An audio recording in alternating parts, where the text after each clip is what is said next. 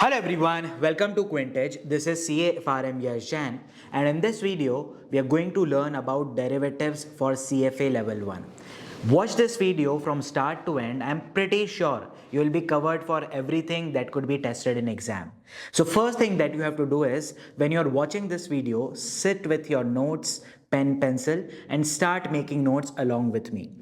After watching this 10 to 12 hours of video, you have to read book. Whichever material you are referring, maybe Schwezer or CFA's material, refer that. And after that, you have to solve questions. Now the question arises, sir, from where I can get practice questions. Use the CFA's material, use the Schwezer questions. Along with it, we also have a mock portal. If you go to the link in the description, click on it, it will take you to our portal where you can find 5 full length mocks, and then you will have subject wise mocks also available. So once you are done practicing at your end, then go to the mock and try to compete there. You will be able to see your score in comparison to other scores. You will also be able to see the percentile. You will also be able to practice for all the subjects, not specifically for derivatives. So it is a very comprehensive 10 to 12 hours of video in which we have discussed everything that you should know for CFA level 1 derivatives. Just watch this video, maybe if in case you are learning for the derivatives for the first time, or if you want to revise this particular topic, go and watch this video maybe at 1.25x, and then you will be done with entire topic. So in case you have exams coming in maybe 2 weeks, this is a very good refresher. Okay, so with that being said, let's start with CFA level 1 derivatives. See you in class.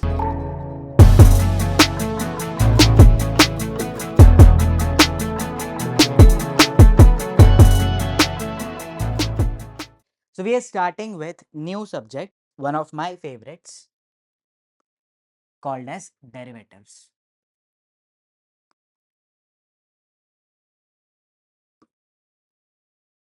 Now in derivatives, as per CFI study material, there are total 10 chapters and we have to cover 4 derivative instruments in these 10 chapters, plus there will be some miscellaneous discussions around these derivative contracts. So 4 derivative contracts are forward contracts, futures, options and swaps. For all these, we have to learn pricing, valuation. This is majorly the entire curriculum for CFA level 1 derivatives. It is very, very easy, but it is scattered across multiple chapters.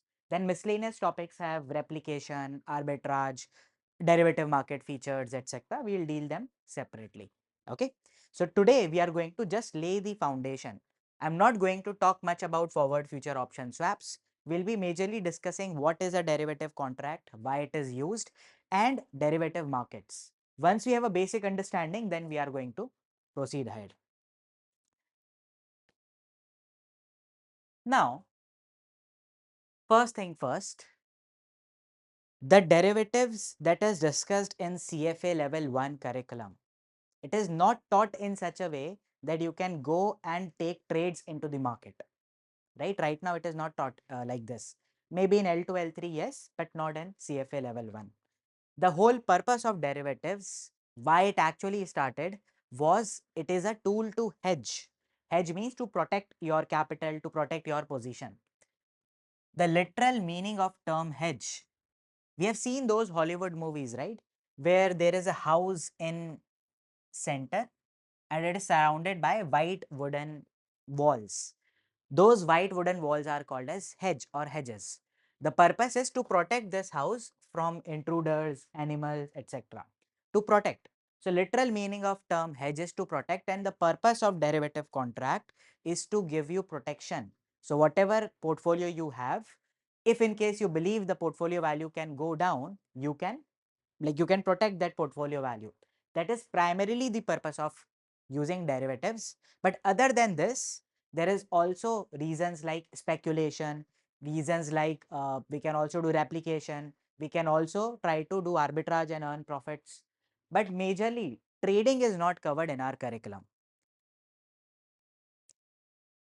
Now, let's start with what is a derivative.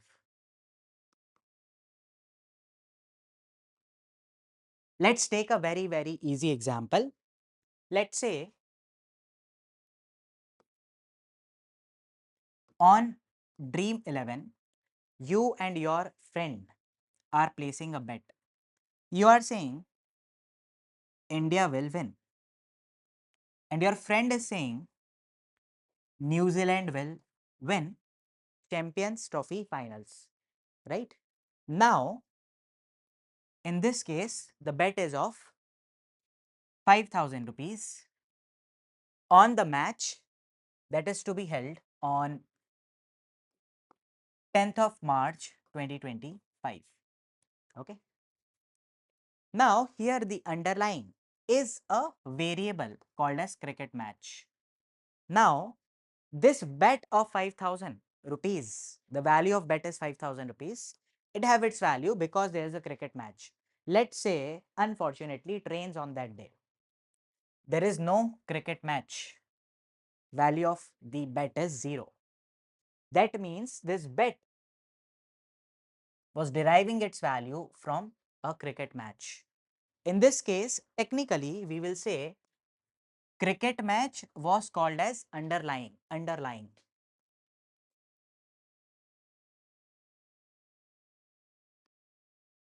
Okay. This is the date of contract.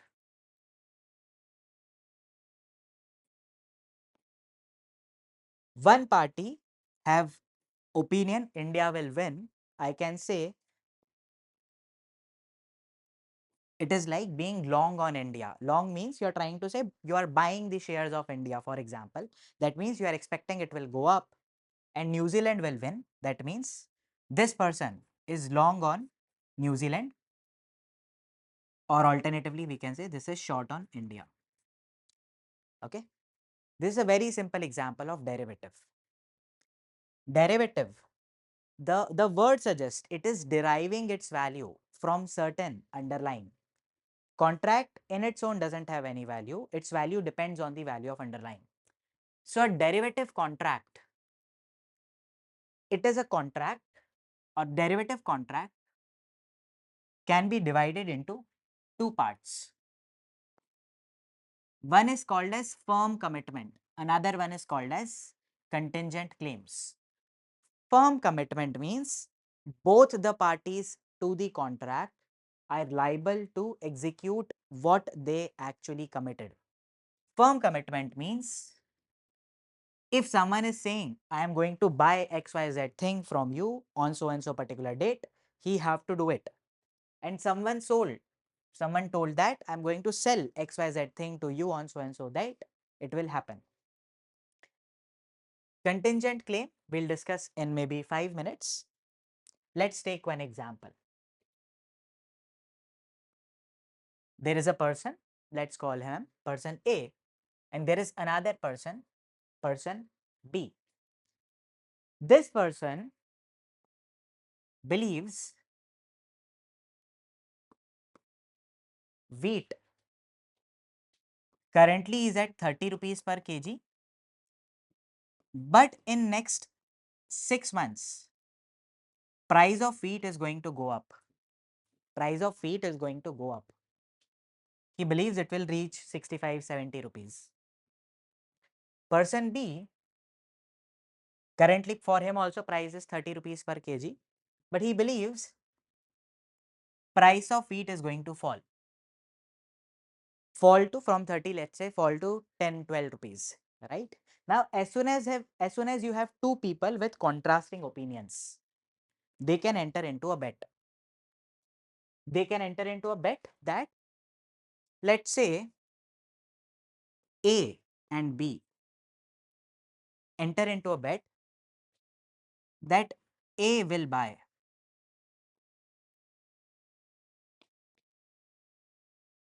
1,000 kg of wheat from B after 6 months, that is 1st August 2025, at the rate rupees. They can decide on any price, let's say 37 rupees per kg. Now A have to buy and B have to sell. It is firm commitment. A have committed that he is going to buy, B have committed that he is going to sell. It's a firm commitment contract, right? Now here, let's try to identify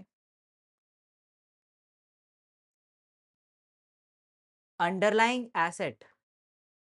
The value of bet depends on the price of wheat. Underlying asset is wheat. Time duration is 6 months. 6 months. The contract will mature on 1st August 25. This is called as forward price. The contracted rate, forward price. Forward price is 37 per kg. Right? Parties to the contract A and B. A will buy. So we will say A is going to buy, therefore he is a long party to the forward contract. He is long on forward contract, and B is going to sell the wheat. So he is short on wheat. Now why they have entered into such transaction? Maybe A is a farmer and he is scared that right now the price is 30 rupees, or sorry, B is the farmer and he is scared. Right now the price is 30 rupees. It may fall once I'll be able to cultivate 1000 kg of wheat, and then I'm going to sell it in market after 6 months. Currently the price is 30. It may fall to 10, 12, 15 rupees. He is scared. Therefore, he have locked the price of selling at 37 rupees per kg. Right? Number one. B have removed the price uncertainty. A, let's say, is a baker. He is, let's say, a baker who is going to plan his festive season. So August, September, October, November, December, he knows a lot of orders for cakes, biscuits, etc. will be there. I need lot of quantity of wheat. Currently it is at 30 rupees. What if it increases to 60, 70 rupees? I'll incur losses. That's why we have also locked in his price. So by entering into forward contract, they have locked their price uncertainty, right? They have locked their price uncertainty. A and B both are now fully committed. They have full commitment to honor the contract. This is called as firm commitment, in which A have obligation to buy wheat from B and B have obligation to sell it to A. This is firm commitment. In this case, both the parties,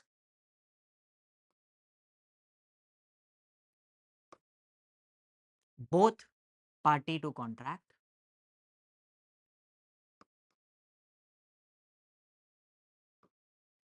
have right and obligation. Sir, how right? A have right to receive the cash and obligation to buy the wheat, or right to buy the wheat and obligation to give the cash, and vice versa. Both the parties have right and obligation.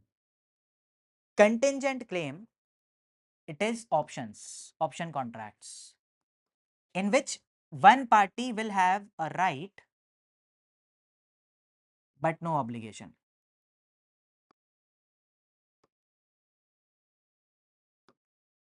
Okay. One party will have right but no obligation. Now, I'm not discussing contingent claim right now. It doesn't make sense, right? I hope forward contract, this example that we took over here, it is example of a forward contract. This is a typical forward contract. What you are deciding today at time 0, you are deciding the quantity, price, date, and even quality as well. Wheat of what? Category ABC, like let's say wheat of Sharbati quality. Like Sharbati wheat will be delivered from B to A, right? This is a forward contract. Now, this forward contract can be settled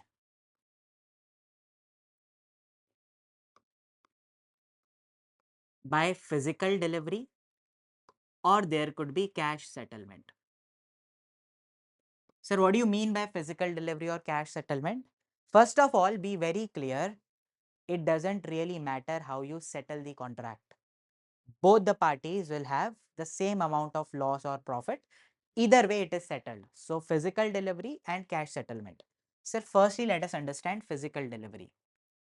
On the date of maturity, that is 1st August 2025, let's say B will come to A's place and will give 1000 kg of wheat to A, and A against it will pay 37 rupees per kg into 1000, 37,000 rupees.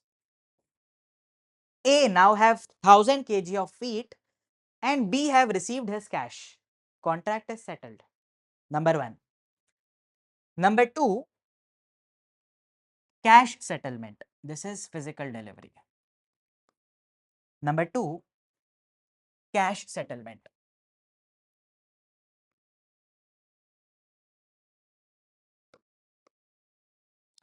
Now, for cash settlement,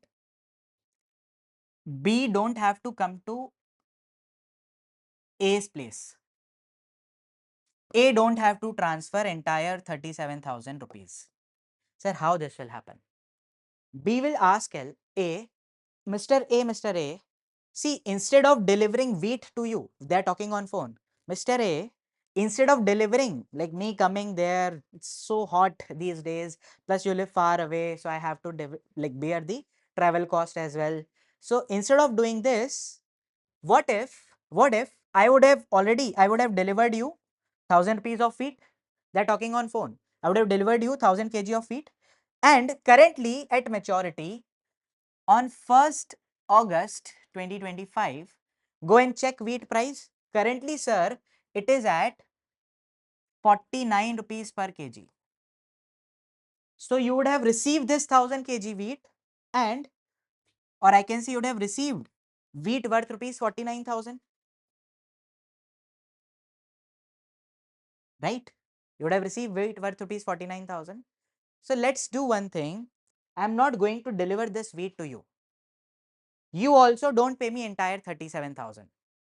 You pay me, or I should have received 37,000. Instead of receiving 37,000 from you and giving you goods worth rupees 49,000, let me do one thing. Let's settle net and net. 49 minus 37. 49 minus 37. 12,000. I will give it to you net net. A is not able to understand this calculation. A is asking what? I would have paid 37. I would have received wheat. Now you are going to pay me 12,000. Answer is yes. Why? Once I pay, like once B pay 12,000 to A, the transaction will be settled. Sir, how?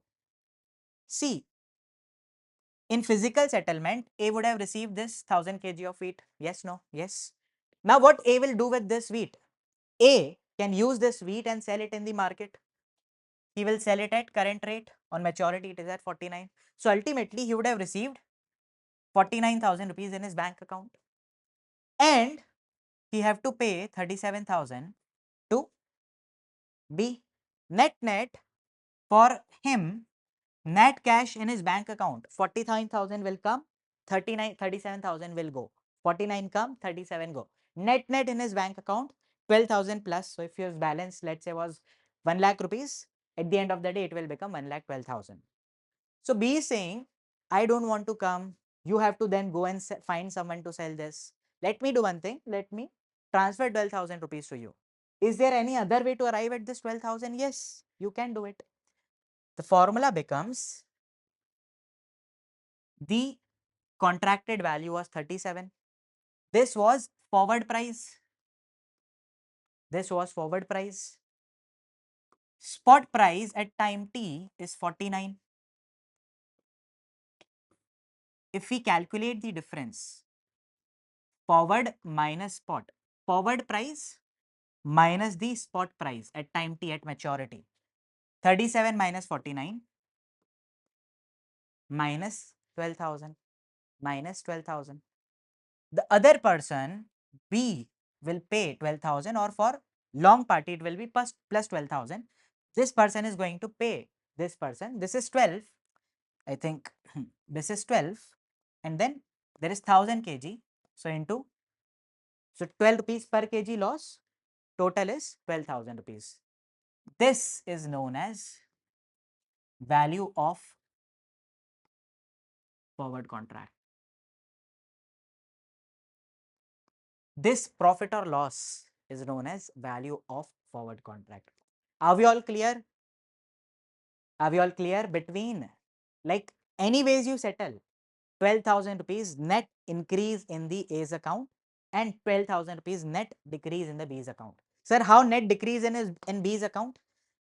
He would have given goods worth rupees 49,000 and he would have received 37 only. If he would have not given this money to, or this wheat to A, he would have used that. If let's say he don't deliver it to A, they are going for cash settlement, he don't deliver it to A, he still have 1000 kg of wheat. He will go and sell it in the market at 49,000 and he have to pay 12,000 to A. For him, price is 37,000 still, right? So what if it would have reached 80 rupees? Then also the same logic. He will sell this wheat in open market at 80,000. He will have to pay some amount. How much? 80 minus 37, 43. He will pay 43,000 as a profit to Mr. A. For him, net cost will be 37,000. Okay. So it doesn't matter how you settle the contract. It is going to be net 12,000 rupees minus from B's pocket and 12,000 rupees plus in A's pocket. Okay. This is cash versus physical settlement. Now, next point. In this forward contract, there was no middleman involved. A directly contacted B, right? It is called as OTC contract. OTC means over the counter contract. It is not happening via an exchange. Contrary to this, almost everything is same, barring few distinct features here and there. If it is routed through exchange, it becomes a futures contract. If it is routed through exchange, it becomes a futures contract. So forward contract on exchange like NSE, BSE, it becomes an exchange contract. It becomes a futures contract, right? Then there are some distinct features as well. Like for a forward contract, there is no margin requirements. A, B entered into a transaction or you enter into a bet with your friend. I don't deposit money with anyone, he don't deposit money with anyone. No margin required. That is a feature of forward contract. But in futures, if you want to trade on exchange, you have to deposit money. Margin is required.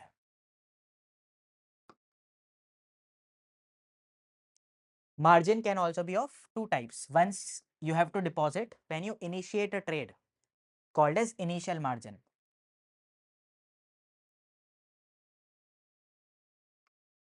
Then if you start incurring losses, you have to redeposit the margin, called as maintenance margin.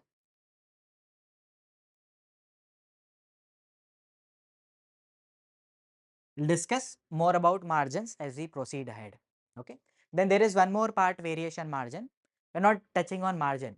Exchange have margin requirements. They don't have margin requirements.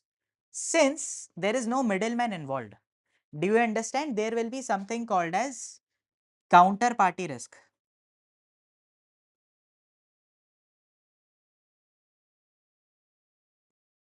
Sir, what do you mean by counterparty risk? Counterparty risk means, let's say if B is at losses and B simply don't deliver the wheat and doesn't even transfer the money, what will A do?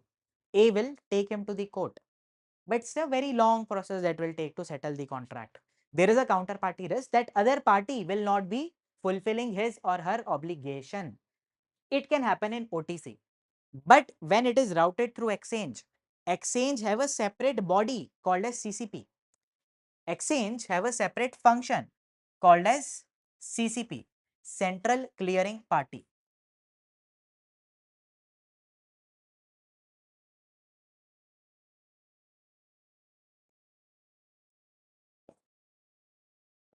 That means, let's understand it via diagram. For OTC contract, A is directly dealing with B. B will deliver wheat to A and A will give cash to B if it's a physical settlement. This is OTC.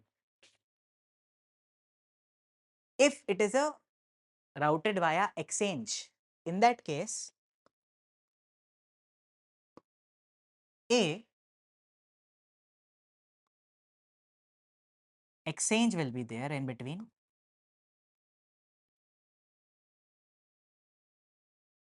Exchange.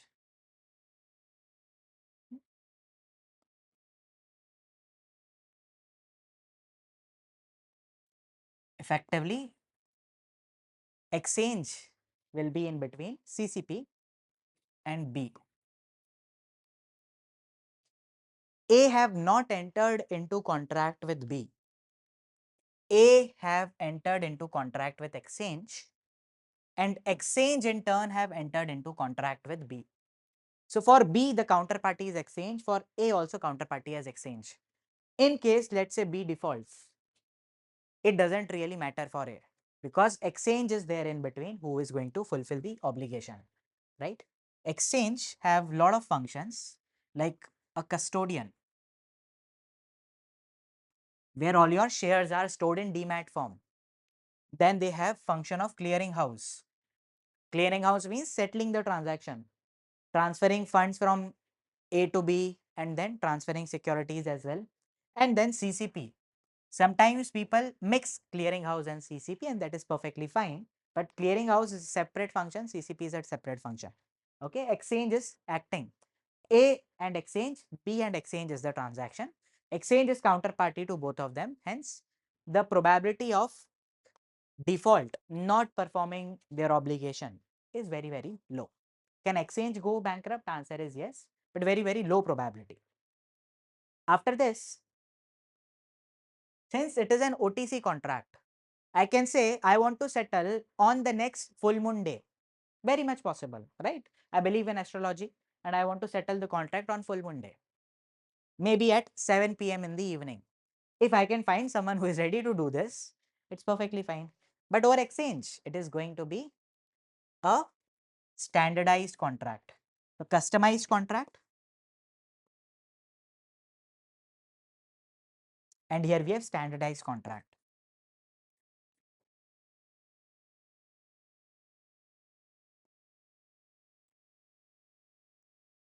Okay. I need to show you something now. For that, we need to go to browser.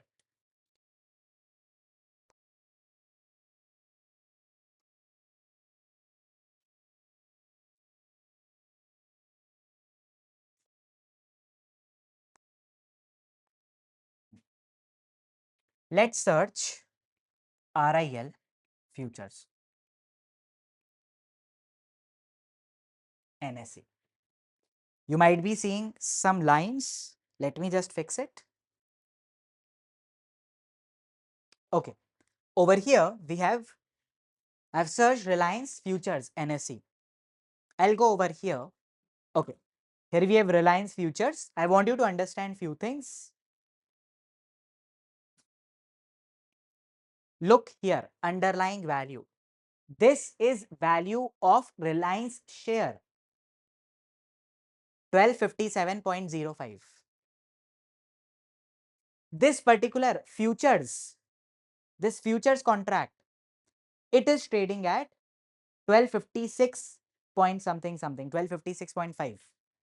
This is at 1257. So there is a slight difference between futures and the underlying value. Number one. Number two, this contract will expire. When will it expire? Let's check.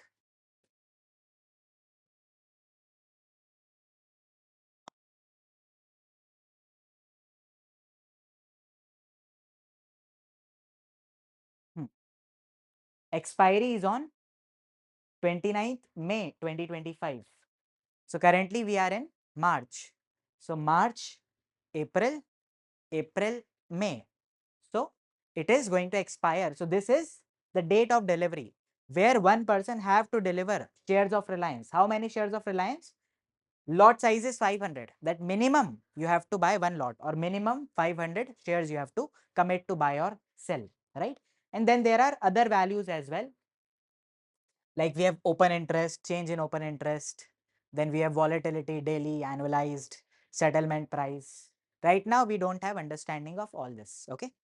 But this happens, right? This is something that like keeps on going in the real market as well, right? Let's say, going back, you believe that after 6 months Reliance is going to be, after 3 months Reliance is going to be far more than what it is right now. It will be around 1400. Now you want to lock the price today. You can enter into a contract to this 1257.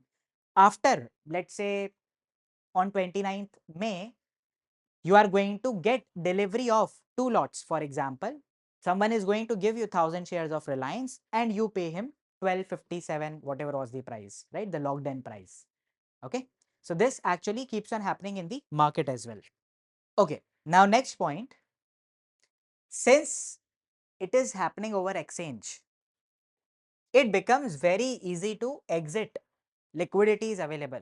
Lot of people are buying, selling Reliance share. So liquidity over here is very high. But if I want to cancel this contract, exit from this contract, right? Or maybe if I want to enter into this contract, I need someone who is ready to buy XYZ commodity from me on such time, at such date, at some price, right? So here the liquidity is really low. Okay. These are few differences between the forward contract and future contract. Now, one more question that student asked me, sir, on what underlying we can enter into these contracts? Answer is on anything. It can be an asset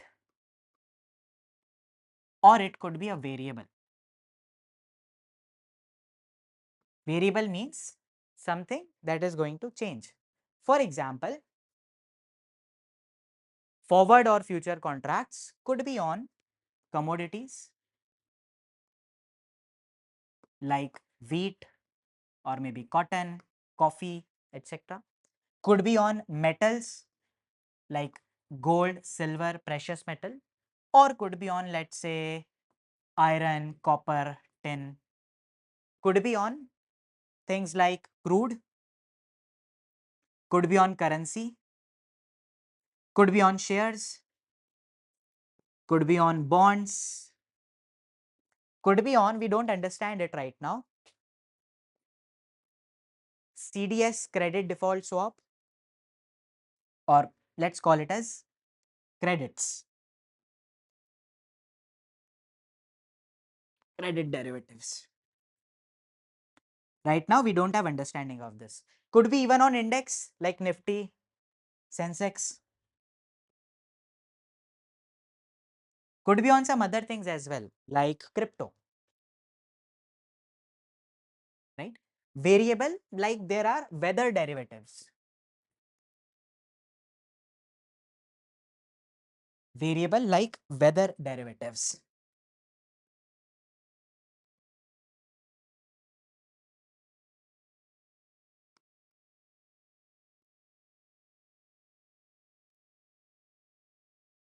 Variable like weather derivatives. Weather derivatives means, let's say, an IPL match or recently the Champions Trophy match. It was ensured in case it rains on that day or because of some reason it is not, the match is not played. Now there will be huge loss to sponsors, ICC, BCCI. So what they do is they buy insurance for the match. Similarly, you can also hedge. Like in case it rains, you can enter into a derivative contract. In case it rains, some party is going to pay me 100 crore. If it doesn't rain, I will pay him maybe XYZ amount, right? So some derivatives will be based on weather contracts. In India locally from last like many like 50 years, 80 years back, I'm from Indore, so I know there is a market called as Sarafa market. So it's a jeweler's market, and at night it transforms to a food street. Now the jewelers back in the days used to have a derivative transaction there. If it is going to rain and the rain will be above the drainage level, X person is going to pay the Y person. So it was very prominent back in the days as well, and now also it is very prominent, right? There are various websites on which you can bet on anything. Let's say new movie of, let's say, XYZ actor Salman Khan is coming, and you believe that it is going to earn more than 200 crores. Other person believes that he is not going to earn, that movie is not going to earn 200 crores. It will be big flop. Can you enter into bet? Yes, there are many various websites that allows you to do this. On anything and everything you can place a bet for which there is some uncertainty. Okay. With this, we majorly cover the first chapter. Few points here and there I've intentionally not covered because it doesn't go with the future forward discussion. We started with forward discussion. Coincidentally, it matches chapter 1. But as we proceed ahead, I'll be covering every single line, every single paragraph given. Okay. Now we have to solve questions. Questions from CFA's material. Okay.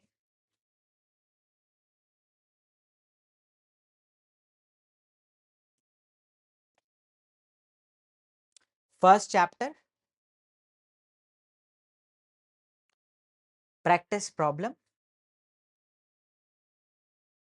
Okay. We have to solve this.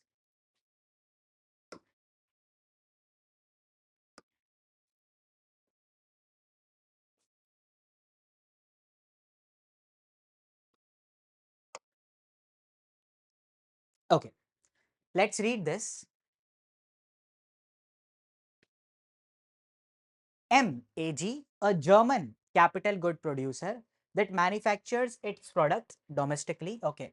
So producer is a Germany based company. It manufactures its products domestically and delivers it to clients globally. It manufactures in Germany and sells it all over the world. The producer sales manager shares the following draft of a commercial contract with the treasury team. Now contract date today. Seller is this person from Germany. Buyer is from Korea. It is some large laser cutting machine. One quantity is required. Delivery terms, freight on board to this, all shipping, delivery cost. So complex delivery terms are there. 75 days from the date of contract. So from today, 75 days. Payment terms, 100% on delivery. And how much will be paid? 650 million KRW. 650 million Korean currency. And this is German company, so most probably it's going to be euro. Let's read. Now, producer treasury manager is tasked with addressing the financial risk for this prospective transaction. First question, which of the following statement best describes why producer should consider a derivative rather than spot market transaction? So the first question is, why do we need to enter into a derivative transaction in the first place to manage the financial risk? So what could be the reason? First reason is, producer is selling a machine at the contract price in KRW. So we are going to receive money in KRW and incur cost based in euro. So we are German company, we are going to incur cost in euro and we are going to receive the Korean currency. Second, the producer faces 75-day timing difference between the commercial transaction date and delivery date. Mount AG is paid for the machine in KRW. Okay.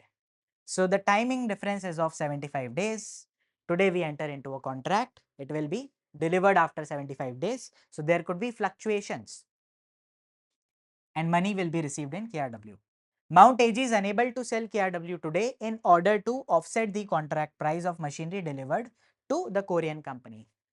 Now, A also seems to be fine, B also seems to be fine, C is absolutely wrong. Producer is unable to sell KRW today. He don't have KRW today, right? And he don't have to sell it today. He'll receive it after some time. In order to offset the contract price, this is absolutely BS statement. Now, which of the following statement best describe why you will enter into a derivative transaction? Answer is B, although A is also correct. We are going to receive KRW and we have to bear cost in euro. That is correct statement, but doesn't tell me why I have to enter into a derivative transaction. But here it is clearly telling me there is a 75-day timing difference between the commercial transaction date and delivery date. Delivery is after 75 days and the other company will be paying us in Korean currency. So because of that, we need to enter into derivative transaction. Answer is B. We later on cross verify as well. Which of the following types of derivatives and underlying are best suited to hedge producer's financial risk under the commercial transaction? Which is best suited to hedge his financial risk, producer's financial risk? Mount AG should consider a firm commitment derivative with currency as underlying, specifically the sale of KRW at fixed euro price. He is going to receive the Korean currency, definitely have to sell it. So this is correct. Should enter into firm commitment derivative, basically a forward contract with the currency as underlying. Seems to be correct. Let's move to B. B, producer should consider contingent claim derivative options. So since we have not discussed options, I'll specifically tell you this is not correct. Next one, should consider contingent claim derivative. This is also not correct. It is going to be second. Third one, very interesting. Identify ABC in the correct order in the following diagram in exhibit 1 for derivative to hedge producer's financial risk under the commercial transaction. You want to hedge your risk. How will you do it? This is producer. You have to identify what is A, B, and C. A is a financial intermediary, a broker, someone. B is 6,50,000. So broker is paying 6,50,000. I think doesn't really make sense. We have this amount, producer have this amount. So producer should be paying 6,50,000. He should be selling. A is a Korean company. Okay, Korean company will pay us 6,50,000 and we will pay euro to it. No. Why will we pay euro to it? This also doesn't make sense. A is a financial intermediary. B is a fixed euro amount. Yes, we are hedging. So we will pay the currency which we are going to receive from the Korean company and he is going to pay us the euro, right? So this is correct. C is correct in this case. Which of the following statement about the most appropriate derivative market to hedge producer's financial risk under commercial contract is most accurate? Which of the following statement about the derivative market to hedge the producer's risk under the commercial contract is most accurate? Which is the most accurate statement? OTC market is most appropriate for this person as it is able to customize the contract to match its desired risk profile. Seems to be correct. The ETD is exchange traded derivatives. Exchange is the most appropriate market as it offers standardized and transparent contract to match its desired risk profile. Both ETD and OTC markets are appropriate. Specifically wrong. Now in this case, look at this. We want it after 75 days just for one. So no lot size, no standardized time. And for a laser cutting machine, I don't think any derivatives exist, right? Or for this KRW, like finding derivative like on exchange might be difficult. So it is going to be A. The last one, if producer enters into a centrally cleared derivative on exchange basically on the OTC market. Okay, so OTC after 2007-9 financial crisis, there are some OTC transactions that are also cleared centrally. It is not cleared via exchange, but centrally. Like there is CCP involved nowadays in OTC transaction as well. Not all, but like interest rate derivatives, few swap transactions, it is there, right? So the central party in this case is a large financial intermediary, like a large financial bank, Credit Suisse, Barclays. They act as a CCP and they earn their commission, right? So which, if producer enters into a centrally cleared derivative on OTC market, which of the following statement about credit risk associated with derivative is most likely correct? Which of the statement about the credit risk associated with derivative is most likely correct? So M faces credit risk associated with possibility that its counterparty to the contract may not fulfill its contractual obligation. It's a centrally cleared derivative. I don't think there will be any issue with the counterparty not fulfilling its obligations. M poses a credit risk to its counterparty because it may fail to fulfill its contractual obligation. Yes, it may fail to fulfill its contractual obligation, that is to deliver KRW. M poses a credit risk to derivative contract end user holding a contract with the opposite features. This is also not correct.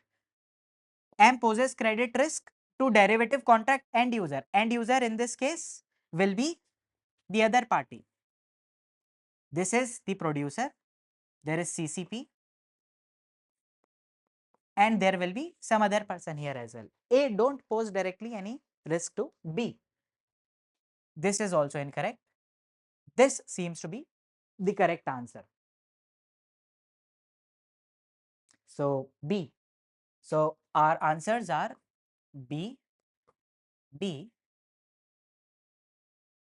C, B and A. B and A.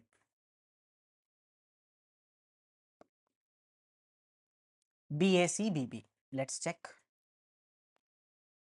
B, A, C, A, B. Let's check A. Fourth. Oh, it was A. I think I accidentally wrote B. Which of the following statement about is most appropriate about the derivative market to hedge under the commercial contract? It was A. I think I accidentally wrote here B. So B, A. Right? We discussed it was A. So I think all our answers are correct. With this, we are done with the first chapter of derivatives. Now, in the next lecture, we are going to start with the forward contract pricing and valuation. So, we'll see you guys in the next lecture. Hello everyone, welcome back. So, this is day 2 of derivatives. Yesterday, we learned basic details about forward contract, futures contract, forward futures market. And I told you in our curriculum, there are altogether 4 types of derivatives. One of them is forward contracts, then we have futures, then we have options, and then we have swaps. And then some miscellaneous topic is there. So we are going to start with forwards now, right? So today we are going to learn about pricing and valuation of forward contract. So first thing first, in entire CFA level 1, the authors are using the term price and value synonymously, right? Sometimes they would want to refer to price, but they'll call it as value, especially in fixed income and all. But here in this chapter, the term price have different meaning and value have different meaning. Okay. Now,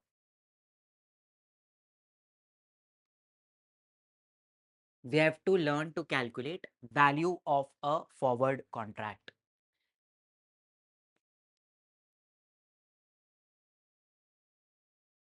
At 3 intervals or at 3 time period. First one will be at initiation.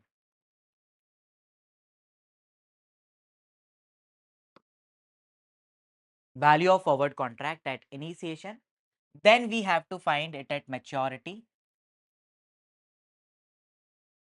And then any time between initiation and maturity. between initiation and maturity. Okay. Value we will be finding value from the point of view of buyer. Okay. From the point of view of buyer. That means if someone have entered into a forward contract, now forward this is the locked price. The spot price will go up and go down, right? If spot price is increasing, someone is a buyer and spot price is increasing, he will be at a gain or loss. He have logged price of let's say 120. Now price have moved let's say to 150. So he is at a benefit. That means price is going to go up if from buyer's point of view,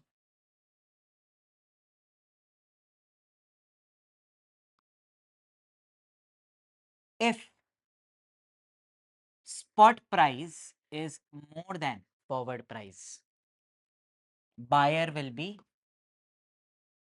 at a gain. If spot price is less than forward price, buyer will be at a loss. For example, spot price is 100, but the locked in price was 90. You can buy it at 90, but now prices have moved to 100.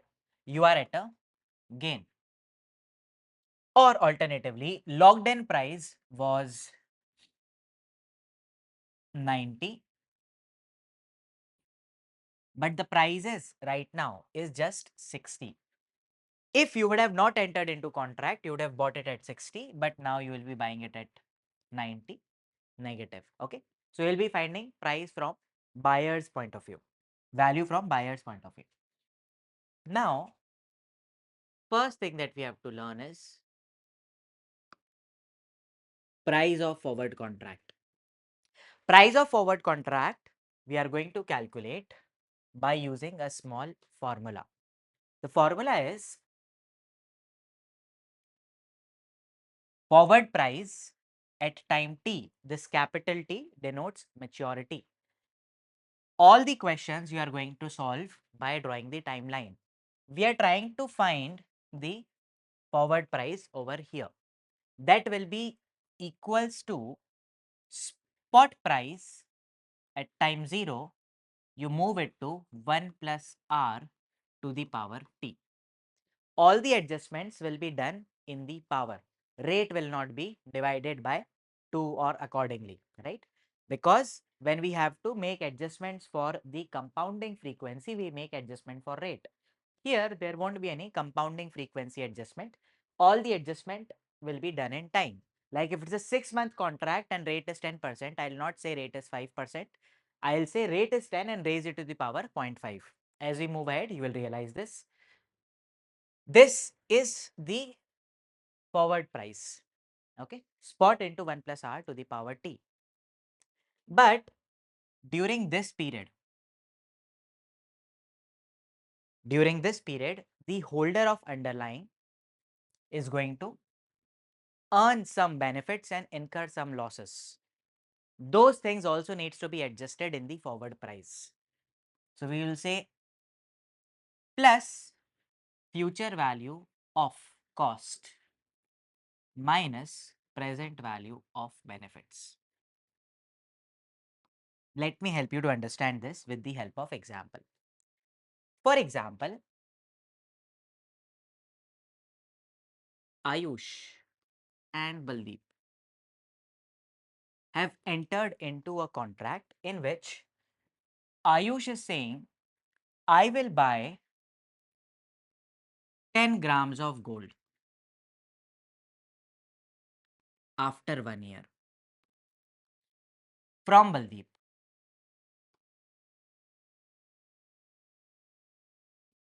at the rate 75,000 per 10 gram. Okay. Spot price currently is today the spot price is 0. That means at time 0, it is at 70,000 per 10 gram. Okay. Now, this is the forward price. Now, this forward price, how can we arrive at? In this case, like it is not coming out of thin air, right? I need to give you risk-free rate of interest for this.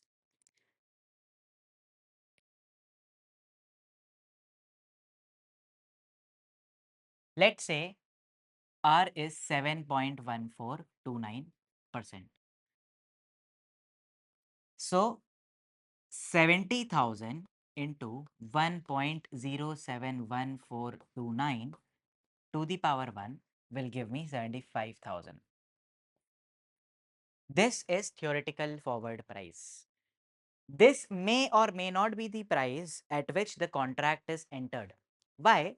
This is just the starting point. In case now Ayush is at better at negotiation, he might say, I will buy it at 74,900.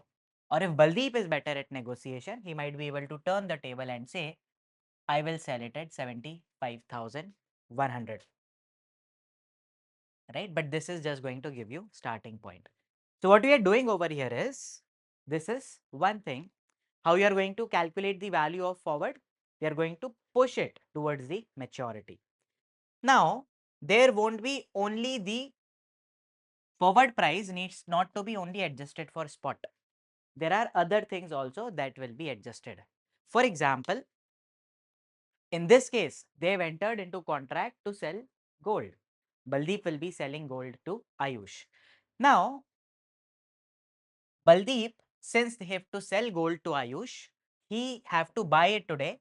And let's say he is buying gold at this rate 70,000, but he also have to store the gold for 1 year. For him, let's say storage cost that he have to incur for 1 year is 1,000 rupees. Will he charge this 1,000 rupees from Ayush? Answer is yes. He would want the forward price to be decided in such a way he is not only compensated for his purchase price, he should also be compensated for the cost that he is bearing. Since Baldeep is saying, I am going to bear the cost, I need to be compensated for it. Ayush will say, you're also holding gold for 1 year. There could be some benefits associated with it. For example, you have gold. If you need money, you can pledge that gold and get money. Yes, very much possible. So there will be some benefits also. This benefits also who will realize? The holder of the asset. These benefits. So Ayush is saying, if this is going to increase the expense at your end, this is also going to save some expense at your end, or this is going to give you some cash inflow. This is going to be beneficial for you. If you're adding the cost that you are bearing, you're asking me to adjust forward price for the cost, it should rightly be adjusted for the benefits that you will be making. So if cost is going up, 70 becomes 71,000, and let's say there is some benefits also that he is going to enjoy. Let's say benefit is of 200 rupees. So this also needs to be adjusted. So net and net forward price will be forward price. I'm very careful with my selection of words. Forward price will be spot into 1 plus r to the power t plus future value of cost minus present value of benefits. Okay. This is how we are going to calculate theoretical forward price. Now I'm going to give you a couple of questions to solve, and generally students make mistake into these questions, so you have to be very careful. Example number 1.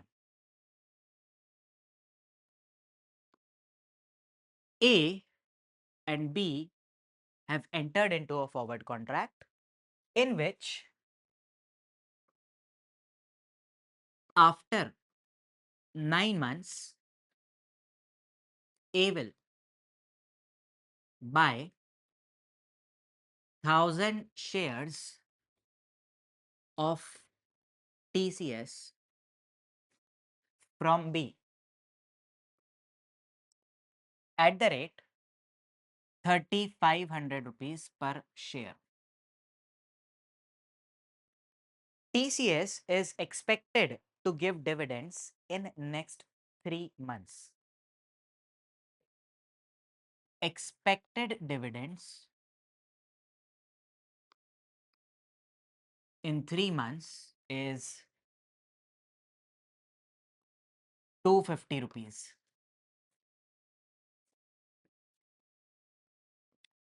Risk-free rate is 10% per annum. Calculate forward price.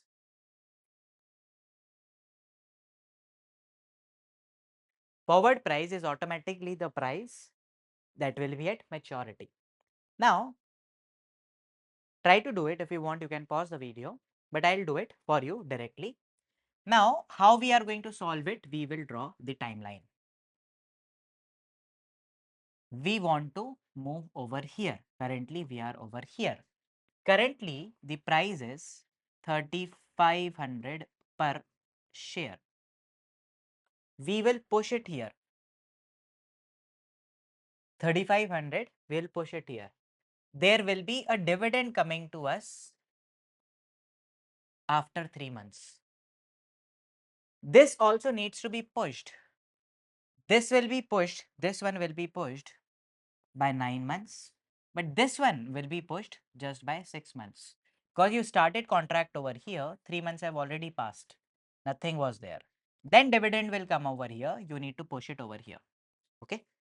Now, if we solve this, it will be forward price at time t is equals to spot price at time 0 into 1 plus r to the power t, capital T, to denote maturity. It's a benefit. Dividend is a benefit. That if Baldeep, or in this case B, is going to buy a TCS share today, he will end up earning 250 rupees of dividend. So, benefit, like dividend, whatever he is getting, future value of it. Future value of dividend. That will be 3,500 into 1.1 to the power 9 by 12. 9 by 12.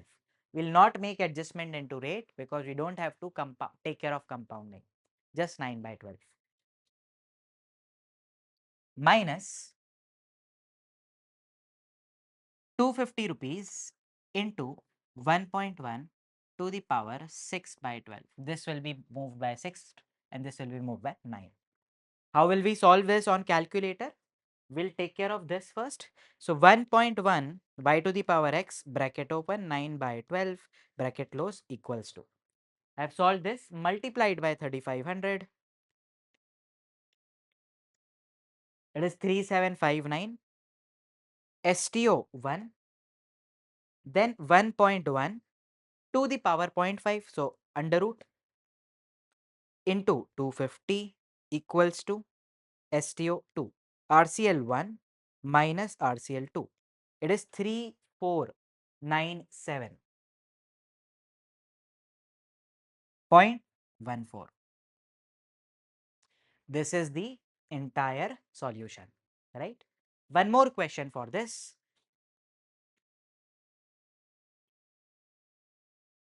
Example number 2.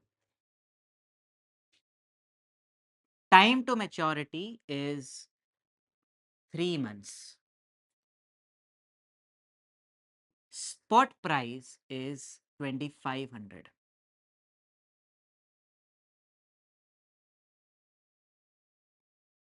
Cost to be incurred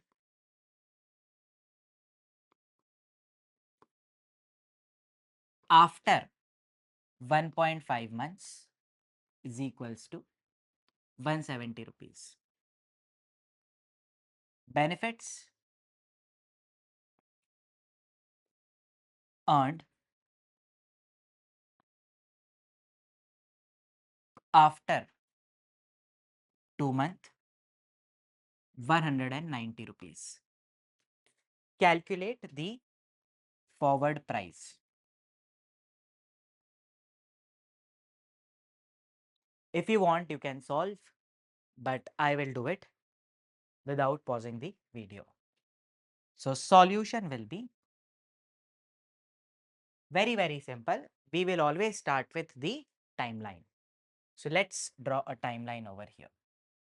Very small, 0 to 3. There will be one cost that will be over here in center, 1.5 months, and a benefit that will happen over here, 2 months. We have to move everything over here. So it will be 2500 into rate is again 10%, 1.1 to the power 3 by 12. 3 by 12 is 1 by 4 or 0.25 minus the benefits 190 into 1.1 to the power, we have to just move 1 month forward, 1 by 12, 0 point or 1 by 12 plus, we are done with this, we are done with this, this is 170. 170 into 1.1 to the power 1.5. We have to move 1.1, 1.5 months ahead. So 1.5 divided by 12. That's it. If we solve this, we'll get the answer. So let me solve it for you. 1.1 to the power 0.25 is equals to 1.024 into 2500 equals to 2560. We don't need to type it. STO1. Store it in the first key. Then 0.1, 1.1 by to the power x, bracket open, 1 divided by 12, bracket close, equals to into 190 equals to STO2. Then this 1.1 y to the power x, bracket open, 1.5 divided by 12, bracket close, equals to into 170 equals to 172, STO3. RCL1, recall 1 minus RCL2 plus RCL3, 2540.80, 2540.80. Okay. Example number 2. Example number 3. It's all forward pricing. We are not calculating value over here. Third one. Time is 9 months. Spot price is 1300.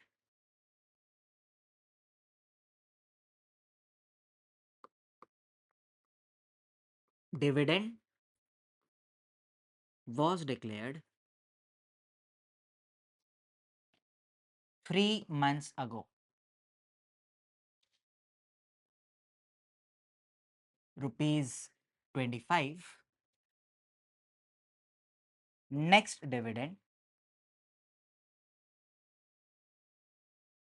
after 4 months, rupees 45. Cost incurred 3 months ago, rupees 90. Cost to be incurred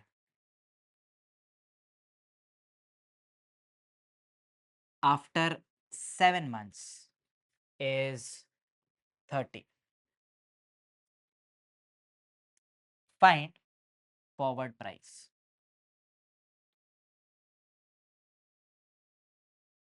How will you do it? It's not that difficult. First of all, draw the timeline. You're becoming smart. Good. 0 to 9, 0, 9. Dividend was declared 3 months ago. Here. Spot price already would have reflected it. Do I need to adjust this? This is rubbish information. Just there to confuse you. Similarly, cost incurred 3 months ago. Rubbish information. Not required. We have to just focus on this. Next dividend, next cost. Next dividend after 4 months, that will be coming over here. And next cost to be incurred after 7 months, it will be coming over here. This to be moved from here, spot to be moved from here of 1300. This to be moved over here and this to be moved over here. This will be 2 months. This will be 9 minus 4. This will be 5 months. This will be 2 months and this will be 9 months. It is as good as the previous question now, right? I'm not going to solve it, but it will be 1300 into rate again is 10%. Okay, so if I'm not writing, the previous rate is continued. 1.1, other rate is also possible, right? It's just an example. 10 is just bit easier to calculate. 1.1 to the power 9 by 12 minus the benefits dividends 45 into 1.1 to the power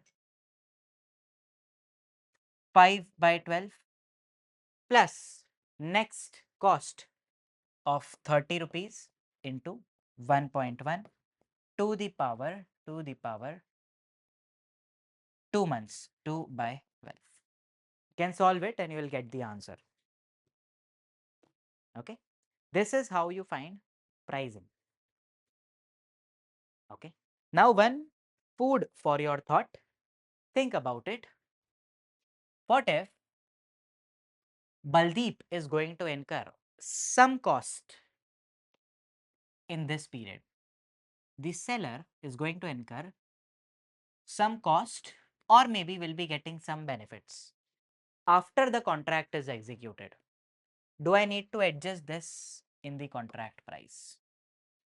Food for your thought. I will give you answer later on, not in this lecture, but at least try to think about it. Okay. No need to give answer right now. Think and answer. Now we are done with the pricing of forward. That's it. This is done. Now we have to move towards valuation. Something that we already started discussing at initiation, at maturity, and between initiation and maturity. Let's discuss them one by one.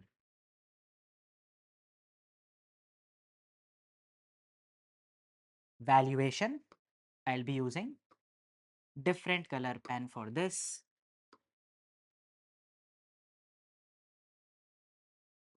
Valuation of a forward contract.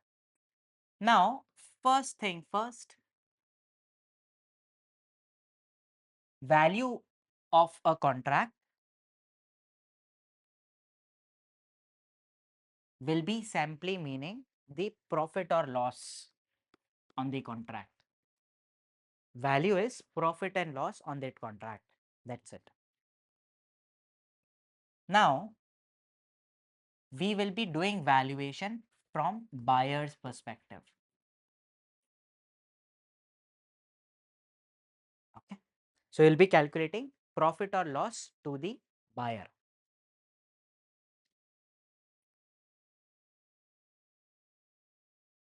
At initiation,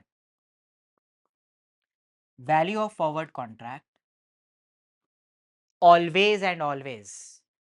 Similar kind of area can be tested in exam as well. Value of a forward contract at initiation will always be 0.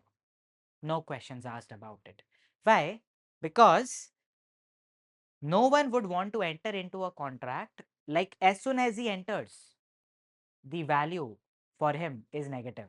As soon as he enters, he start making loss. Why will he enter into that contract?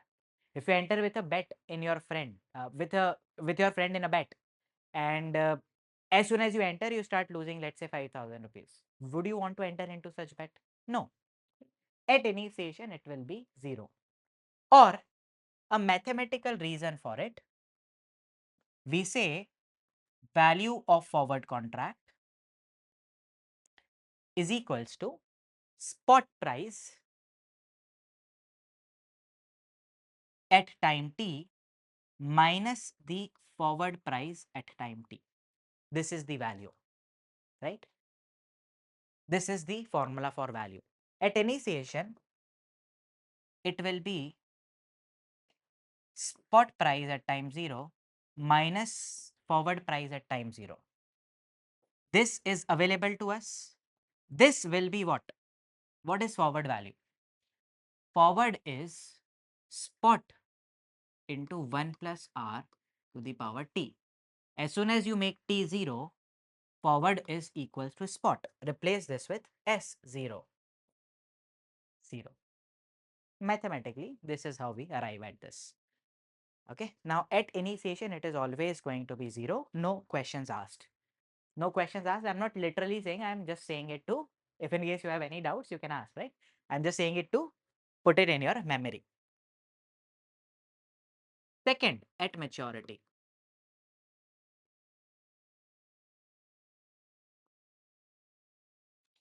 Let's see how much it is going to be at maturity.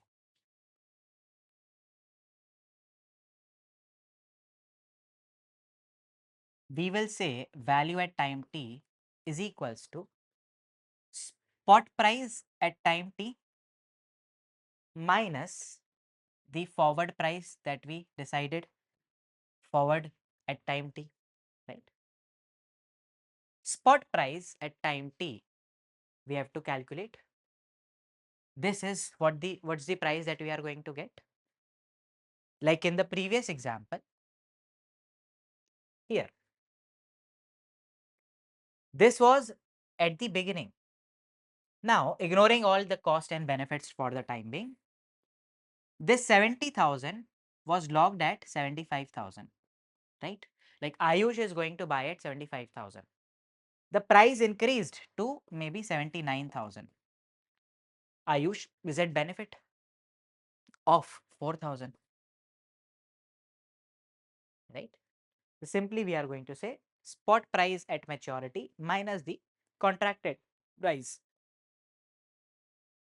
this one. But we also have to account for the benefits and the cost. Value at time t will be equals to spot price at time t, spot price at time t. Here we have to make few adjustments. It will be future value of benefits at time t plus future value of cost at time t. This entire thing minus the decided price. This is going to give you value at time t. Basically, we are making adjustments into the cost or like spot price, right? This is the benefit that the holder of security would have enjoyed, and this is the cost he would have borne. Forward price should be adjusted for it. We have already adjusted for this. Now, even after this, if there is a difference, one person will gain, another person will lose. Okay, this is at maturity. This is the formula that we need.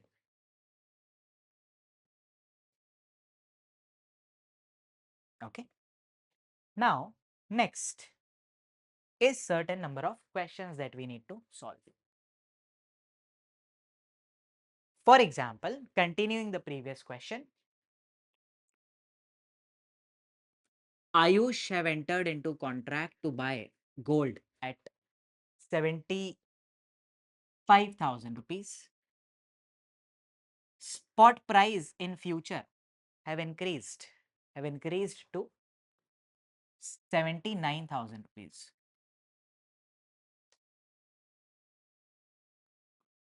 So, value at time t will be 79,000 rupees minus 75,000 rupees, that is 4,000. Easy, right? Next, we also have to account for cost. The cost that was incurred is 3,000 rupees in 6th month, and benefit be enjoyed is of 2,500 rupees in 3rd month. This is the timeline.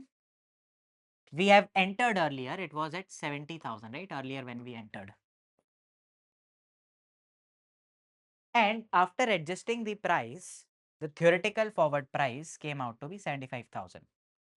Now, after accounting for everything, cost, benefits, if the price after accounting for everything would have ended up actually at this entire term would have ended at 75,000, and this is also 75,000. No one is winning, no one is losing. This forward price have already accounted for costs and benefit, right? We don't know what will be exact amount in future. We are trying to anticipate expected cost and expected benefits. Now, this is already accounted for cost and benefits. During this period, there was a cost incurred over here. This is 0. And in original example, let's see what was the time period. It was 1 year, 12 months. Here, cost of 3,000 rupees was incurred. We will move it over here. Benefits of 2,500 over here in 3rd month. So this will be moved by 6 months. This will be moved by 9 months. We can calculate benefits or gains to one party. Like in this case, 79,000 spot price at time t. So no adjustment is required. It's already given at 79,000.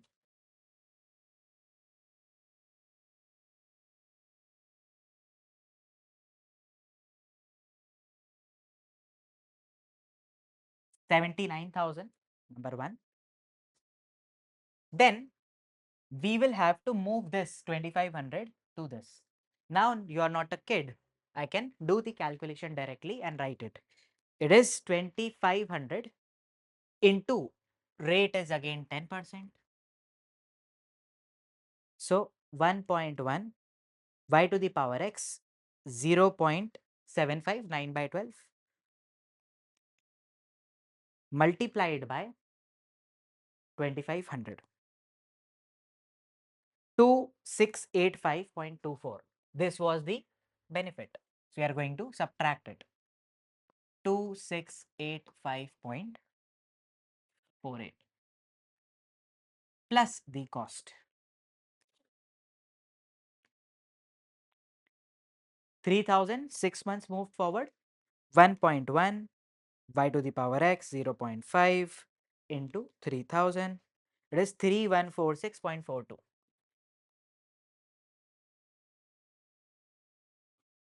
We adjust this. It is 79,000 plus 3146.42 minus 2685.48. It is 79,460.94. Now it's not the value. Value we have to calculate. We have to deduct the contracted price. This price we have to deduct. This after adjustment is coming as 79,460.94 minus 75,000. It is coming as 4460.94. This is value of the contract at maturity. Easy. We take everything to maturity. Okay. Okay. Now the most typical part, finding value of the contract between initiation and maturity. That means if this is initiation, this is maturity, we are trying to find value in between, maybe somewhere here, like this, like here, like here, like here, anywhere. Okay, we can do it. Now, simple process will be you take forward price from here and bring it over here. Suppose you are trying to find value over here, you bring forward price from there to here. Whatever cost or benefits you are going to incur, bring all of them over here, right? And spot price anyways will be available to you for this period. This will be spot price at time t. This will be available. Calculate the difference between them, right? So you'll say spot at time t, and then you are going to make adjustment for cost and benefits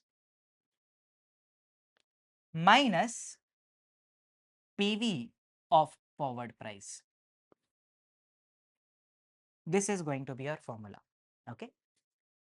Now plus minus what to do? Let's deal with it. The final formula will be value at time t. The small t is denoting it is somewhere between initiation and maturity, is equals to spot price at time t minus spot price at time t minus future price or forward price divided by 1 plus r to the power capital T minus T. Like if this is T, let's say 10 months, you are here, this is third month. So you want to do 10 minus 3, you want to move 7 months back. Therefore, capital T minus T minus PV of benefits plus PV of cost. Okay. Now, sir, why we are subtracting benefits and adding cost? Should the signs reverse? Answer is they already have. Now, what we are trying to do over here is a cost will be incurred over here, right? Future price already have impact of it. Future price already have impact of cost. We have to remove this to reach over here, right? We have to remove that cost impact. So, earlier we said future price minus the benefits plus the cost, right? But right now, check, we have a negative sign before it. To reverse this, what we have to do? Future price plus the benefits minus the cost. We have a negative sign over here. If I take negative from all of them, it will be future price negative common. This will become plus benefits minus cost. So we are essentially going to subtract. But the formula is a bit easier to learn like this because we are habitual of doing minus benefits plus cost. Okay. Or I can share one more way to conceptualize this. You know, future price is equals to spot price into 1 plus r to the power t minus PV of benefits plus PV of cost. Now, let me write this as it is above. We are saying value at time t is equals to spot price at time t, that is already there, spot price at time t, minus we have to discount all of them. We have to discount all of them, right? So future price का discounting करें, it's as good as writing PV of future price, right? Then minus PV of benefits plus PV of cost, or expanding this ST, PV of future, PV of all this, PV of all this, PV of all this, let me erase this, minus PV of all this, PV of S 1 plus R to the power T minus PV of benefits plus PV of cost is equals to ST. This is value at time t, minus PV of S into R to the power t. Basically, this term is just S at time t. And then we have this minus benefits plus benefits minus PV of benefits plus PV of cost minus PV of benefits. PV of benefits is again plus PV of benefits and minus PV of cost.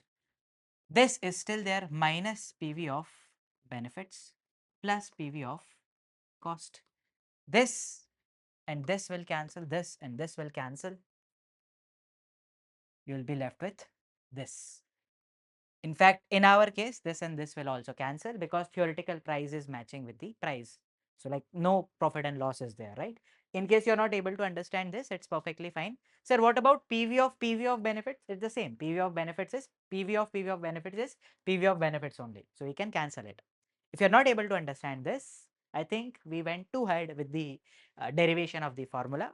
Final formula is this one that we wrote over here. Okay. You can write it with black pen in case you want to highlight it or put a box around it. Now we have to do certain questions on it.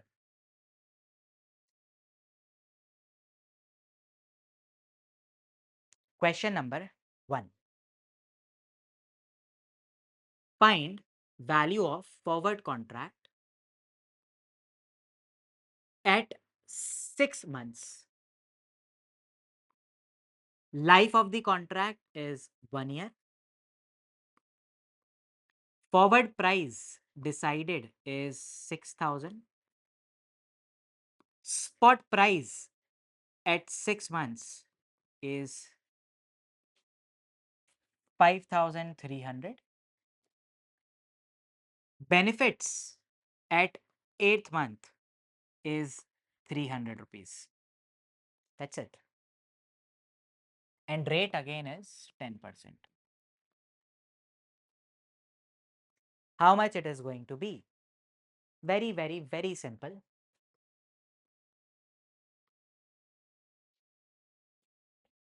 We are now over here. It was a 1 year contract. We are over here, 6 months. Whatever is the past, useless, not of any use to us. Over here, the price is 5,300.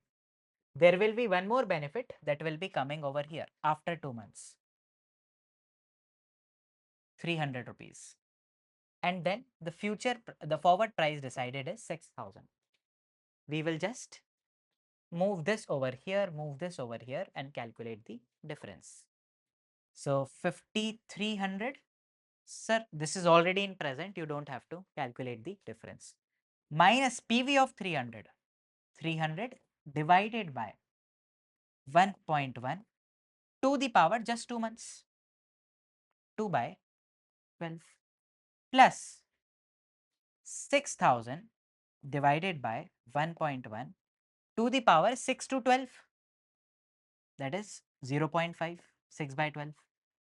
If we solve this, we'll have a negative answer. And I think it is pretty evident.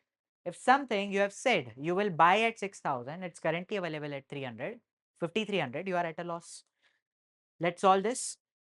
1.1 y to the power x bracket open 2 divided by 12 equals to 1 upon x into 300, that is 295.27. So I'll press STO 1. Then 1.1 under root 1 upon x into 6,000, 5720 STO 2. Then I'll write 5,300 minus RCL 1 plus RCL 2.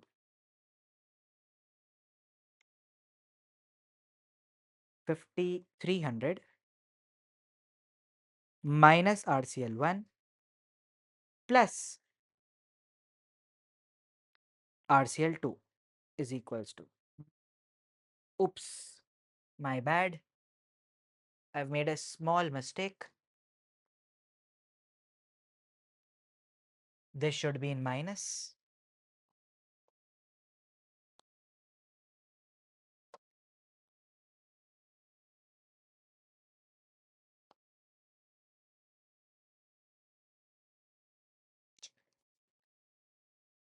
Let's solve this. It will be 5300 minus 6000 by 1.1 to the power 0.5, 6 months, then minus PV of benefits 300 divided by 1.1 to the power 2 by 12 is equals to, let's solve this. So 6000 divided by 1.1 RCL 2, 300 divided by 1.1 to the power 2 by 12, 2 by 12, okay, RCL 1, 5300 minus RCL 2 minus RCL, these are, it was a benefit, yes, minus RCL 1.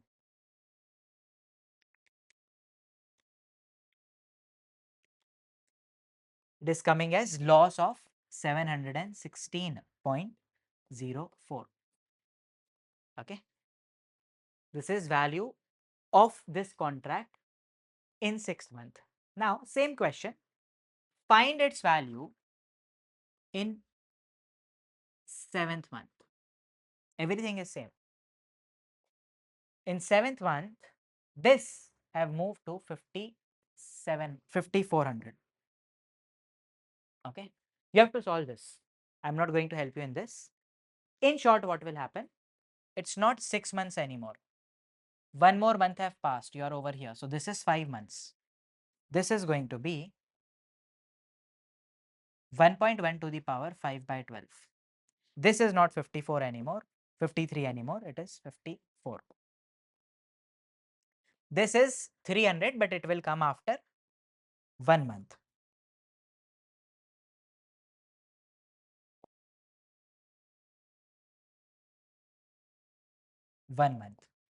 If we solve this, it is going to be, you can come up with the answer. Okay. Whatever is the answer, you can find it. Okay. So this is value of forward contract. Very, very easy. Are we absolutely clear with the value and pricing part? Pricing and value. Are we absolutely clear?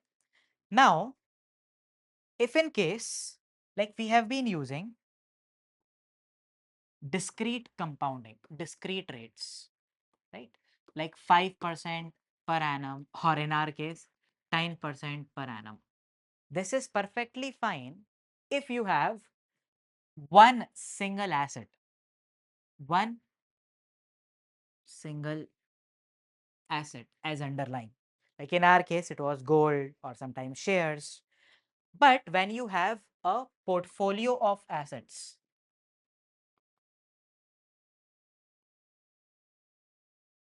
or when you have an index as an underlying, or if it is a commodity, then also you can use, instead of discrete rate, you should be using continuous compounding rates. That's it. So your formula will change. Forward at time t will be spot into e to the power RT, rate into time, minus the present value of benefits. So whatever is the benefit, you multiply it by e to the power. You have to calculate the future value of benefits.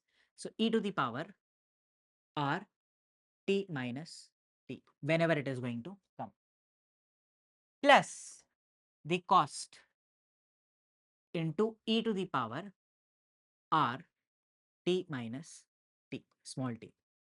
This is going to be your value, or this is going to be forward pricing in case there is an index or some portfolio underlying. More than one asset is there. Then value of the contract at any point in time, let's say here at maturity, will be equals to spot price, whatever is there on maturity, minus the future price at time t. This spot price now will be adjusted with these things, but with continuous rates. I am talking about, this is the formula that we learned at maturity. Spot, future value of benefits, future value of cost. I think this is value, my bad.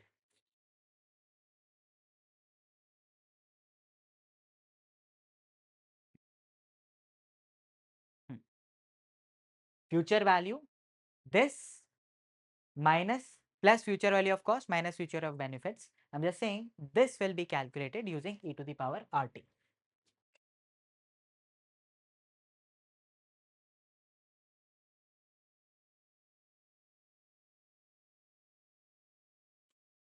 Okay. Value at maturity, then value at a particular time interval.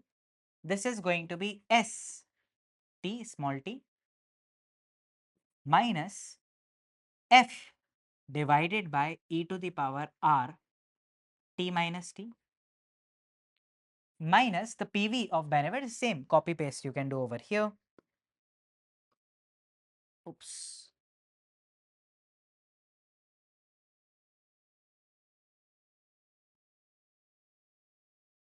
Clone, and I can get it here as it is. Okay. Are we comfortable with this? Everyone? Let me give you certain questions for index as well. Okay. You are holding Nifty. Contract is to buy 10 Nifty at the rate 23,000 after 6 months. The dividend on Nifty is 2% per annum. Okay, 2% per annum. And the cost you have to bear other XYZ charges is, let's say, 1% per annum. Find value of this contract at maturity if, or firstly find forward price of this contract. Okay, this is going to be 23,000 into e to the power RT, R again here is 10%, 0.1 into RT, T it is 0.5. Move to future minus the benefits. Now you cannot minus 2%. So you'll have to do adjustment over here in the rates. How will you do it? You will say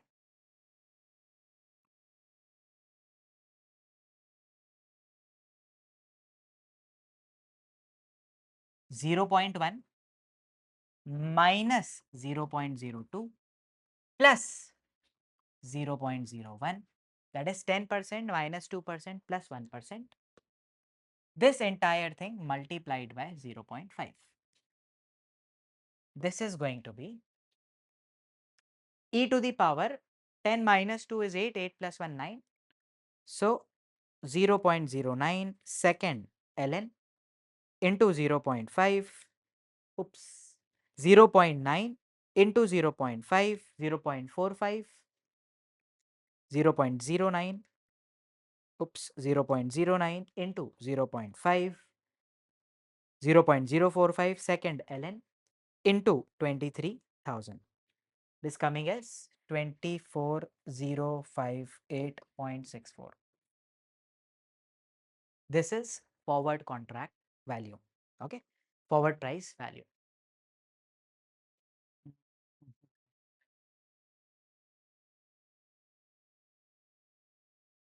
Okay, just a small correction while forming the question, I haven't noticed. Buy Nifty after 6 months, this is the current value.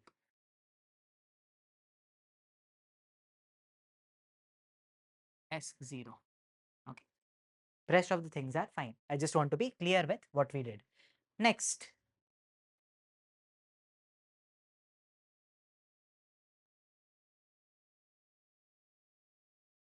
Some questions could be on currency as well.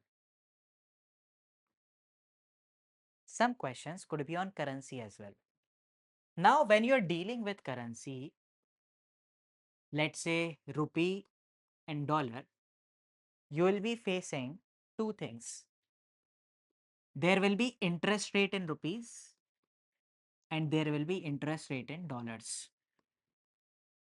At what rate to compound, which one to use? This is the last part of forward contract that is pending. Once we are done with this, you will be masters in forward contract, right? Once we are done with this, we'll go to CFA Institute's material and we'll be solving couple of questions. Till that time, let's pause for this class. Right now, you don't have to read anything from any book. Once you are done with the entire lectures, then you will be going to the book and reading the material. Okay. So right now, just this part is left. And then we will be moving towards the other part, right? Swaps, futures and options.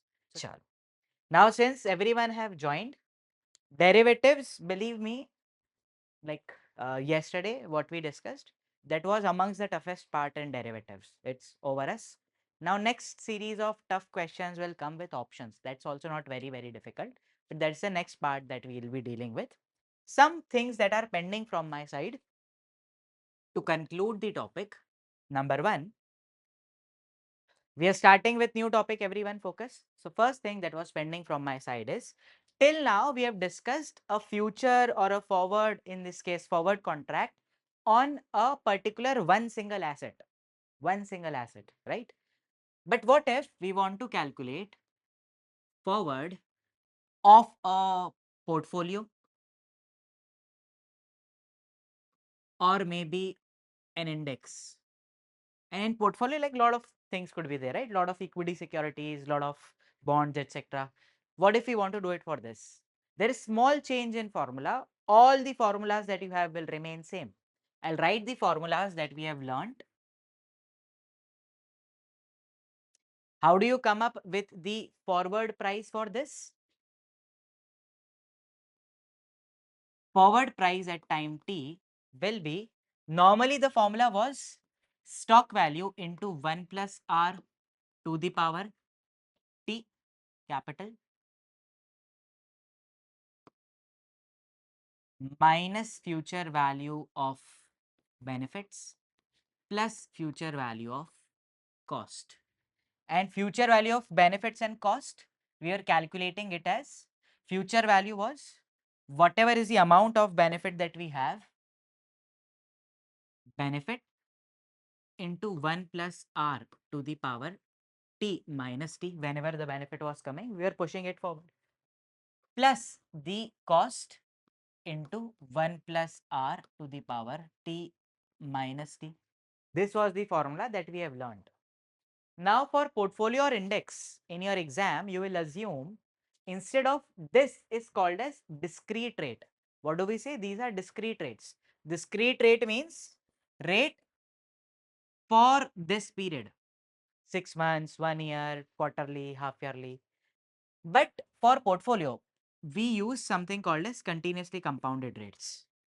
And for continuous compounding in time value of money, we were using, for continuous compounding, we were using E, exponent, remember? So this, instead of 1 plus r to the power t, this will change to into e to the power rt.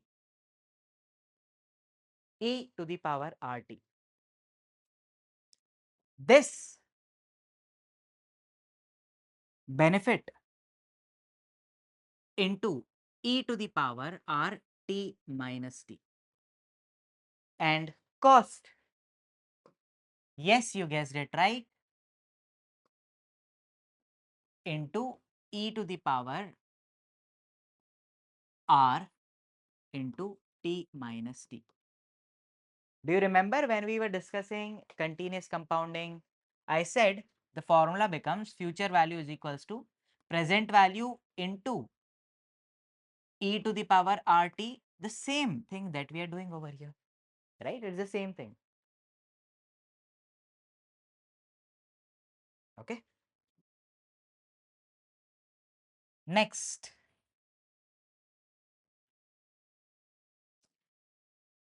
there was one more formula to calculate the value. This was to calculate the forward price at maturity. We also learned to calculate the value at maturity. Same thing we were saying, spot price into e to the power rt. Basically, it was spot minus forward value, spot minus forward value, minus the forward value that we had, this f at time t. Then these things copy paste,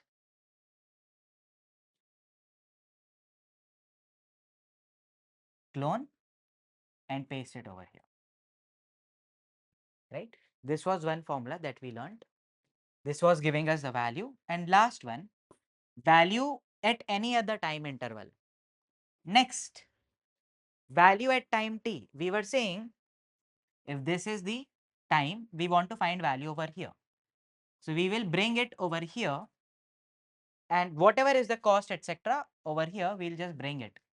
So the formula was S at time t, spot value over here, minus the value that we have calculated over here, we'll bring it here. So future value ka present value, if you are calculating present value, it is going to be e to the power rt minus t. How much back you are moving in time. Minus the same thing over here, benefits present value and cost present value. So I'm just writing it as PV of cost added and PV of benefits subtracted, right? The same thing over here. Okay, you have to just calculate PV. This is future value that we are calculating. You have to calculate PV using the same formula e to the power RT, right?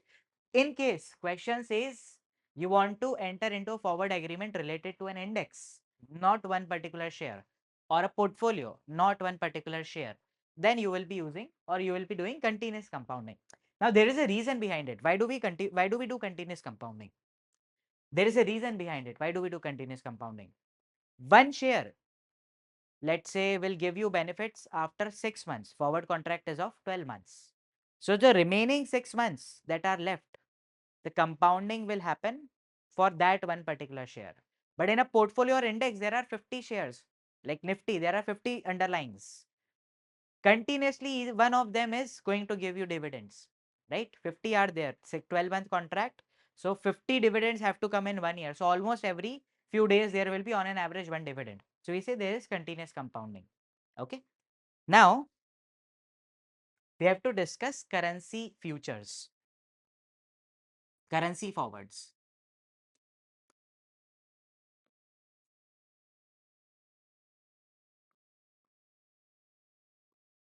Now, the currency part is touched upon in economics at CFA level 1. And then it is a follow up on economics. So I need to tell you few things about the currency and then we will learn about currency forwards. Let's say it is written INR USD is equals to 80. What do we mean by this? This will be called as base currency. This will be called as price currency. And I can also write this as, we are saying $1, $1 US dollars is equals to rupees 80, right? Now I think it will be 90, but anyways, this is how we read this. Base currency and price currency. Now, when we are dealing with forward contracts, there will be two interest rates we have to deal with. Till now, we were dealing with one interest rate. But now there will be interest rate of INR and there will be interest rate of USD. Now, basis this, how do we calculate forward prices? Okay. So, you have to calculate forward price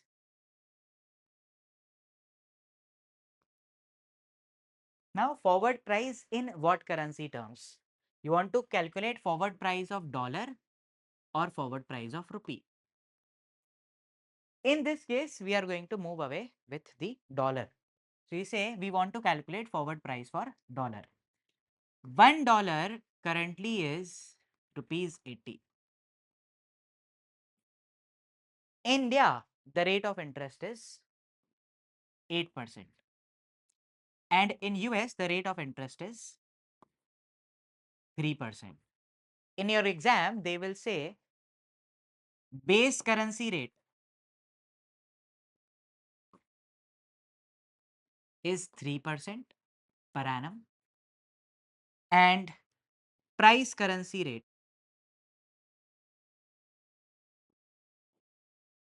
is going to be 8% per annum. Now you have to figure out, they are talking about rupee and dollar. Okay. I'll write it like this. Rupee per dollar. Now formula will become the forward rate at time t will be equals to spot rate today multiplied by 1 plus rate divided by 1 plus rate.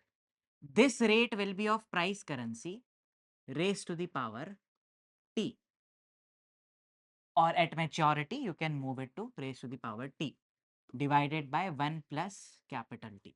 This will be rate of base currency. Sir, how do you remember this? In base, the rate of base currency; in denominator, base, the rate of base currency; in numerator, rate of price currency. Now, how do we calculate forward prices basis this? Let's say current rate was this, S0 is $1 is equals to rupees 80. I want to calculate the theoretical forward price after 1 year.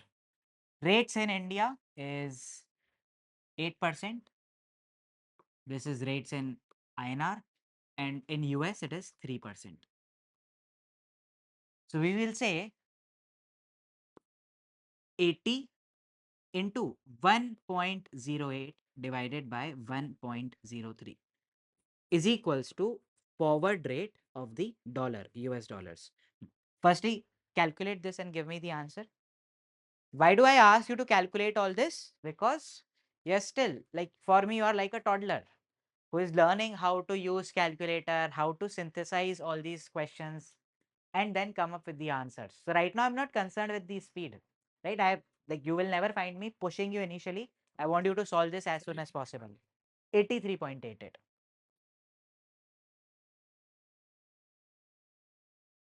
83.88. This is the theoretical forward price. That means if we want to enter into a forward contract today, the good starting point will be 83.88, right? Market price can be more than this, less than this, that's a different thing. That's where we are going to discuss arbitrage and replication today. But this is the starting point for our understanding. What does this rate suggest? After 1 year, If currently $1 is equals to rupees 80, after 1 year, $1 will be rupees 83.88. If any other rate other than this exists, we can do something called as arbitrage. If any other rate other than this exists, now in theoretically, whenever we are going to do arbitrage in entire CFA, L1, L2, L3, we will assume there is zero transaction cost, zero taxation. Markets are efficient. Like if I want to buy and sell, someone is ready to enter into that contract with me. Now, if any rate other than 83.88 exists, then you can earn something called as risk less profit. That process is called as arbitrage.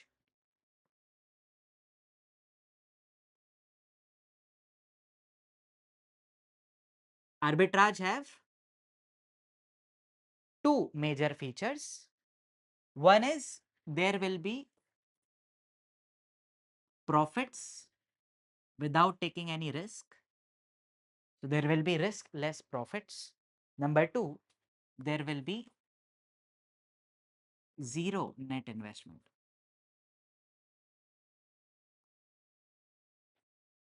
If these two conditions are satisfied, then we say it is an arbitrage transaction. Sir, in this case, how can we make arbitrage profits? Okay. Now, giving you the current market condition, lot of you are like all of you are going to become CFAs, right? So I'm telling you, this is the inefficiency in market. Exploit it. Make money for yourself, make money for your clients. Spot rate is $1 is equals to rupees 80. Forward rate after 1 year is $1 is equals to 85 rupees. That means if in case after 1 year you want to buy dollars, you will be giving 85 rupees against it, right? This is the forward rate. Rate in India is 8% per annum and rate in dollars is 3% per annum. Earn arbitrage profit.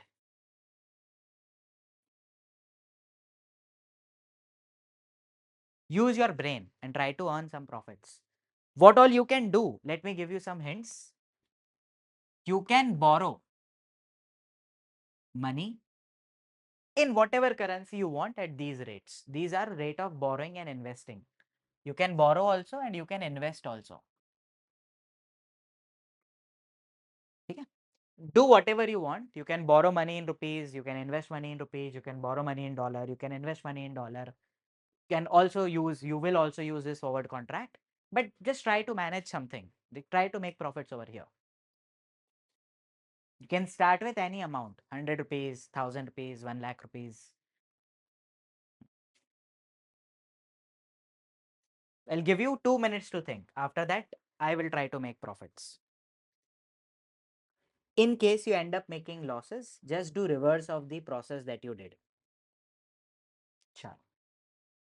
How do you make arbitrage profit? First step will be calculate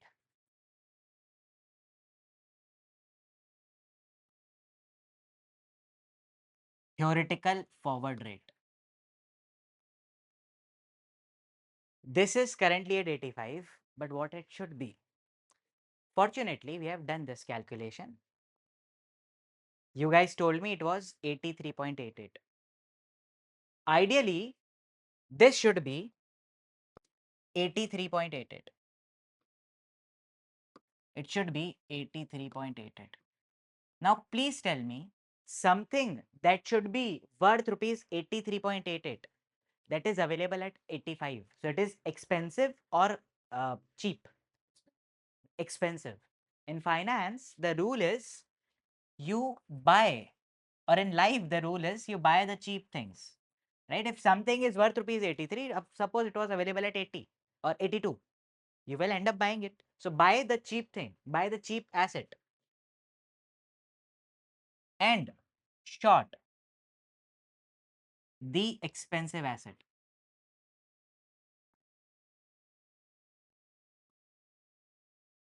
Buy the cheap asset and short the expensive asset. In this case, this forward contract is expensive. So we will short the forward contract. Today, short forward contract. Now, shorting the forward contract means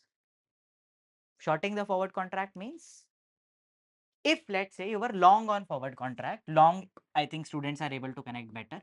If you're long on forward contract, that means you agree to buy dash currency at rupees 85 per dollar. You agree to buy rupee or dollar? Think about it. Aram se. If you are long on a forward contract, you agree to buy. It's the same thing. You buy the currently the rate. See what is expensive? $1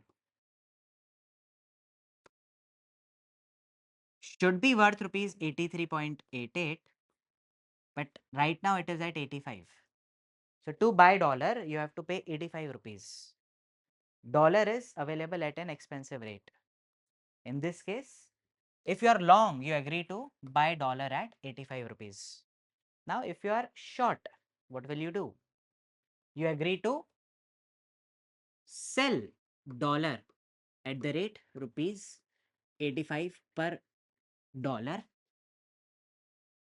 in 1 year, right? You will sell $85,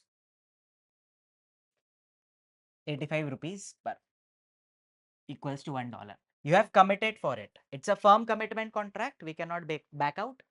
Now, once we have said, okay, I'm going to sell, we have short the forward contract. Now, what will we do after this? We have short on a forward contract. That means after 1 year, what will happen?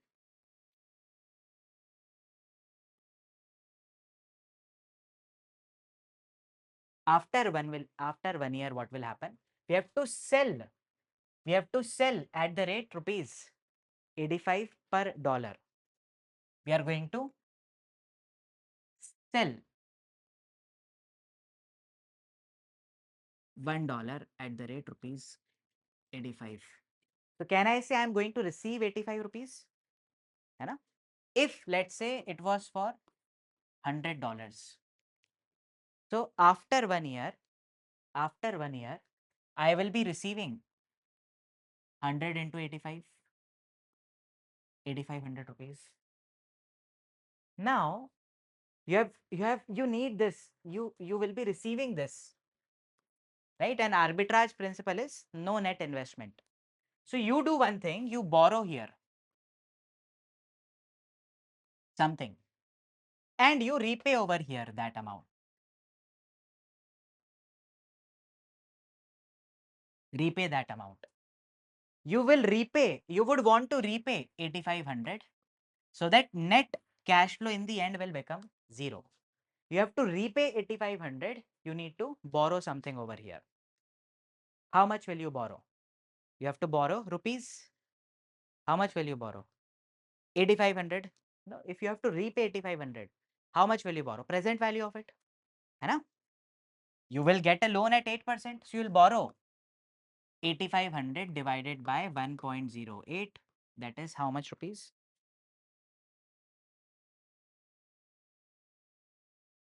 That is, you will borrow 7870.37. 7870.37. Now you have this 7870.37. Now you invest this money. You invest this money. You have this rupees, you convert into dollars and invest. Invest after converting into dollars.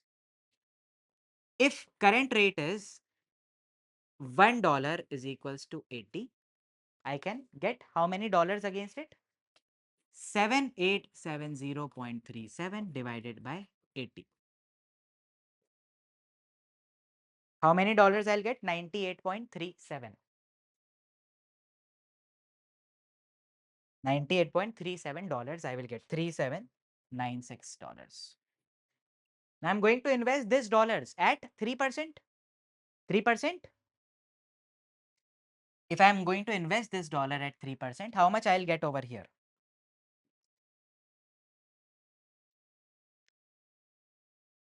98.3796 into 1.03. How much it is? 101.33. 101.33.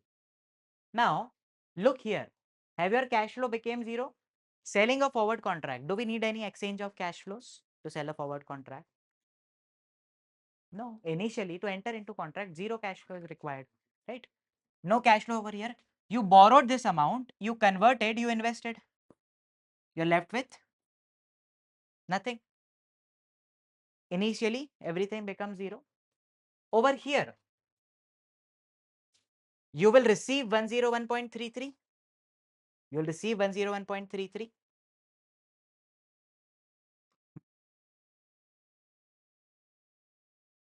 Let's go back in the reverse order. You receive $101.33. You convert it into rupees. You entered into forward contract to convert it into 85. So you'll get 101.33 into 85. It will be how much? 8613.1314. You will get this amount after converting. Second, you have to repay the loan of 8500. You got this. You repay 8500. You are left with 113.13. Net invested amount 0. In the end, this was logged a contract, forward contract, legally executable. You have to repay the loan. You'll receive also this amount invested.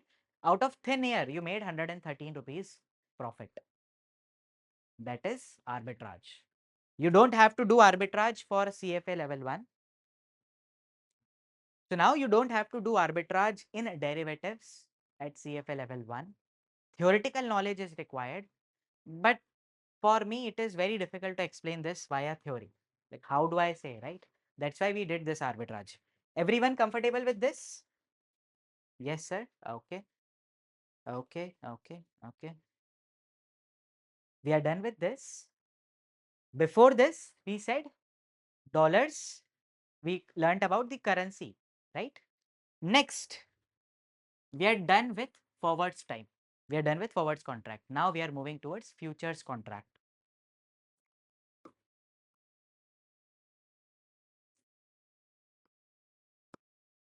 Now, futures contract is like a forward contract,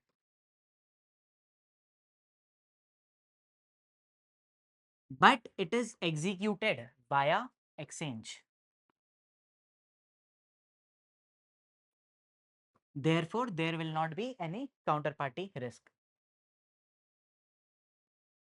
Now, one of the peculiar features of a futures contract is mark to market, or that is known as daily settlement. Now, let's understand this and related concepts with the help of an example. Let's say you enter into a long position, long on a futures contract of rupees 1 lakh. Okay. You don't need to deposit 1 lakh rupees for entering into this contract. You have to deposit some amount, let's say 40% of the amount. So you have to deposit 40% of the amount, that is 40,000 rupees today. To enter into contract, you will deposit, you will give broker 40,000 rupees. It's like pledging. You have to, in OTC contract, amount was 0. If two people have different opinion, we can enter into a forward contract. Here, because the exchange is taking counterparty risk, it wants to eliminate its risk as well. It also don't want, in case someone defaults, we end up bearing the losses. Therefore, what they do is, if two people want to enter into trade, you have different opinions, but at the same time, you also need to deposit some money. That money that you are depositing to enter the trade, that is called as initial margin. Initial margin.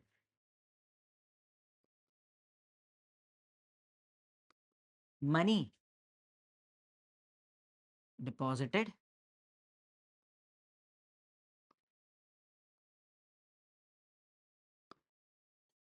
to initiate futures contract.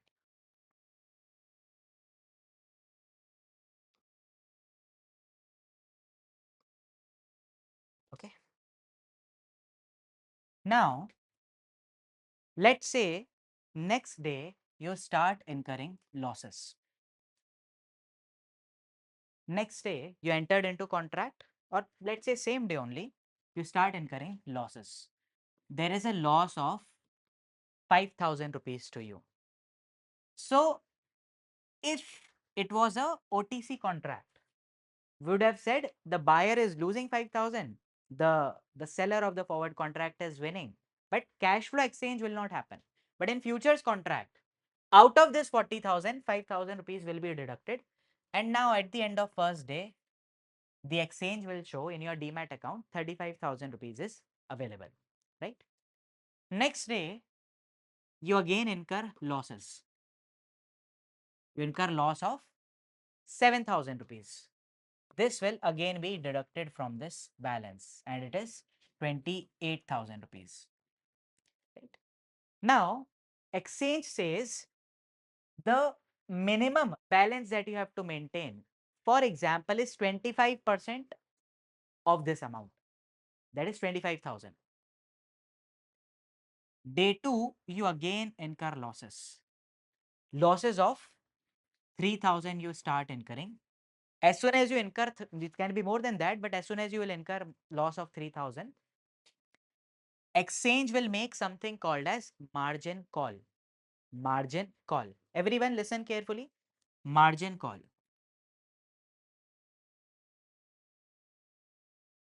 As soon as balance reaches to 25,000, exchange will initiate something called as margin call. This 25,000 is called as maintenance margin. Maintenance margin.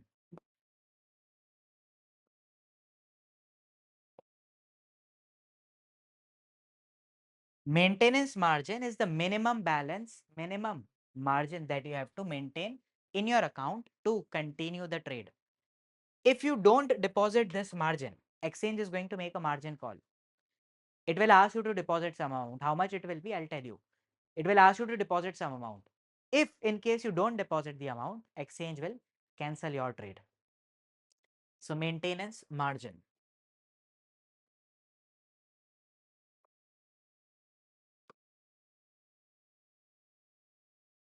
Minimum balance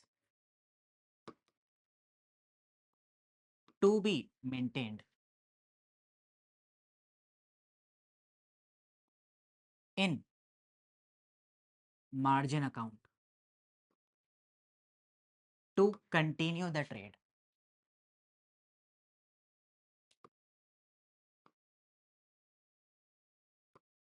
Now, exchange will make a margin call. That means exchange is asking you to deposit new amount.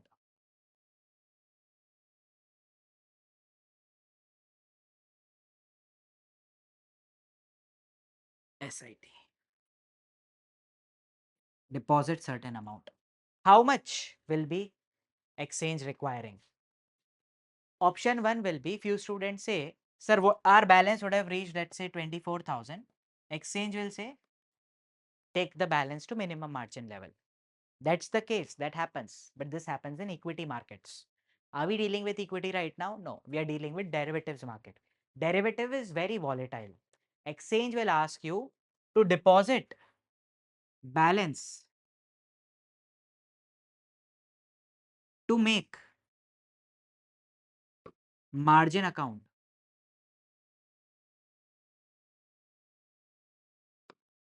balance equal to initial margin. Like in this case, let's say a margin call was made at 25,000. Now exchange is saying you need to deposit 15,000 rupees so that we can continue with your trade. You want to move this balance back to 15,000 to initial margin level.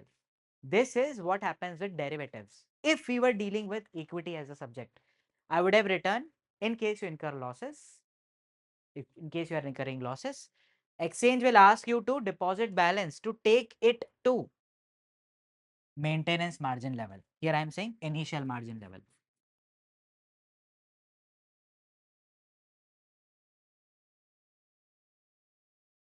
Because derivatives are much more volatile, right? This amount that you are depositing, this is called as variation margin.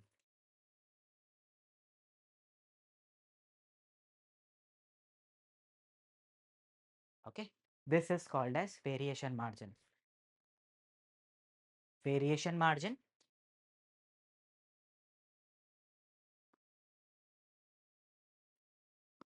amount deposited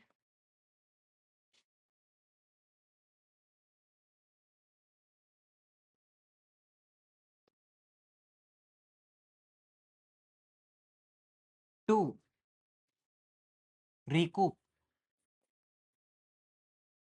margin account balance to initial margin level.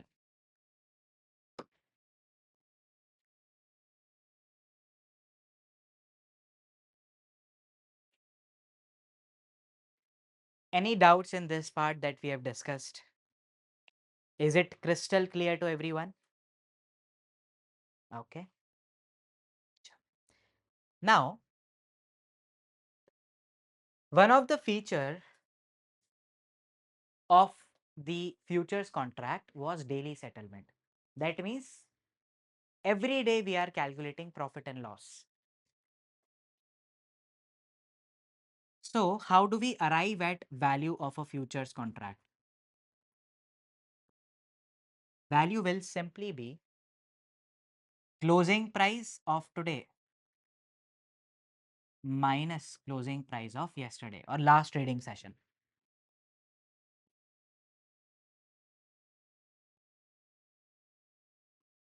No time value of money adjustment, nothing to be done.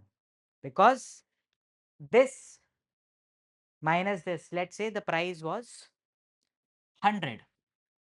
Next day it becomes 120. 20 rupees addition will happen in your demat account. Simple, right? This is how we value futures contract. Okay. Next, one question. Let's say instead of incurring losses, alternatively, just assume we were making profits. We started with 40,000. We made profit of 10,000. Very first day, the balance became 50. Then we made profit of 12,000 rupees. Balance became 62. Now, my question is, can you withdraw this 62,000 or 40,000 from your account? Can you withdraw this amount? You deposited 40, now you are at a plus. So can you withdraw the balance? 12,000 maybe. Okay. Others, what do you say? Can we withdraw this? Noshit, Savya, Alok, Divyansh, Suman? Yes? Okay. Now this money is pledged till the time you close the transaction. You cancel the transaction, withdraw entire 62,000, no problem. Till the time you cancel the transaction, you are not allowed to withdraw the amount, right? This balance will keep on fluctuating, but you are not supposed to withdraw. If you want to withdraw, close the transaction, cancel the transaction, and then you can withdraw. Okay. Now the question arises, how to cancel the transaction?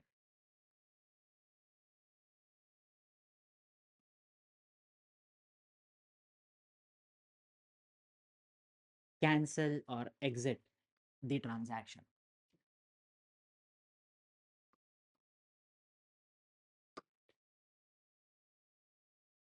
So very simply, when you are a long party to any asset, in this case, a futures contract, let's say you have agreed to buy 100 shares of Wipro at the rate 500 rupees per share after 3 months, right? Now you want to exit this transaction. Let's say 15 days have passed. Now out of 90 days, 15 days are passed, 75 days are left. So you will enter into how you can cancel the contract. How it will cancel is exchange will enter, or on it might not be visible to you on the screen, but essentially you will enter into a sell 100 shares of Wipro at the rate 500 per share after 75 days. Now what will happen? In case Wipro price goes up, you will start incurring loss, you will start making gains. So there will be gain in this position, but there will be loss in this position. Equivalent amount, exactly, decimally matching. And net your position after 3 months or between this period as well, as soon as you enter into this contract, will be zero. So by entering into opposite trade, you cancel the contract, you exit the contract. Okay, because you will make gain over here, same amount of loss will be made over here, net and net, your position will be zero. Okay, are we all comfortable with this? Now we have to deal with a very important discussion. This is not only important from CFA level 1 point of view, but CFA level 2. We have only 2 chapters in derivatives: pricing and valuation of firm commitments and pricing and valuation of contingent commitments. When we are discussing firm commitments, futures forward valuations is there, but it's already covered in part 1. Part 2 will have FRA and swap pricing and valuation. Like few years back, the pricing and valuation of swaps and FRA that we are going to do now was part of CFA level 1. Now theoretical discussion is there in CFA level 1, and all the numerical part they've moved to CFA level 2. Here to understand, we might do a numerical or two, but that is just to help you to understand the concept, right? Numerical on this part will not be tested in exam. If you go and check LOS, all the LOS, learning objectives. So whenever you are starting with a chapter, at the start of the chapter in CFA Institute's material, you will see learning objectives, LOS.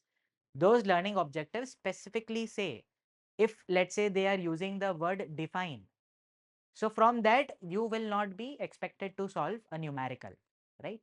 Define, explain, describe. I don't think numerical could be there, but compute, calculate, find out, from these kind of LOS, there will be numericals. So numerical part of swaps and forward contract is shifted to FRA, is shifted to CFA level 2. But in case you refer few old question banks from various institutes, right? Even Kaplan's material, etc., they might contain some numericals here and there. But like that's just for you to practice 1 or 2 questions, but majorly it has been moved to CFA level 2. So we will also be learning about the concept, but we'll not practice too many questions. Like yesterday's session, we entirely devoted for the numericals mostly. Today, we don't want to do this, right? Okay.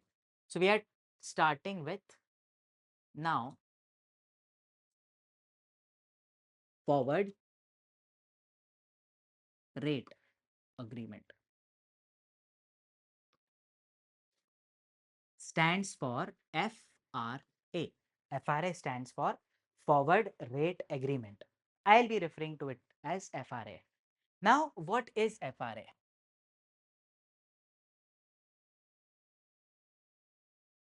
FRA is a contract to borrow. Essentially, you are locking here, like when you are entering into a forward contract, you are locking the price of an asset. Here, you will lock the interest rates. When we were discussing derivatives, very first day, I said it could be on assets and variables, like whether, like interest rates. So, forward rate transaction, it is an agreement to take loan in future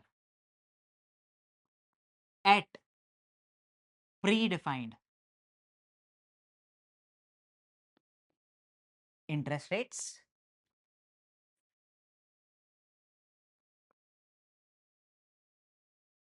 and at predefined interest rates, predefined period and amount.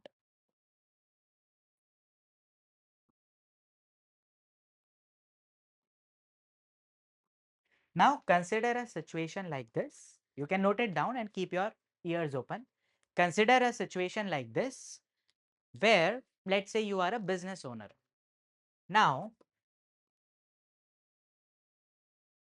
you are over here and you know after 6 months, around September, October, there will be a lot of festivities. And I will need a lot of money over here so that I can invest into my business and make good profits. 6 months are left. Now, only concern is the interest rate during right now. Maybe you are getting interest short term loan. You'll be taking a short term loan only for that festive period. You're getting it at 8%. In 6 months, it might become 9 or it can become 5. We don't know. That's the risk. Uncertainty is a risk. Remember?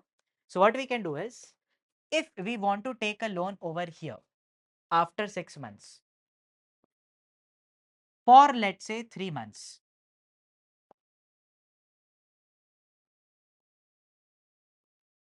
we can enter into a contract today. We can enter into a contract today to take a loan after 6 months for 3 months at a predefined rate of a predetermined amount. Let's say of 1 lakh rupees. We'll decide this today only at the rate 8.5%. Okay. This is an FRA contract, a contract to borrow money in future. Now, there is a lot of confusion in students for the notation that we have for FRA, for contracts. So, for derivatives, we will write this notation as FRA. We are going to take loan after 6 months, 6 months into 9 months, right? Or it can just be written as FRA 6 into 9. You have to understand it's a short term. It's more or less used for short term thing. It's a loan mostly. It's a short term loan, right? What do you mean by this? This means you are going to take a loan over here till you reach here. But when we will deal with fixed income,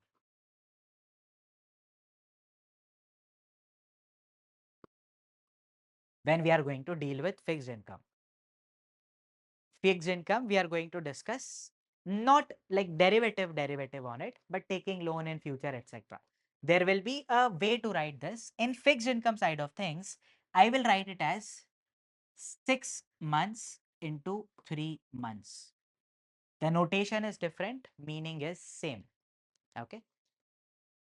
When we are calculating forward rates in fixed income, like I don't want to move into fixed income side of things right now, but we'll be calculating implied forward rate for what period, from which period. So we'll say it will be implied forward rate is 6 months into 3 months. That means after 6 months for 3 months, after 6 months till 9 months. It's the same thing. The way it is written is different. Right now, even if you don't remember this part, I'm perfectly fine with it.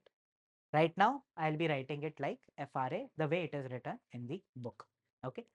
Any doubts with the notation? No.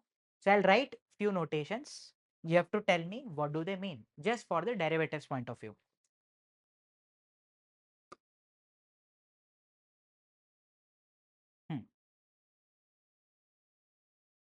FRA 6 into 12. What do they mean? What do I mean by this?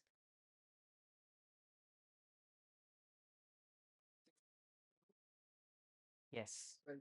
We will take loan after 6 months till 12th month. That is for 6 months. So it will look like this.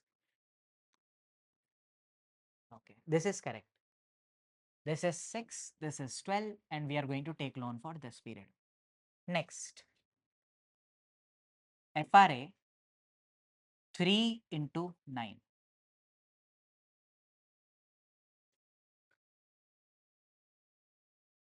Yes, Divyansh, learning outcome in every topic is what would be asked in exam at all levels. You're correct. Yes, tell me the meaning of this, everyone. Those who are attending it live, you guys as well. Yes, that is, we'll take loan for 6 months period. Again, take loan over here till here. So for this 6 months period. Next, FRA 6 into 3. 6 months till ninth month. Okay. It is wrong. It doesn't make sense. I'm going to take loan after 6 months. Backwards, not possible. It is wrong. So in general, I can say, if let's say I call it as I and I call it as J, J will be always more than I. Okay. Are we all comfortable? After 6 months for or till third month doesn't make sense, right? This is wrong. Okay. Chalo. Now, in our course, we don't have valuation of FRA contracts. It's not there. What we have is pricing of FRA contract. This interest rate that you have to determine, like at what rate we are going to take or give loan, right? If one party is taking loan, another party is saying, I'm going to give loan after such period for such period. So finding this rate, that is called as pricing of FRA contract.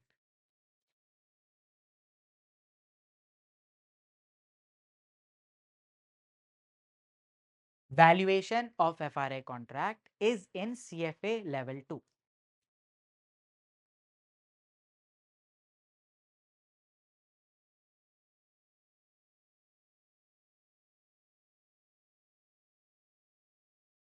Okay. Now, how do we find the price or how do we find these rates? They are based on implied forward rates.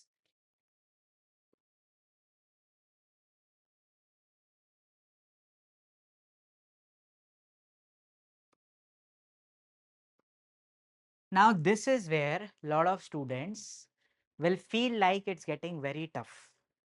But please listen to me for next 5 minutes very, very carefully. We don't have to memorize any formula. It is going to be very easy. Think about it. This is the starting point. You are starting a race.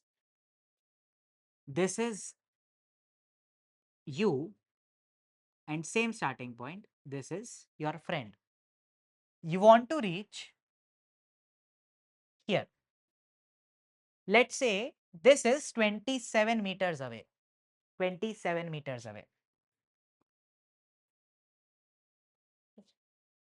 27 meters away. The distance is 27 meters. Now, 1 second have passed and your friend have moved 9 meters. 1 more second passed and your friend moves 10 meter. Now you are over here. In first second, you have moved just 6 meters. In second, you have moved 7 meters. Now, how much your friend need to travel? 27 minus 10 minus 9. So 27 minus 19, that is 8 meters. Your friend have to travel 8 meter in the last 1 second. How much you have to travel? 14 meter.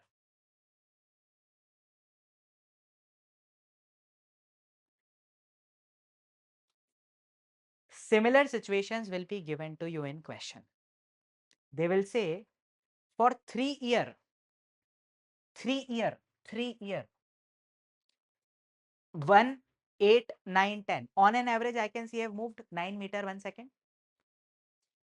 For 3 year, rate is 9% per annum. For 3 year, rate is 9% per annum. For 2 year, the rate is 6 and 7, 6.5 on an average.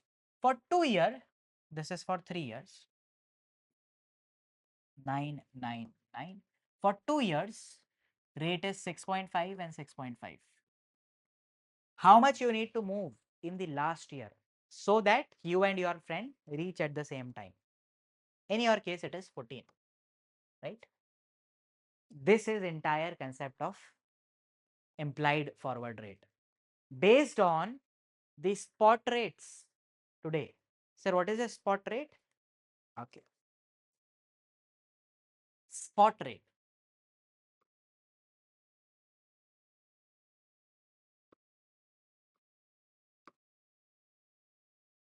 In very, very simple terms, it is rate of borrowing or lending today for X period.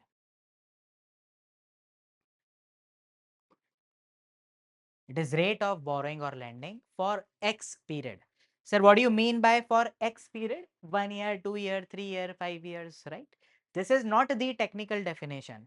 Technical definition is it is yield of a zero coupon bond. But right now we don't understand yield, we don't understand zero coupon bond. I don't want to get into this. When we will discuss fixed income, we'll discuss that. Right now I'm saying, let's talk about the rate of blending, like investing, right? Borrowing or lending, investing. If you go to bank, this is SBI.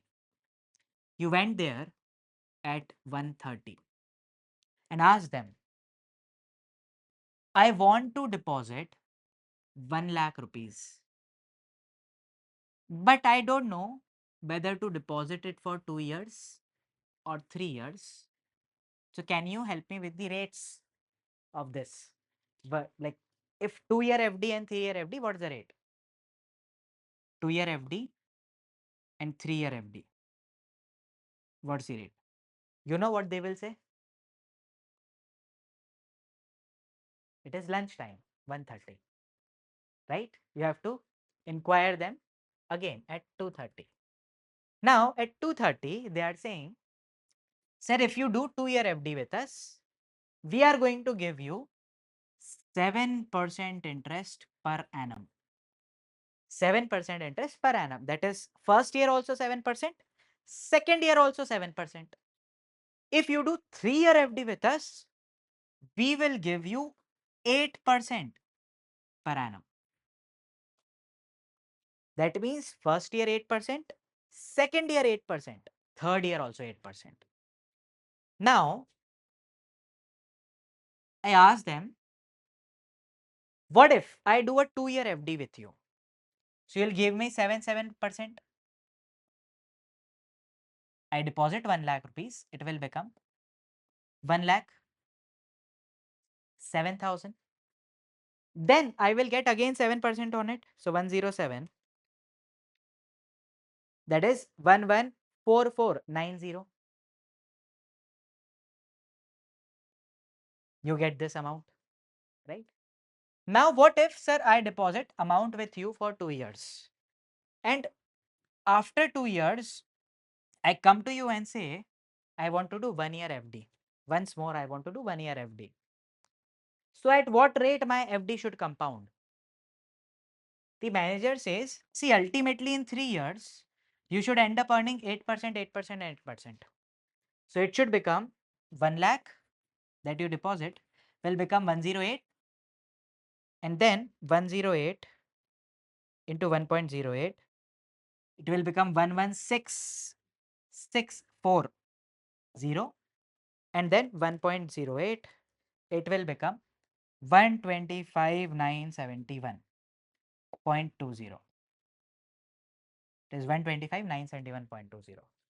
So whether you do 2-year FD with me and then 1-year FD with me, or you do 3-year FD with me, ideally you should be ending up with the same amount. If that's not happening, arbitrage is possible. Right now, I'm not focusing on arbitrage, and we are not talking about bank FDs in general in markets. We'll be talking about rate of lending and borrowing. So we don't want to do arbitrage right now.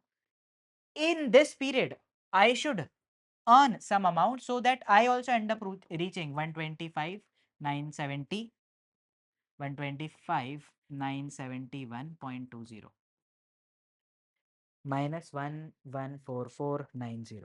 That means I should earn 11481.20 in this period. Can you tell me at what rate I should earn?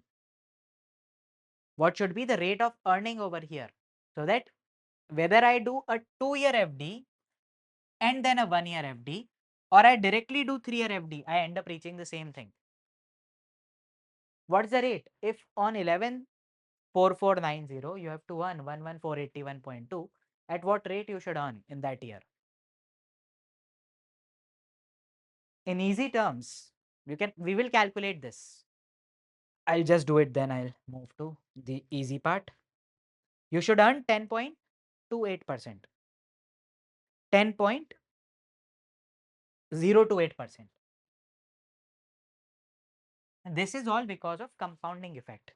Otherwise, you could have simply said, sir, 8, 8, 8, 24. I am moving at 7, 7. I am at 14. Now, from 10 to 24, I have to reach. That means I have to cover 10. So that we end up giving the same answer in the end, right? Now we got 10.02. That's the impact of compounding, right? Now I'm not going to add them literally. I will be multiplying them. So I'm saying 1.07 into 1.07 into 1 plus some rate should be equals to 1.08 into 1.08 into 1.08. Find value of R. Whatever value of R you get, that will be the implied forward rate.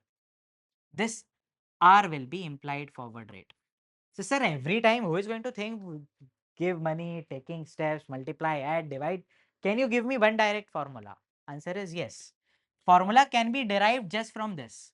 Can I write it as 1.07 to the power 2? Yes. 1 plus rate. Easy. 1.08 to the power 3. Now, I want to find value of R.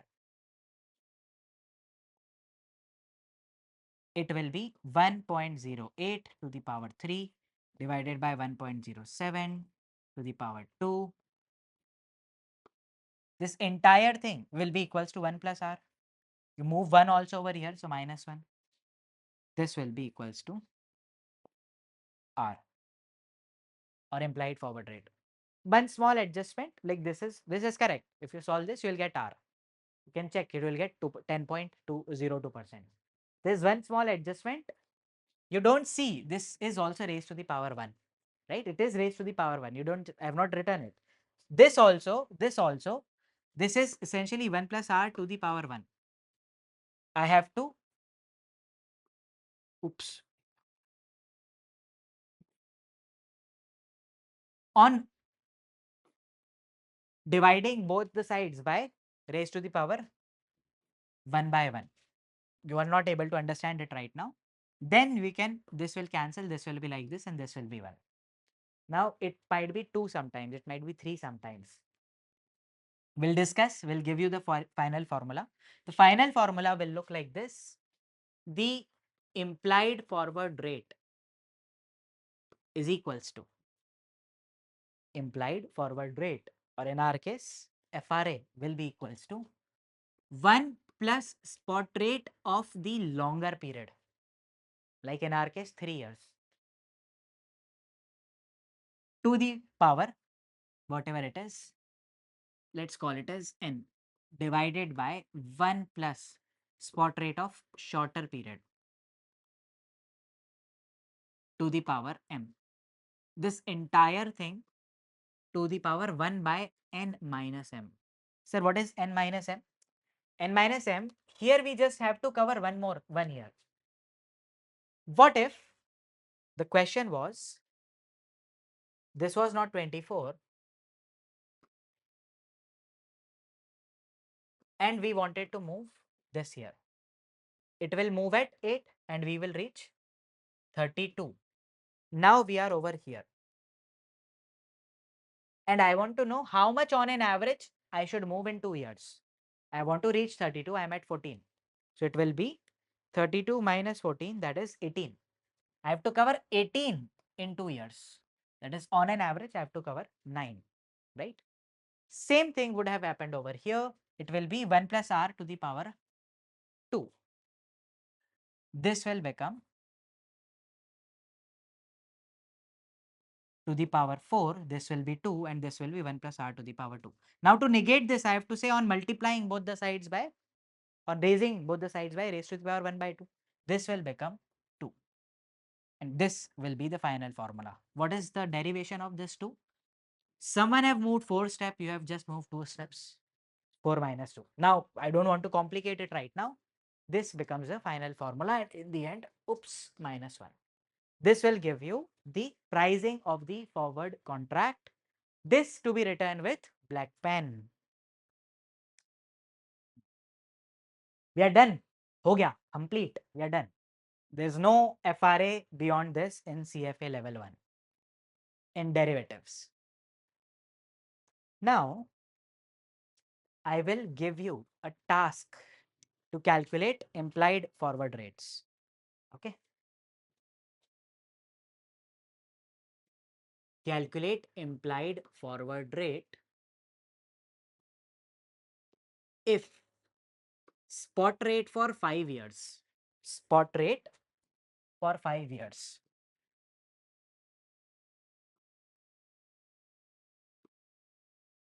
is 9% per annum. Spot rate for 3 years is 6% per annum. Calculate implied forward rate, that is for this period.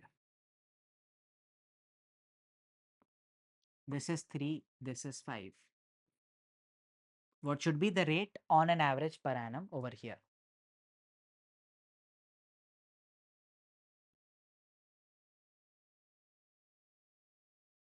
If you want to write it in FRA terms, it will be calculate FRA 5 into, oops, 3 into 5.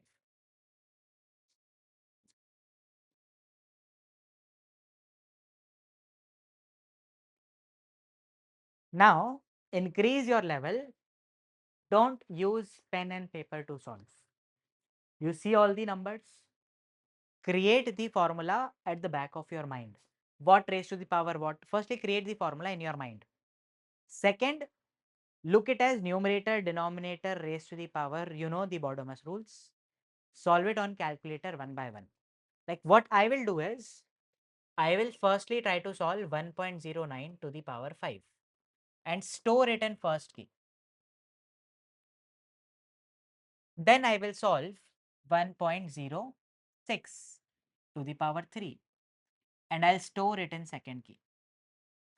Then I'll do recall 1 divided by recall 2. So I'll have this divided by this. Then I'll do y to the power x bracket open for 2 years. So 1 by 2 or that is 0.5. Y to the power x just 0.5. Whatever answer I am going to get after pressing equals to, I'll subtract 1 from it and I'll get the answer. The answer is 13.65. Now you can do quick and dirty calculation as well. It's not given in your curriculum. Keep doing. I'll write the formula. The implied forward rate.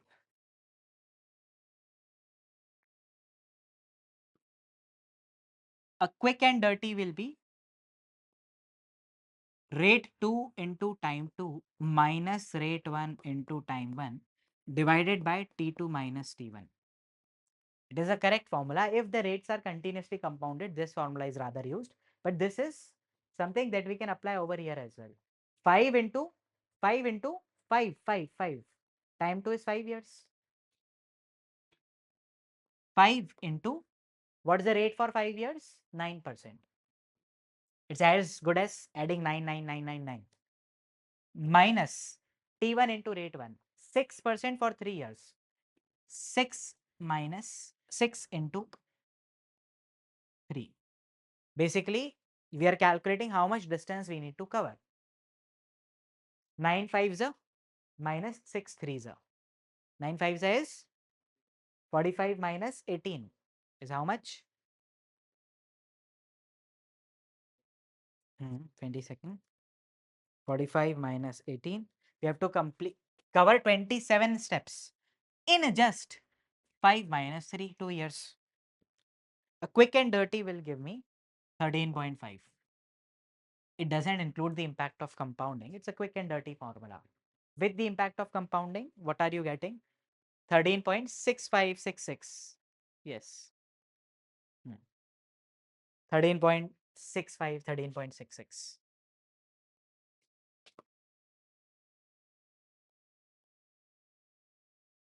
कर पाया? नहीं करना है. You don't have to solve. This is just a way to quickly check your answer. We have to solve it on calculator. I'll repeat the keystrokes. 1.09 y to the power x 5 equals to STO1 1.06 y to the power x 3 equals to STO2 RCL1 divided by RCL2 equals to y to the power x 0.5 equals to -1 equals to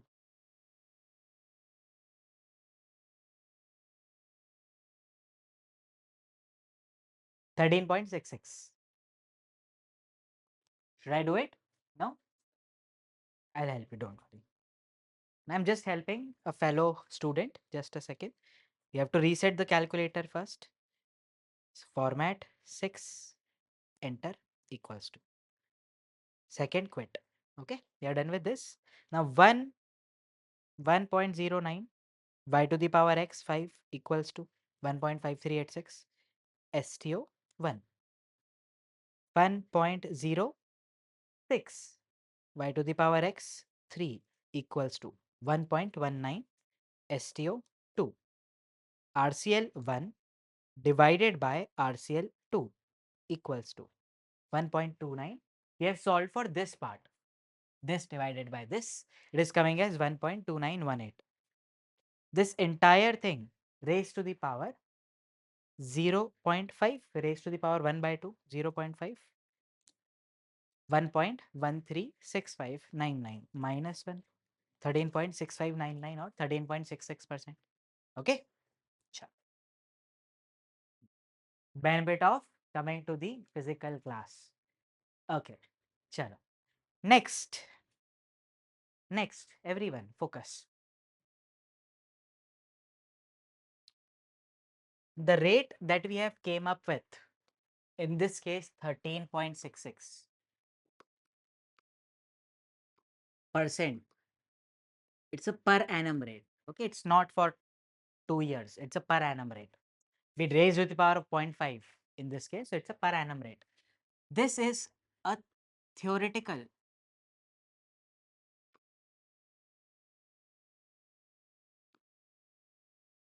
forward rate. That means this is the rate that should exist in the market.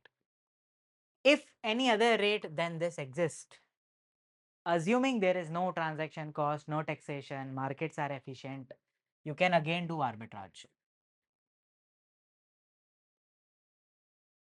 We're not going to do arbitrage over here, don't worry. But you can do arbitrage here as well and make riskless profits. Okay. This is more or less everything covered about the implied forward rate. Okay. Now we started with, just a recap, we started with FRA. I hope we understand the meaning of FRA. The rate of borrowing we decide today for a loan that will be taken in future for a specific period. How do you come up with this rate? Is pricing of FRA. That rate pricing that we learned is this one. Okay. So in this case, you are arriving at 13.66. Any other rate is prevalent in market. You can do arbitrage. Do we want to do arbitrage right now? No, but you can make riskless profits. Now we have swaps. Okay. Right now you don't have to study any topic from book. I'll complete the derivatives part entirely. Then all 8-9 chapters you can read in one go. In one go as in over a week, read 1, 1, 2 chapters. You will be comfortable. Swaps. Swap means to exchange. Like when I was small, I used to swap WWE cards or Pokemon cards with my friend. If let's say I have 2 Pokemon cards of Charmander, I will give one card to him and I'll collect something that I don't have, right? Swap means literally to exchange. Now, swap transactions in our curriculum are of 3 types. One is interest rate swap, another one is currency swap, and another one is equity return swap. Interest rate, currency, equity return swap. Now, I will explain you interest rate swap in lot of details. Currency swap in slightly lesser amount of details, and equity return swap in very low level of details.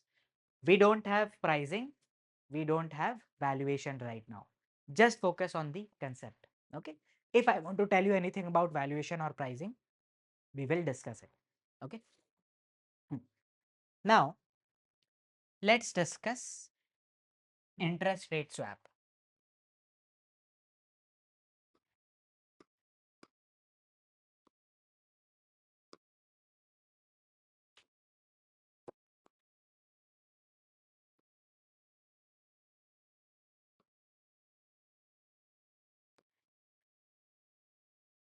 Interest rate swap.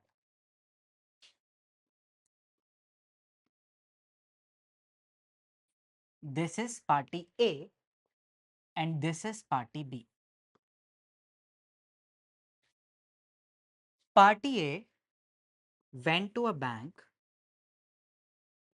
and says, bank, I want to take a loan from my business, for my business. Okay. Bank said, okay, we will give you loan, but we will charge you floating rate. What do you mean by floating rate?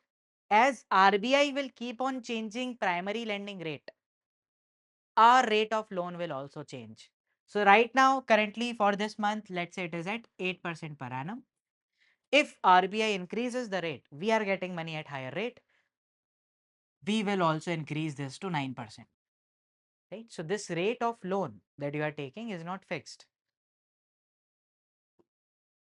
But businessman said, I believe this is view of every businessman will have few view about the things in which he is operating, right?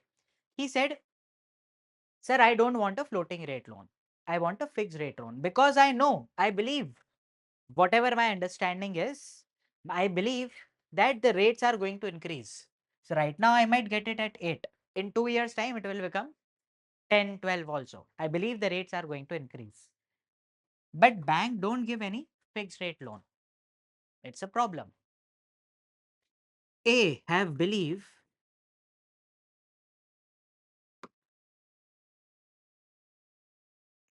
that interest rates in future will increase.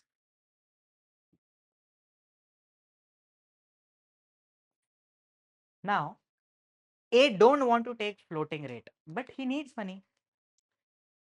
He needs money so desperately that he will end up taking. A ended up taking, let's say, 1 lakh rupees for ease of calculations of floating rate loan. It will keep on fluctuating. B, on the other hand, is another person, another businessman. B believes the interest rates are going to fall.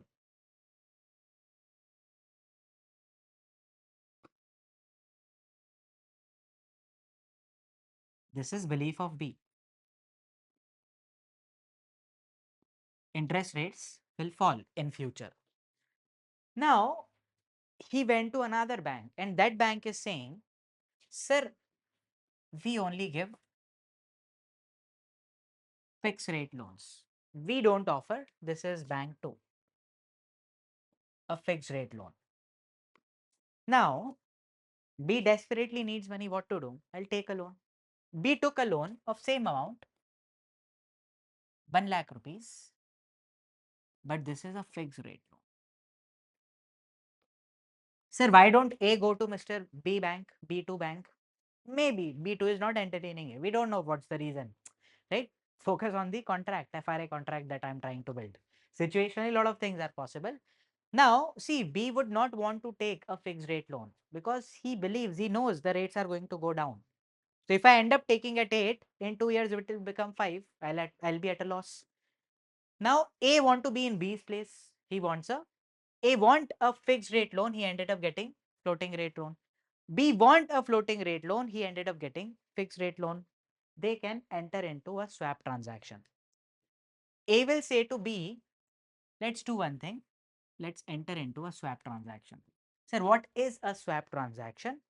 A swap transaction is a contract to exchange series of cash flows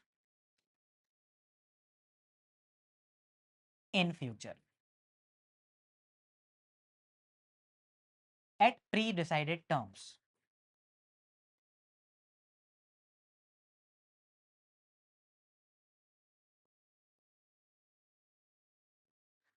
Okay. A contract to exchange cash flows in future on the basis of pre-decided terms.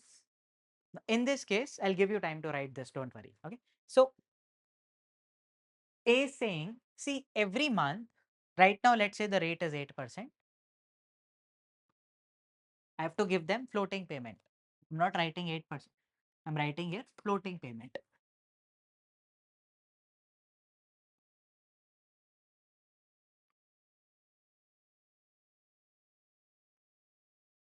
and B have to pay fixed payment.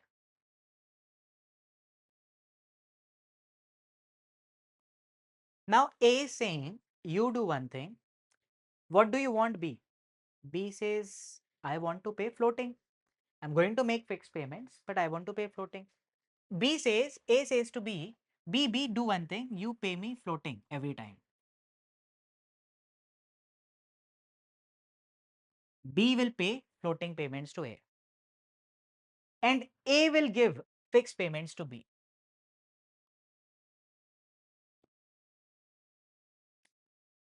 Now, they have reversed their situation. Why? Look at A's situation. I'm going to highlight something.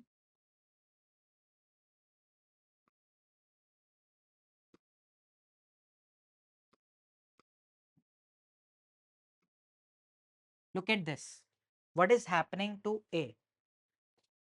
A is from A's account. The payment going is floating payment.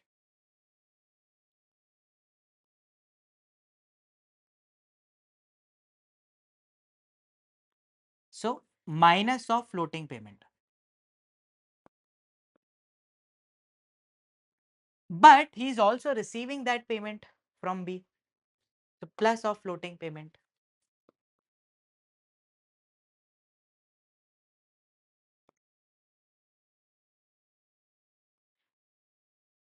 And he is giving fixed payment to B, minus of fixed payment. Net and net, this gets cancelled. Net payment that is making now is fixed. And that's what he wanted. He wanted the bank to pay fixed loan, to give him fixed loan, but he ended up with floating. Now he have changed his situation. Similarly, let's think about B. What is happening? B is A is paying fixed payment. B is receiving this fixed payment. This one. B is receiving fixed payments.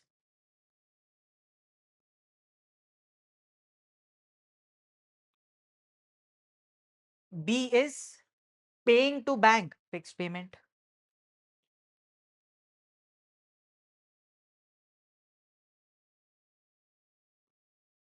This and this cancel. But B is also paying floating to A. This is there.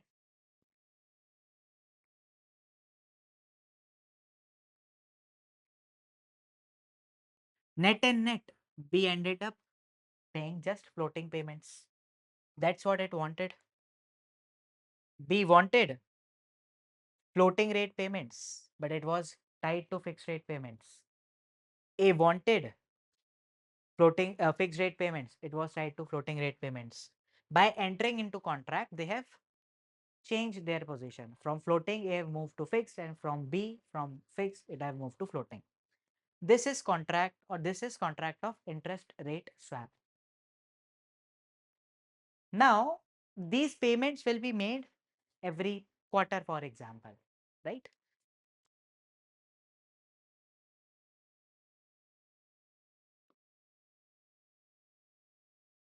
Let's say it's a 2-year contract. In third month, they will settle. Then in 6 months, then in 9 months, then in 12 months. Then likewise, it will continue till 2 years. 12 months, then 15 months, 18 months, 21 months, and finally 24 months. What will happen over here? Let's say the floating rate now have moved to 10%. In 3 months, the rate have changed 3%. Now, who is at an advantage over here? A or B? A. Okay. What about others? What do you think? Who is at an advantage? A. What was third swap? Third swap, Divyansh, was equity swap. Sorry, I just saw your message. Equity swap. I'll come to those. A is at an advantage. Sir, A is at an advantage because it have to just pay fixed. Whatever was decided, fixed rate, A have to pay that. Right now I have not given you that fixed rate, but A will pay that and B have to bear more. The fixed rate, let's say decided was 8% only.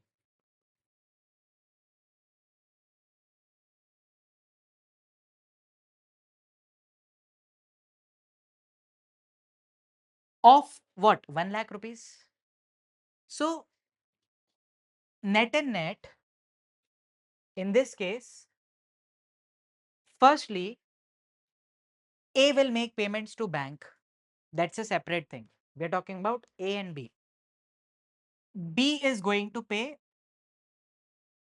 10,000 into 3 by 12 for 1 quarter, na? If 10% of his entire year. So 1 quarter it is 10,000 into 3 divided by 12, that is 2,500 rupees. B will pay 2,500 rupees to A and A will pay fixed 8% for 1 year. So 8,000 into 3 by 12. That is 2,000. Now, does it make sense? One party is paying another party 2,500, another party is paying net other party 2,000. They will simply decide, B, you make net payment of 500 rupees to me. That's it. 500 rupees will be deducted from his account, it will be credited in his account, and they are done with the first settlement. This is cash settlement. This was earlier cash settlement, right? This cash settlement. In swaps, because the underlying is money only, loan only, you can do one deliver this, another one deliver this, or you deliver net and net. This is cash settlement, right? This is how it is going to be settled. In the first quarter, A will receive 500 rupees, right? Second, third, fourth, fifth, sixth, seventh, it will be like this.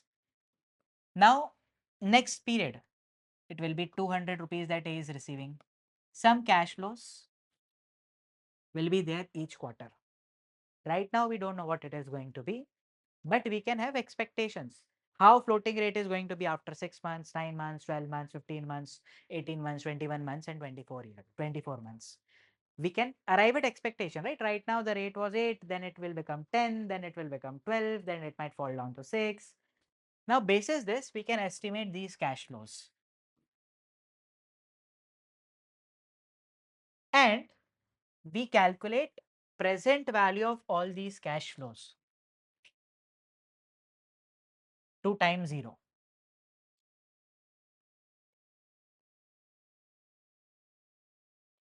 This becomes value of swap contract.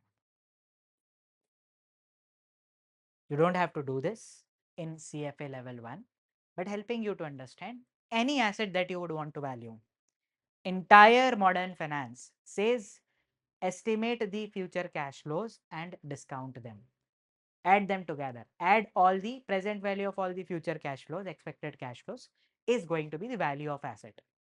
In this case, this is how we arrive at value of swap. We don't have to calculate, but this is how we do it. Okay. Now, sir, what about the pricing part? Pricing part, I think we are very clear between value and price, right?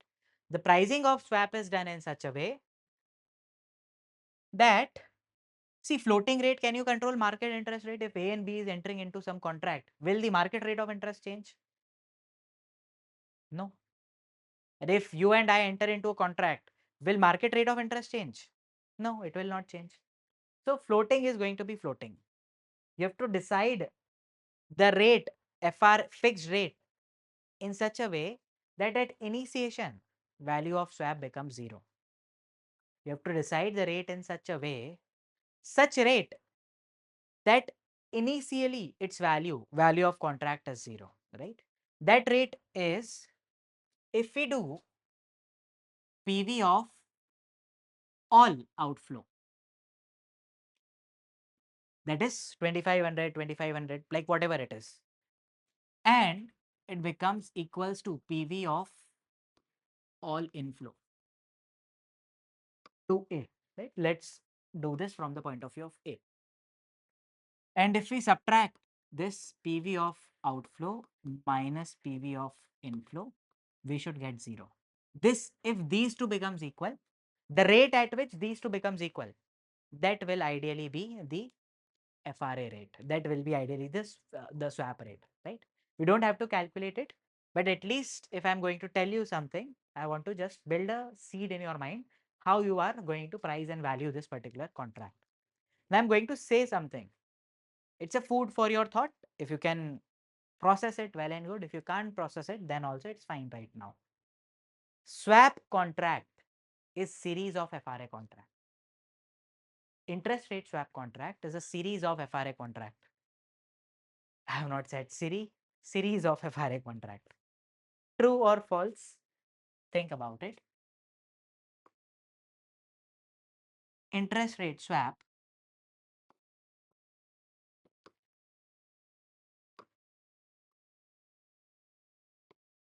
is contract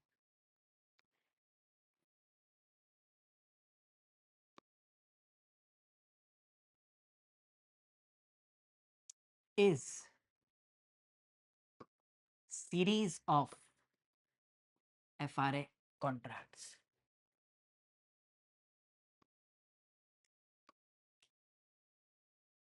This is true or false. You have to think about it. Not right now.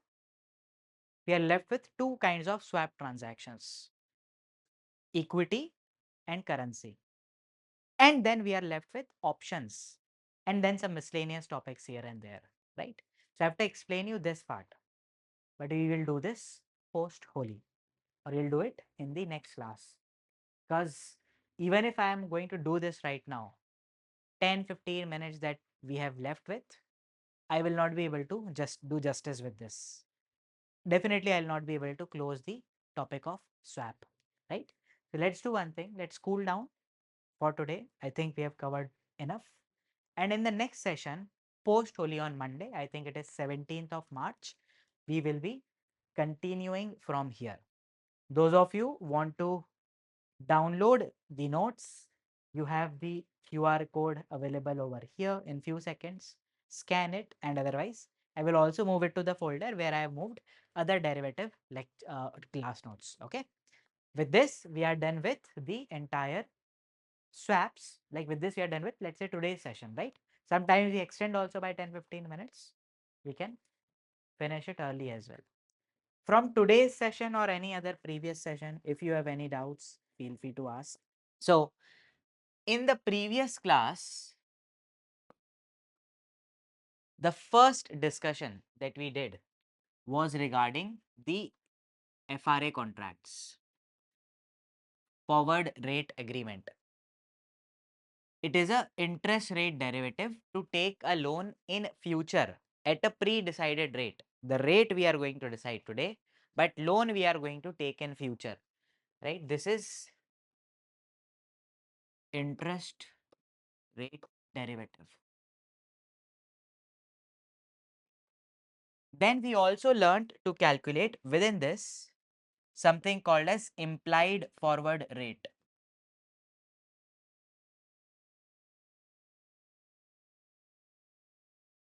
We saw there are two conventions, one for fixed income subject, one for derivative subject. This was like the most numerically intensive part that we did in the last class. These were the two major discussions, FRA contracts and implied forward rate, right? Then we also saw a theoretical discussion around swap contracts. And I told you something, swap contract is series of FRA contracts, and I just said, think about it. I assume that you might have thought about it. In case you have not done it, it's perfectly fine.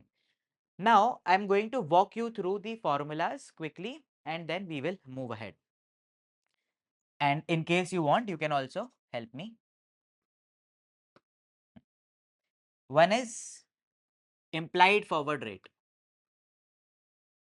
The forward rate that we want to calculate, it was calculated using 1 plus spot rate for n period divided by 1 plus spot rate for m period. This is n is more than m in this case, this entire thing raised to the power 1 by n minus m, and this entire thing minus 1. This was giving us implied forward rate, right? This was one major formula. Then we also had a discussion around swaps. In swap, there were two parties, A and B, and they were able to change the situation. A was able to move his fixed rate to floating rate, and B was able to move his floating rate to fixed rate, right? They were able to swap the initial condition or initial outflows that they wanted, like that they had, right? Theoretical discussion around this is done, but some numerical, some numbers, some concept is pending. Okay, this was majorly the discussion in the last class. Now, in today's class, I want to cover few miscellaneous topics. Okay, this is where we are starting. There is something called as basis value point. This is in context of futures contract.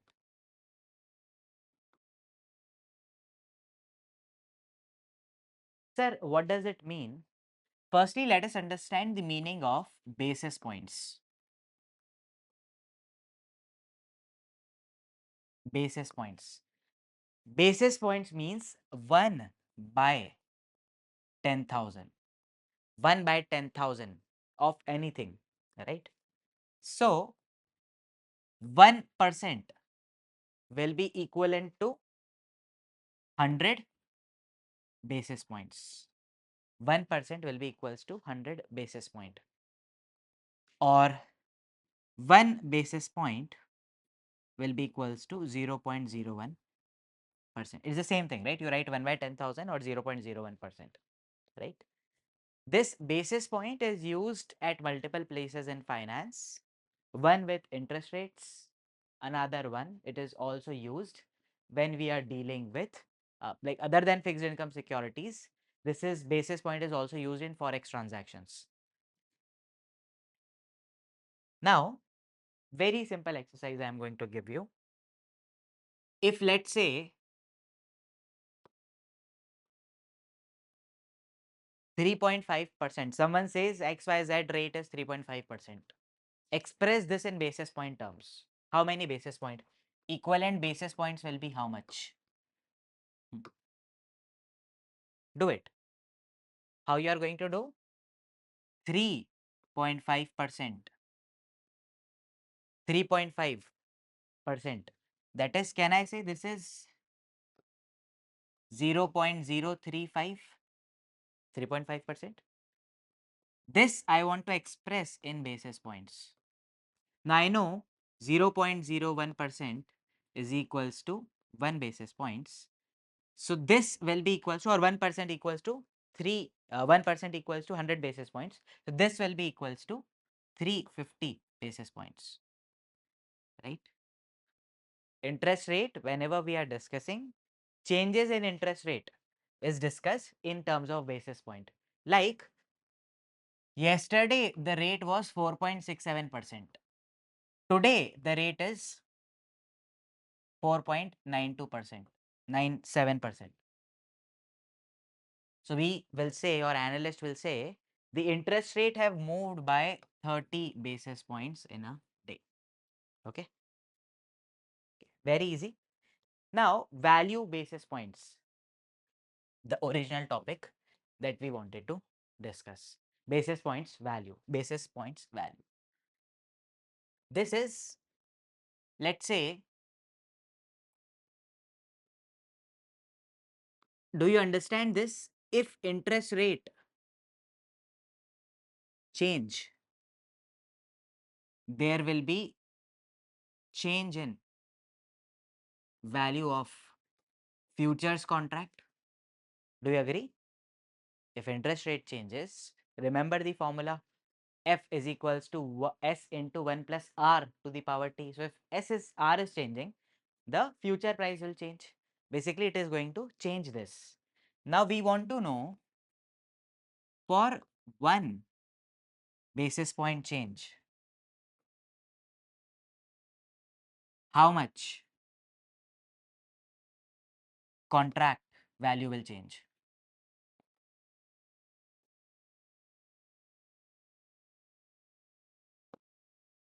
Okay. This is the goal. We want to know value of 1 basis point. 1 basis point. For example, if interest rate is 3%, contract value is 5,000 rupees. But it becomes 3.2%. The contract value is 5,500. So can anyone tell me, by doing basic algebra, basic maths, what is the value of 1 basis points? 1 basis points. If interest rate is 3%, the contract value is 5,000. If it becomes 3.2, the contract value increases to 5,500. So what is the value of 1 basis point? 17. Okay. Maybe possible. We have to calculate. You calculated it? No? Okay. I'll tell you. For, can I say, 0.2% change, the value have changed by 500 rupees. For 0.2% change, the value have changed by 500 rupees. Or I can say, for 20 basis point change, the value have changed by 500 rupees. So for 1 basis point change, it is going to be 500 divided by 20. Unitary maths. 25. Now how this figure is going to help you? Achha, if someone wants formula, basis points value is equals to the notional principal into 0.01 into the duration of future contract, the period. In this case, all this data was not available to you. I was giving you a simple unitary method. In case we want to learn, like if you want to use this formula, I'll give you example for this. But what is the use of getting this number, this 25? As an analyst, we know if we are anticipating from 3.2, it is going to change next day to 3.6. If it is going to change next day to 3.6, I know it is a 40 basis point change. 40 into 25. 40 into 25, I know 1000 rupees ka there will be change in value of contract. Okay. Now, this is the use of basis point, so that we can arrive at quick and dirty calculation of change in value. Okay. Now, this is the formula. Like this is formula, I think, given in your book as well. Okay. Let's say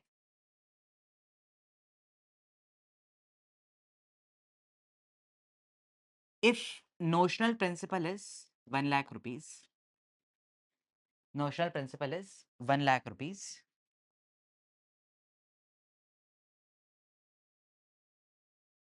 basis point value 0.01% into period. Let's say it's a 3-month contract. So I'll say 3 by 12, right? So whatever is the answer you can come up with, and you will say value of 1 tick or 1 change in 1 basis point change in interest rate, my futures contract value is going to change by this much. Okay. This is basis point, very, very easy. Now, how interest rate derivatives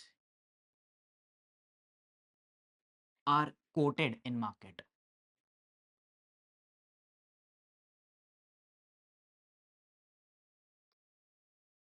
How interest rate derivatives are quoted in market.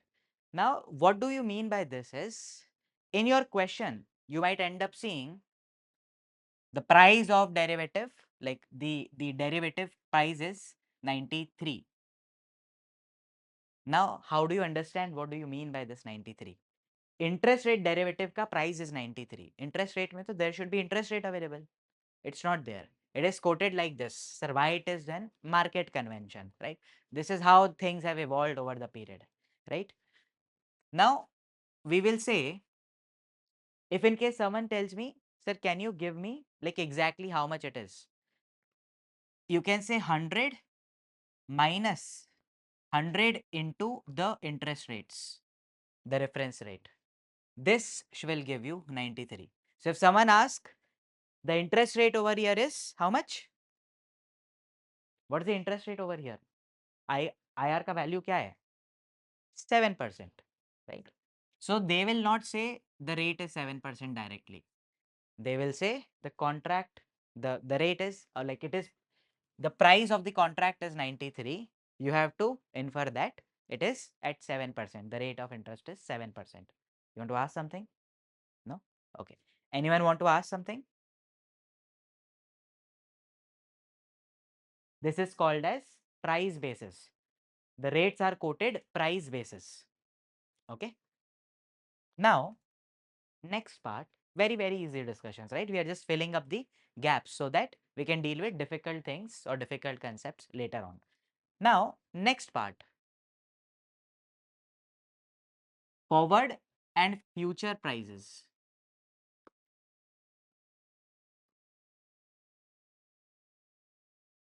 differ. This is what is observed in the market. Forward price and future price will be different. But if you think about it, the formula was same. F is equals to S into 1 plus R to the power T, right? So why do they differ?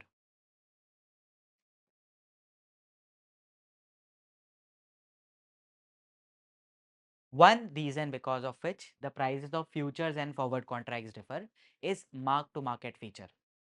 Futures will be doing mark to market adjustment.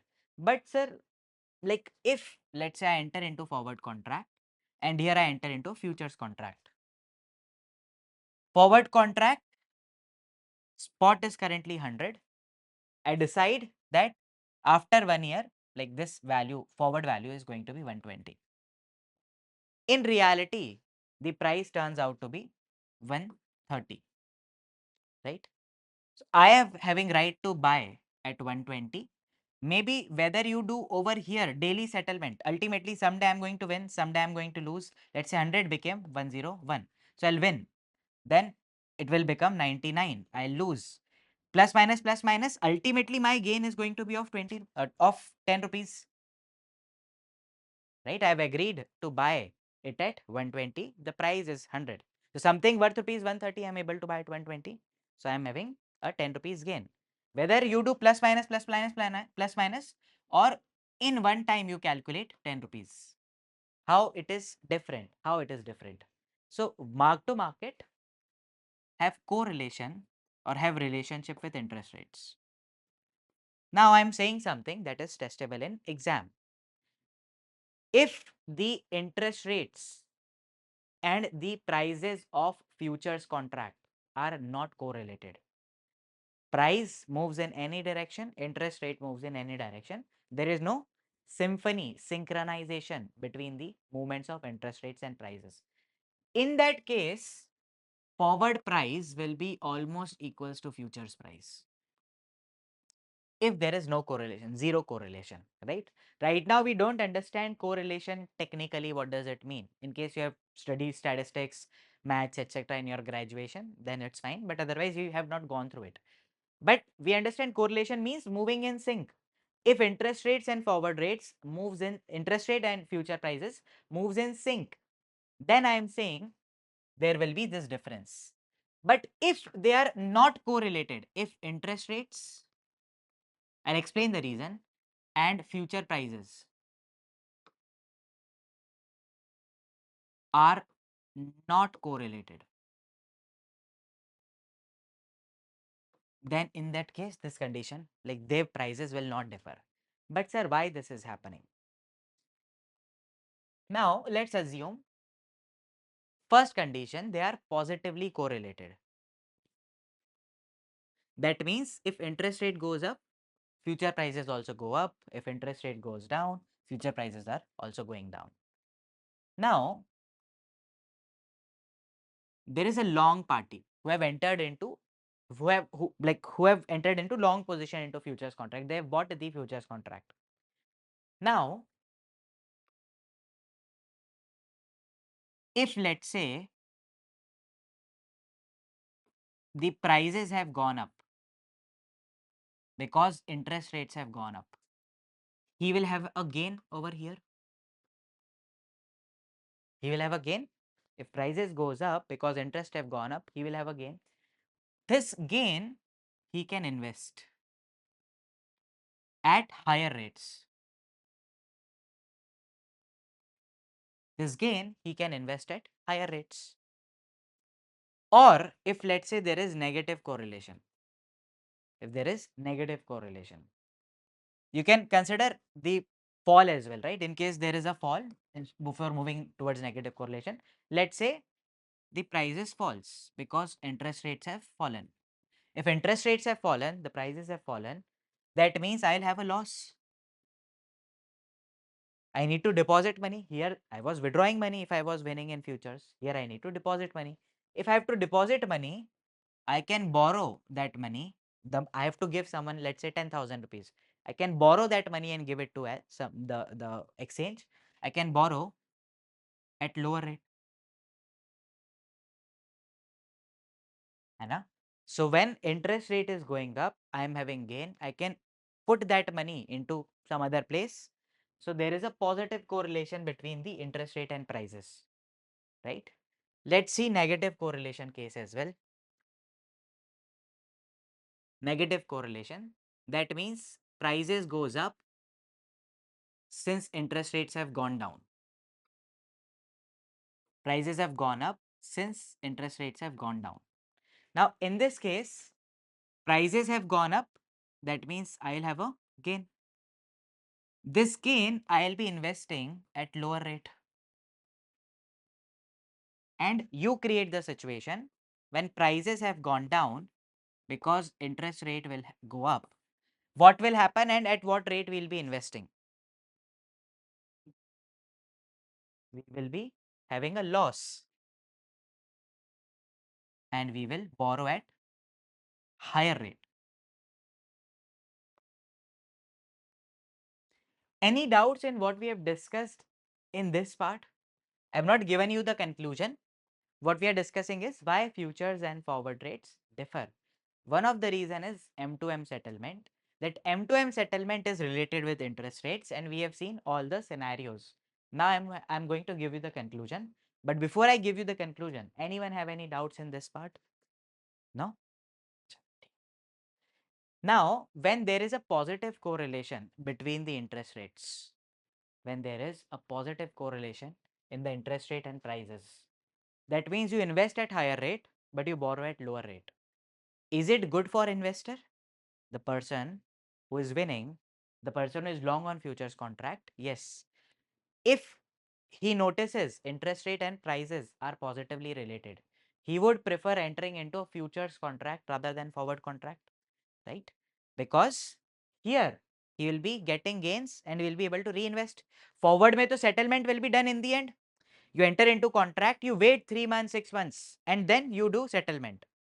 But in this case, plus minus, plus minus, plus minus daily happening. If I have to deposit money, I'll get it lower rate. If I have to I have to invest money, I'll get higher returns. Therefore, it is better for investor. Therefore, in case there is a positive relationship between the interest rates and prices, there is a positive relationship. The investor will prefer future contracts over forward contracts.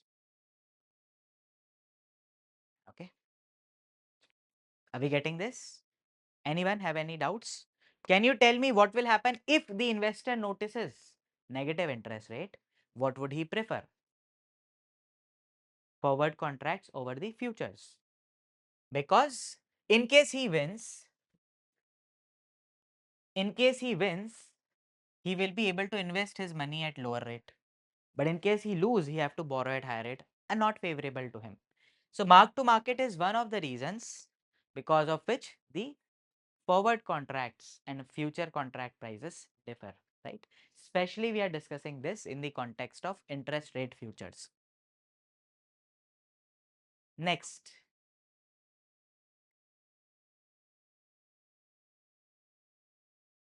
the reason I am giving you first and then I'll explain why, right? Do you understand what is this shape called? Let's say this is a lens. This shape is called as what? Concave, convex. सबको confusion होता है. Sir, will borrow at lower rate or higher? Convex. Convex. Okay, you are saying convex. Any other person have different opinion? It's concave, convex. Google it. And this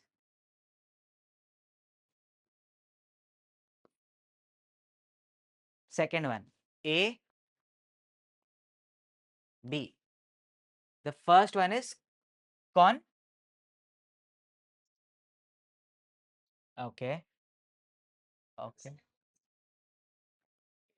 Concave. Okay. Please Google it. Others. First one is convex. Okay. Chalo. Let's start with our science lesson today.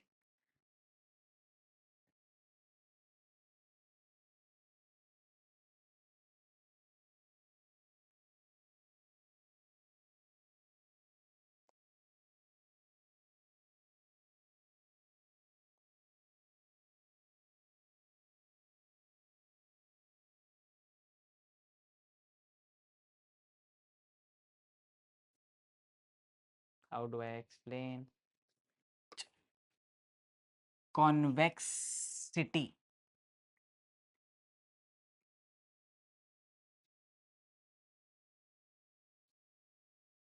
This, this shape, this shape, this shape. Convex है concave है? Convex. This shape, convex. And this is concave. Now, this shape is not of any use to us. Convex is something that we want to understand. The reason why futures and forward prices differ, answer is convexity bias.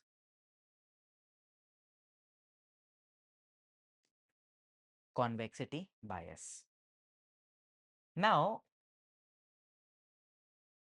in finance, you will come across convexity at multiple places, especially when you are dealing with fixed income securities, bond.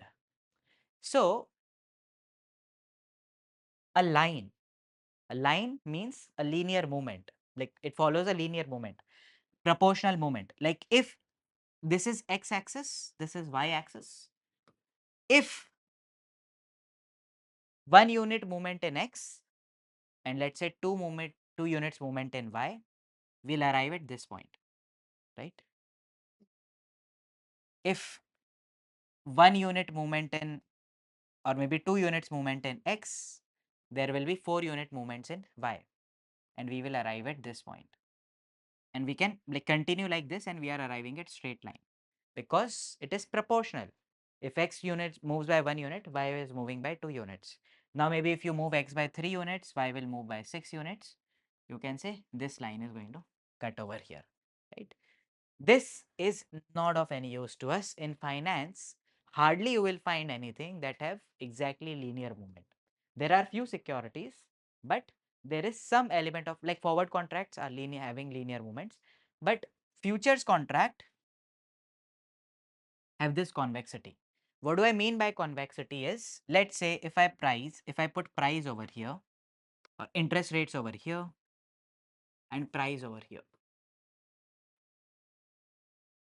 Rates in x-axis, y-axis is price, and it is noticed like if the rates increases, interest rate increases. Let's say there is a positive correlation, price also increases. if interest rate is increasing by 1 basis points, price is increasing by 30 rupees, $30. But if interest rate decreases by 1 basis points, price may end up decreasing by maybe 28 basis points, right? This is a real phenomenon. This happens.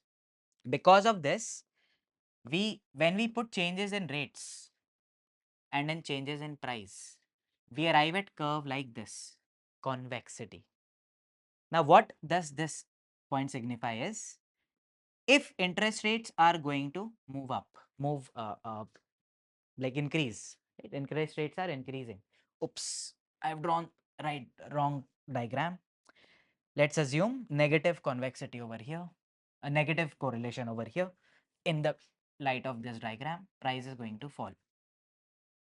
Negative correlation is there because I've drawn it like this. So if interest rates are increasing, the price is falling. In this case, price was over here. Now interest rate increases, price will be over here, move from here to here, right? Interest rate increased, price fell. This fall, just look at this size, and let's say similar amount of movement I'm going to do over here. Interest rates are going to fall by this much, so price is going to increase by this much. Do you see increase is much higher in comparison to fall? This happens with futures contract. This is price, or this is the convexity, and because of this convexity, the price of forward and futures are not in sync, or they are different. Now this diagrammatically I think you are able to understand, but इसका logic मैं देता हूँ. Let's dive deeper into it. Okay. For this, we have to learn a more detailed, or we have to go through the interest rate derivative, maybe FRA contract, in lot more detail now. Okay. We have discussed a forward rate agreement. Repeating for you, forward rate agreement is, I want to take a loan in future. Let's say a businessman wants money after 6 months because he is going to have a busy season. But after 6 months, he is scared. Currently, I am getting loan at 8%. Maybe RBI will change the rate to 9, 10, 11%. So I have to bear extra cost. So he can go to a dealer. If he goes to bank will say, yeah, if you need loan after 6 months, come to me after 6 months. Bank will not entertain all these requests. He can go to a derivative market dealer and he'll say, I want to enter into a forward contract. A forward contract is a contract to take a loan in future for a specified period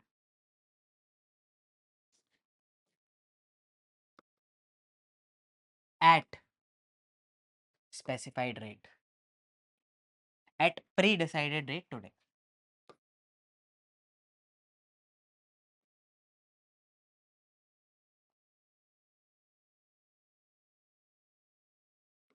This was an FRA contract. If I want to take a loan over here for this period, let's say I'm here, I want to take loan after 4 months for 2 months, so I can lock the rates today, right? This was an FRA contract.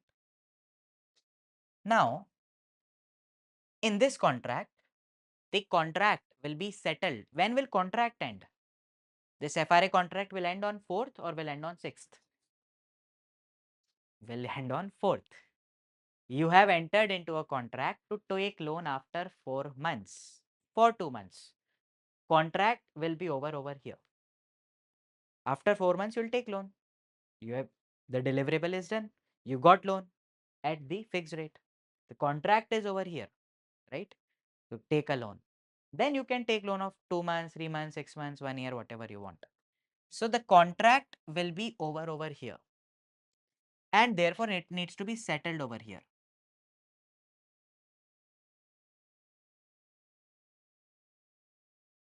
But the gains of contract will come over here. The gains of contract will come over here. I need to explain myself. What do I mean by this?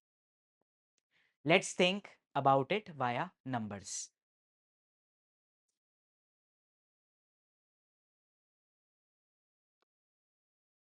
I have entered into contract to take loan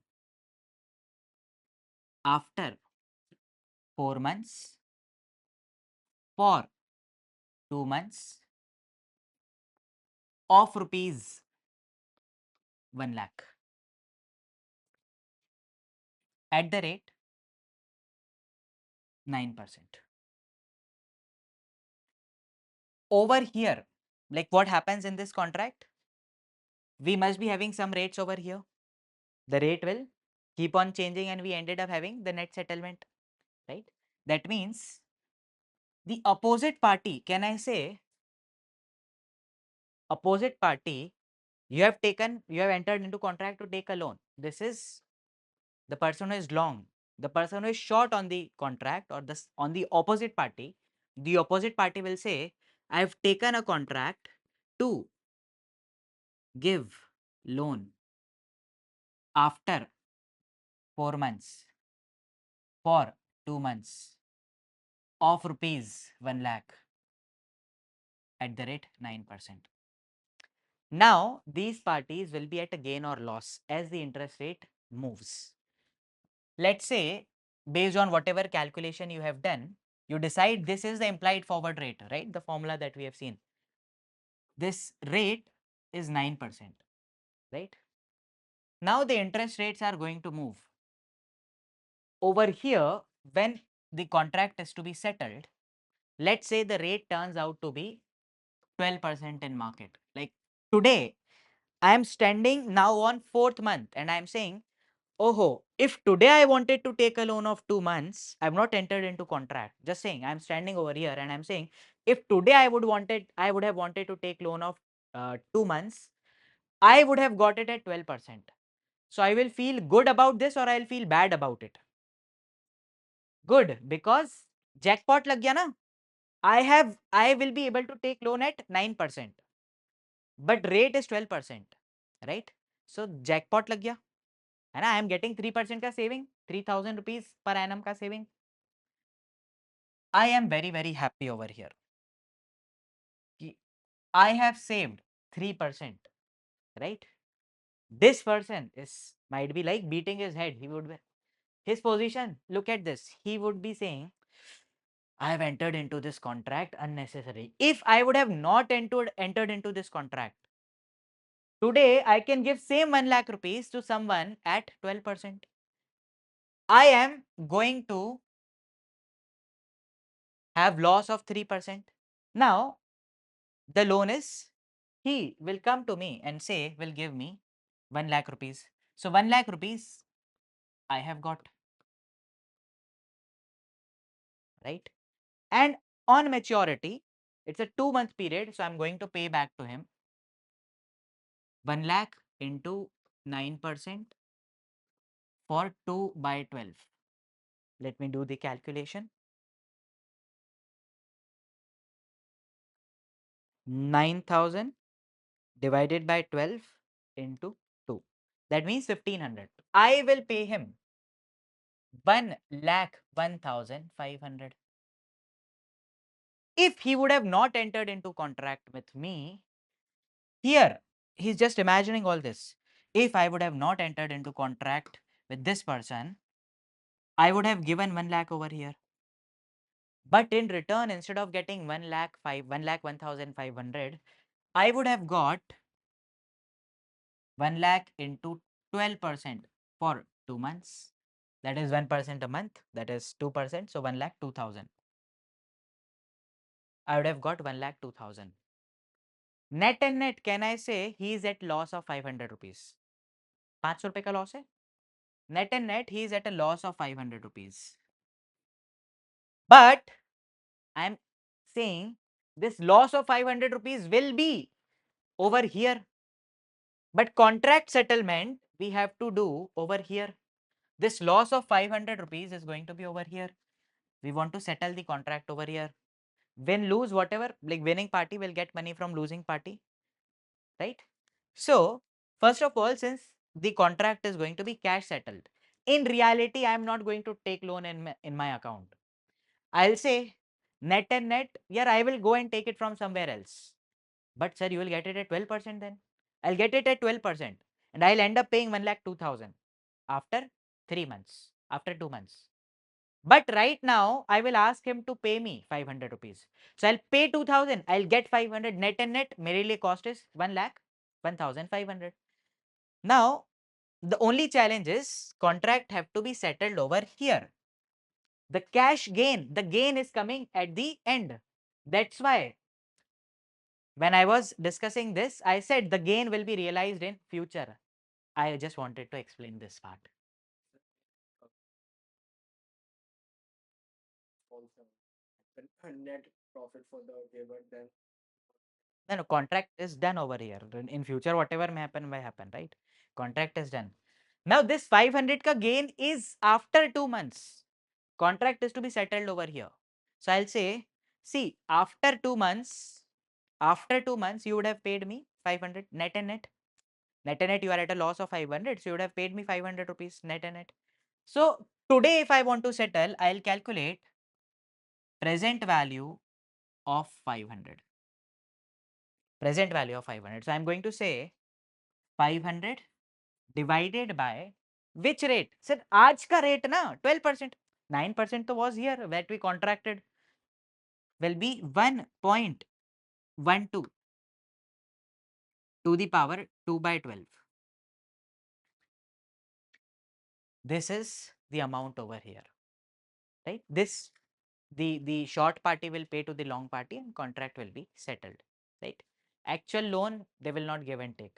Now, if this person needs some money, he will go and take it from someone else. He'll get it at 12%, and he already got whatever is the amount. Let's say 450 after discounting. I've not done the calculation. Let's say it is equivalent to 450. 500 divided by 1.12 to the power 2 by 12, it is 450. So I've received 450 today and I'm going to take a loan at 12%. After 2 months, that 450 would have grown to 500. The loan amount will be 1,000, 1 lakh 1,200. 500 account credited into my account, and then I have to pay 2,000 net and net. 1,500 rupees is my cost. Okay, and I think अच्छा हुआ we never chose science in our curriculum. Concave, convex. We are commerce students, or now we are doing CFA even if you are from science. Okay, chalo. Now, sir, how is it related to mark to market? It is not related to mark to market. It is related to convexity that I have told.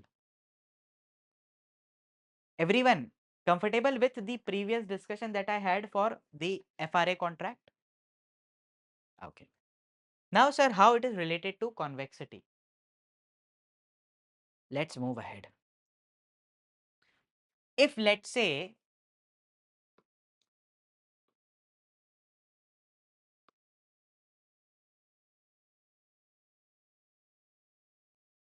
it's a forward contract, because we are discussing forward rate agreement, it was a forward contract FRA. We are saying whatever is the amount, let's say gain was of 500 rupees. We are going to realize this gain after 2 months and we calculate present value of the gain. Now, interest rate changes. Initially, when I entered into contract over here, interest rate was 9%. Now, over here, it has become 12%, right? Now, if someone says calculate value of forward contract, so I'll say 500 divided by 1.12 to the power 2 by 12. है ना? But in futures contract, 50 rupees will be realized over here only. Every day mark to market plus minus plus minus plus minus is happening. 50 rupees over here will be there. But 50, or in this case 500 rupees net gain, everything will be settled over here. But in forward contracts, gain is of 500, you have to discount it back. It will be slightly lower amount. Let me do it. 500 or 1.12 y to the power x bracket open 0.166666 bracket close equals to 1 upon x into 500. It is coming as 491. For forward contract, the price is coming as 491. In future, the gain will be plus minus, okay? 500 will be settled. That's why the prices are different, because the way forward contract and futures are settled mark to market. Interest rate forward is settled today by calculating present value of the gains that will happen after some period. Hence, the value is different. Are we getting this? Now, 2-3 reasons, these are enough for like understanding whether like why future prices and forward prices differ. Now, I have to introduce you to one more type of swap contract. We discussed swap in the last session. I have to discuss one more type of swap contract. Earlier, the swap that we have discussed, essentially it was an interest rate swap,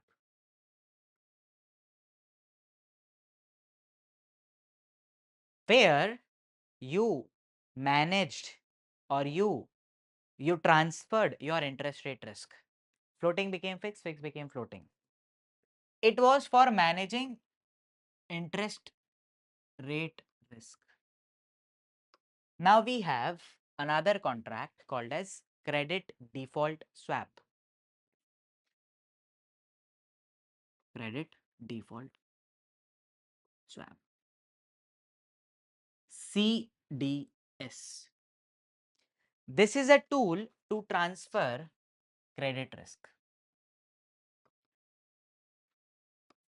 Now, first question, what is this credit risk? So, Abhedya is saying, Abhedya, right? Is saying that if one party falters to pay the amount, it is credit risk. It is correct, but partially. Any other person want to add? Risk of borrower defaulting, or that is the default risk. Okay, so credit risk, multiple parts are there. One of them is default risk, and default risk is what you are saying. Yes. So,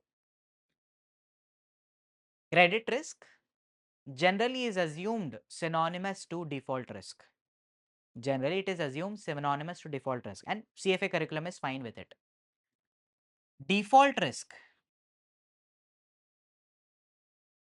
In FRM, if I say credit risk and if I say default risk, I have to mean there is a specific word for each type of risk we are facing. I cannot interchangeably use it. But in CFA curriculum, it is perfectly fine. Default risk is the risk that money will not be paid. The contractual money will not be paid on time. Two things. It will not be paid on time. The contractual obligation will not be fulfilled on time.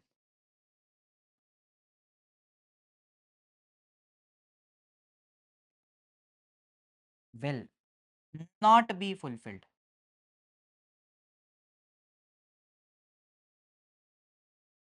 on time. Now, just to explain the emphasis of the word on time over here, if EMI is due on 4th of next month and you deposit the money on 6th of next month, have you defaulted? Yes. If think about it, if bank have to give your FD interest on 1st of this month and bank pays this money to you 5th of this month, you would have gone to the bank and said, where is my interest? That is default. So, not paying money, if you don't deposit your money, have you defaulted? Definitely. If you don't pay your money on time also, you have defaulted, right? So, default risk used synonymously with credit risk. Credit risk is a much wider term. There's transition risk, there is bankruptcy risk, etc. involved. Now, credit default swap is basically you are buying an insurance. Now, let's try to understand this.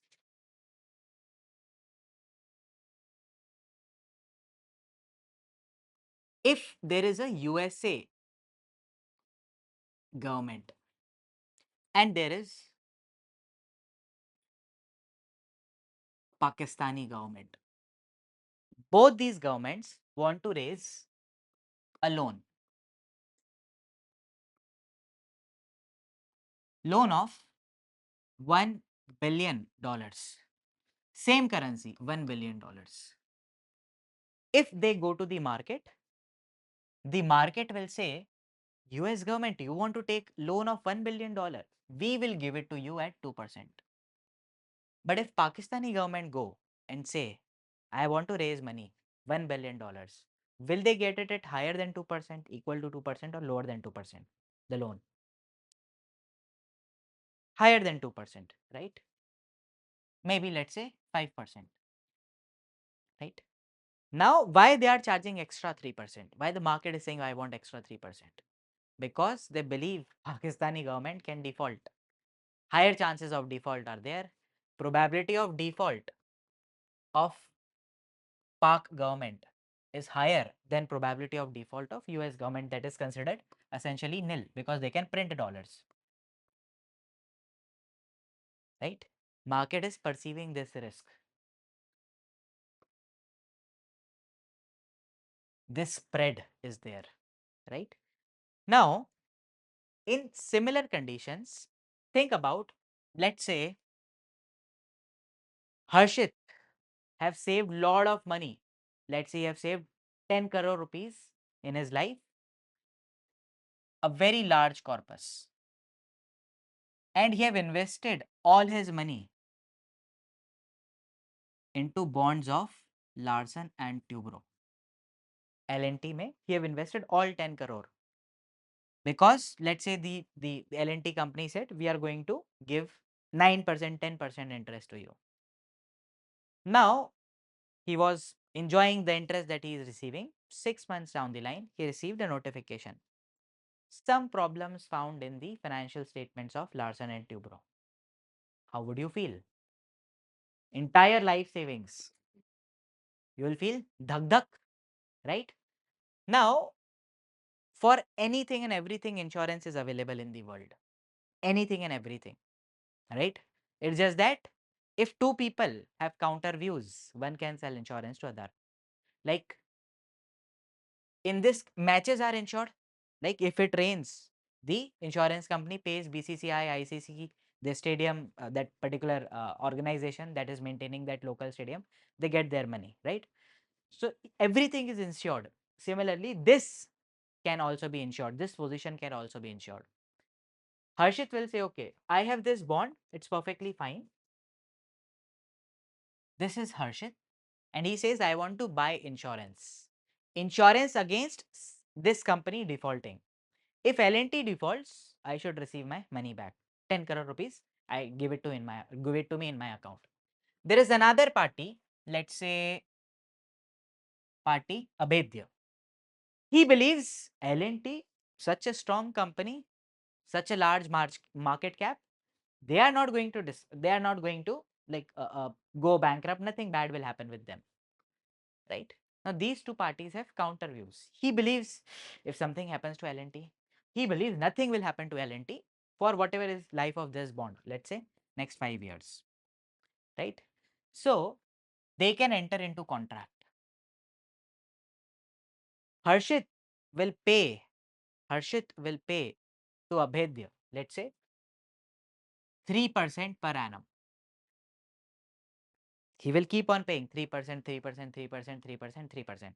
In 5 years, nothing happens. It's fine. Abhedya have made 3% each year of 10 crores. Premium, like I have expressed premium in percentage terms. So 10 crore ka 3%, 30 lakh rupees. He is going to earn for next 5 years. So it is 1.5 crores in his pocket. Now he would have done similar contracts with 50 other people as well. She is receiving lot of money. Maybe in case one of the company defaults, you have received lot of money, you will pay back. Some person like Harshit, if in case the company in which he invested defaults, you are an insurance company, as good as insurance company, you are dealing with 50, 60 large clients. So you are collecting lot of premium. In 5 years with 50 people, maybe you would have collected 75 crores ka premium. If 1, 2 company defaults, you'll pay 10 crores. Still you are at 55 crores ka profit. This is how insurance company work, right? Now, this 3%, 3%, 3%, 3%, 3% he will pay. In case nothing happens, it's fine. But in case, let's say, default happens, first year, nothing happened, second year, nothing happened, third year, nothing happened, fourth year, there is a default. As soon as default happens, Harshit will make a call to Abedi and will say, sir, please give me my 10 crore rupees back. Exactly, he'll not give 10 crore rupees back.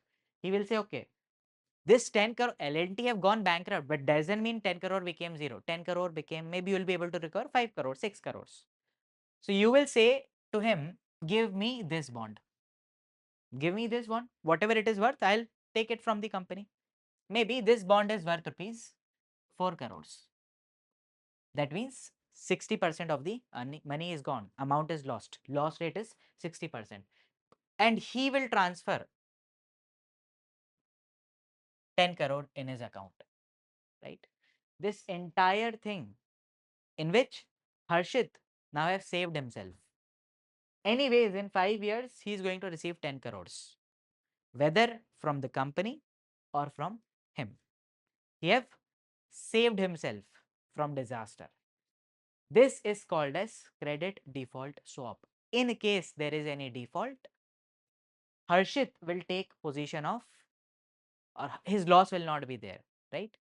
See, this is called as CDS, credit default swap. Credit default swap, right?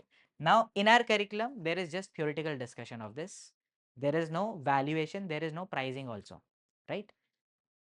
Now, in this case, Harshit is called as protection buyer.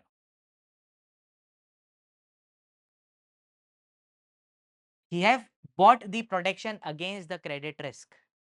He is paying premium. Abhedya will be known as protection seller.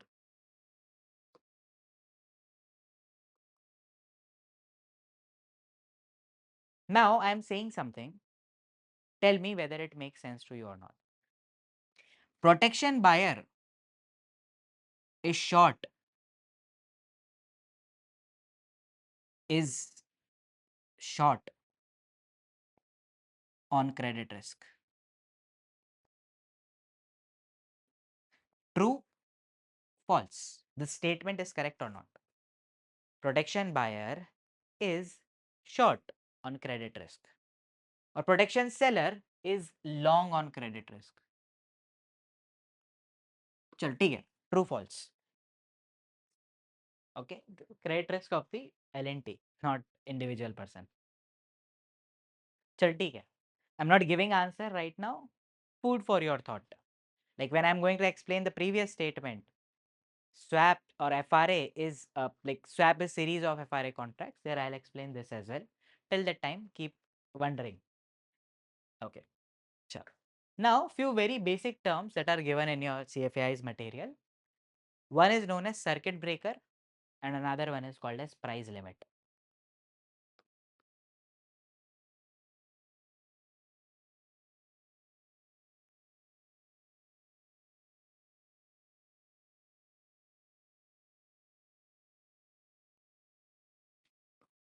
Do you know any share recently that hit lower circuit? Was into news last week. Hmm.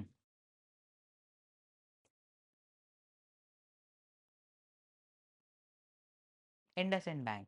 What happened in IndusInd Bank? No? Chalo, theek hai. Research about it more. Now, since you guys are becoming part of this industry, right? This is like you're learning ABCD of finance.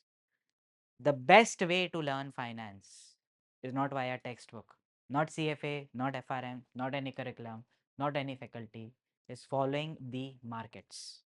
You just follow the markets, you will automatically know a lot more.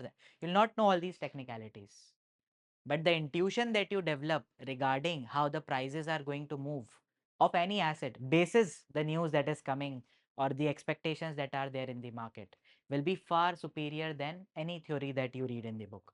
So does that mean we should not read all this? We should. We need a qualification, and all these authors are also very experienced. We learn a lot, but following the markets gives you edge over anyone else in your industry, right? Okay. Now, price limit or circuit breaker, it is not a concept related to futures contract. Rather, it is a concept related to any exchange traded instrument. Price limit means if something worth rupees 100 is there, exchange will not allow it to move in a day more than 20%. Right? Just telling few shares are allowed, few shares are not allowed. But I'm saying this is the maximum it can move in a day. Why exchange is doing this? To control manipulation in the market. Because if a lot of people make a gang and say we are going to buy this share, we'll pump it. No matter what they do, beyond this 20%, they will not be able to do it in a single day. Next day again they can do it, next day again they can do it. There is a like still acting as a mechanism to pause the volatility in the market. Market manipulation is stopped. Second is circuit breaker. Circuit breaker is they pause trading for some time.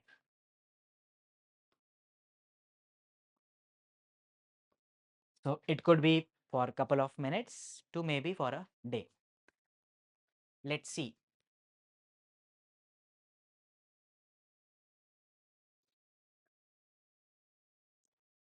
Nifty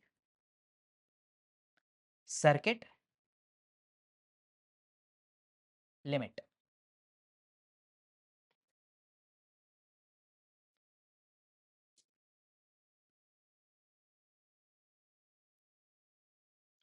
Nifty 50 index has a circuit breaker. We know the word. Limits at 10%, 15%, 20%, triggering trading halts in all equity and derivative markets if breached. As soon as you cross that 15% limit in a day, pause for some time. With the duration halt depending on the time of the breach and percentage of the change. More breakdown is given. If 10% circuit is reached before 1 p.m., trading will halt for 45 minutes. If it is between 1 to 2:30, it will halt for 15 minutes, and after 2:30, no halt. 15% limit, 1 hour 45 minutes, 45 minutes, and halt for remainder of the day. After 2 p.m. it happens, pause for that day. So 20% etc. as well is there, right? So you should know all these things. Maybe not the exact time intervals, like 20% circuit limit reached, pause for that day. At least no 20, 15, 10 are the circuit limits. Okay. Two terms. Any doubts in this?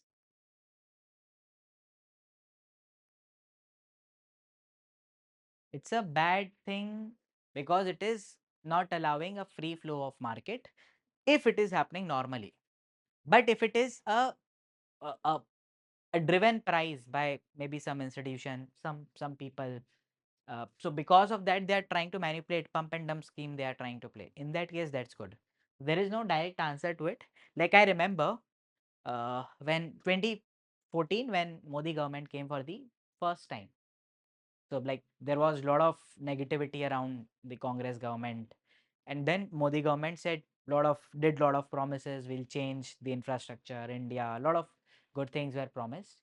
Banking stocks on that day, almost all the banking stocks, especially the government banks, hit 20% circuit limit. Lot of like in a day 20% up. Like a lot of banking stocks did that. So that's they have like here the exchange halted the natural flow. It is not done by one party. Entire market was participating. But if one party is doing it, like pumping, pumping, pumping, then they're trying to manipulate the market. In that case, that's not good. Okay. Next, we have to discuss advantages and disadvantages of derivatives. Advantages, disadvantages of derivatives. First advantage, primarily for which this instrument was created, is क्यों बनाया था ये instrument? Hedging.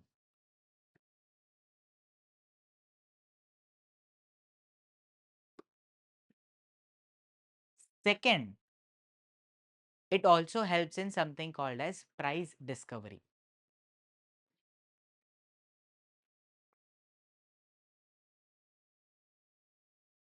What do we mean by price discovery? See, whenever any asset is not listed in the market and then it comes to market for the first time, it is looking the demand force and supply force interacting with itself. Like Bitcoin, now it is pretty much stabilized. Like back in 2012, 2013, I remember it used to be like it used to go 15% up in a day and 15% down in a day, like even more I've seen, right? Price discovery means what is the true fair value of the asset. Market forces will determine. So whenever share is getting listed, you will see initially it is very volatile and then it settles down. Price discovery is happening over here. Derivative contracts also. So price discovery is not only a function of derivative contract. Whenever volumes are there, if there is any liquidity into the market, price discovery will automatically happen. If market is operating at its full efficiency, it is informationally, operationally efficient. Like everyone know everything and it is very easy to enter into trade. In that case, the markets will be fairly valued. That means over long term, you will not be able to beat market using any strategy, because market is fairly, you don't know anything, you don't have edge over others, right? Because everyone knows everything. When markets are informationally as well as operationally efficient, you won't be able to beat the markets. Therefore, technical analysis will fail, fundamental analysis will fail, and passive active pitho will be like, there is no, like, you will end up giving the management fees. There is no extra gain that you will be able to make. But passive management, very low fees, you will be able to not beat the market but join the market. Okay, price discovery. Advantages, we are just, these are just advantages, okay? I'll discuss disadvantages separately. Hedging, price discovery. Other than this, it also supports market efficiency.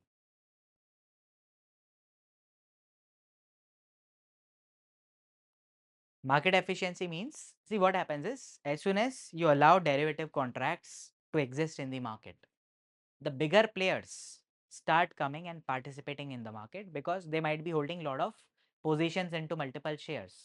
They would want to hedge themselves. Till now, there was no derivatives contracts available on that particular, let's say, we have Reliance and we have Reliance Future. Earlier, it was not available, so I was not able to hedge. But now, a lot of larger players will start coming into the market, because of which market efficiency will increase. Efficiency increases, liquidity also increases.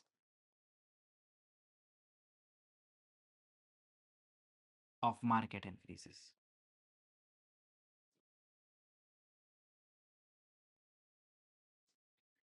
Can you tell me any disadvantage of derivatives? क्या है disadvantage? Fear of loss. Okay. Other than this,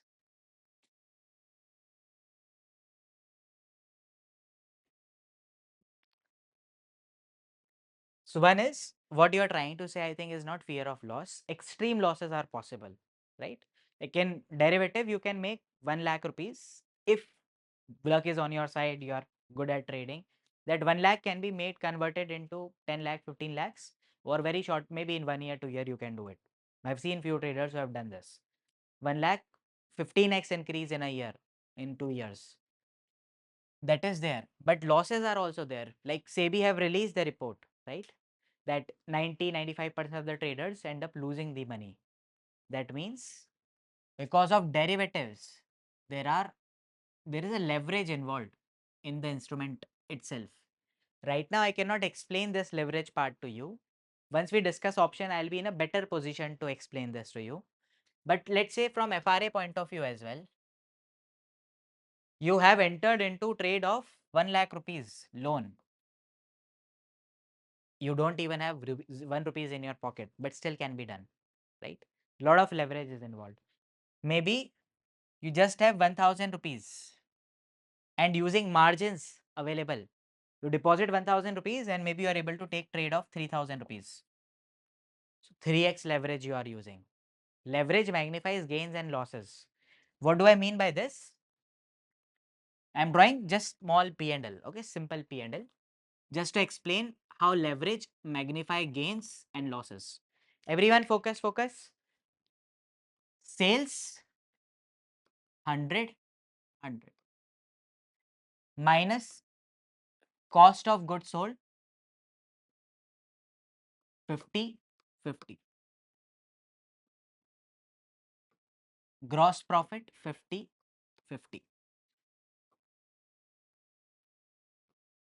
Selling general admin, like other indirect expenses, 20, 20. EBIT depreciation I have included above only. EBIT 30, 30. Everything is same. But now company 1 and company 2, their capital structure is different. That means I am saying company 1 is financed using 100 rupees of or 50 rupees of equity. For ease of calculation, let it be 100. I just don't want you to confuse between the sales number. This is just 100 rupees they've used of their own, company 1. Company 2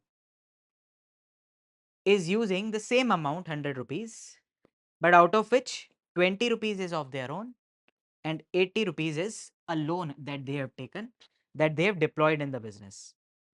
Again, total is 100. Now, since they have taken loan, they have to pay the interest. This debt is, let's say, taken at 10%. Okay. So, minus interest, this is 0. This is 10% of 88 rupees. This is going to be profit before tax, 30, 22, tax at the rate 10% or 20%.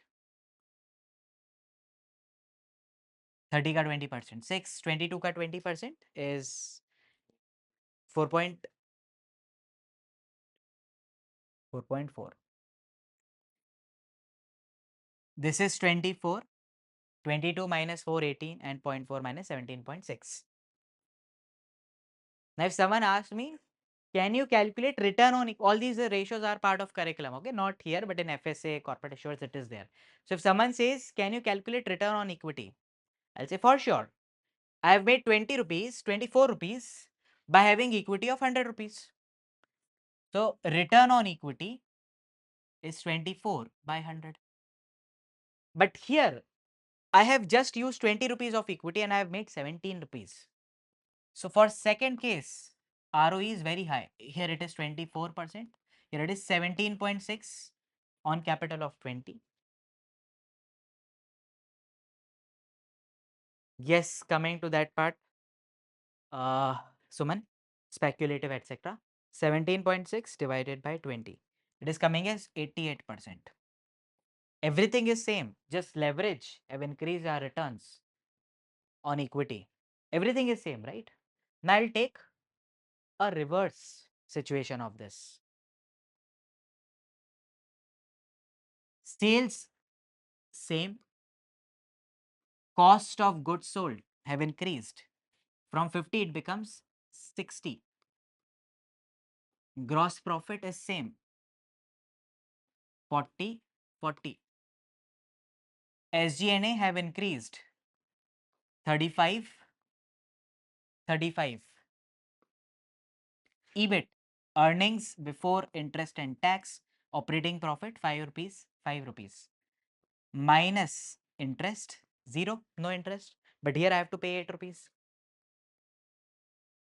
Here, profit before tax, 5 rupees minus 3. Tax on 5 rupees, I end up paying 1 rupees, 20%. So it is 4 rupees PAT. Here, I don't pay any tax because I have not made any profits. It's minus 3. If now I calculate ROE, it is 4 rupees on 100, that is 4%. But for second company, ROE is minus 3 on 20. 30%. Oh, sorry. 3 divided by 20, yes. Minus 15%. So what I wanted to say earlier is leverage, taking loan, magnifies gain. 24 became 88. Magnifies losses. 4 became 15. Now derivatives have this inherent feature built into them. Derivatives have this feature. Without 0 rupees into your pocket, you can enter into a forward contract of 5 crore rupees. If you can find someone, you can do it, right? Or maybe without having, maybe by having some rupees into your pocket, you can use margin trading. like grow etc. Like nowadays you are seeing the ads, बहुत smart है ना, there is ad right, Groww का बहुत smart है ना, तो बता मुझे 9,000 रुपए, मेरे पास 900 रुपए और मुझे 5 शेयर खरीदने, तो मैं कैसे खरीदूंगा? then the it says like you can use grow 5x leverage facility. So you have 1,000 rupees and you want to buy shares worth rupees 5,000. How will you buy? Using the leverage. So gains it will magnify, but losses also, in case it happens, it will be very deadly. Derivatives have this feature built into them, leverage. Second, the hedging. This is the second point. There will be, it is very difficult to find perfect hedge. Improper hedging.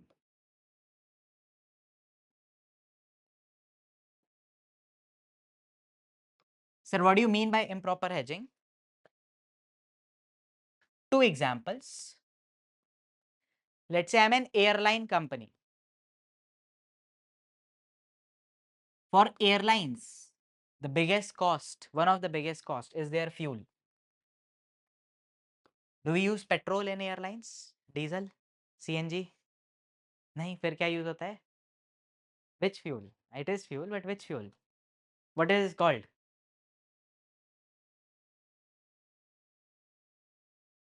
What is this fuel called as? Google it. ATF. Aviation Turbine Fuel. ATF is like derivative of crude oil only. From crude oil you can guess petrol, diesel, kerosene, so many other things. ATF is derivative of crude oil only. But their price is not, ATF is different, crude oil is different. It is derived from crude oil, that is fine. So their price will not be exactly same. Now I'm an airline.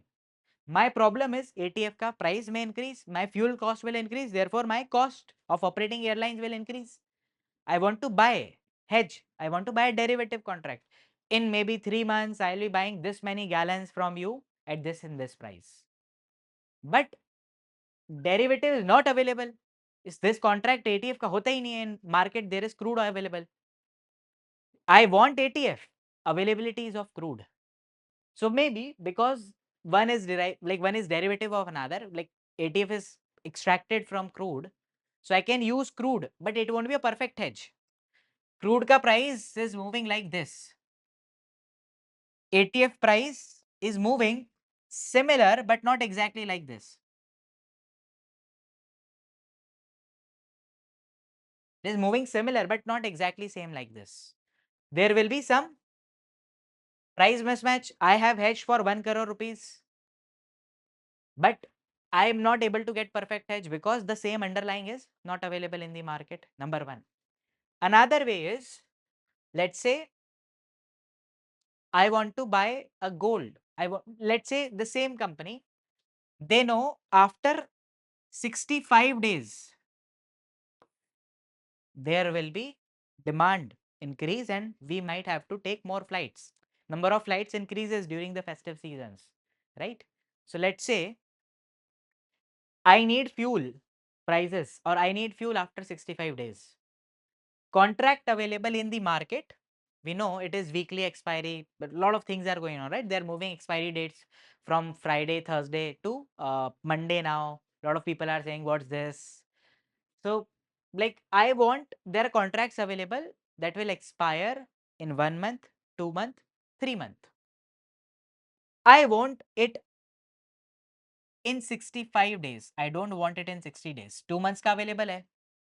3 months hai, then next is. So what to do? I anyways end up buying 60 rupees contract, and these 5 days I'll just pray, please, no movement against me. I can't do anything, right? Or maybe I'll end up buying 3 months contract and then I can cancel it over here. Still not a perfect hedge, right? So derivatives, it is very difficult to do perfect hedge. Exactly what you want. In real, like in real world, the actual companies, what is their requirement?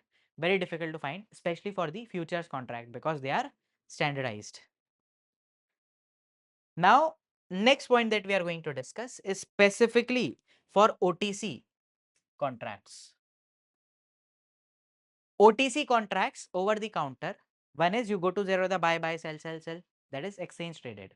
I'm saying OTC contract. OTC contract means you call a dealer and say, I am interested in taking a loan of $5 million after 6 months. Can you lock the rates today? No Zerodha, no Grow, no Upstock is involved. Dealer to you. Dealer will call someone else. So and so party is there. Do you want to deal? Or I can, if I know the party, I can directly call the party. That is OTC contract, over the counter. And over the counter, the derivative ka volume is like exchange is minuscule in front of derivatives that happens over the counter. You might feel that exchange is so large, such a large, like entire country is trading on this. Institutions hardly do maybe 5% of their trade on OTC market, on in the exchange. 95% of the trades are still happening in OTC market, directly party to party or party dealer party. Now in this case, there is party 1, party 2, let's say directly dealing with each other. This party entered into contract with another party and some time passed. Now this party is at a gain of 50 crore dollars or 50 crore rupees. Exchange mein to there was CCP involved, central counterparty. Buyer to seller to buyer. Exchange is going to clear, settle all the contracts. Yahan pe there is no one. This party says nahi kar raha main. I am not fulfilling the contract. Do whatever you want to do. I'll go to the court. Will take him to the court. My lawyer's fees will be paid. But I'm not getting this 50 crore rupees immediately when I need. Maybe it will take 1 year, 2 years to settle, right? Generally, the parties don't do it because if this is Barclays at one end, this is Credit Suisse.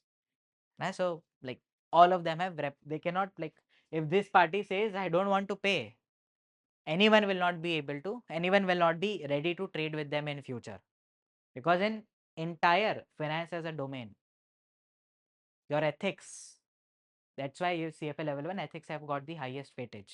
Your ethics, like how you are dealing with the words that you have committed, or maybe on the documents what is written, how you're dealing with it, or maybe how you're managing someone else's money. Not even one penny is moved here and there for your own advantage or benefit. Right? Ethics is very important. So it cannot just say like this, but in case they say, what will you do? Nothing, right?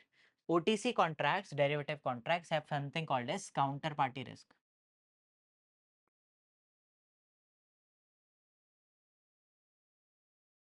Counterparty risk. Okay. That's what you said, Suman, counterparty risk.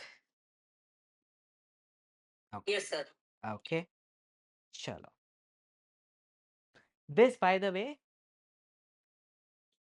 improper, imperfect hedging, this is called as basis risk. Okay. Last, derivatives lead to speculation. If I have an asset, I have a loan and I enter into CDS, it is understandable. I want to buy insurance. If someone don't have that asset, they can also enter into CDS. Right? If they win, win. If they lose, then we will settle the differences. Right? But what happens is, because you don't need capital to enter into the contract, a lot of capital, lot of people enter into naked position. Naked position means one is covered position. That means you have asset and you are hedging it. That is covered position. And then we have naked position. There is no asset. You are just trying to make advantage of price movement, buy, sell karke. A trader basically, right? Speculation. When you are doing speculation, you are trading, most of the time it is naked positions. Now, when lot of people trade together, markets sometimes will enter something called as free fall. What do I mean by free fall? One or two free falls I have also seen in my, like, whatever memory of I have of last 10 years. Free fall means market is falling, not stopping anywhere. That day, next day, next day. Bitcoin I have seen 2020 when the COVID came, around same period. In a day, it was around 55, 56, 55, even I think 64,000. crash, stopped at 20,000. This happened in very small period of time, 2-3 days. So market was in free fall because too much speculation, buy, sell, buy, sell, buy, sell. So what happens is when market is falling, lot of start people selling together at the same time. Sell, sell, sell, sell, sell, sell, sell. So there is a downward pressure on market. Everyone is saying oversupply is there. Obviously, you need buyers as well. Buyers are buying with the hope it will bounce back. It doesn't bounce back over here. They buy over here. It doesn't bounce back over here. It enters into free fall. When the market becomes excessively cheap, then these people also realize it's too much now.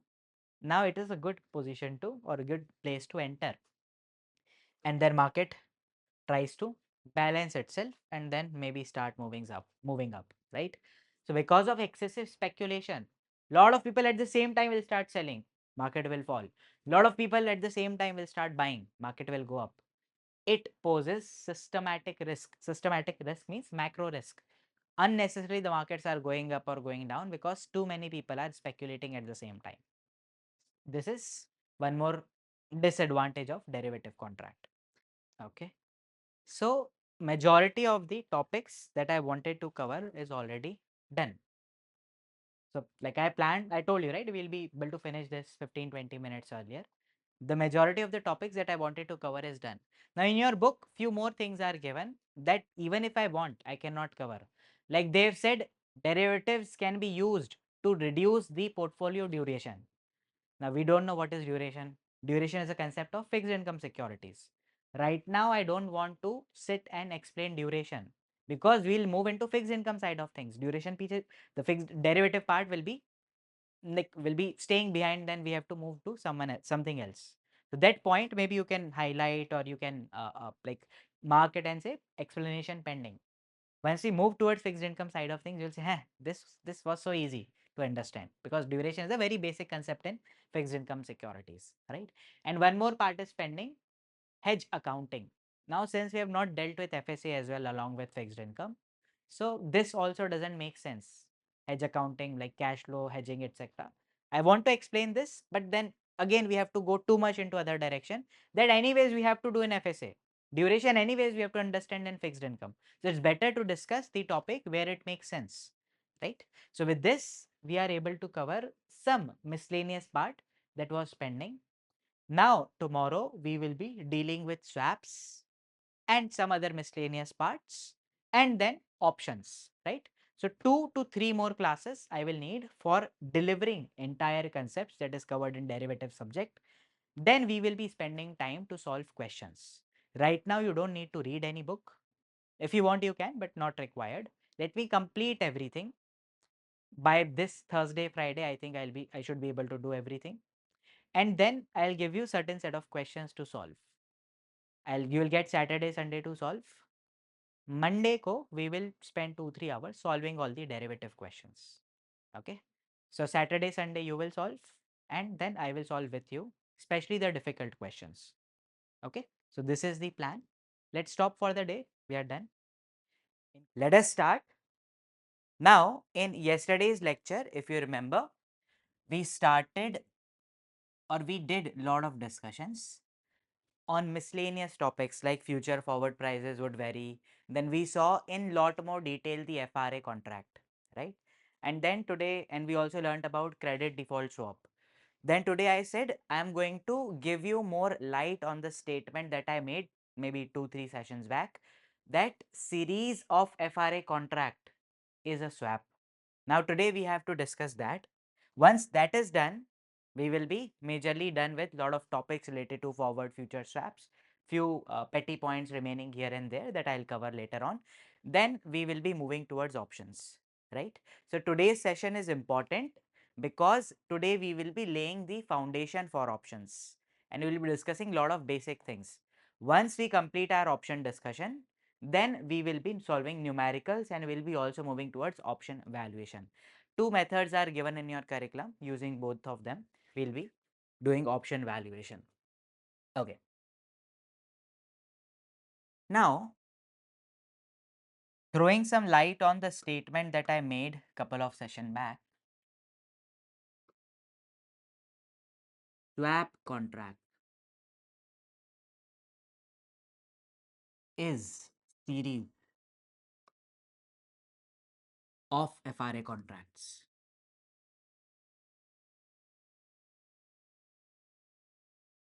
Now, for explaining this statement, yesterday the discussion that we did was very important about FRA. Okay. Now, for swap, I told it is a contract to exchange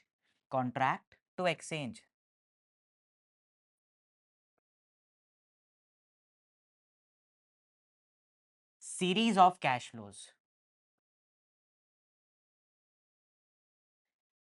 It's a contract to exchange series of cash flows.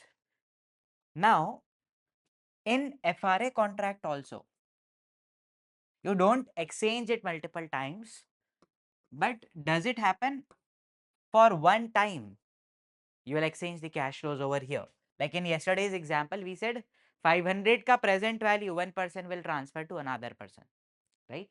Contract to exchange of series of cash flows, and in FRA contract, one cash flow is exchanged.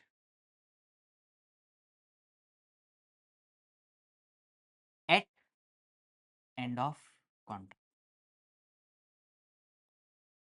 Okay. Now let's see a typical structure of a swap contract.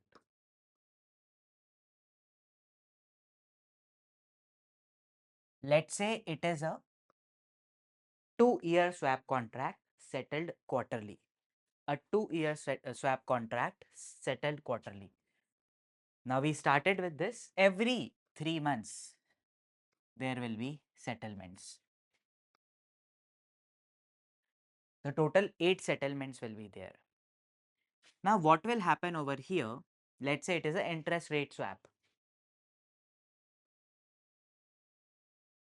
Are there other swap contracts as well? Yes. One of them very popular is called as total return swap. There is also equity return swap. We'll discuss all those, but in the curriculum, majority of the focus is on interest rate swap and contrasting it with a forward interest rate forward contract. Now, what will happen over here? Over here, my bad. Two person have entered into contract. One is saying, I'm going to pay floating rate. I will give you the floating rate. I will give you the floating rate. And I will receive fixed rate. This exchange giving floating rate and receiving fixed rate will happen over here. Now, first question, floating rate on which date? Here I entered into contract, right? Then settlement will be done over here. Now, floating rate on which date is important. Let's say at T0 when we entered into the contract, rate for this period is 6% per annum. It's a quarter, so you can do 3 by 12. And at first settlement, right now, rate for this period is 9% per annum.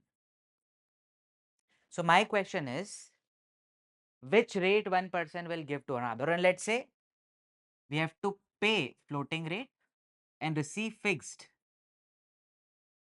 Fixed rate that we have decided we are going to receive is 7% per annum. You can adjust quarterly. Now, first question that I have, give me the answer with the logic. Why 6 or why 9%? Give me the answer with logic. You can think. Maybe I'll give you 1 minute. Over here, this person is going to pay 6% on the notional principal, or he is going to pay 9% on the notional principal, right? What amount will be paid? 6% or 9%? Pause, think, and then come up with the conclusion. Maybe if you want, you can think like this every time, like for each period. Think, and then maybe you can write your answer in the chat box or you can speak as well. What do you think, Harshit? Sir, which one is suitable? No, which one he is going to pay. When he entered contract, rate was 6%. After 1 quarter, it have moved up to 9%. Now I am going to, like, they have to exchange payments, right? So he'll say I am going to pay 6% and receive 7%, or I am going to pay 9% and receive 7%. 9%. Okay. Why? 9% is present rate. Okay. What about others? What do you guys think? This is the only difficult part over here. After that, it's going to be a smooth journey. Think about it, why and which rate. Give me your answer with the why. Sir, I didn't understand the question properly. Okay. Let me explain the question again. I am saying you enter into a swap agreement over here. Point number one. Point number two, here you have committed that I am going to pay floating rate and receive fixed rate. That's a swap transaction where you pay. Remember first, like one lecture back, we said we are going to exchange the positions. Fixed will become floating, floating will become fixed. That's what he is saying. I'm going to pay fixed rate, I'm going to pay floating rate and receive fixed rate. Fixed rate is fixed, decided at 7%, no problem. Floating rate, I am asking, is he or should he pay 6% that was today when the contract was entered, or should he pay 9% when the contract was entered? Or should he pay 9%? That's the rate today. So 9% that it is the current value. Okay, Suman. Okay. First 6 for first 3 months and 9 for second quarter. Okay. Why do you think this, Savyam? Let's understand this. If let's say you are other party, fixed rate pair, you have to pay 7% and you have to receive floating rate. You will be happy when floating rate increases or decreases. You will receive floating, pay fixed. So you will be happy when floating rate increases or decreases. You will be happy. You want to receive less and pay more? Increases. You will be happy when floating rate increases. Vice versa, if you are a floating rate pair,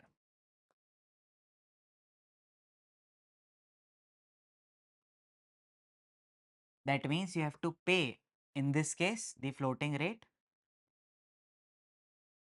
whatever it is, market reference rate, and you will be receiving fixed rate. Now over here, the purpose is we enter into contract today. Okay, we enter into contract today. Today the rate is 6%. Today the rate is 6%. After 1 month, we don't know what, after 1 quarter, we don't know what rate will be. It turns out to be 9%. Now, here, the rate was 6%. Not much importance to us. We are concerned with this 9%. In future, 9%, the how do I say?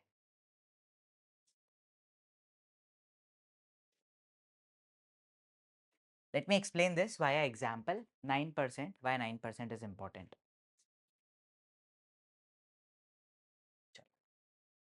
Let's understand this via an example. Okay. So what we are trying to do over here is, the purpose of example is to help you understand how we are going to price that fixed rate 7%, right? Now the statement originally said FRA, series of FRA contracts is equals to a swap contract. Now do you agree, over the period, if this is time, this is interest rates, it is going to fluctuate, the interest rate is going to fluctuate. FRA contract is settled once or twice in its life. Once, right? Now we are saying today you enter into 1 period FRA. Today you enter into 1 period FRA. You enter into 2 period FRA and you enter into 3 period FRA. Today only you enter into 1 period, 2 period, 3 period FRA. This will be equals to one swap contract for 3 periods. Now in FRA, do you agree? For this period, the spot rate, and for this period, the spot rate, and for this period, the spot rate will be different. For 1 year, 2 year, 3 year, it's going to be different, right? Therefore, in FRA contract, you remember you were calculating implied forward rates. Implied forward rate that you are going to calculate for first year, that is going to be different, or for first period. Implied forward rate for second period after 2 years for 1 year, it is going to be different. And implied forward rate for 3 years, after 3 years for 1 year, after this is 1 for after 3 years for 1 year, this is here, and it's going to be different. But we are saying for swap rate there will be one fixed rate. ठीक है, चलो, everyone focus over here. For swap contract, have we said we want to exchange cash flows? Fixed rate decided will be same for each quarter, very crucial. This quarter, next quarter, next quarter, next quarter, next quarter. If it's a 2-year contract, quarterly settlement at every quarter, the fixed rate is going to be same. The payment that I am going to receive, it will be of same percentage. Fixed rate is going to be same for swap rate. And we are saying FRA contract is a series of FRAs equals to swap. So over here, the major distinction is if you enter into implied forward rate, if you calculate for this period, implied forward rate that you calculate for this period, and implied forward rate that you calculate for this period, these forward rates that you are going to calculate, there will be different amount. This is X, this is Y, this is Z. 3 times, 3 contracts you are entering. And you want to substitute this 3 contract, or you are saying equivalent of this 3 contract is one contract that we enter over here that will be settled 3 times. One contract that we enter over here that will be settled 3 times. Swap contract, and this is 3 FRA contracts that we are entering. 3 FRA contracts that we are entering. Now, here for first contract rate is different, second is different, third is different. But in this case, the fixed rate can be only one. Every quarter, I am not going to change. It's a one contract, you decide and you stick to it. Here also the fixed rate is coming as different. So here the fixed rate that you are going to get will be some complex average of X, Y, Z. It will be average of this. It's not arithmetic average, some complex average of this. Because think about it, in an FRA contract, do you actually make the fixed payments? Like, do you actually take a loan, make the payments, then you repay the loan? No. Net cash flow 500 ka present value you were settling, right? So for first contract that you have entered, you will settle the difference of cash flows. For second contract also, you will settle the difference of cash flows. And for third contract also, you will settle difference of cash flows. Here also, if it is a one contract, you will be settling difference of cash flows, and here also difference of cash flows. But here the difference of cash flows means floating rate minus fixed rate, implied fixed rate 1. Here it means the floating rate minus implied fixed rate 2. And here it is fixed rate, floating rate minus implied fixed rate 3.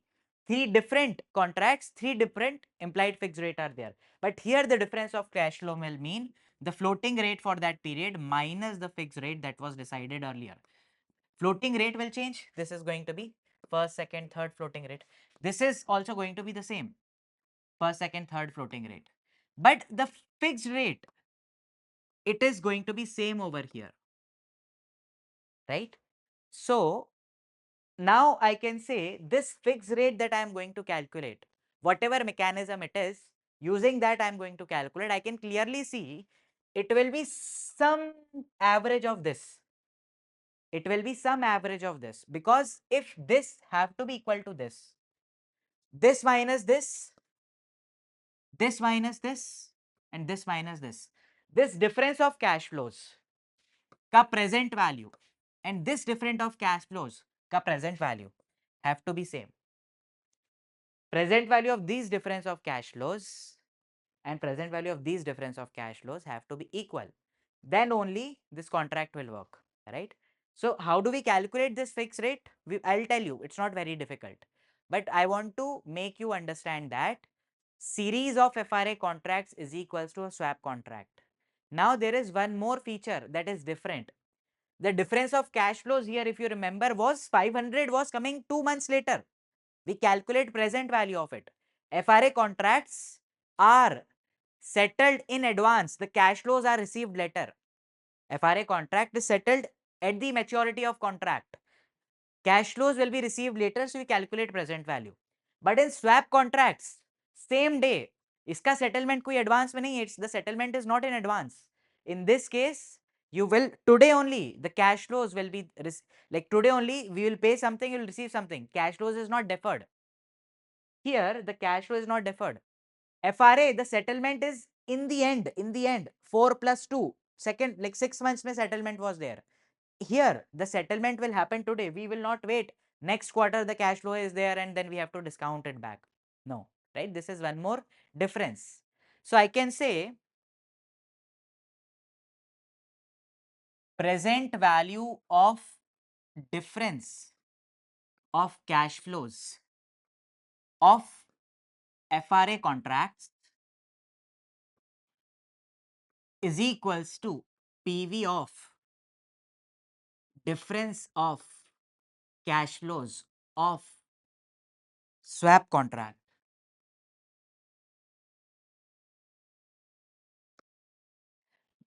Their present value is coming as same, but that doesn't mean the cash flows here will be different, because this cash flow is something that will be settled over here, you brought over here. This is the cash flow over here only, right? So the individual cash flow will be different, but when you calculate their present values, it is going to be coming as same. So कुछ समझ नहीं आ रहा है? Can you give numerical? Yes, I'll give numerical. But right, just laying the foundation, right? While after explaining numerical, I'll tell you once more. That's the reason we haven't completed it yesterday, because we needed fresh mind for this. Now, it is a complex numerical. I will request all of you to get your calculators ready. Please bring in your calculator.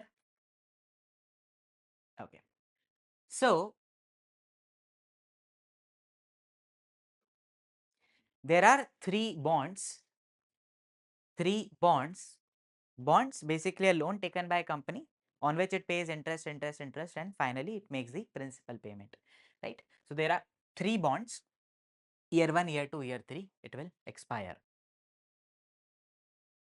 The coupon that it pays, basically the PMT part, equal payments, coupon it is going to pay 1.5%, 2.5% and 3.25%.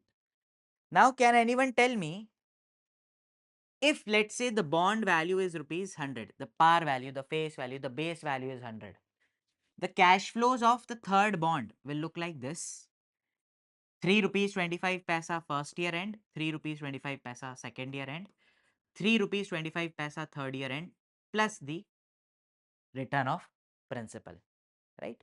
This is how the cash flows of bond will look like. This is coupon rate. The present value of these bonds, we can calculate just discount it back, with some rate I am going to give you, but let me directly give you present value as well. PV of these bonds is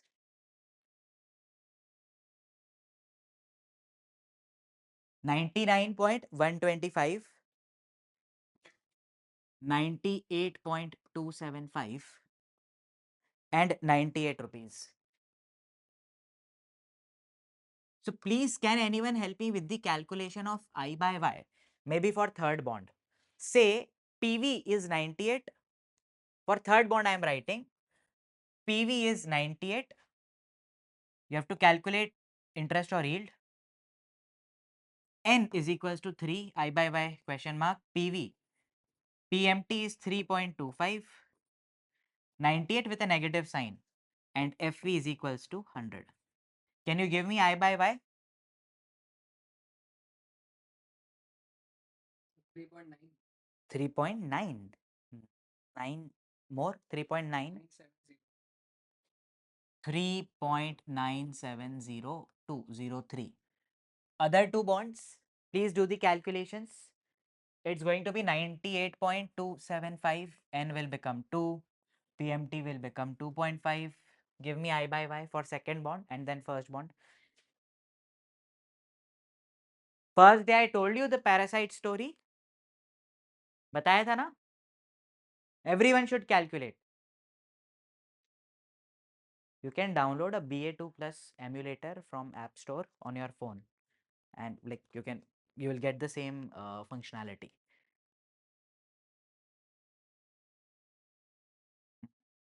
Yes, the PV FE keys won't be working. So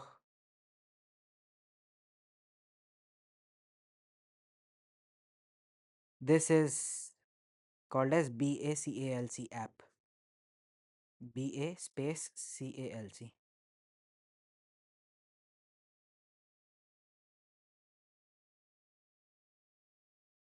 Download it. 3.4068.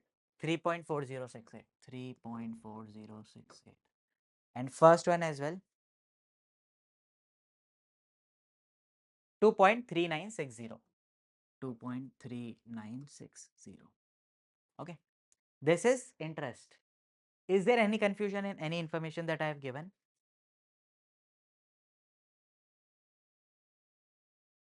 Okay.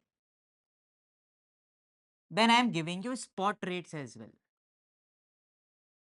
And we can actually derive spot rates over here, but that's a topic of fixed income.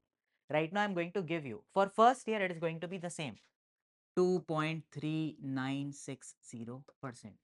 For second year, it is 3.4197. 3.4197%. And for third year, it is 4.0005. 4.0005. Okay, these are the spot rates. These are the spot rates. Now, from this data, I want you to calculate implied forward rates. Implied forward rate.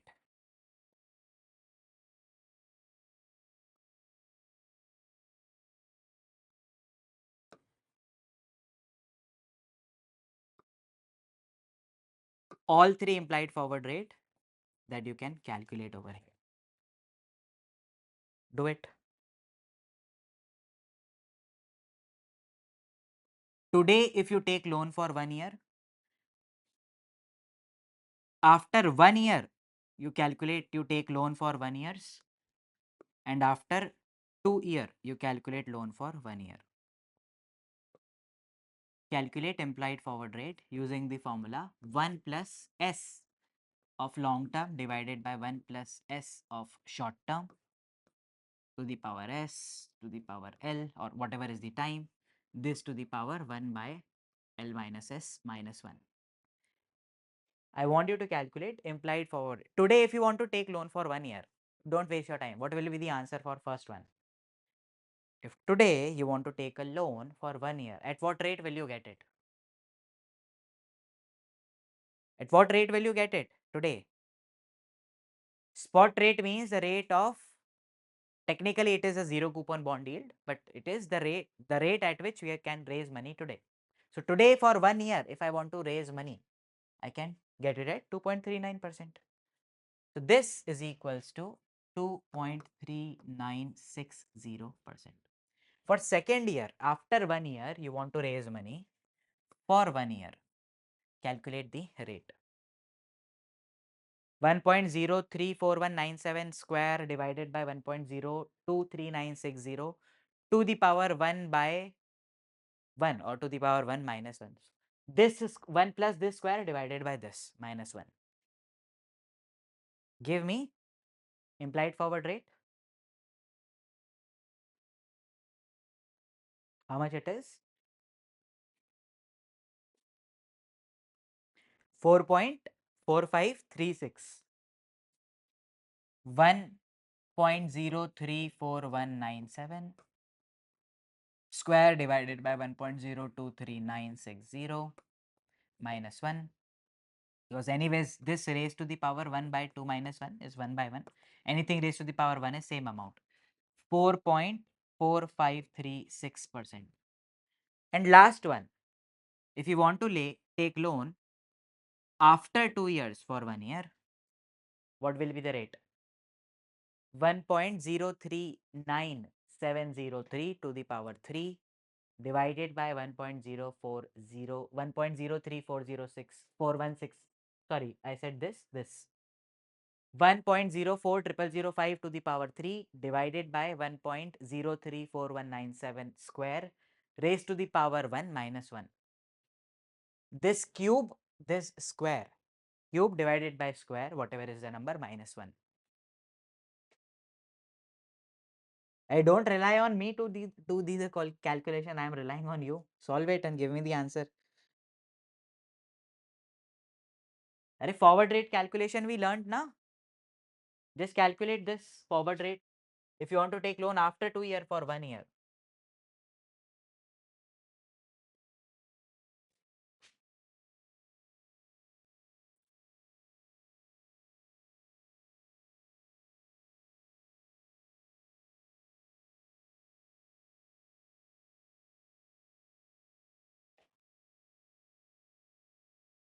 Five 5.1719% check. Forward rate calculation. I don't want you to do forward rate calculation. I want to move to the FRA concept and then ultimately swap as a concept. Now, okay, I got my answer. This is what I wanted. Okay.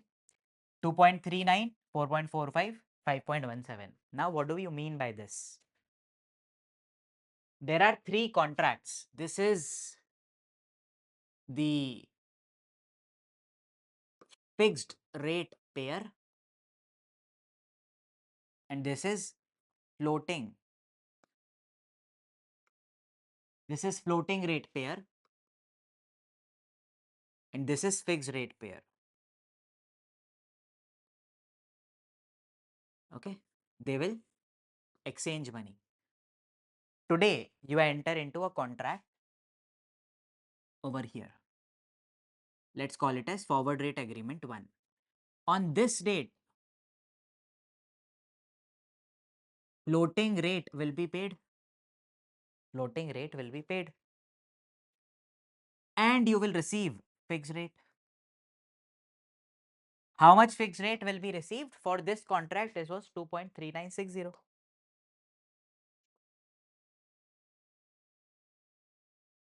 Okay. Now, mere bachchon, coming back to the first question that I asked, and because you were not able to answer, looking at this, tell me, here I asked you whether the exchange will be of 6% or 9%. Okay. Keeping in line this answer, do you understand over here, loan for 1 year period, like spot rate, or if you want to take a loan for 1 year, here it was for 1 year, it was 2.369. and fixed rate that we have arrived at is also 2.369, right, for this period. Do you understand? If we make him payments that existed over here of the rate that existed over here, nothing will happen in the first period. Now coming back to my original question, what makes sense? 6%, 9%, 9%. Okay, 9%. Now, one person will be paying the fixed rate payment of 2.3960%. Here he will be receiving floating rate, the rate that exists over here. Whatever is the MRR, he'll receive that. Next, one more contract entered. 3 FRA contracts are there. First contract is settled. One more contract entered for this. Again, there will be exchange, fixed rates and floating rate. He is going to pay whatever is MRR prevalent over here. And this person, the fixed payment will be of 4.4536.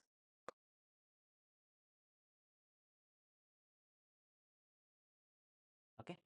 There is one more contract that we entered in today.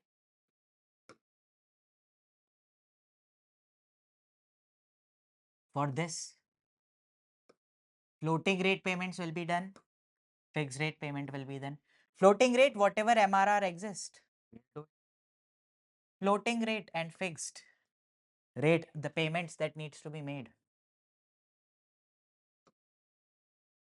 that is going to be 5.1719%. This is for an FRA contract. This is how the cash flow exchange will happen.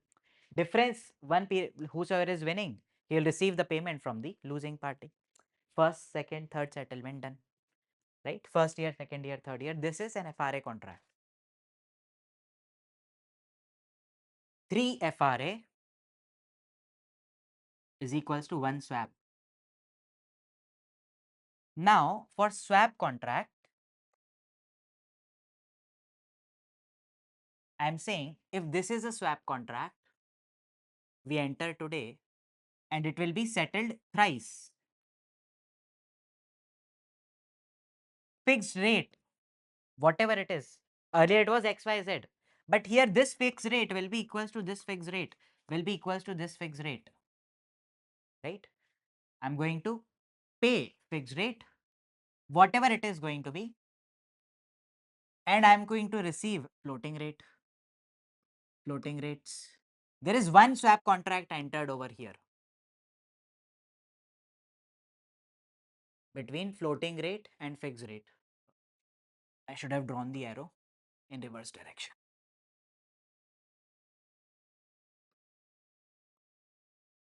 This is fixed rate, fixed rate, fixed rate. Now you decide fixed rate over here. Now I am saying, since both of them have to be equal, since both of them have to be equal, the floating here also, whatever is the MRR over here will be settled.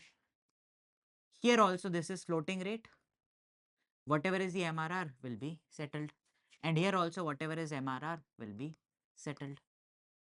Now this fixed rate we have to arrive, that is called as, that rate that we arrive at, that is called as par rate, or for our calculation, this is how we calculate swap fixed rate. This is called as SFR, swap fixed rate.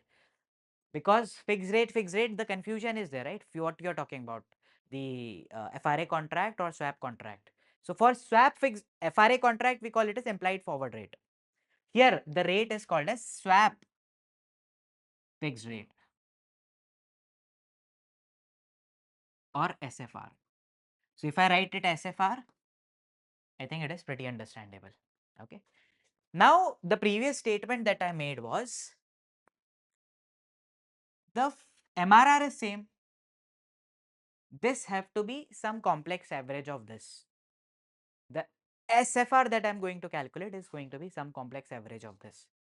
Sir, you don't, I'll just give you one example, okay? I'll just give you one example. How this complex average things work.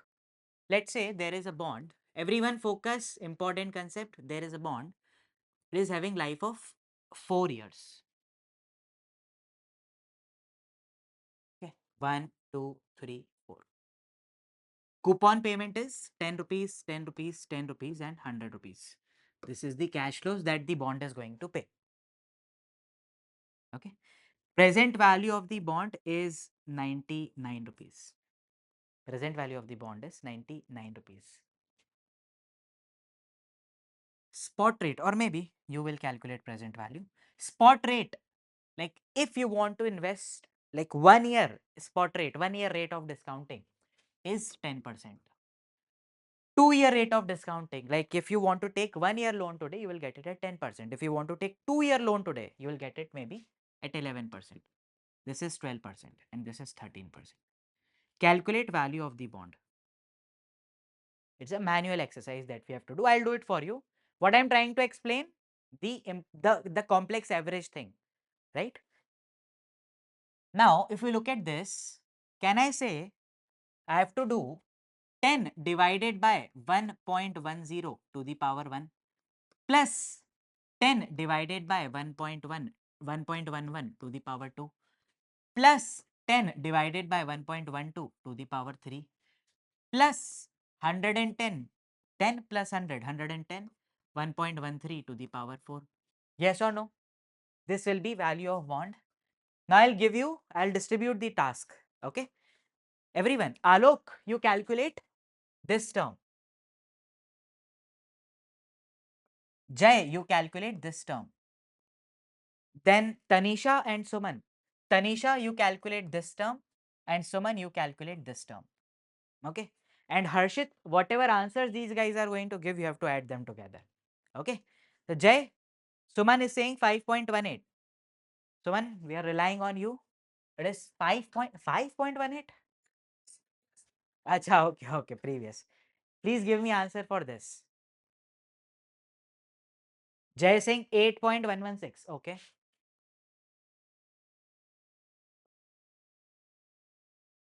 Alok 9.09. Okay.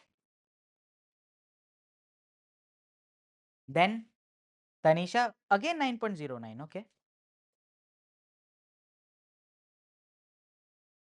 And last one 61.33.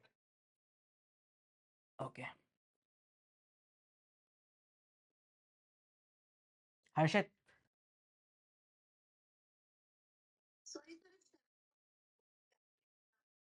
Okay. 7.14. Harshit is saying calculation खराब हो गया उसका. Okay. कोई problem नहीं है. Let's please do it again. So you subtract 9.09 from your calculation and add 7.14.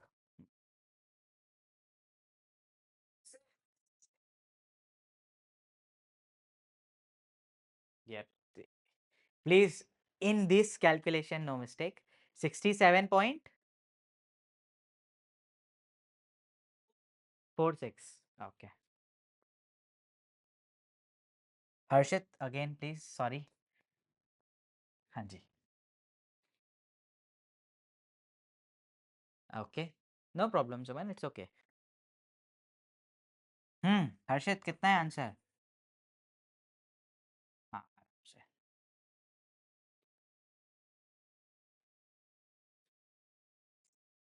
91.80. ठीक है. Okay. This is present value of the bond. That's what we did.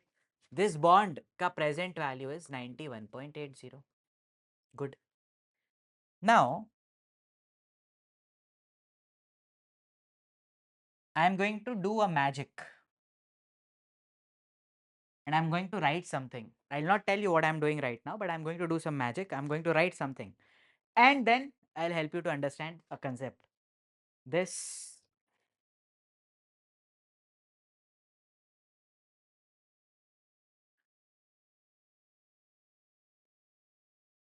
I'm saying, instead of discounting it by 10, 11, 12, 13%, if you discount 10 by 1.1274 to the power 1 plus 10 by 1.1274 to the power 2 plus 10 by 1.1274 to the power 3 plus 110 by 1.1274 to the power 4. You will get the same answer, 91.28. If you don't believe me, you can try. Minus or PV is equals to minus 91.80. 91.80. FV is equals to 100, with this is with a negative sign. PMT is equals to 10. N is equals to 4. Or I by Y is equals to 12.74. I've written here 12.74. Precisely it is 12.742030. Okay. Calculate PV, you will get this PV. Check what is the PV you are getting. Check. It is 12.742030.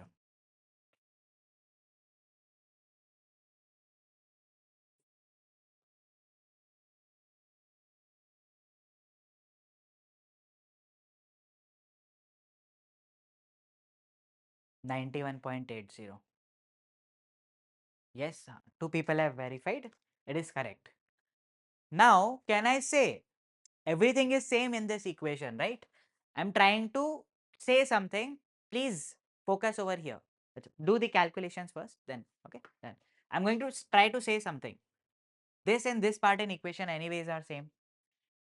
This numerator is also same anyways. So I'm saying somehow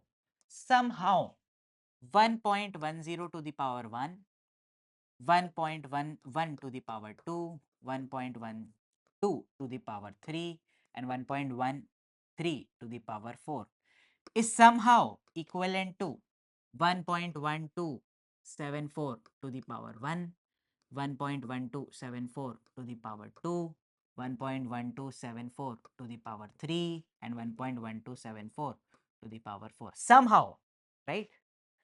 This is your SFR part. This is your FRA part, where you got multiple forward rates. In swap contract SFR, we'll arrive at 1. They will be equal. But this is your SFR part. How to calculate this? I have not taught you right now. But I want to explain, or when I was saying, can I say 12.74 is a complex average of 10%, 11%, 12%, 13% raised to respective power. Can I say this? It's a complex average. Now, how to calculate this average truly is based on the weight of cash flows. So, because here the maximum weight is of this 110. Therefore, you will see I have got answer 12.74. 10, 10, 10 and maximum weight 110 is in the fourth year. Because of which the answer I have got is very close to 13%. If I move highest cash flow over here, it becomes 10, 110, 10, 10. My answer will shift from 12.74% to 10 point something something. Okay, this we don't want to understand right now, not our cup of tea. This what you have calculated 12.74, it is also known as internal rate of return, IRR, or yield of the bond. When in this question I gave you this yield 3.40 I by Y is the same thing that we calculated. Whether firstly you discount by 1.0239 and then you discount this cash flow by 3.4197 square, or you discount this cash flows by 3.40 to the power 1 and 3.40 to the power 2, you are going to get the same answer. This is yield, this is spot rate. Now using this spot rate, I am saying three times same rate is to be used. This is equivalent to 12.74. And over here we have different rates. This is equivalent to 10%, 11%, 12% raised to the respective powers. Okay. But sir, how will you arrive at this SFR now? That's the only challenge, right? Other than this, everything is taken care of. Any doubts in this part? No doubts? Nosheen, any doubt? No? Chal. Okay.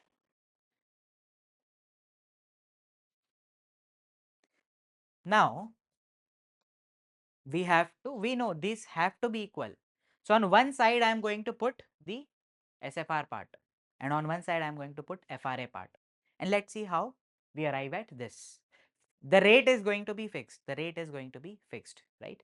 So one side will be FRA and one side will be SFR. Swap, right? And they will be equal. Is there anyone in the class who is good with algebraic equations? Koi hai? Can I? Is there anyone I can rely on?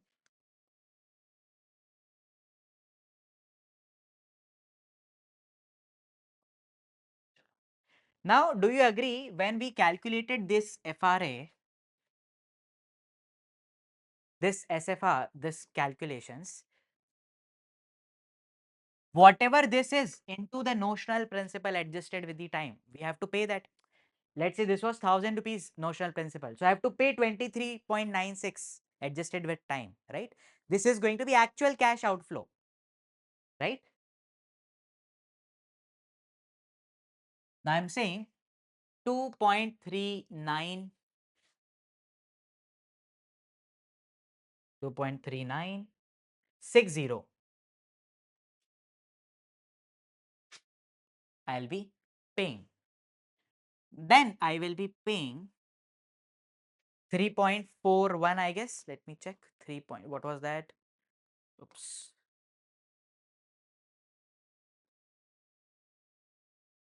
4.4536.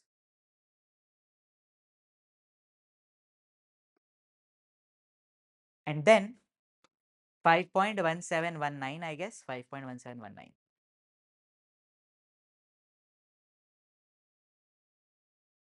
Have to be paid. This much cash flow have to be paid. And for this, we have to find a complex average. Let's call it as SFR that we have to pay thrice. Right? Same, it's same. 1, 2, 3. I'll just write it as SFR so that you don't perceive it to be a different number. All of them are same, right? We have to pay this. But these are coming at different time periods. So can I just do solve this? No. In present value terms, I have to bring in, right? I cannot just add this and this together. The 5.17 is after can you add 1,10,000 that you are going to receive after 1 year with today's 1 lakh rupees? No. So I have to discount them. Let's learn the discounting part. We discount it always and always by spot rates. We always discount by spot rates. That's what you did over here as well. In this question, you discounted with spot rate now as 1, 2, 3, 4. Here also, spot rates are available to us. 1 point, what was that? 23960 for first year, it is going to be the same. 1.23960, then 3.4197.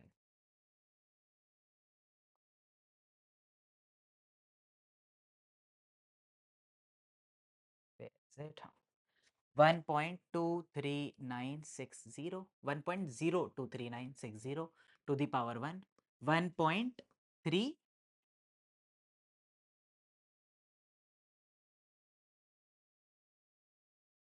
1.34, 1.0341 and 4.0005.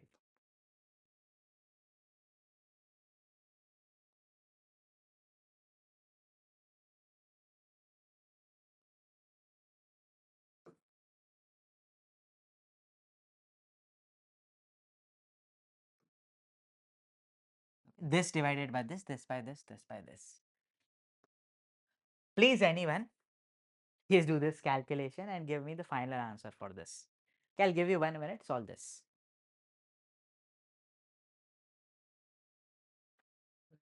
2.3399. 2.3399, okay.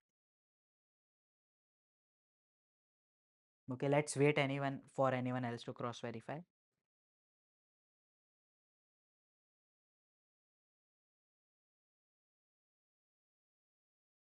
You did raise this to the power 2 and this to the power 3, right? No, first pura, just solve the entire STO1, STO2, STO3.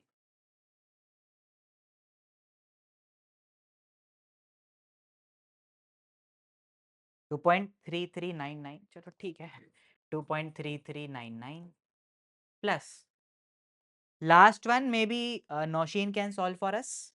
The last one, 5.1719 by 1.040005 to the power 3. Second and third, Noshin, third one. How do you solve the third one on calculator is, first you do 1.040005 to the power 3. Then you do 1 upon x multiplied by 5.17. Okay.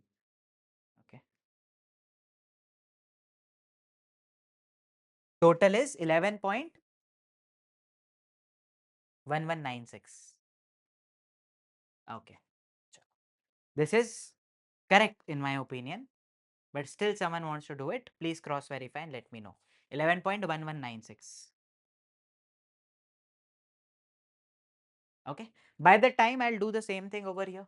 These are the cash flows I have to discount with the same rates. 1.02396 to the power 1 by 1.034197 to the power 2 and 1.040005 to the power 3. Now, if you can't solve this, you can take SFR common out of all three, and this will be 1 upon 1.023996 plus 1 upon 1.034197 to the power 2 plus 1 upon 1.040005 to the power 3. SFR common and solve this part also. I literally, it will take me 30 seconds to solve the entire of this, but I want you to calculate, develop the memory with calculator, right? Because right now you will notice the keys are very small of this calculator. You try to press something else, it presses something else. Then you also don't know whether I've pressed the right key or not. You don't remember whether the keystroke was registered or not. So, like, if you talk to me about the practicality of this calculator, it's not a very good calculator. Ergonomically, it is fine to hold, but the buttons are terrible, extremely bad. You don't realize what you are pressing. The bigger calculator, Citizen, etc., tuck, tuck, tuck, there is a sound and you can feel that I have pressed this button. This is really bad. But this is what is permitted by CFA. So we can't change that. That's why I want you all to develop that muscle memory with calculator. Maybe if right now I am going to press some keys on calculator without even watching it, I know which keys I am pressing. But for you, like the memory that you develop with the laptop keyboard, I've developed this calculator. It happens when you practice, practice, practice, practice. This SFR, like you can write it right now, it is going to be into 100 because there's a percentage that is there, right? So into 100, like 10%. So 10 into 10% of 100 is coming as 10 as coupon. Okay. So don't, any calculation at your end will not change. Just helping you to realize it is 100 into that SFR percentage. That will be the cash flow. FRA is coming, okay, 11.119694, it's fine. The right hand side of things.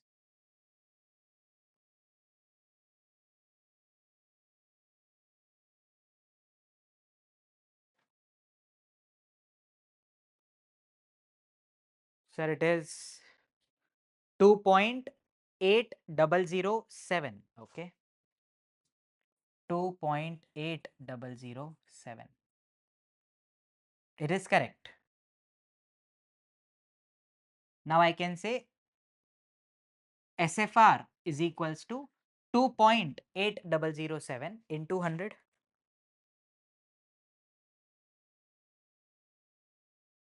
That is 280. Okay. SFR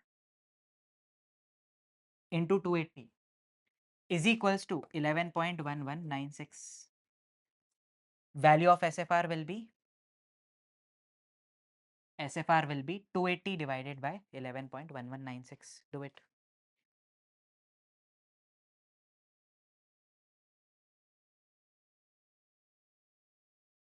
1.1196 divided by 280. 0.0397113, or you can say 3.9713%. This is the answer, 3.9713%. Now calculate if you are doing it. In the meanwhile, keep your ears open. I am saying here, I am going to pay 3.9713%, 3.9713%, and 3.9713%. This is how we calculate SFR. Okay. Now, in exam, do we need to do such lengthy calculations? No. We have done all this calculation because such numerical is given in CFA Institute's book. But the LOS says describe or explain. So I don't expect any numerical question for this attempt, like for the entire year. I don't expect unless they update the LOS. But unless I walk you through the process, I could have just said it's going to be a fixed rate. Doesn't make sense, right? This is how we decide. What will happen because of this rate? Once you decide this SFRS 3.97, this will make sure the value becomes 0 at the beginning. Now, 3.97 everyone have calculated. Now, I am going to write something. Whether you do this 3.9, 4.45, 5.17, this is somehow the complex average of this is equals to 3.9713, 3.9713 and 3.9713. Typical case of spot rate and yield. This is the same thing, right? This is how you calculate SFR, swap fixed rate, right? Now, I am going to write something. This is not in the context of FRA, just the swap part, and after this we will be done with swaps and we will be starting with options. I am saying a person will be indifferent to pay floating rates, to pay in a swap contract. He will be indifferent to pay floating rates or received fixed rate at the initiation of the contract, because at any you have decided fixed rate on the basis of that is the floating rate that are prevailing today. Fixed rate ka value, this you have decided on the basis of the rates, spot rates that are prevailing today. So right now, today, in future these rate will change and one party will be at a gain, one party will be at loss. But right now, I will be indifferent whether I take fixed side or floating side. I will take the side that I want, that I believe the rates are going to go up or down. But right now it doesn't make any difference to me because their net value is 0. I am going to pay something, receive something. To make this contract value 0, I have used the rates that exist right now. So automatically at initiation its value is 0, and as the time progress, the value will fluctuate, right? This part may not makes a lot of sense right now because valuation of swap contract is another beast to be tackled, right? So theoretical discussion we have done, but practically right now we are limited by our syllabus. Okay. With this, we are done with the swap as well. Swap done, futures done, forwards done. Welcome to options.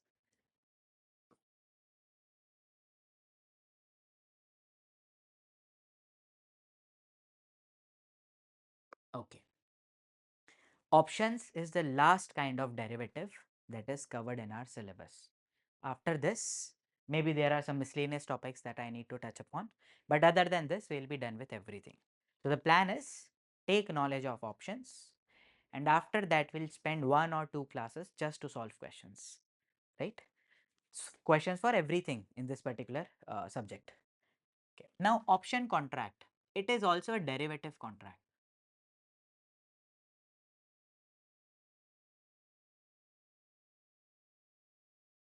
In futures and forwards, and even in swap, both the parties had obligation and right to receive the payment and obligation to make the payment, to settle, right?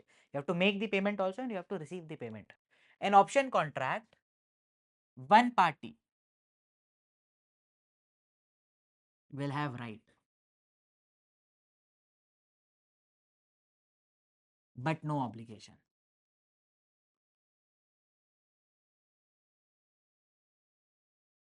another party, other party will have obligation but no right. So obligation to do what and right to do what? Obligation to buy or sell. Obligation to buy or sell. And right also to buy or sell, depending on what type of contract it is.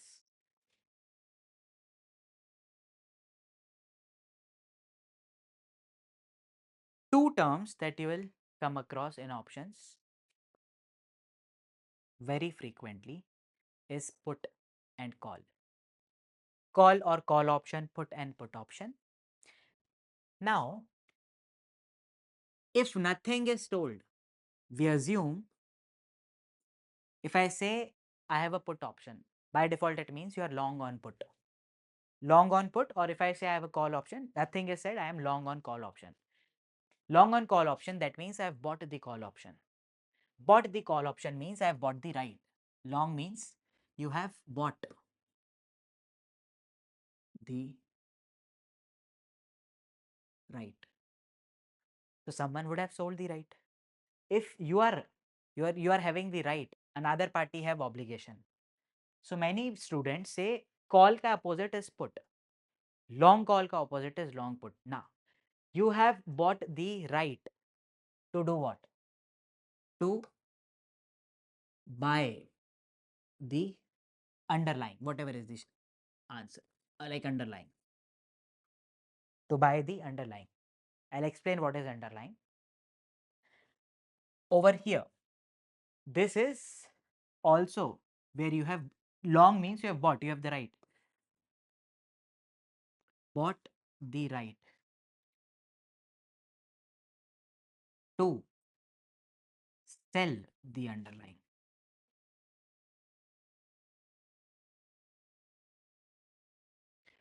Here there is a right to sell. Here it is a right to buy the underlying. At in forwards, the rate pre-decided was called as forward price. Here the rate pre-decided is called as strike price.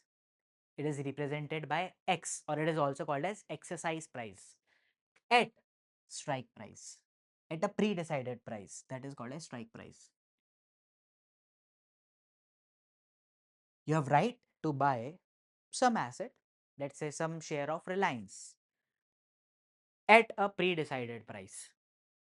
Do you have to necessarily buy it? Nah, Baba, nah. It's up to you. If you want to buy, buy it. When will a person buy it? When it is making profits for him. Otherwise, he won't buy. Right to sell the underlying at strike price. Strike price is also called as exercise price. Exercise price, from now onwards, I'll be referring by capital X. Capital X in your book also means exercise price. Okay. Now you have bought the right. This person also have bought the right to buy, sell, whatever it is. Someone would have sold. Opposite party is called as short call.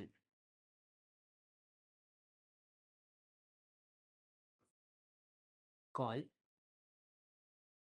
short. Someone would have sold this right. This person have obligation to. This person have right to buy. This person have obligation to sell. Obligation to sell at the strike price.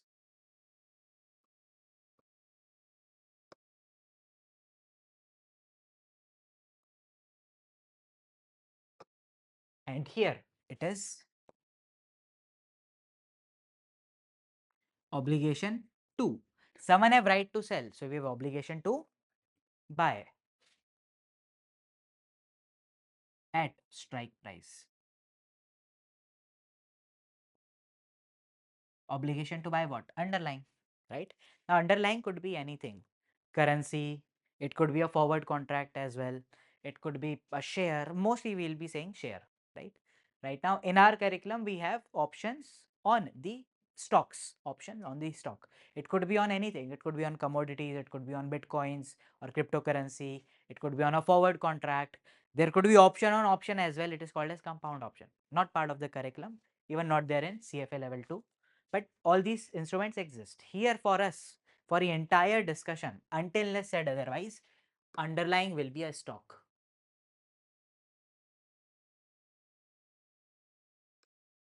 Okay. Now let me explain call option via example, put option via example, and then like long call, long put I'll explain, short call, short put, how you can remember, I'll help you. Example number 1 for a long call. Okay. You have entered into contract to buy, your long on call, you have entered into contract to buy a stock at exercise price of 105. Okay. And stock price under different scenarios I'm going to give you. Stock price in first scenario is 90, 95, 100, 105, 110. Now please tell me, in this case, in market the stock is available at 90. Is it rational? Does it make sense to buy it from someone else at 105? No, it will not make sense. Can you say I'm not buying? Yes, you have right. It's right. If you want to buy, you buy. There is no obligation, you have to buy. In that case, there is no worth of this call option. I will not exercise it. I'll not use this. I'll not, I don't have is it necessary? If it was a forward contract, if you say I'm not going to honor, that party can take you to the court. In this case, you can say it is not making sense to me. I'm not going to enter. Stock moves to 95. Does it make sense for you to buy? No. Why will I buy it from you at 105 if I can get it in market at 95? Right? Next, 100. Does it make sense? No. At 105, you are indifferent whether I buy from this person or this person. Let me put a cross for it. Now 110. Something is available in market at 110 rupees, but you have a right to buy it at 105. Should you exercise this right? Yes, it makes sense. This is only where the call option will be exercised, long call. Now there are two terms. One is called as payoff and another one is called as profit or loss. Payoff is difference between stock price and exercise price for call option. Like in this case, payoff, if you want to calculate stock, and it is 90 minus 105, but will you exercise it? No. So payoff is 0. Nothing will happen.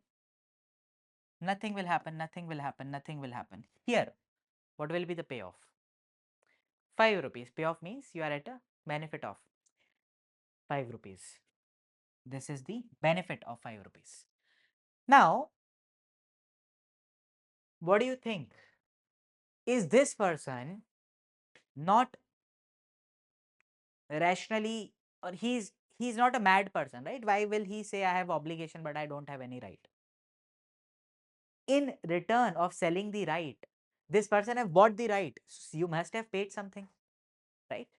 This person would have received something when this right was sold. So the short call would have received something when the right was sold. That is known as premium. That is known as premium. So to buy the right, you have to pay the premium. Long call party will pay premium to short call party. Pay premium. Long call, I can also write it as C plus. I'm long on call. Will pay the premium to C minus. Some amount, that amount is known as premium. Okay. He will pay the premium and he will get something in return, that is right to buy. He has got the premium and he has sold the right. Now, in this case, let's say the premium paid was 2 rupees. Premium is equals to 2 rupees. In first case, do you understand? I ended up paying 2 rupees, but I did nothing with that option. So my loss is of 2 rupees. I paid, but I have not got any benefits, right? Next, here also there is a loss. Here also there is a loss. Here also there is a loss. Here there is a 3 rupees profit, right? Profit, if you want me to calculate, profit will be payoff minus premium, or profit or loss will be payoff minus premium.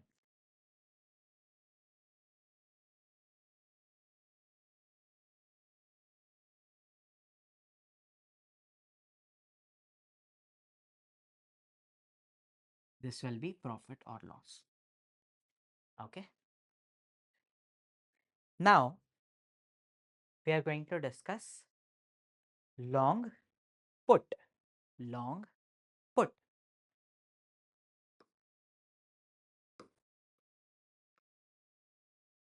Same exercise price is 100. Premium is 2 rupees. Stock price under different scenario is given over here. 90, 95, 100, 105 and 110. This part, payoff. Let's calculate. I have a right to sell. I, or any rational person, any person who is not mad, will only exercise this right when it makes sense, when it will be beneficial for him. Now, we are calculating payoff. Stock is available at 90. That means if I want to sell this stock, I will be able to sell it at 90 rupees. I have a right to sell it at 100. Should I do it? Yes, no? Yes. I will exercise the right. Next, I have a right to sell it at 100. Stock can be sold in market at 95. So will I sell it at 100 or will I go to market and sell it at 95? At 100. Exercised. We'll calculate payoff over here.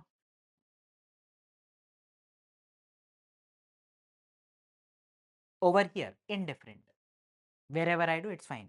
Over here, I can sell it in market at 105. And I have a right to sell it at 100. Where will I sell? Market? Market. I'll not exercise this option. This will be 0, 0. Not exercise the option. Payoff in first case will be 10, the benefits. 10 rupees. Next, 5. NA 0, 0, 0. Profit. I have paid premium of 2 rupees. So profit or loss? First case how much? 8, 3. Loss I have paid now. Yes, minus 2, minus 2, minus 2. Like this. Okay. This is long put, where you have right to sell but not an obligation. Okay. Now, this is covered and this is covered. This is A, B, C, and this is short put. D. I have covered A and C. For B and D, it is going to be similar to A and C but with negative sign. So I'm writing over here, in exam,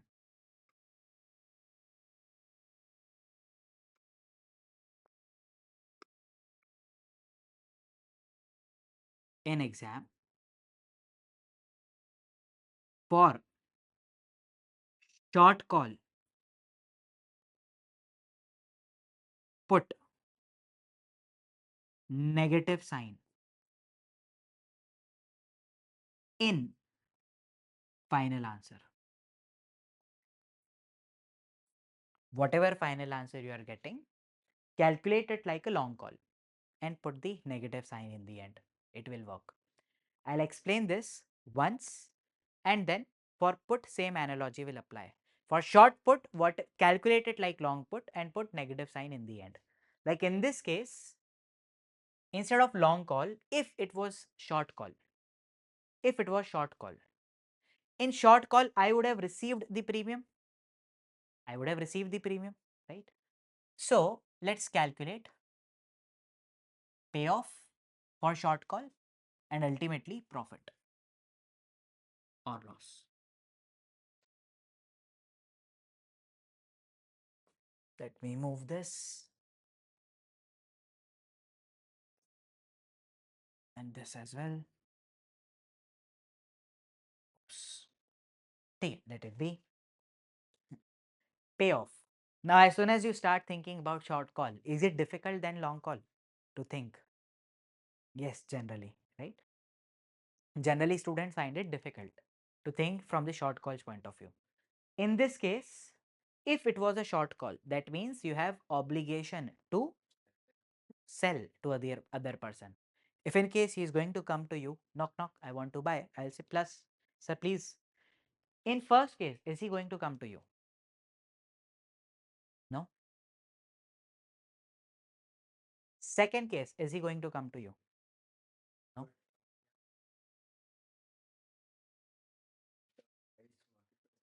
So we are selling it like for less. But he is not going to come to us now. Nahi. So if he can, he have right to buy. If he can buy it in market at 90, he can buy it at market at 90 and our agreed price was 105. Buy it from me at 105. Will he come to me buy it from 105? No. So I'll have nothing over here. Third case, if the price is 100 and I've said, sir, whenever you come at 105, I'll sell it to you. The point is, will he come to me at 100? No. At 105, indifferent. Let's say he'll not come. At 110, do you think he'll come to me? Yes, he will come to me. Something worth rupees 110, I feel really bad, but I have to sell. I've agreed at 105. What will be my loss? 5 rupees loss. In each case, have I collected premium? Yes. 2 rupees premium I collected. Profit in this case, he'll not come. I've received the, it's up to you. If you want to come, please, I'll sell something worth rupees 90 at 105. Feel free, be my guest. He won't come, I know. So I'll end up earning the premium. Here also I'll end up earning the premium. Here also I'll end up earning the premium. Here also I'll end up earning the premium. Here I earn I've earned the premium, I have to pay also. Net and net, my loss is 3. Right? Now, instead of doing all this, you can do, but this confusion that you had, sir, market price 105, market price 90, agreed price 105. This happens with most of these students. That's why if you look over here, this minus 2, minus 2, minus 2, minus 2, plus 3.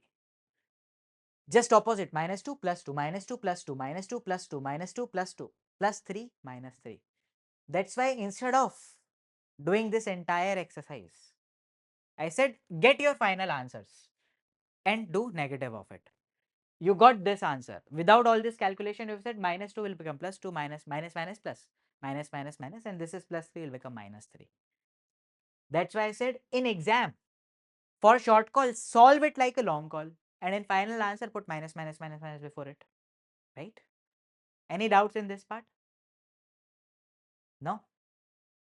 Okay. Sure. Next, long put. We can do one exercise, but ultimately this will happen.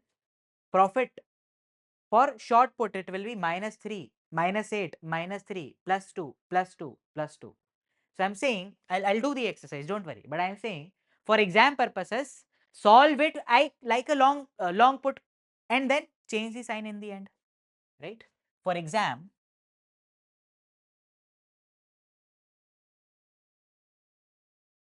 solve for short put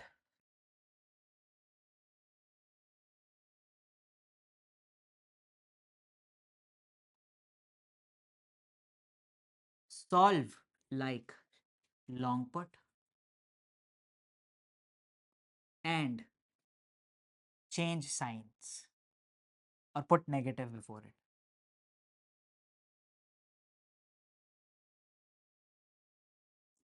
Change sign of final answer.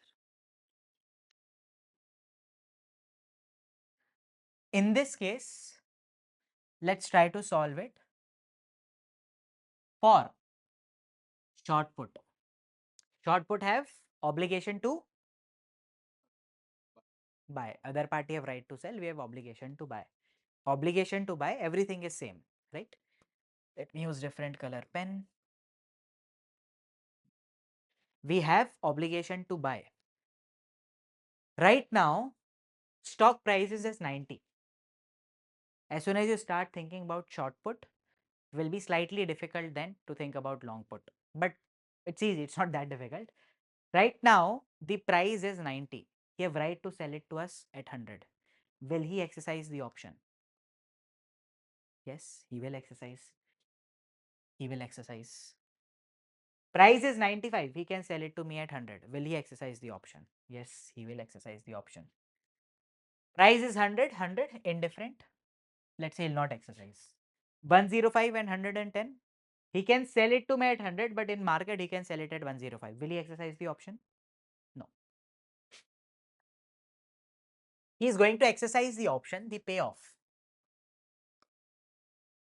I have to sell something at 100 rupees. The market price is 90. It's like I buy something at 90 rupees in market and I have to give it to him at 100. I am suffering loss of 10 rupees. Here, I buy it from market at 95, sell it to him at 100. Loss of 5 rupees. Nothing. In this case, will he come to me? No. Nothing. Nothing. But I also have earned the premium. Profit and loss. I've earned premium 2 rupees. I've taken premium in all the cases. I've taken 2 rupees premium. In this case, my loss is 10 rupees, but my income is 2 rupees. Net and net, minus 8. In this case, minus 5 plus 2, minus 3, plus 2, plus 2, and plus 2. Compare this with this. There's just change of signs, right? The next time any short put or short call is there, solve it like long put, long call, and change the sign in the end. If in case you can think like this, that's the best case scenario. But many students don't feel comfortable thinking from the point of view of short party. Like they make mistake. That's why I said think it from long point of view and then change the sign. Okay. Chalo. This is first part where we have understood basics of options. Any doubts in this part anyone have? No, no sir. Okay. Now options are of two types, or I should rather say two types of options are in our syllabus. Options are of many types. Only two types of them are in our syllabus. One is European option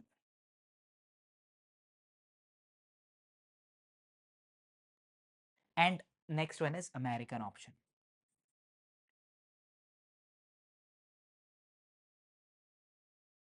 European option, American option.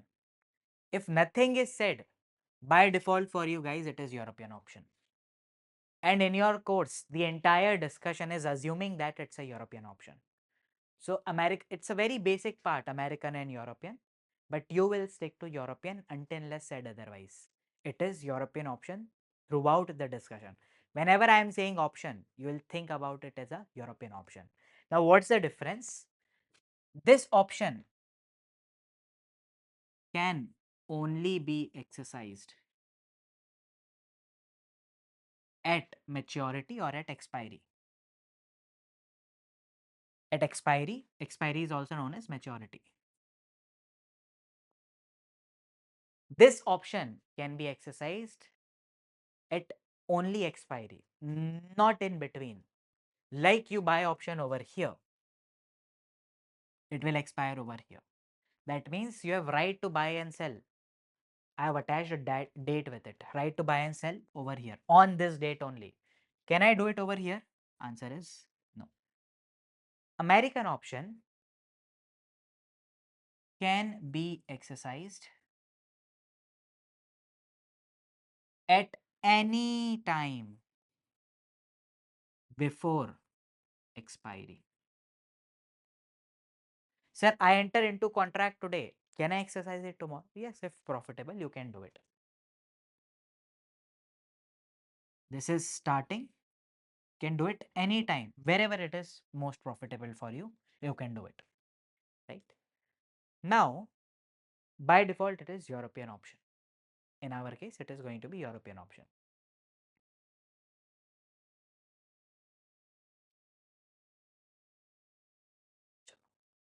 Next,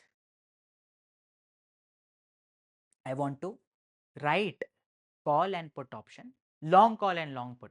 Short call, short put, you know the procedure, how to deal with the signs. A call option, a long call rather,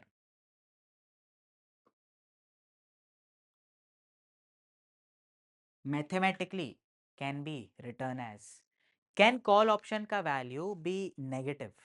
Can payoff be negative? The benefit be negative? No. Minimum 0, maximum it could be like stock can increase as high as theoretically infinite, right? Long call, minimum value is 0. The base is 0. The maximum value is infinity. Because stock can increase as high as possible. Like in this case, this stock instead of reaching 110, it reached 110 crores. Obviously, it will not happen, but let's say it reaches 110 crore. See, your payoff will be 100, like your strike price was 105. In this case, you have right to buy at 105. It has reached 100 and you can buy it for 105 rupees. The stock is worth rupees 110 crores. Very, very large profit, right? 110 crores minus 105 rupees. Very, very large profit, right? So I'm saying theoretically it can increase, stock can increase to any value. There is no upside. So there is upside is unlimited, downside is minimum. You will end up, the payoff will be 0. It can be written as call ka value will be maximum of 0 or stock value minus exercise price. This 10110 minus 105 or 0, 5 or 0, whichever is max. This is for long call.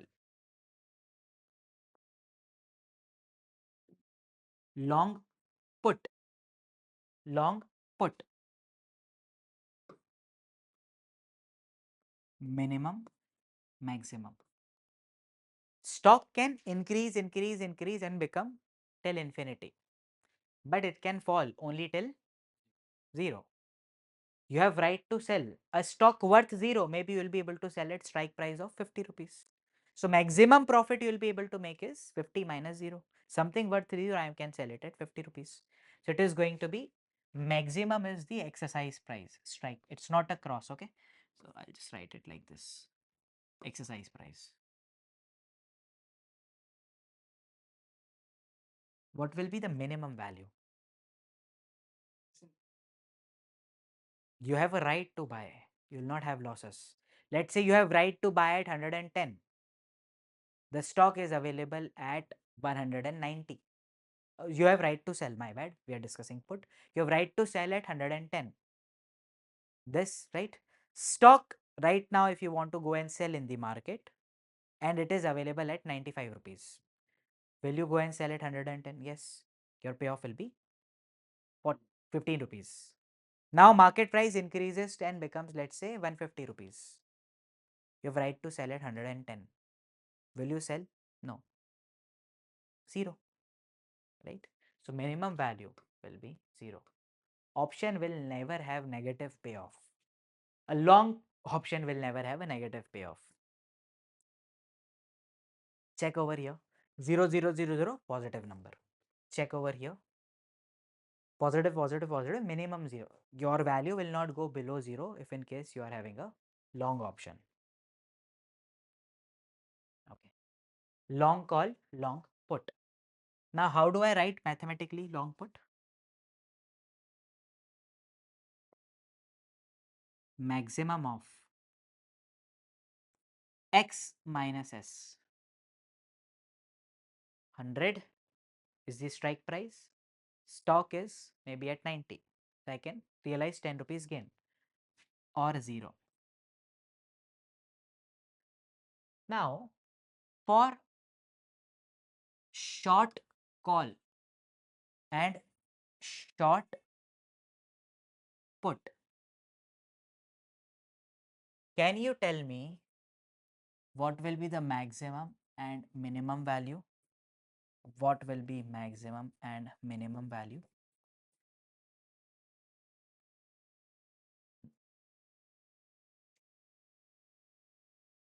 If you want, you can have a reference over here. This was short call, this part. What will be maximum and minimum value? Maximum, how much?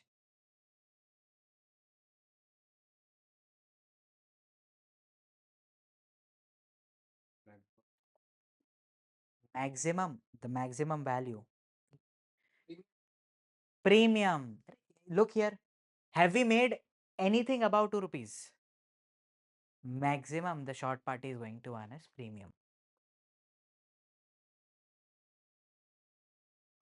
Is premium. Now, how do we write premium? Value of call option. I'll just write here premium.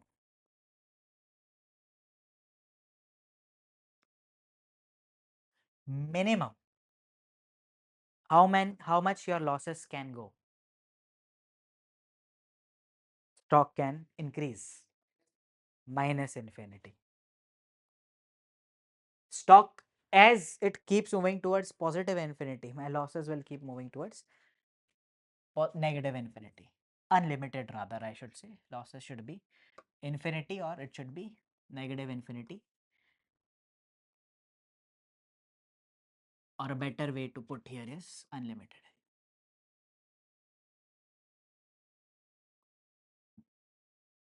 Short put, maximum, minimum. For reference, you can have a look over here. Short put is this blue part, maximum is maximum how much he have made. Premium, this too maximum.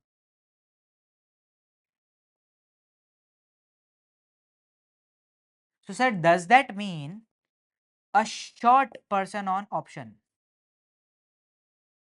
Maybe it is long short or put short, call short or put short. The maximum he can make is premium. In this case, minimum will be how much? Careful.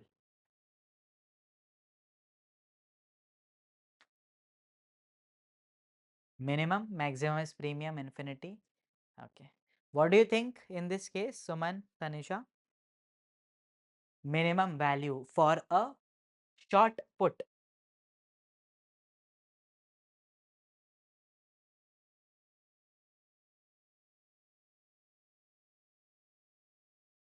Okay, let me help you to think through it.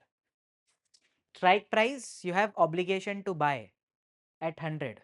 It was available at 90. You had 10 rupees loss. It was, let's say, available at 80. How much loss will be there? It was available at 70. How much loss will be there? It was available at 50. How much loss will be there? It was available at 10. How much loss will be there? It was available at 0. How much loss will be there? Can it go below 0? Maximum loss? Strike price, exercise price. Minimum, like the minimum it can be strike price.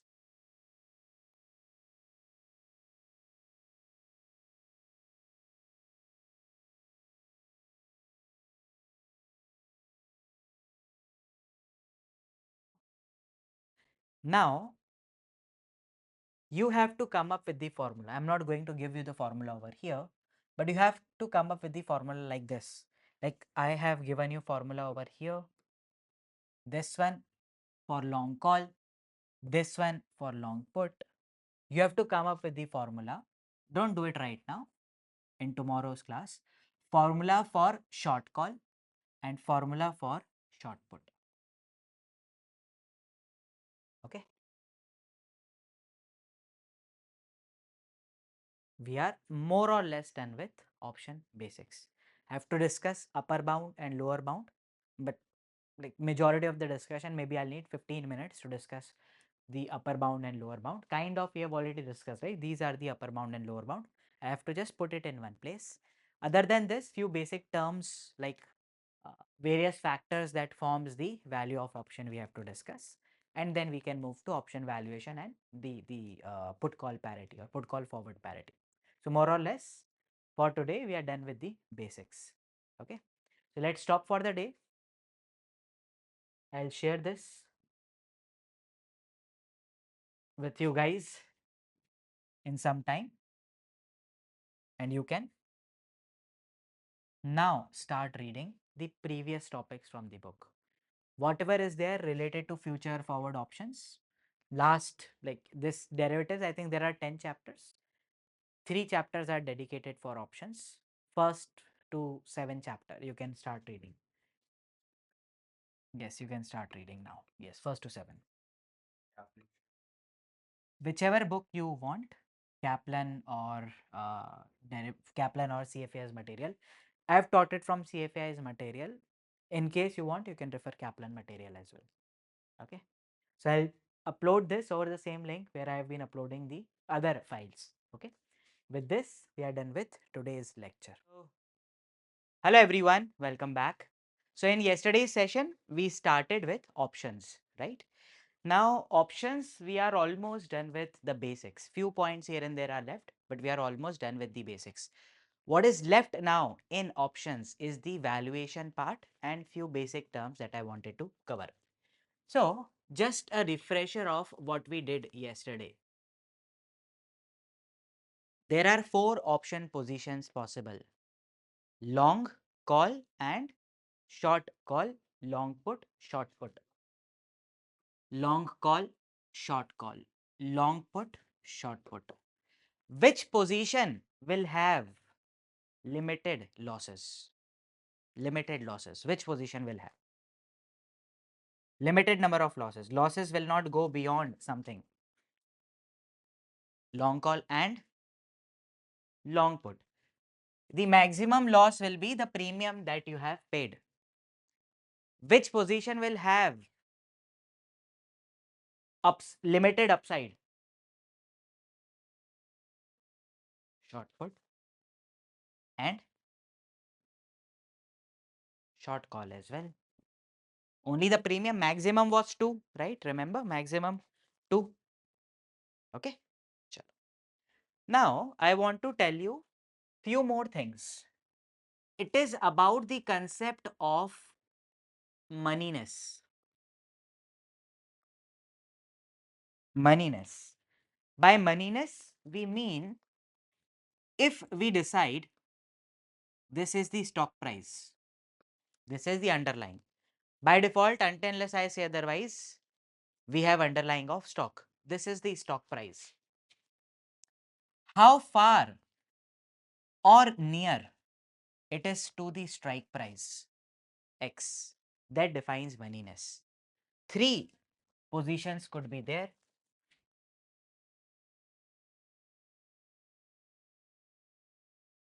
In the money,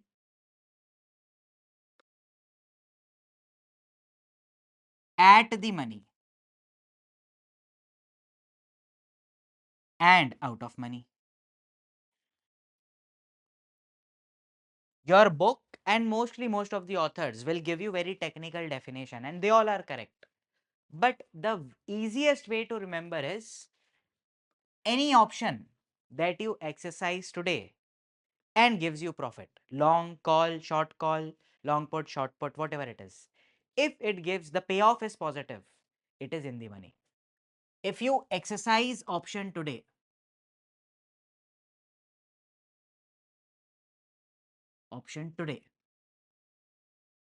and payoff is positive, we say it is in the money. At the money means stock price is approximately equals to strike price. Theoretically, it is stock price equals to exercise price, but few percentage here and there is fine. Then we have out of the money. Just reverse of it. If we exercise today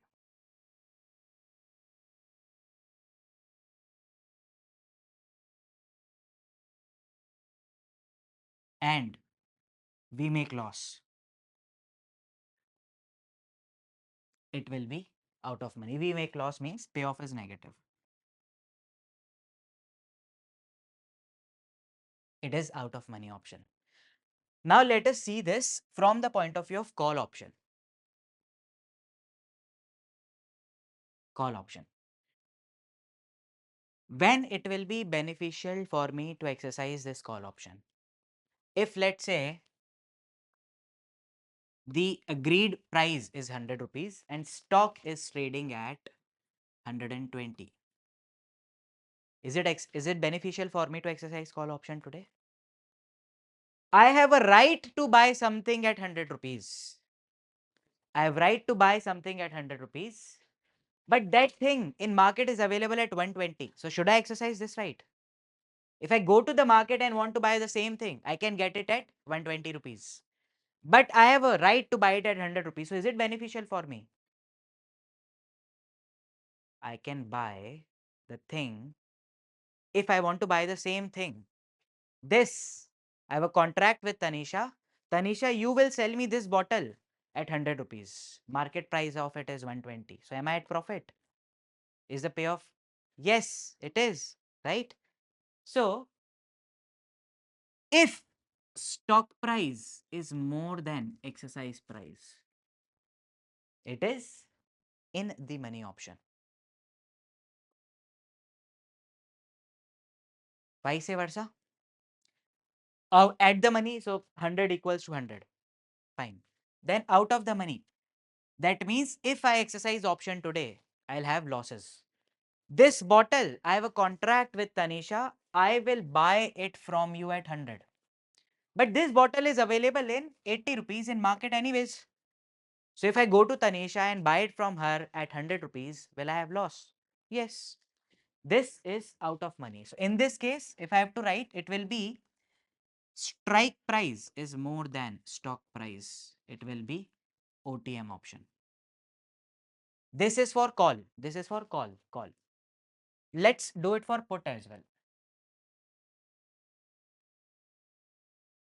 Call and you understand it's a long call. And unless I am saying what position it is, always a long position. Long put. Now I have a right to sell this bottle to Tanisha at 100 rupees. Stock price or this bottle is at 80 rupees. If I want to go and sell this in market, I will be able to sell it at 80 rupees. But because our contract, I can sell it to her at 100 rupees. Am I at a gain? Yes. So for put option, strike is more than or exercise price is more than stock price. It is in the money option. It is in the money option. And in this case, out of money will be if let's say stock price is trading at 120. I have a right to sell it at 100. This bottle, I can go and sell it in the market, let's say to him at 120 rupees. But I still end up selling it to Tanisha at 100 rupees. Am I making loss? Achha, no, it's fine. I'm just saying I have a right to sell it at 100, but I can go and I can sell it to you in market at 120 rupees, but still I end up selling it to her. So am I making loss? Yes, of 20 rupees. In this case, if stock price is more than exercise price, it is OTM. Now look at this. In the money for call is out of the money for put. In the money for put is out of the money for call, right? You don't, if like just a statement doesn't make sense, but by this example, I hope everyone is clear. Anyone have any doubts in this? No? Anyone online? No? Okay. Now, let's see option chain data. Option chain data. I'll go here and search Nifty option chain.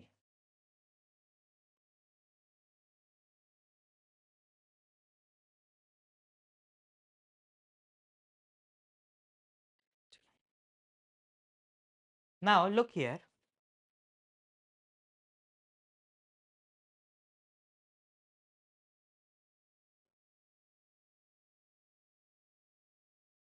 Let it load.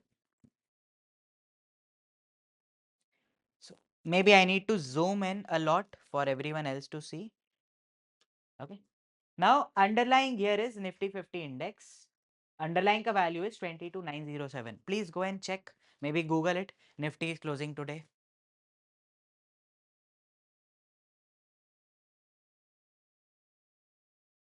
Nifty closing today. What is it? It is matching. No? Internet issues. Okay. So it is 22907, 19th March, 1530. It's written over here. Right? Now, this is stock price. Consider like SS. This middle one is the strike price. Everyone, this one is strike price. It is at 22,900-ish, right? Over here. This 22,900 will be called as, we call it as in the money, out of the money, at the money, at the money. This option here you will see open interest, volume, IV, etc., etc., etc., right? This LTP option premium is the option value. For this, you are saying 22,900, it is at 93.95, 93.95, right? Now, you see two regions, everyone. Online also, you see this is a shaded region with yellow and this is white, yellow and white. Here we have call options, here we have put option. Let's focus on call option. Can anyone tell me what is the significance of this yellow area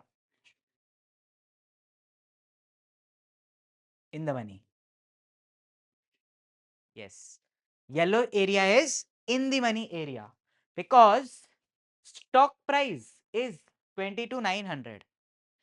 I have, let's say, right to buy it at 22,500.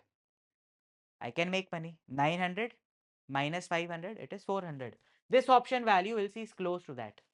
It won't be 400 exactly. Other factors are also there. Close to 400, right? 22907, do it. Do everyone use your calculator. 22907.6 minus 22,500. 22,500. How much you are getting? 407.6, huh? It's approximately close to this.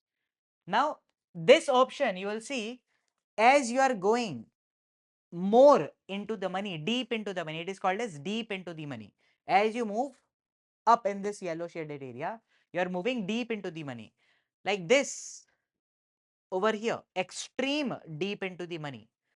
Something is available at 22,900. You have a right to buy at 20,350. It is very valuable. 2,500 rupees value is of one option, 2581, right? Now, similarly, this option over here, 22,907 is the underlying value. If you go over here, you will see drastic fall in price, drastic fall in price. Like I have a right to buy this, let's say 23,500.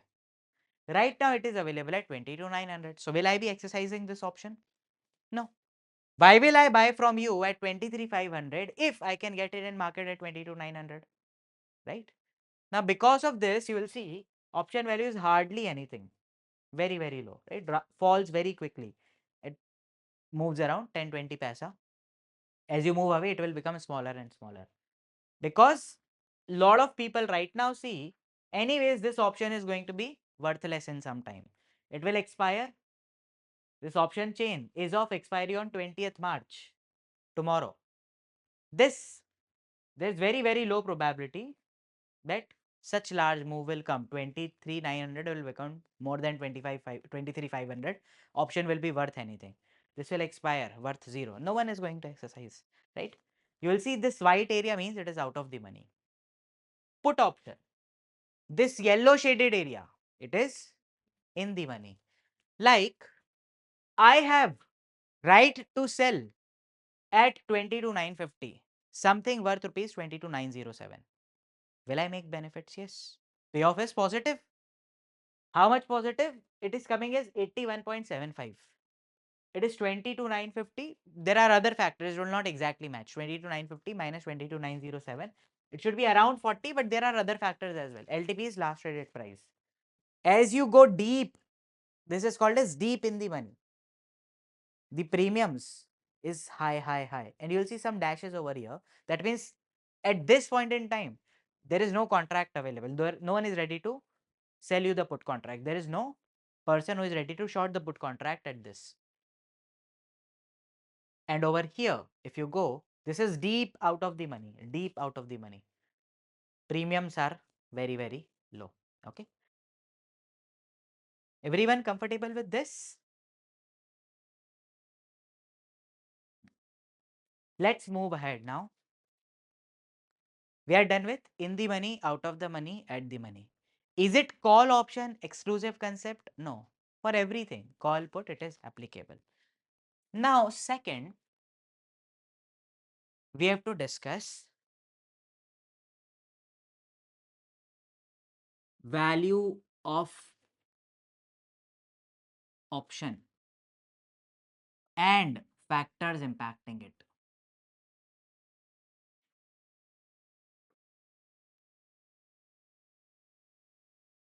Okay. So what are the factors that impact value of option and how do we calculate it? For calculating value of options, three popular ways are there, out of which only one is in our curriculum. At CFA level 1, we have binomial model.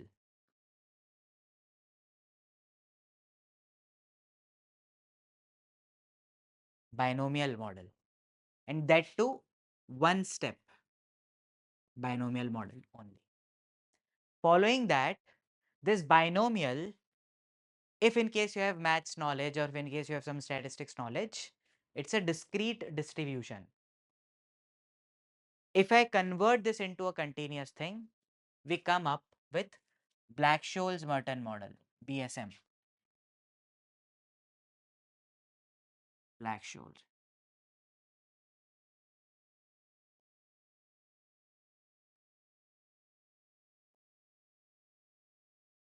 It is not part of the curriculum. Then even more refined model is done using machine learning. This is at CFA level 2.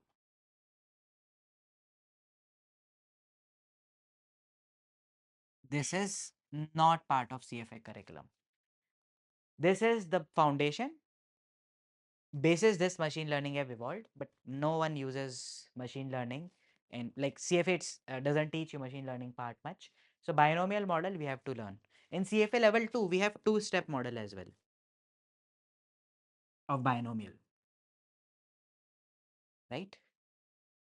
And the factors impacting value of it, and factors impacting value of it, right? Now, let's understand binomial model, and in the process, I'll teach you the factors and put call parity. Okay. Now, binomial, bi means two.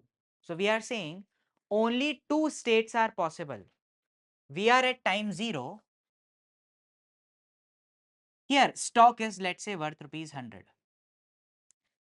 After one period, In your case, assume it to be after 1 year. There are only two things possible. Either the stock will move up or stock will move down. 100 can become 125. In this case, the up move factor, I'm representing it by U. Up move factor is 125 by 100, that is 1.25. Stock have moved up by 25%, you can say. Stock can move down as well. Down move factor is 1 by up move factor. 1 by up move factor. So 1 by 1.25. Can you please do the math? What is 1 by 1.25? Anyone? Please help me with it. 1 by 1.25.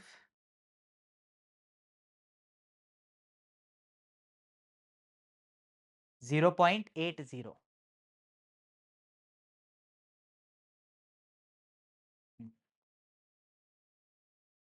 Now, sir, you are saying stock can move up by 25% and fall by 20%.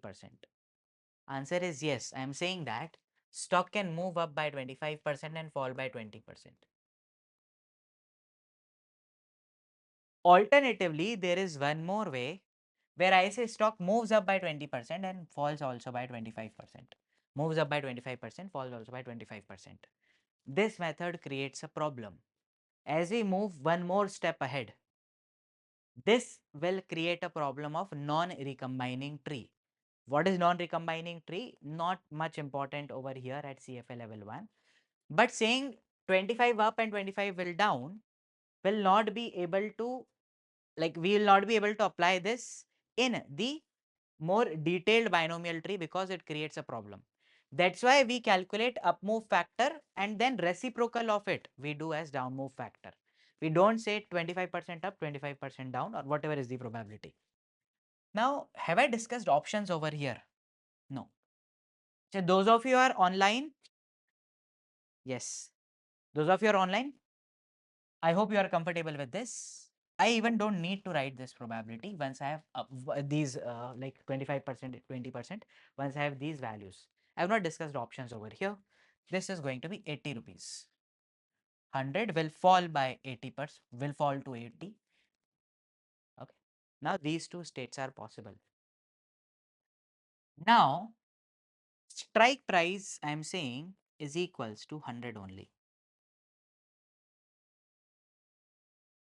And it's a call option. If I have not said anything, will you assume short call? No, it's a long call option. Now, please tell me if strike price is 100, what will be payoff over here? Strike is 100 over here. How much payoff? 25. How much is payoff over here? 20. Minus. A call option will never have any negative value. Minimum value was, or value was max, comma, s minus t, right? It is 0. Okay. This is the payoff. Now, after this payoff, what I have done, 100 minus 125 minus 100 and 80 minus 100. Basically, I have done S minus X or 0, whichever is max. As soon as I get it negative number, I replace it by 0. Now, this cash flow is going to come to me at 25th after 1 year, and this is also going to me after 1 year, right? So, I'm in a situation like this. After 1 year, I'll either end up making rupees 25 benefits or nothing. Now, I want to know what is the probability of making these benefits. This, what's the probability, and this, what's the probability? Yes, binomial, by. There is no 50-50% probability. We have to calculate that probability. So, we have to calculate this probability. In fact, the reason, if can I, only two states are there, only two outcomes are possible. So, can I say total of them is going to be 100%? If this is P plus let's call it something else. Can I call this as 1 minus P is equals to 100% or is equals to 1? Total probability is 100 or 1, right? So if it is 55, it will be 45. If it is 30, it will be 70, right? So if it is P, it is 1 minus P. Okay, right? Okay. Any doubts in 1 minus P part? No? Okay. Now, total probability is 100% or this. Now, so you are saying, sir, why don't we consider 50-50% as probability, right? So binomial, in fact, majority of the literature of options valuation is based on an assumption called as risk neutrality.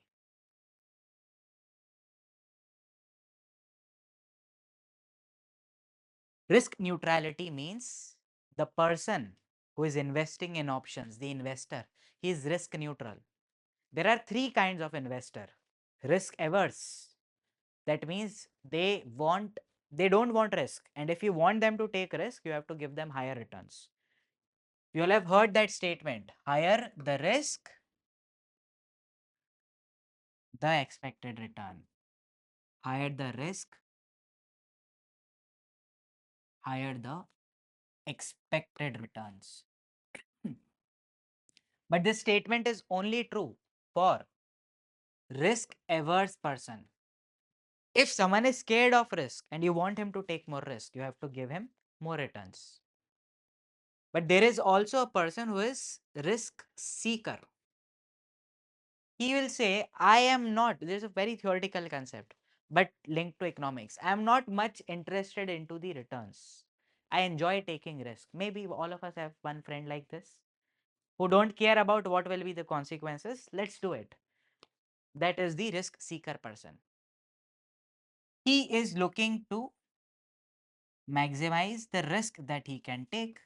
He is not much concerned with returns. And then there is risk neutral person. For him, it doesn't matter whether he get X percentage return for the risk or Y percentage return for the risk. Same risk, it doesn't bother him how much returns are there, X percentage, Y percentage. We are assuming this over here. The world is risk neutral. Is it a true assumption? No, it's not. Right? Mostly the world is risk averse. But to make these equations, we put into the risk averse, like risk neutrality concept. And because of risk neutrality, formula of probability that we'll have, the probability that you are saying, it will not be 50%. It will be 1 plus R minus D. D is down move factor by U plus U minus D. Now, look at this formula and can anyone try to develop intuition behind it, what it is trying to say? Maybe spend 1 minute, look at this formula and try to understand. R is risk-free rate, I'll write here. Option valuation, risk neutrality is one assumption. Second assumption is risk-free rate. We'll use risk-free rate for discounting.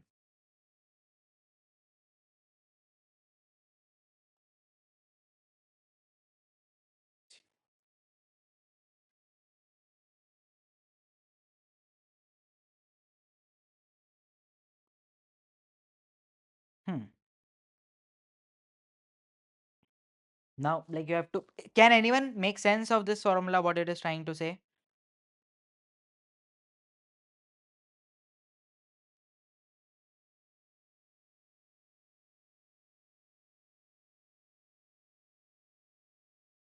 One plus risk-free rate minus D divided by U minus D. Okay.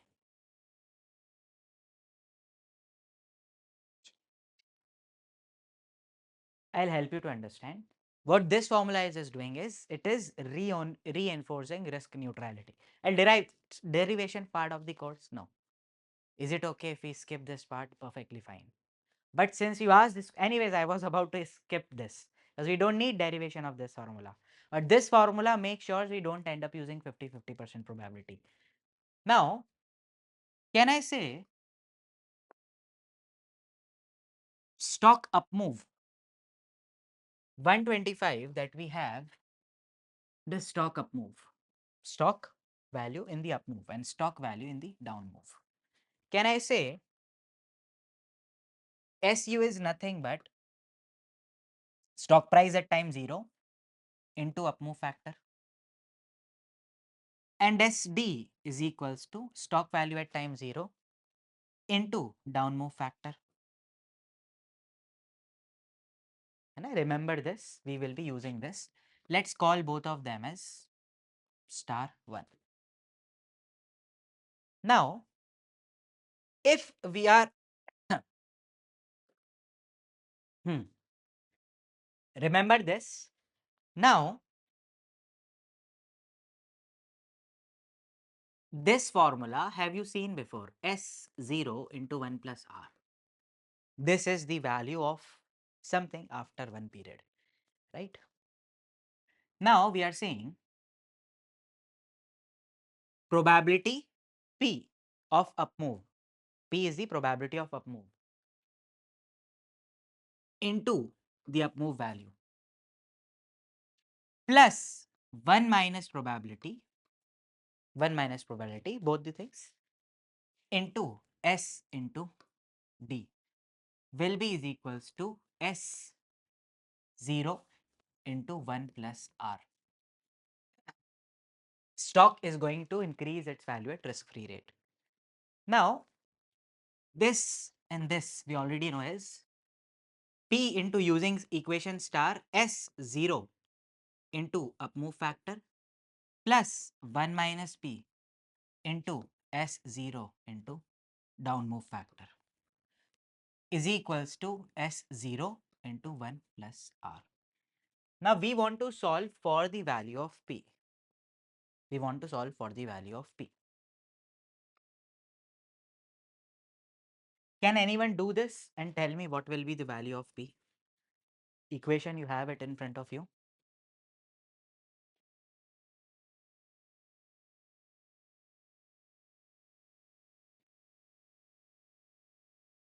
I'll suggest you one thing, like keep doing, take S0 out from this and this. This and this take S0 out. So it will be P S0 U plus 1 minus P into S0 into D, that is 1 into S0 into D minus P into S0 into D is equals to S0 into 1 plus R. Now calculate S0 or like get S0 out of all. S0 common from all, so it will be P into U plus S0 out from here as well, so it will be just D minus S0 out from this, it will be just P into D is equals to S0 into 1 plus R. Can I cancel this S0? Yes, this is cancelled. This is cancelled. Now solve for the value of P. From both of this, we can also write this as PU minus PD plus D is equals to 1 plus R. Now we can calculate P common. It will be U minus D plus D is equals to 1 plus R. Now I think the formula is pretty much visible now. This I will take over here. P U minus D is equals to 1 plus R minus D. This I can bring to denominator and it will become P is equals to 1 plus R minus D divided by U minus D. This probability will make sure risk neutrality exists. Okay, so this is how we derive at the formula, and to insist this condition into our option valuation, we need to make sure we don't use equal probability, we use this probability. Okay, chalo. Anyways, chalo, we did all these things and we arrived at this formula. Now what? Even if you skipped last 5 minutes, it's fine. Now you have this formula. We will calculate probability. P is probability of up move, up move. So probability of up move in this case, risk-free rate, let's say, is 10%. So in our case, it will be 1.1 minus D का value क्या था 0.8 divided by U minus D 1.25 minus 0.8. Please give me the answer. Solve all this on calculator. Okay. हाँ जी. Solve numerator first and denominator second and divide one by another. 0.666. Please anyone cross verify. 0.3 divided by 0.45. 0.666. Okay. 66.666%. Right. If this is probability of up move, probability of down move 1 minus P will be 0.33333, or you can say 33.33%. I'll put it over here in this formula. 66.666% of giving me 25 rupees as payoff, or 33.3333% probability of giving me 0 rupees payoff. Now, this 25 into 66.66% plus 0 into 33.33%. This is the average or expected value of payoff, right? If 60%, 66% chance of 25 rupees, 0 of 33 rupees. So expected value, average payoff would be, on an average, the payoff will be, solve this.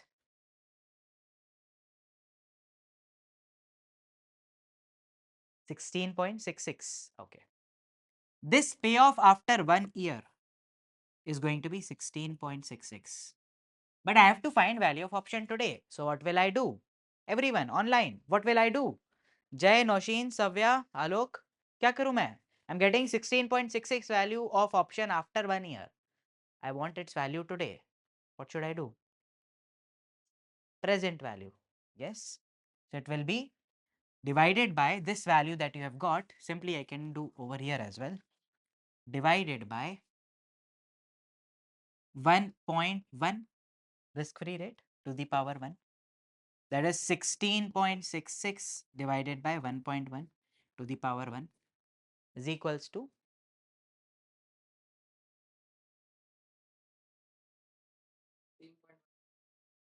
15. No. 15.14. Okay. I think it should be 14. This is value of call option. Easy? Suman, good? Okay? Chalo. This is value of call option. 15.14. 15.14. Now, this is like binomial method done.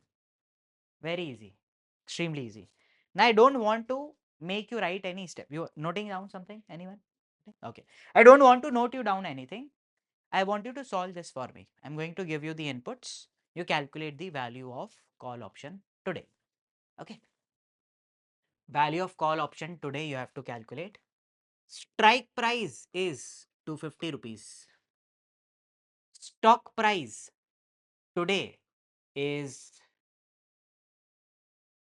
230.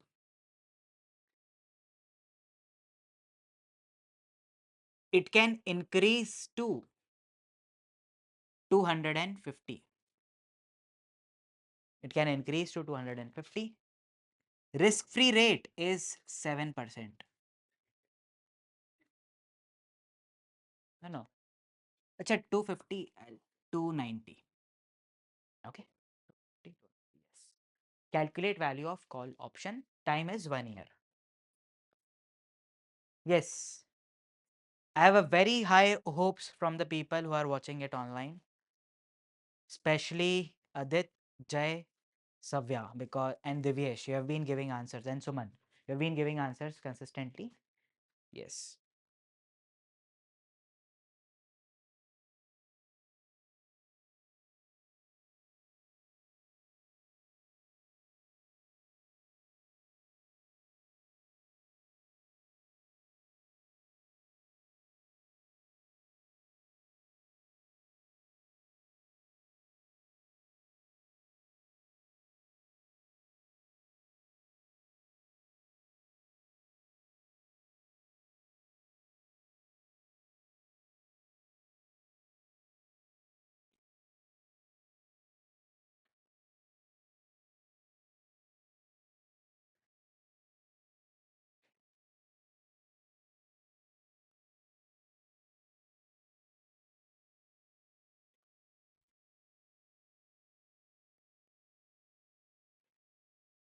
What's the answer?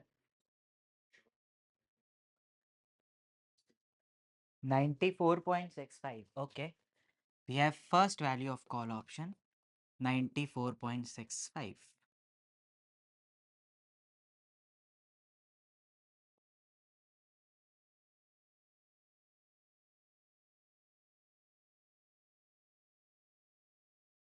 Jay, what's the answer? It's fine. You all can be wrong, right? It's the first question.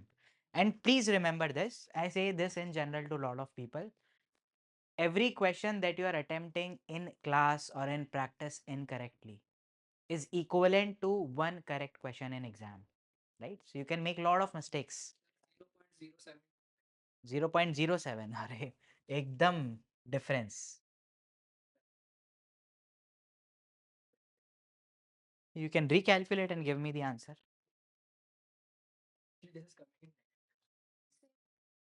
They're getting negative to possible. If it is negative, you can say, sir, 0. It's fine. Because I have also created this question on spot. It may be negative. I don't know. But minimum value will become 0 in this case. Last 1 minute. Confirm your answers. I have not received any answer from Alok, Adit, Jay, Suman, Savya, Noshin.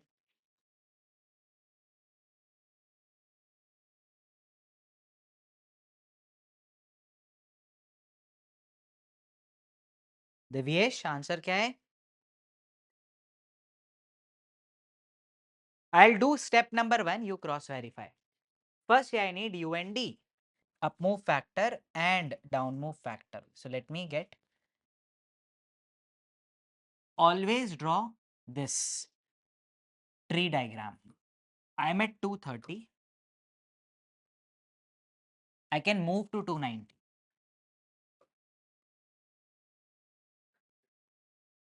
Strike price is 250, yes. But I am at 230, na? Stock from 230 will reach to 290. This can fall to some level. I have not given. So you have to calculate down move factor and come up with this value. Up move factor, I know it is going to be 290 by 230. 290 by 230. How much it is? 290 by 230. 29 by 23.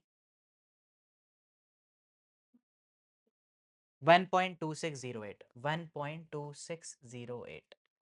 So down move factor, I know it is going to be 1 by 1.2608. 1.2608. Okay. Thank you, Suman. How much it is going to be? 0.793. In fact, pretty similar to what last time we got 1.25 and 0.8. Here also we are getting pretty similar. So it can reduce by 79.3. It will become how much? 230 into 0.793. How much?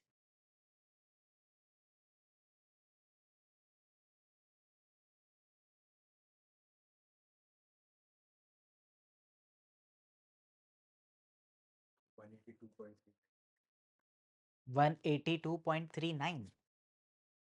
182.39. Okay. Now, right now we have not done any option related calculation. Only option related calculation of this is you decide If strike price is 250, what will be the payoff? 290, strike price is 250. Will call option be valuable? Yes. You have right to buy something at 250 worth rupees 290. Yes. What will the payoff in this case? 290 minus 250 S minus X, that is 40 rupees. This something that I can buy at 182 rupees, why will I buy it from someone else at 250 rupees? So 0. Now we have payoff of 40 and 0. Now since we have payoff, now we can proceed ahead. It will be 40 and 0. 40 multiplied by probability and 0 multiplied by 1 minus probability and divided by the rate 1.07. That will give you the answer. Just P nikalna, it's not very difficult. Do we need to think about the entire step one by one? No. P, we know the formula. P is equals to 1 plus R minus D by U minus D. Give me final value of P without making any mistake. 182.39, okay. Yes. Give me final value of P, Suman Adit.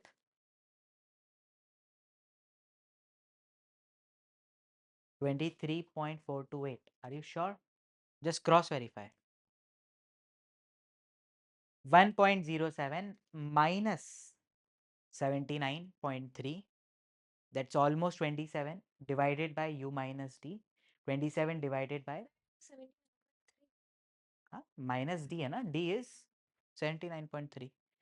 So 0.793. The same thing. 1.07 minus 0.793 divided by 1.2608 minus 0.793.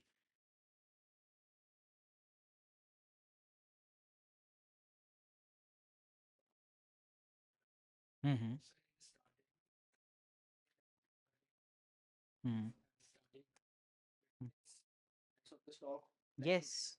But फिर उसमें like हमें वो x use नहीं करना चाहिए क्योंकि like वो We used X ना. नहीं So यहाँ पे. So you're saying I have agreed today to buy stock after 1 year at 250. But after 1 year I'll change my mind. You're saying that 250 change होगा क्या? नहीं. फिर भी हम नहीं कर सकते उसको change. Strike price will not, stock will move. Strike is a contracted value. It's going to remain at same 250. So we'll not use this. 230 can become 290 or 182. Haan. Give me value of P.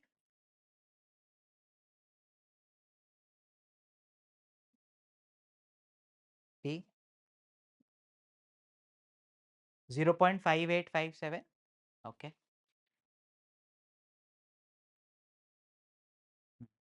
Final. मैं पहले जो number बताता हूँ final बता So 23 इसका value था. Okay.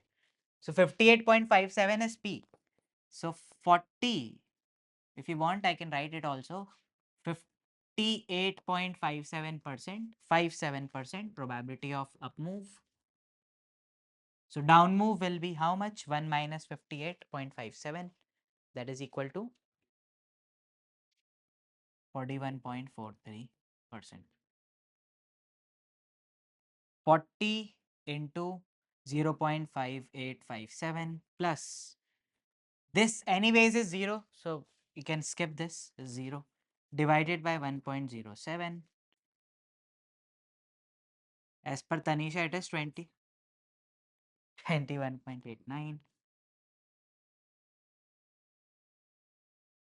21.89. Please like cross verify the answer. एक second. Sir till 58.57 was there. Acha, okay. Chalo. We got 58.57. We just plug it in over here. 40 into 58.57 plus anyways 1 minus 58, like 1 minus probability into 0.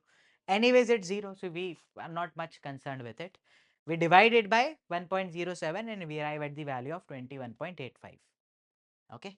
And 85 or 89 to confirm that. Okay. So do calculate it. And by that time I'm giving you the last question. I want all of us to arrive at the correct answer in one go, right?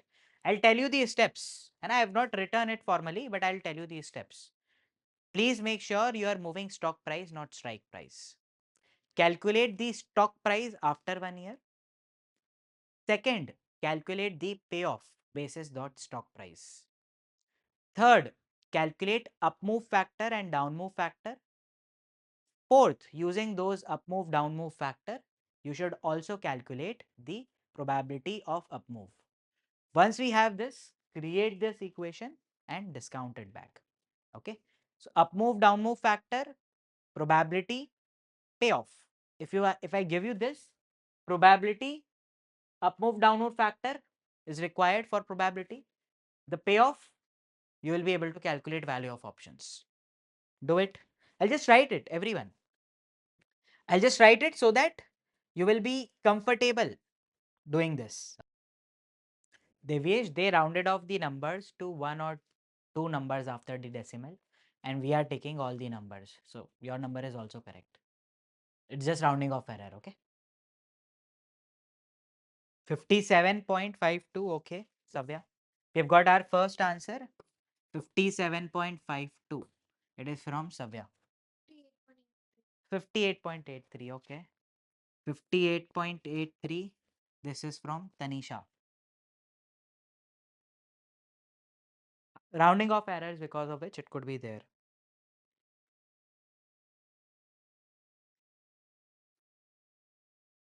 See, you can use pen and all, that is good. And you should do it initially. But maybe after 5-7 questions like this, we will use pen to write few things. P value, 1 minus P value, then payoff value. That's it. If you see these three values, you can calculate, right? 58.28, yes, close. So 58.28, Abhedya. Seems to be correct. Everyone is going to giving answer around 58. Let's wait 1 more minute for everyone else to solve. I'm not solving, I'm just making the tree. 400 can become 300. So down move factor, I know, is 1 by up move factor. That is, down move is equals to 1 by up move factor. That is, I'll just remove this. That is, if up move factor is stock up move by stock 0, so down move factor becomes 1 upon of this.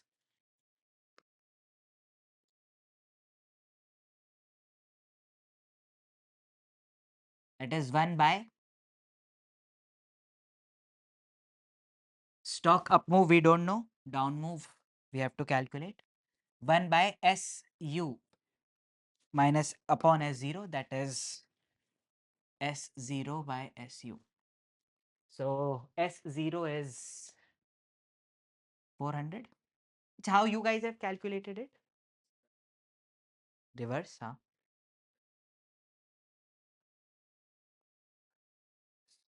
After 1 year, huh?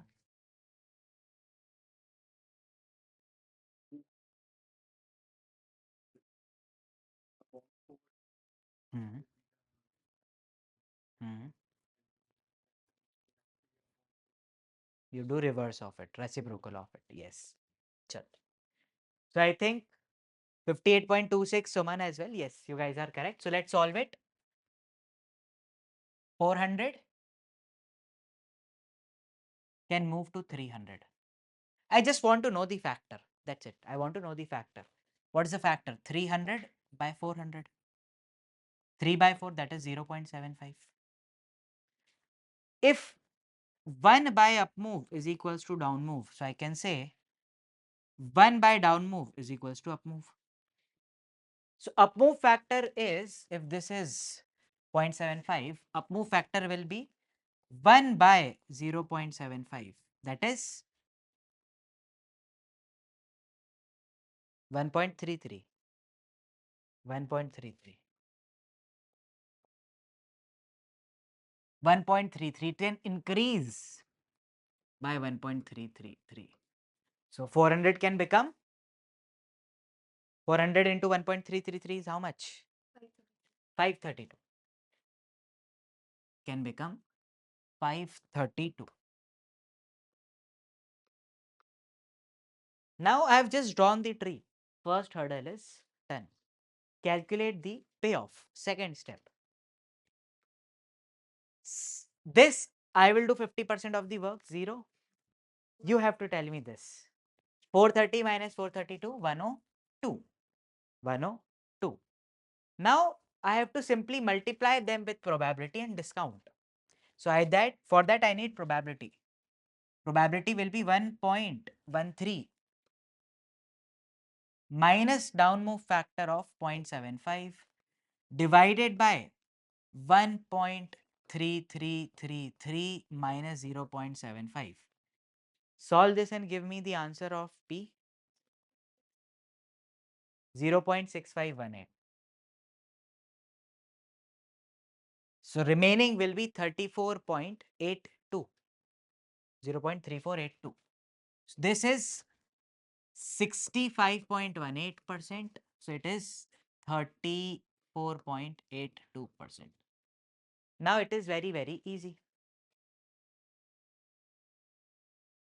I'll say I can make 102 rupees with the probability of 65.18% or 0.6518 and the same thing.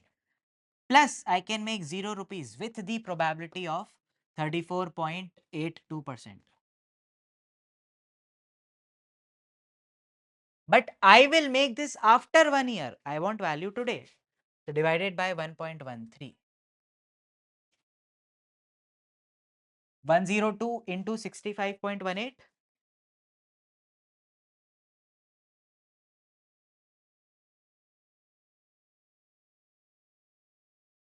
66.4836. 66.4836 plus 0 divided by 1.1.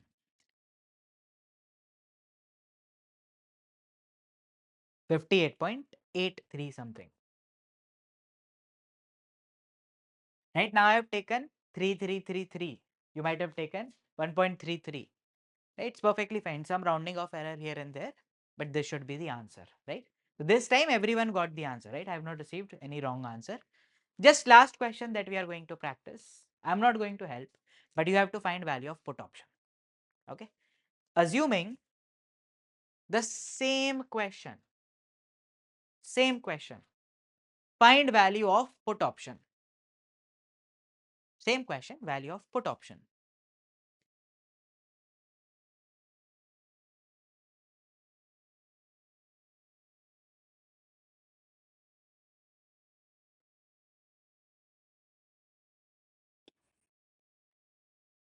Approximately, you should get. I think so. Maybe I may be wrong. Calculate.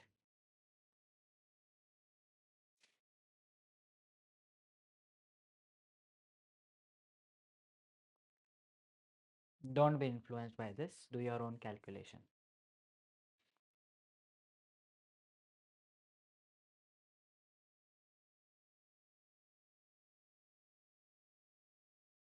$75.93 Savya is saying. Okay.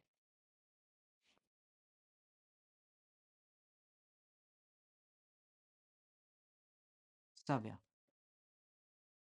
74.93. Tanisha. Harshit. Saket. Abhedya. Okay. 75.93. Okay. Jay. Nausheen.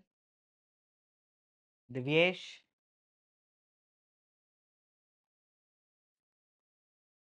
Only Savya is calculating. What about others? Suman. Alok.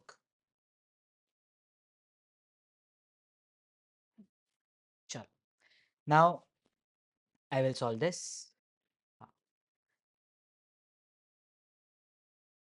Stock is currently at 400. It can reach to 300. or become 532. Okay. I have to find value of put option. Will there be any change in the probability of up move and down move calculations? No, it's going to be same.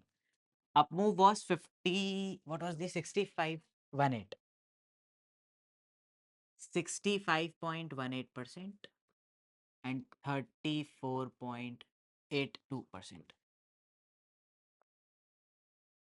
Will there be any change in payoff? Strike price was 430.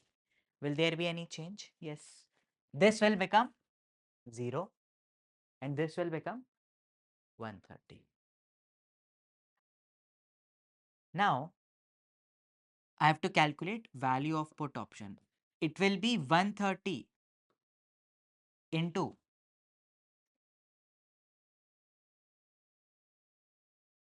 34.82.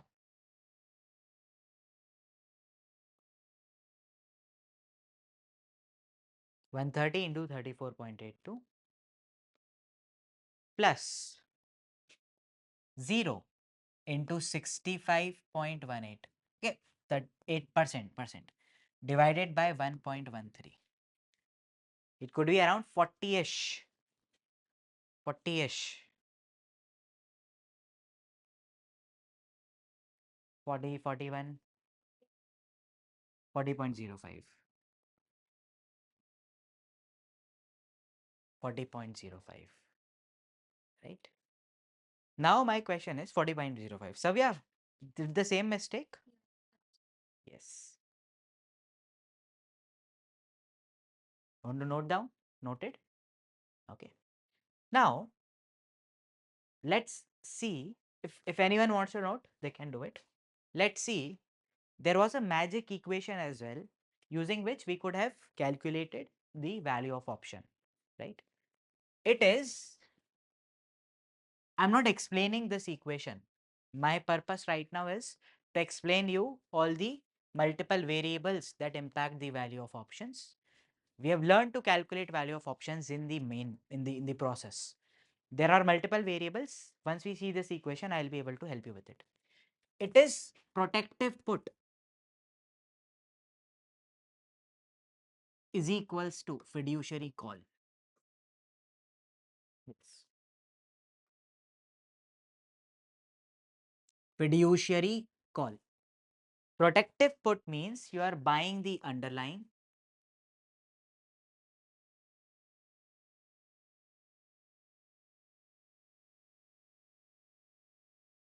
You buy and you also end up buying a put option. You end up buying a put option. This is equals to fiduciary call. That means you buy a call option and you also end up buying a bond that will pay you strike price on maturity. So today's its value will be present value of strike price. This is a bond with strike price at maturity. Like this bond is going to pay you X amount at maturity, its present value, right?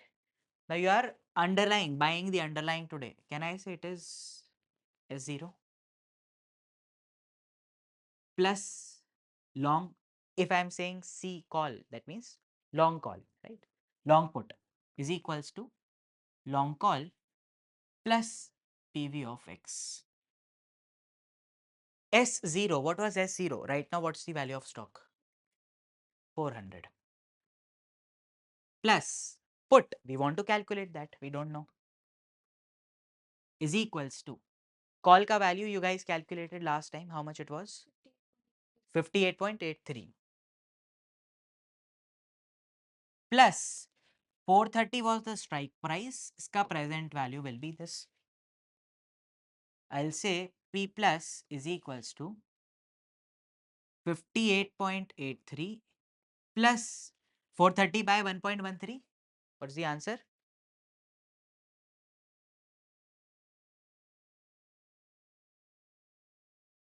380.53 minus 400. Solve this.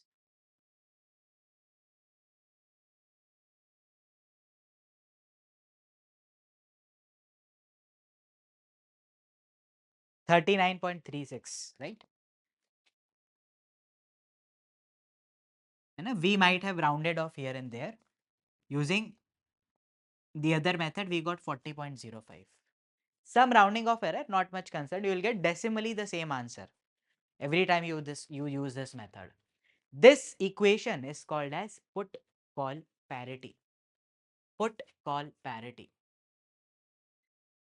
Put call parity. Put call parity. Now this equation, there is a separate chapter on this equation. You can write it down, but I want your focus on certain things. We would want to know value of call option. Let's say call, it is related to so many things like exercise price. So value of option depends on so many variables.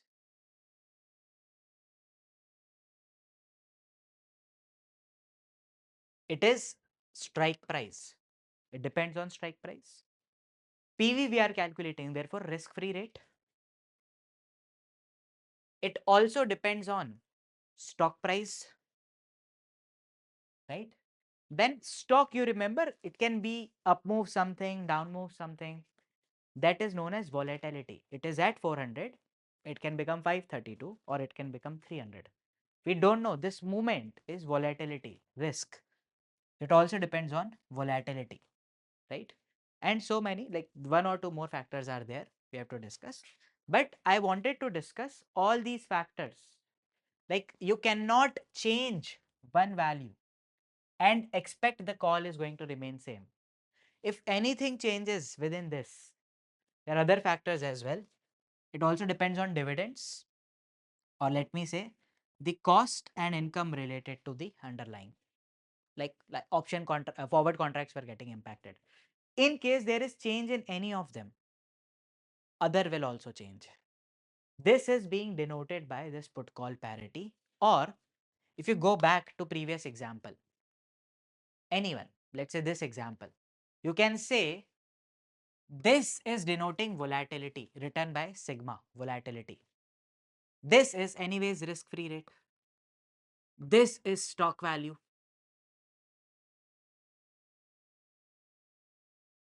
This is exercise price. This is time. I have not written time over here. Let me write time as well. Time. All six factors impact the value of option. Cost or income. Cost or income.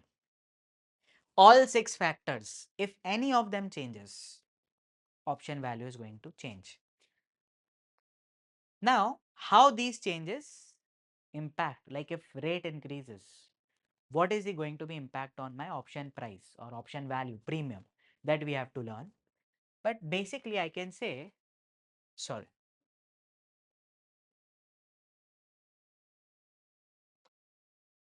Next thing. Statement. this one, Shaidar, protective put, this position of buying an underlying and buying a put on that underlying, this is called as protective put. There's a name for it. Buying a call option and buying a bond, essentially a zero coupon bond, a bond that will pay X amount on maturity, exercise price on maturity. This is called as fiduciary call, right? So protective put is equals to fiduciary call. Now, why this statement exists? What's the purpose of it? Right now, we are not diving into this. I'm saying, looking at this, you can say a lot of variables impact value of, let's say, put option is getting impacted by couple of variables: stock price, exercise price, present value is risk and rate and time, stock exercise price. Lot of them are impacting, right? Cost and income is not visible over here. In fact, volatility is also not visible over here. For that, I took you over here. Here you can see all these factors. Cost and income is also not visible over here because we have not bought dividends or any other cost over here. But these are the factors that impact value of option. Now what I want to understand is next, if let's say strike price increases, how my option value is going to behave. If strike price decreases, how my option value is going to behave. Okay. Now for this, I'm saying basic value of option. Anyone have any doubts in this? Jay, Naushil, any doubts? Suman? No? No doubt, sir. Okay, perfect. Now I'm saying value of option. Broadly, I can divide into two parts. One is intrinsic value, and another one is time value. One is intrinsic value, another one is time value. Now, if you remember when we saw that option chain of Nifty, we were not getting exactly the same answer. We are doing stock minus strike, but we were not getting the same answer. And I said, lot of multiple factors are there. Right now, you know, stock and strike, it is going to be closely linked because when we are doing recording this video, when we are doing this video, tomorrow is the expiry. So very small time is left. So what happens is, as option moves toward expiry, as option is going to move towards expiry, the time value starts moving to 0. If let's say we are over here, option value is 100 rupees, maybe 80 rupees is coming because of stock minus strike and 20 rupees is coming because of time. Why value becomes because of time? Next discussion. Now, as the time is going to pass, 20 will fall, and tomorrow when the expiry is there, it will become 0. Around 3:30, it will become 0. Fall. At expiry, it will become 0. This is called as time decay. Time decay or theta decay. Theta decay. Time decay or theta decay. So, one of the questions could be at the time of expiry, option value will consist of intrinsic value plus time value, only time value, or only intrinsic value. Answer is C, only intrinsic value, right? Now, this intrinsic value is stock minus strike and other factors as well. Okay. Now, all these symbols that we discussed, they are in fact called as option Greeks. Like we are going to the impact of change of this is called as option Greeks. My bad. Like if stock price is going to change, how much is option price going to change? That is called as delta. If risk-free rate or time is going to change, how much option value is going to change? That is called as theta. If strike price anyways don't change, other than strike price, everything can change. If volatility changes, that is called as vega. Okay. So all these factors other than strike price can change. And because of this, what is the impact on option price, value of option, that are represented by option Greeks. I'm not saying these are represented by option Greeks. This will change. And we have learned this, if they change, value of option is going to change. That change, if X is changing, if like T is changing, how much my option is value is going to change, that is captured by theta.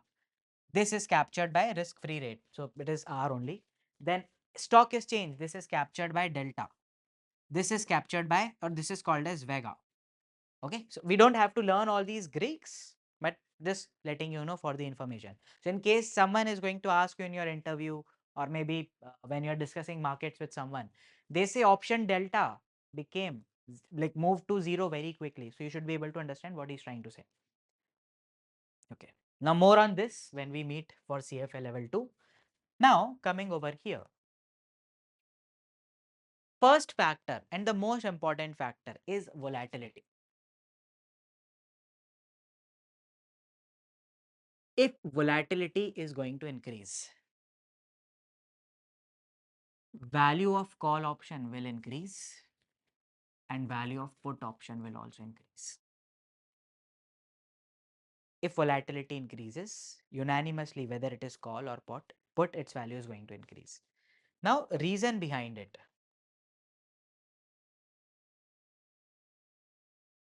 Stock is at 100. I am saying volatility is just 10%. So maybe it can become 110 or it can become 1 by, not 90, 1 by 10. That is like 100 by 110. Like calculate the factor. Up move factor is 110 by 100. So 1.1. So down move factor will be 1.1. 1 by 1.1. What is it?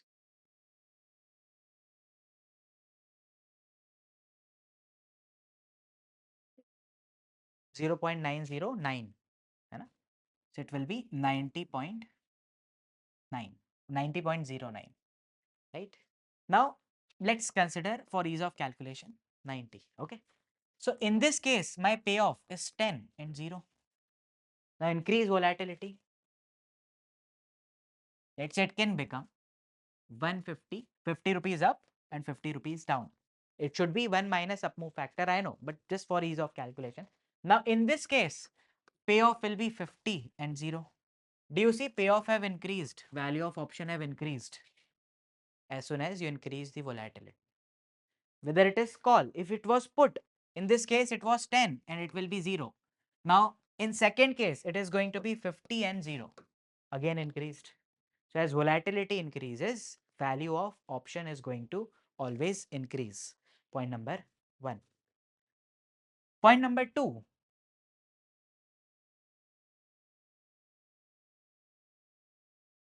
If stock price is going to increase, you tell me what will happen to value of call and put option. Stock price is increasing.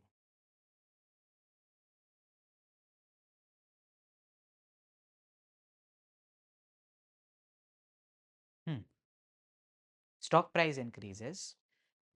Exercise price is 100. You have a right to buy something at 100. It is available in market at 120. Now you will make 20 rupees profit. Now after maybe one day, it is now available at 150. So stock price have gone up. Call option value will increase. Call option, it's a bet on, you are bullish on the stock, then only you buy call option, right? So if stock is going to increase, value of call option will increase. Value of put option, long put, you have right to sell. Something is available at 100 and it will decrease. Strike price is 100, something is available, let's say at 120. Now stock price moved to or maybe available at 80. So you have profit of 20 rupees. Now it have moved to 90. You will have profit of 10 rupees. So put value is going to decrease. Right? Now cost and income. It is same as forward contracts or same as the previous discussion that we have had. Cost increases the value of call option and decreases the value of like the benefits income decreases, and this is going to be minus and plus. For put it is reverse. Okay. Strike price. Strike price also, once you decide it's going to be fixed. But I want you to understand, if we put strike price up, then how will call option behave? And if we put strike price down, how will call option behave? Stock is at 100. Strike is right now at 60. Call option ka value is 40. Now you are going to move up the strike price to maybe 90. Call option ka value will decrease and put option का value will increase. ऐसे सोच के बोलते हो increase कि just it's opposite. Okay, चलो. Fine. Risk-free rate. Now right now risk-free rate, it's difficult to explain. It is plus and minus. But still I'll take that step. Maybe I'll try to explain. If in case you can get it, fine. If you can't get it, then also it is fine. Call option value, if rates increases, call option value will increase, otherwise it will decrease. Not here. Let's do it here. Strike price is 100. Stock value is 120. Okay. If it is a call option, option value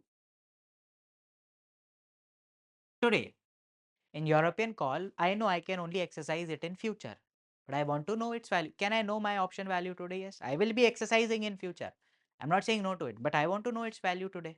So it is going to be maximum of 0 stock minus strike का present value.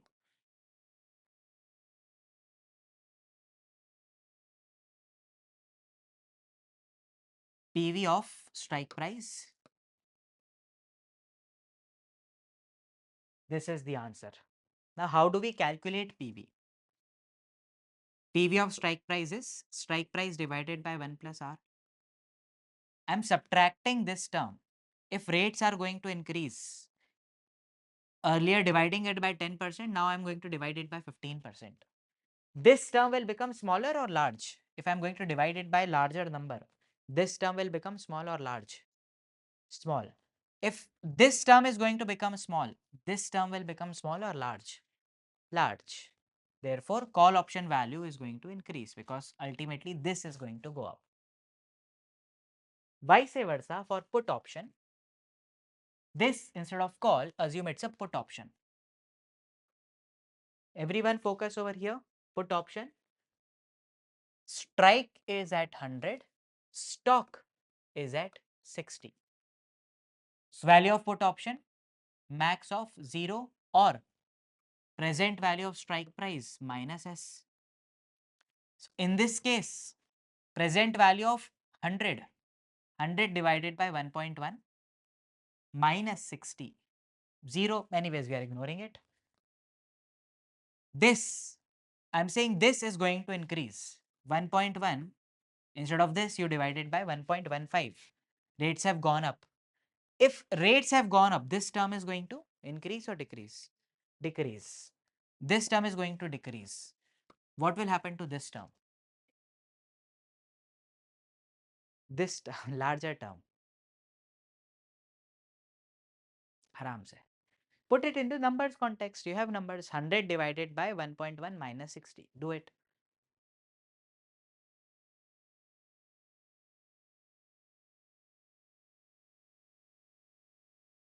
Okay. 100 divided by 1.1 minus 60. 13.30. 30 exactly. Okay. 30.90. Now, instead of 100 divided by 1.1, do 100 divided by 1.15 minus 60.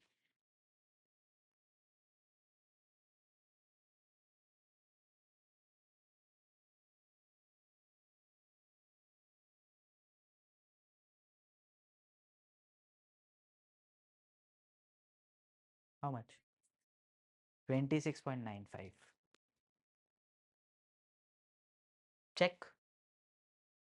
Now, so when rates have gone up, put option value have gone down. Hence, I wrote this plus minus. Okay. Everyone comfortable with this till here?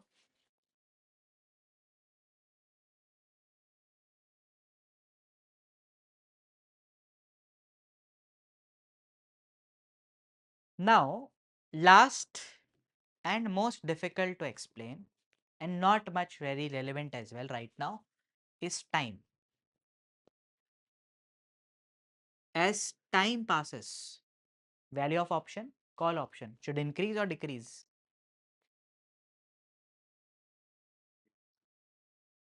Plus, plus and minus both. This not explained right now.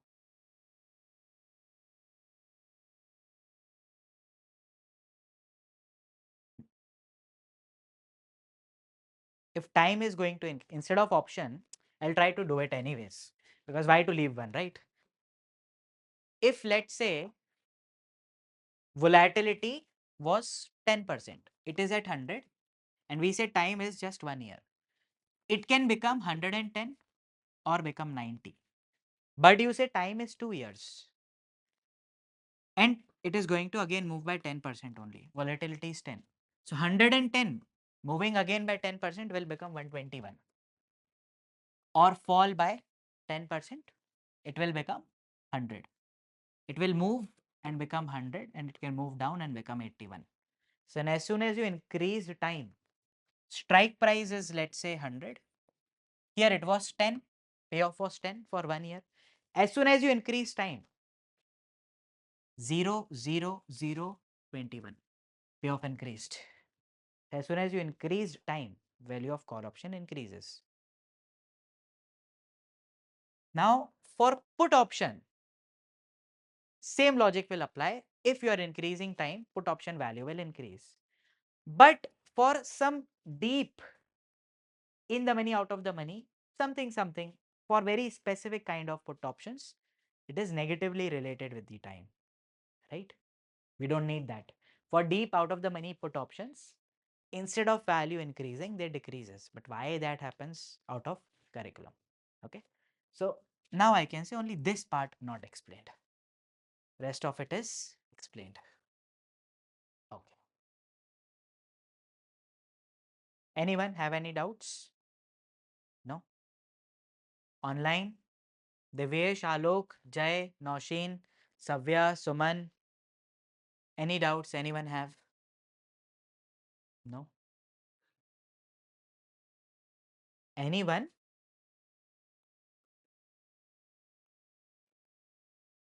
Two sums. Acha, okay. I'll explain you, no problem. So this was the one that we discussed, the time part, right? You are asking about time one, right? Time wale?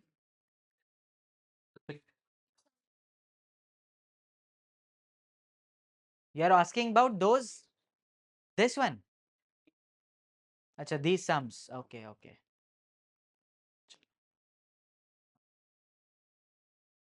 I'll explain again, don't worry.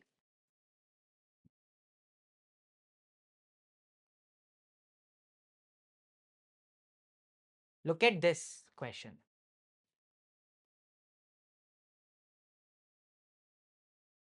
This is the data given. Stock of 230 rupees. Strike price is 250. It can become worth rupees 290 in 1 year. Or it can fall and become 182.39. Both the things are possible. Binomial. Only two states exist, up move, down move. 290 or 182.3. Strike price is 250.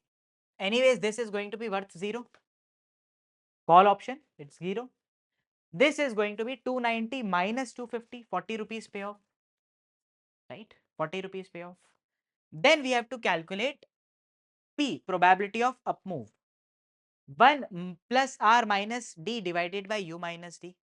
So 1 plus R, rate is 7% over here. Minus D, the down move factor. Down move factor in this case, 1 by up move factor. Up move factor was 26.08. 230 becoming 290. So 230 by 290, 290 by 230, 1.2608. If this is 1.2608, 1 upon of it is going to be 0.793, that is down move factor. I plug in all these values, arrive at up move probability of 58.57%. Now 40 rupees payoff will be there, probability of it is 58.57. And 0 rupees payoff will be there, probability of it is 1 minus 58.57, that is 41.43%. So if we solve this, we'll get 40 into 0.5857 plus 0. And this payoff is going to come after 1 year. Here it is going to come over here. So today its value will be, we discount it by 7%. Therefore this into this plus 0 discounted is coming as 21.89. Got it? Okay. Now, since we discussed this just last 1 minute, I told there is a problem of combining non-recombining tree as soon as we move to second step, right? Like in this case, we have neglected the up move down move factor. In this case, I moved it up by 10% and I said do it by negative 10%. It should be something else. 1 by 1.1 it should be, but we moved it by negative. First year, no problem. Second year, it moved up by again 10%. So this is correct. But if 110 moved by 10% down, it's not 100. Check. 110 पे 90% apply करोगे, it's going to be 100 point something something. It's not 100, it's going to be 10 point something something. Let me do the math. It is 110 into 0.9.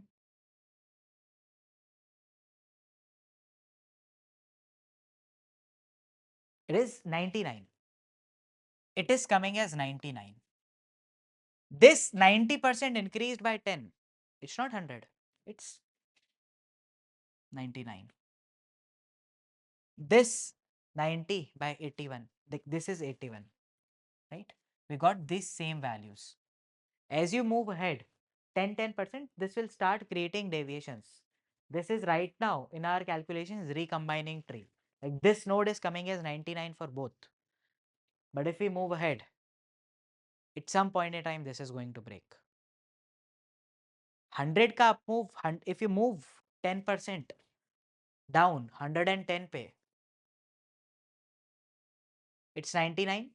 If you move here 99, this is even going to branch more. Every node is going to branch more. And at some point in time, this relationship that at these combining branches, you should arrive at same value. It will be broken. It will be problem of non-combining tree. And when we take that up move factor, down move factor into account, we are saying if 0.7 is up move factor, down move factor is going to be 1 by 0.7. When we solve it, we arrive at 1. One cancels out another. So this and this will cancel out another. Basically, the net impact remains at 1. It always leads to combining tree. Not required, but since we saw this, I've just shared. Okay. So with this, we complete today's lecture. Now for options, only 1 day is left. In 1 day, we will be done with entire options. So today is Wednesday. Thursday, we'll be done with entire options. Nothing major is left. Few miscellaneous points I have to discuss. Lot of discussion on put call parity, synthetics, etc. And then we'll have one more day where we will be solving questions and miscellaneous topics that I want to cover. Okay. So with that, let's stop for the day. Okay.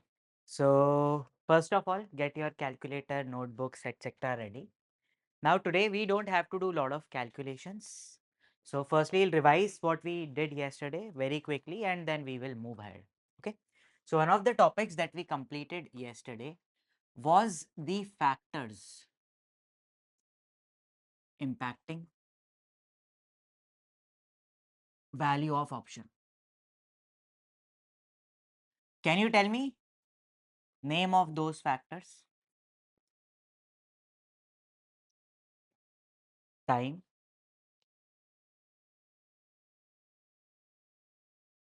volatility, stock, spot value, stock price, strike price, cost or income, income or cost, and rate, risk-free rate. Okay, perfect. Okay, these six were the factors. We learned how the call and put is going to be impacted. Then we also learned binomial valuation. In binomial valuation, formula to calculate upper probability, the probability of up move was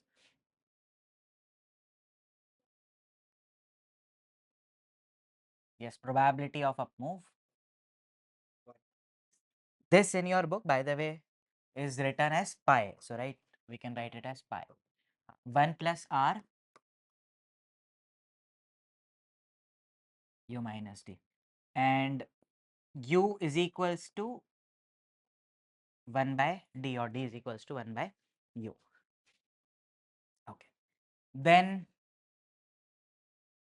we also learned, other than this, or let me walk you through the steps.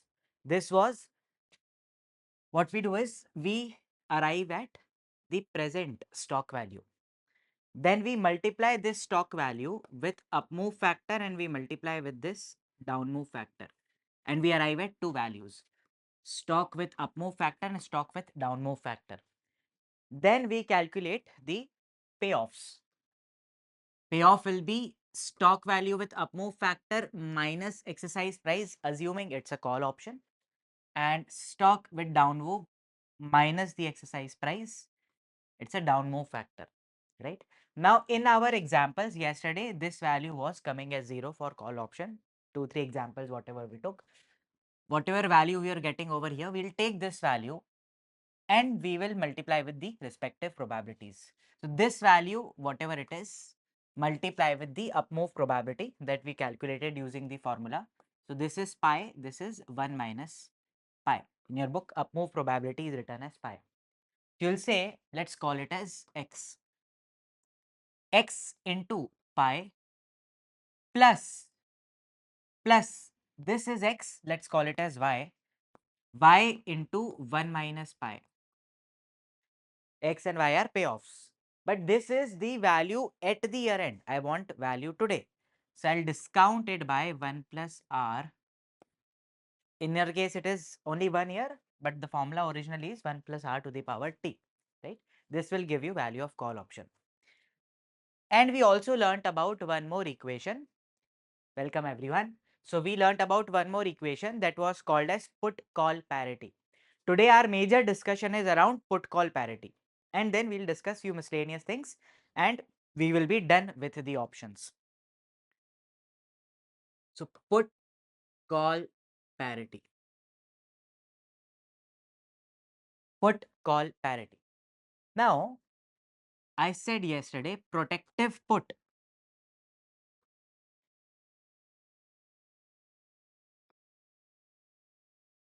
is equals to fiduciary call. Okay. Or I was saying you buy the underlying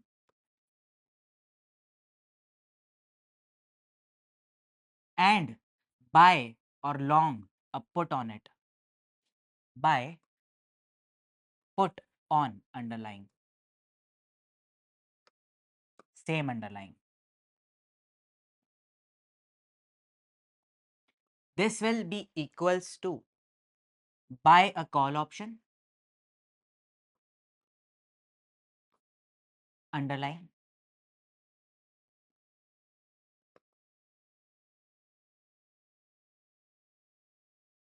now. Here the put and call are bought at same strike price. Put and call are for same strike price for same time period, and you also buy a bond that pays strike price X on maturity. This maturity will match the option maturity. Maturity of bond will match option maturity.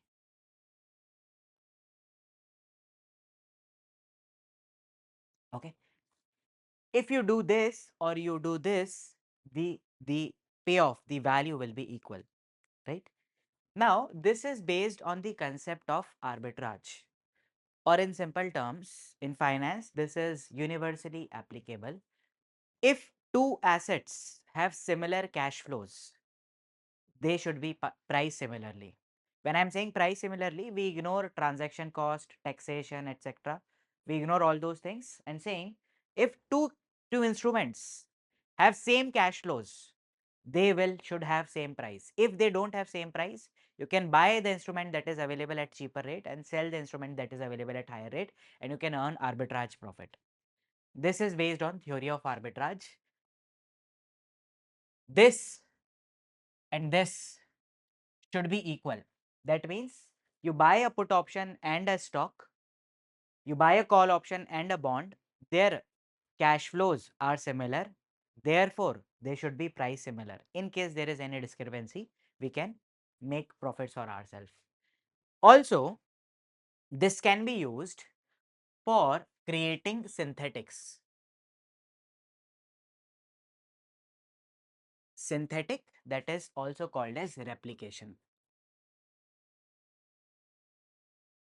Now, give me literal meaning of word synthetic. Like, what do you mean by some, let's say, food have synthetic colors into it? That means synthetic color means not natural colors, right? Not natural. It doesn't occur naturally. Like when you go to some unhygienic ready wala roadside stalls and you will get French fries that are red in color. It is, they are adding synthetics, right? So synthetic means it's not natural. So we say call options occurs naturally in the market, but we can also replicate this call option. When I'm saying replicating a call option, that means am I going to construct something? No, no. Replicate the cash flows of call option. Replicate call option means replicate the cash flows of call option. Replicate stock means replicate the cash flows of stock. So I'm saying I can replicate call option, I can replicate put option, I can replicate a stock, I can replicate a bond. Any of these we can replicate using put call parity. That means we can match the cash flows.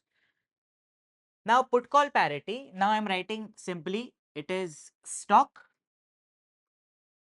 S0 plus P, that is a long put, is equals to present value of exercise price. This is the bond component. Bond will pay X amount on maturity, so its value today is present value plus call. Now let's say the use of, there are multiple uses, but one of the uses, let's say I want to invest in stock market of Canada, but I can't do it. I don't have all the necessary permissions. I cannot set up the account. You need lot of funds, right? So someone may be restricted to invest in stock market of Canada. He can say, okay, I cannot invest in stock market of Canada. I cannot invest into that stock directly.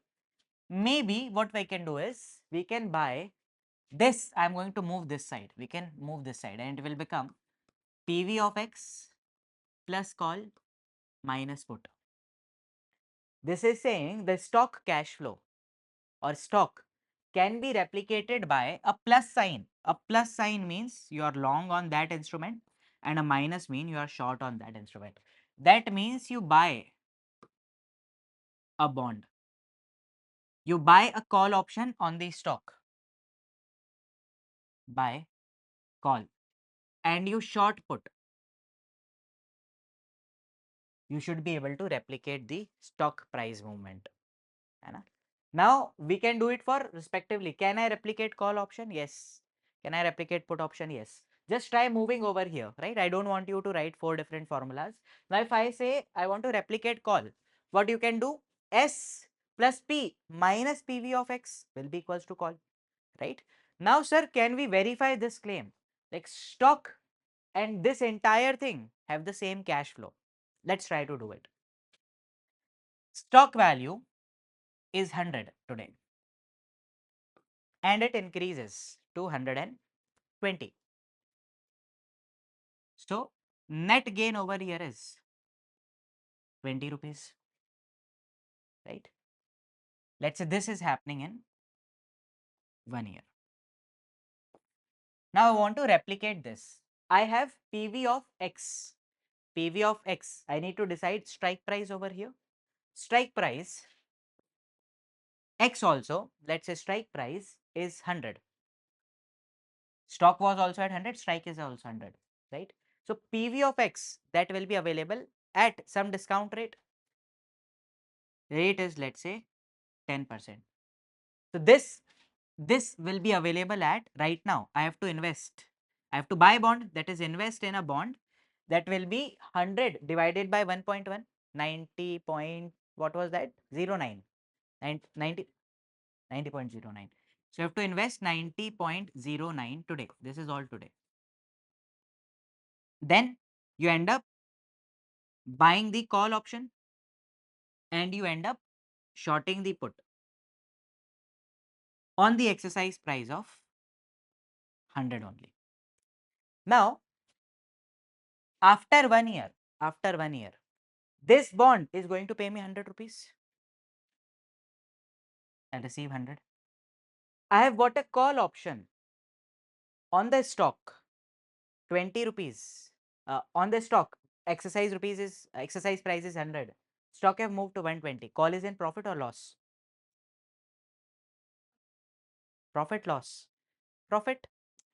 If you have stock at 100 rupees, it have moved to 120. The call option ka value have also increased. It is also 20 rupees gain. Short put. Short put, it becomes difficult to think. Long put के बारे में सोचो. Long put is right to sell. Right to sell. So here we have obligation to buy. We have obligation to buy. Obligation to buy something at rupees 100. Other person have right to sell at 100. Now he can go and sell it in market at 120. Will he come to me? No. So in case this will become 0. Now whether you have this stock, ultimately your value increased to 120 or here also it increased to 120, right? Basically you have replicated a stock movement over here using put, call and investments into bond. Now we can check it for all, believe me, trial and tested over multiple like few 50, 60 years, it works all the time, right? Now this is something your examiner is going to test you. He or she will say, you want to create a portfolio of a bond by using following instrument. You have stock, call and put option. Tell me which instrument you are going to long and which instrument you are going to short. Like in this case, I want to replicate, let's say, a put option. Tell me which instrument I should invest in and whether it should be long or short. Do it. Now create that formula in your mind, do algebra, shift one thing on another and give me the answer. Short put is right to sell. Short put is obligation to buy.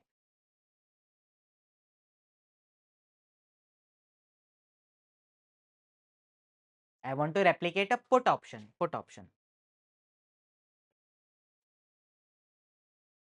Which instrument I should long and which instrument I should short. Plus means buy, minus means sell. Okay. So the answer is stock. Okay. Stock long or short? Okay, short. Okay. Then call long. Then bond also long. How you can verify? P plus S is equals to C plus PV of X. Now I want this. I'll just shift it here. This is anyways long. This is short.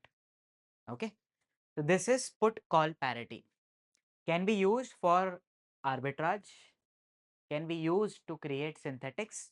Like you can invest in put option or you can create a synthetic put by shorting a stock, buying a call option and buying a bond. Stock.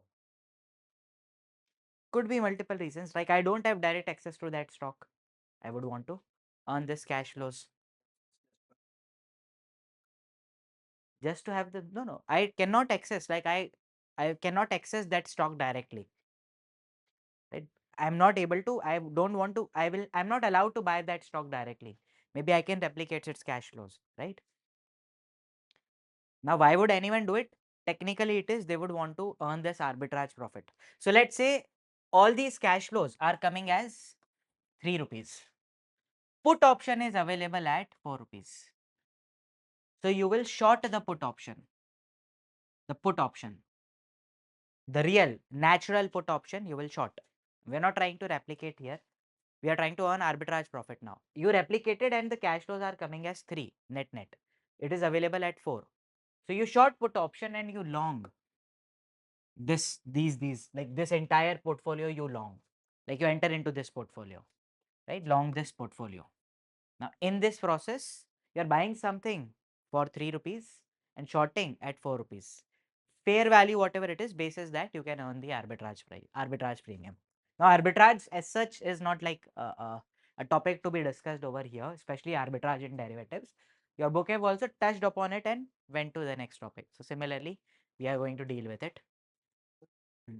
Sir, long or No. Long means buy, short means sell.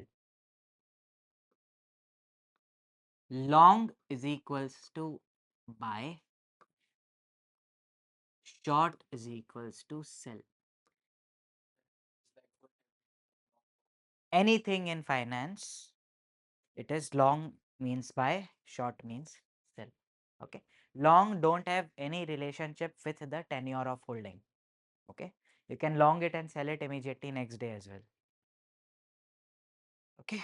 Chalo. This is put call parity. Now sometimes this stock, it's a listed thing, right? But sometimes it can be unlisted stock.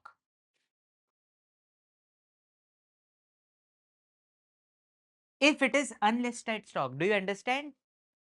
S0 is not available in the market. S0 is not there. Since it's like if QuintEdge is a company, do you guys know QuintEdge ka stock ka value? No, right? Because it's not available in the market. So what we do is we check, is any forward contract available on the company on this particular underlying? If forward contract is available, we can use that forward price and we can discount it to today. So 1 plus R to the power T. We discount it back. Forward price after 1 year is available, let's say, so we'll discount it back by 1 year, right? If stock is not listed, if its stock is not listed and forward is available, we can use forward. We can say S0 is equals to forward by 1 plus R to the power T. Now, this can be replaced in your put call parity as well. The formula will become over here, instead of S, I can say P plus F by 1 plus R to the power T is equals to C plus PV of X. Or since we are writing in terms of PV, I can also say this is put plus PV of forward price is equals to call plus PV of exercise price. This is definitely not put call parity. This equation is put call parity. This is put call parity. This is called as forward put call parity.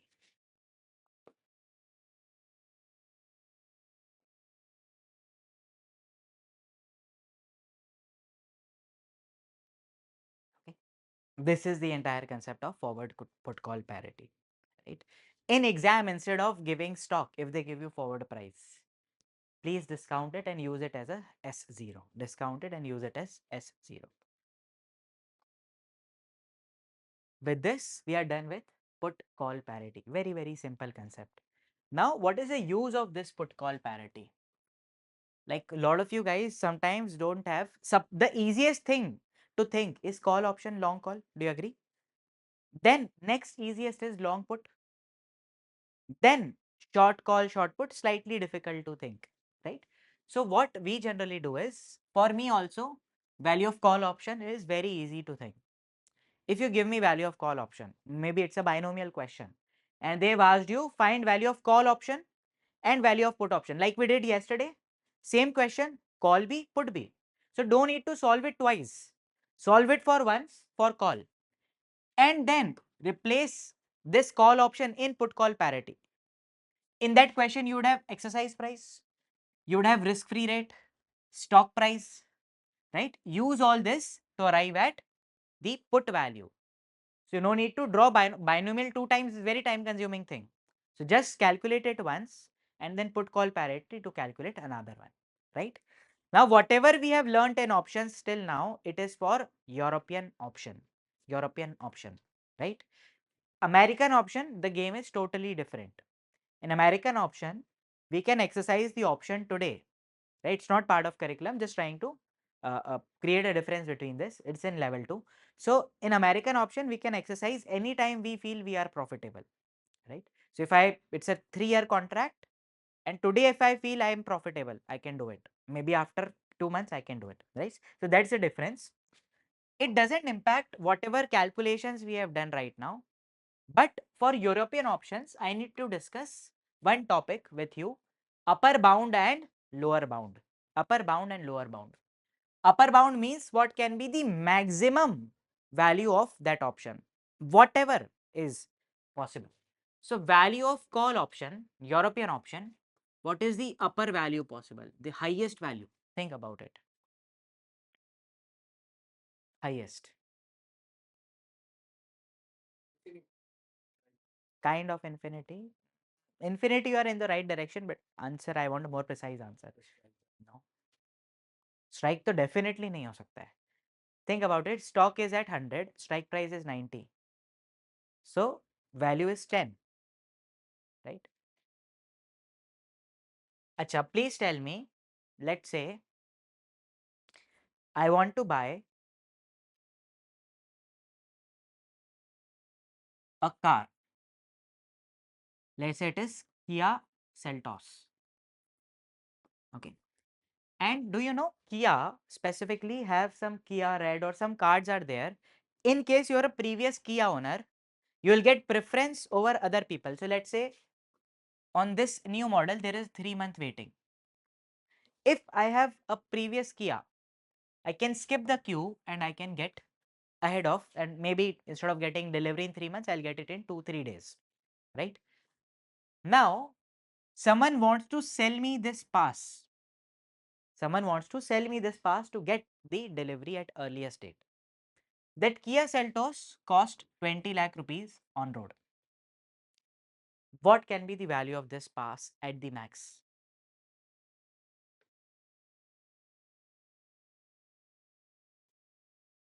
Sure. I'll give you one more example, then I think you'll be able to understand. There is a pass that will give you access to buy an instrument. This instrument, once you buy, you will be having benefits of, let's say, 3,000 rupees. The maximum value of this pass can be. Achha, will you be able to read?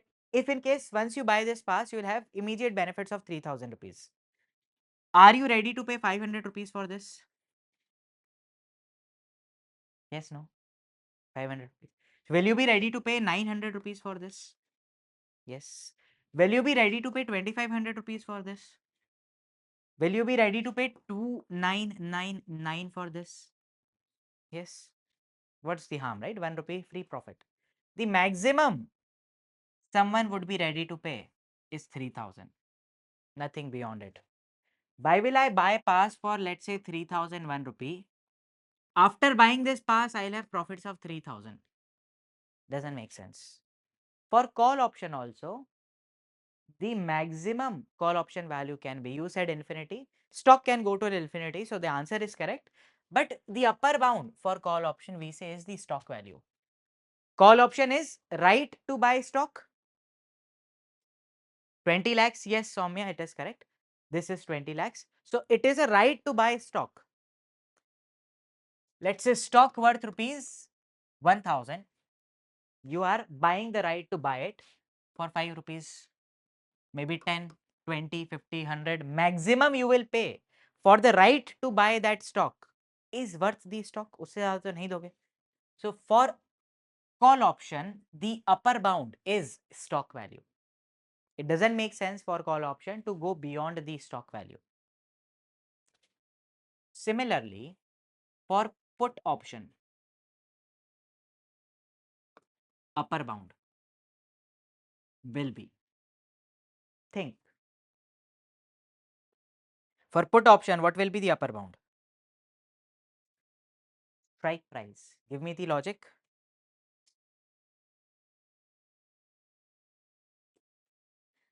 Like I think you have the intuition, but you don't understand why, right?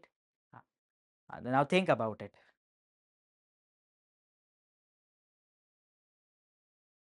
Answer is almost correct, not precisely correct, but almost correct. Obligation, it's a right. It's a long put option. If I'm not saying anything, it is by default long. Long put option, you have right to sell. The maximum value of it will be. Chalo, theek hai. Think about it like this. If you have a put option, strike price is 190. Stock currently is at 100 and 200. Does it make sense for you to execute this put option, use this put option? No. You have right to sell it 190. Currently, you can anyways go and sell it at 200. Will you use it? No. It falls and becomes 180. Will you use it? Yes. Profit kitna hua in this case? Payoff 10 rupees. And stock falls to 50 rupees. Will you use it? Yes, we will use it. Strike price the upper bound. Perfect, Suman. 50, yes. Profit in this case 190 minus 50, that is 140 rupees. It falls further, reaches 0 rupees. Stock value reaches 0 rupees. Will you use it? Yes. 190 rupees will be the maximum. Maximum profit that you can earn is 190. So for put option, upper bound is X. And you guys are correct. That's what, like, I think you might be having this intuition, but you're not able to express it. Was it the case? Were others also able to think like this? Like Suman said correctly, Tanisha, Abhedya, Saket, thought about it? Yes, no? Okay. Now, there's just small problem. This upper bound will be realized later, after the option expiry, right? After the option expiry. We want the maximum value it can achieve today. That is going to be present value of exercise price. Now you will be executing that, right? 190 aega after 1 year. I want value today. That is present value. In this case, do I need to do present value? In this case, do I need to do present value? Stock price today on aaj hi ka hai na, this is as 0, so you don't need to do present value, right? Now lower bound.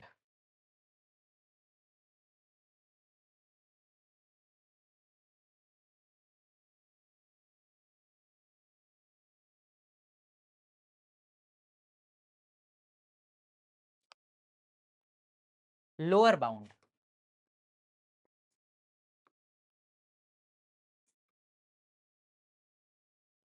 For call option. Now you already know call ka formula, call option formula. It is max of 0. Pardon? X S minus X. But the only problem is this is going to give you value at the maturity. I want it today. So what should stock to stock hai? I will do present value of X. Right? This is lower bound.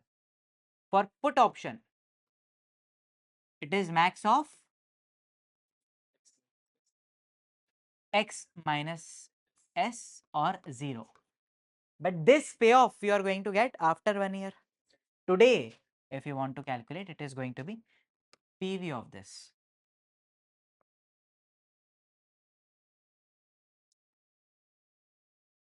Easy? Now, we are diving deep into options part. The discussion is very preliminary, but we are going to talk about some application of this in corporate finance. Application of option valuation in corporate finance. How many of you know what is a balance sheet or how many of you, let's say, have broader idea of balance sheet? Do you know asset, liability, equity? On one side liability and equity, on another side asset, you know? Yes. So balance sheet looks like this. Let's say this is of QuintEdge. This is equity, this is debt, this is assets, and the total over here they will tally, right? This is balance sheet. Now we are going to use certain terms from balance sheet and we'll try to do option valuation. This is coming from Merton model developed in 1974. Useless information, but we are going to apply this option analogy to this. Now, can you tell me what can be the lowest value of a company? Lowest value of the share.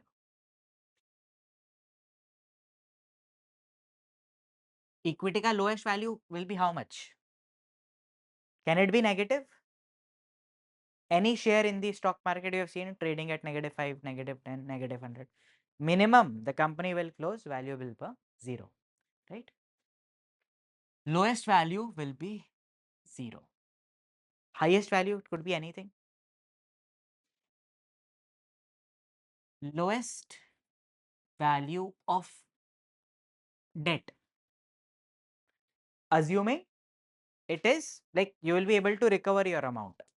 So if I have given you 100 rupees debt, its lowest value is 100 rupees. Assuming nothing happens, its value is 100 rupees, right? Lowest value of debt is D, or maybe let's call it as like the whatever it is available in balance sheet, whatever is the value.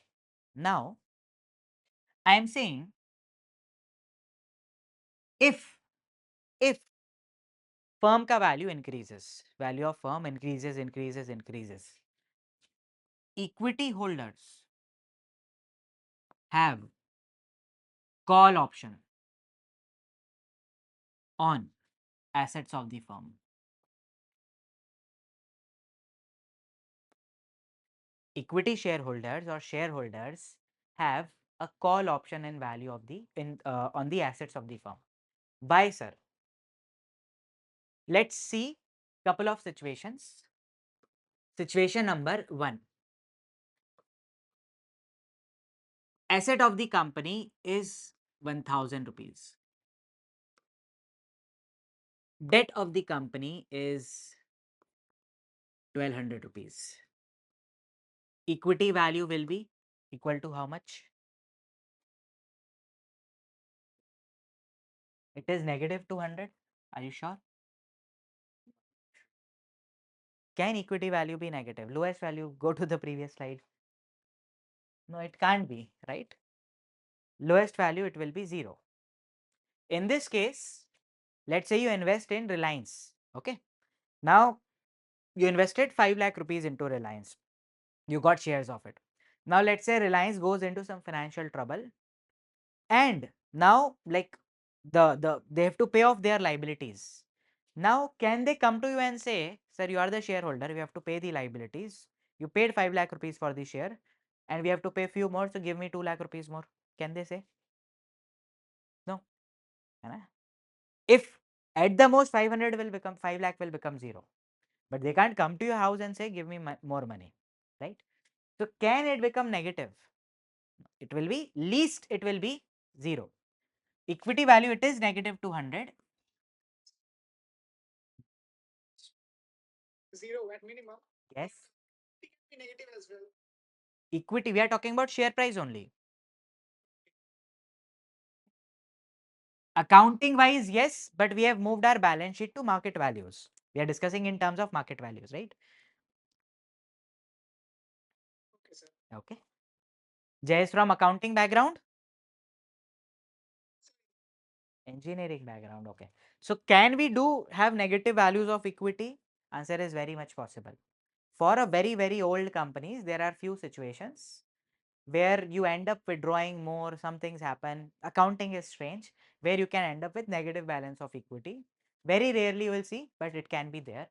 But at market values, it can't be anything less than 0. So equity value is coming as 0. Okay.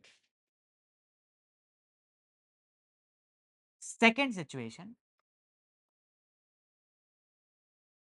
asset is 1500, debt is 1200, equity value 300. Last situation to realize, asset value is 1900, debt value is 1200, equity value is going to be 700. Now I am saying something, equity value will be maximum of 0 or value of assets of the firm minus debt, whichever is higher. In this case, it became 0, then this minus this, and this minus this. Compare it with 0. Obviously, 300 is higher than 0 and 700 is higher than 0. Have you seen this formula before? क्या का formula है ये?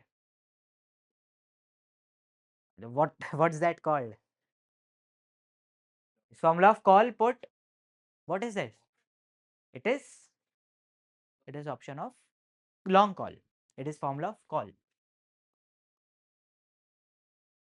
Sir, but option, it can be put formula as well. In put also you wrote it like this, right? Just ignore the PV part because that was to calculate upper bound and lower bound. But anyways, the formula was this and this, right? In this case, do you understand? S doesn't move. What will fluctuate is the stock. X doesn't move. What will fluctuate is stock price.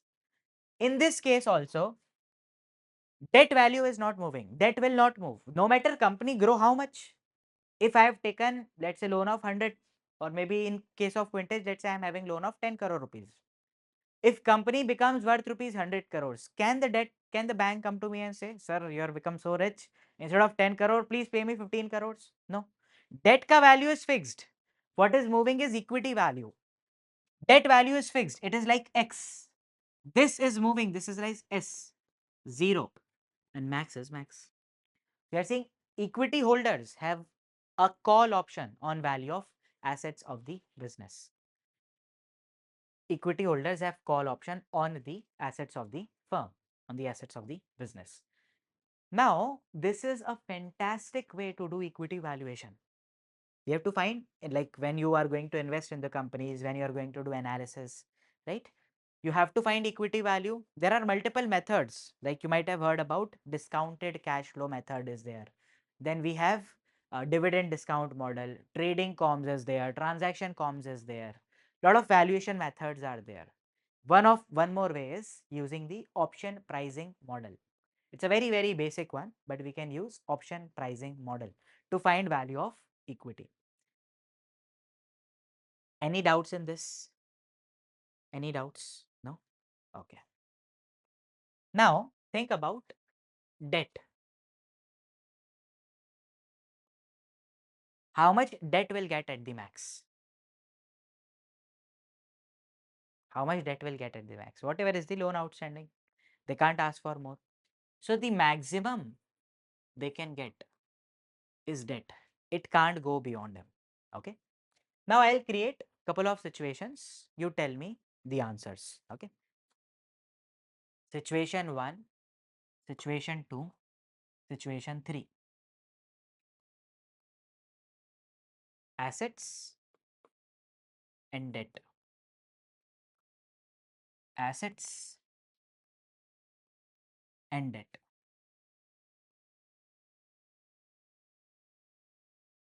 Assets are worth rupees 5,000. Debt is worth rupees 6,000. I'll ask you the question that I want to ask. Asset is worth rupees 9,000. Debt is worth rupees 6,000. And asset is worth rupees 9,000 and debt is also worth rupees 9,000. In situation 1, 2 and 3, I want you to answer in which situation the company is bankrupt and in which situation company is not bankrupt. कहाँ पर there is bankruptcy and where there is no bankruptcy. First one, there is bankruptcy. 3 also there is bankruptcy. Okay. This is definitely bankruptcy. When liability is more than assets, it is definitely bankruptcy. In this case, we are solvent or we are not bankrupt. In this case, still we are solvent, not bankrupt. I have to pay 9,000. Your credit card bill is, let's say, 10,000 rupees. And you just have 10,000 rupees in your pocket. Can they come to your place or can they impact your CIBIL score? No, right? In this case, we are bankrupt. Here and here, we are solvent. Now, first of all, in your mind, don't tell me, in your mind, be very clear what is short put. Think about it, what is short put? What do you do, long, short? Think about it. Others also, you guys who are online as well. So, right to sell. Nahi, Divyesh. Short put. That's why I said, think about it, everyone. It is an obligation to buy or obligation to sell. Buy.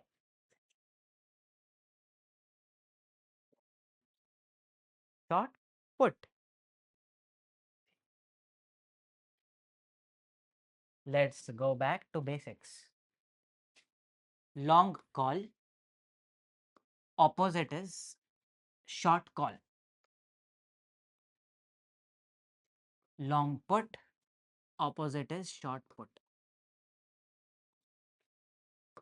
Long call, right to buy. Long put, right to sell. You have a right to buy.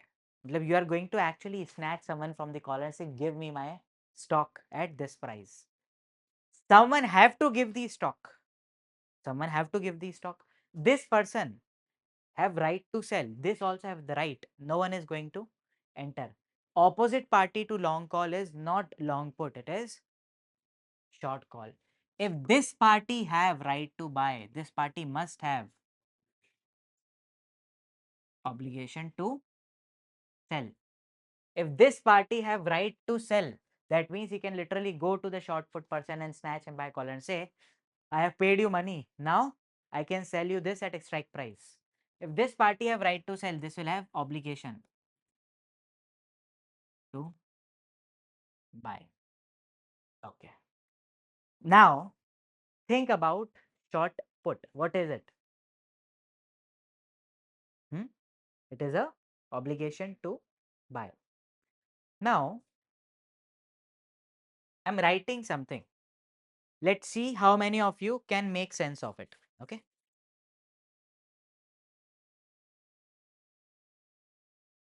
Holding a debt in the company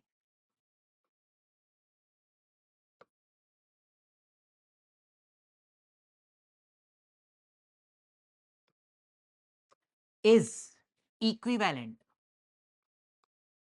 to long a risk free bond.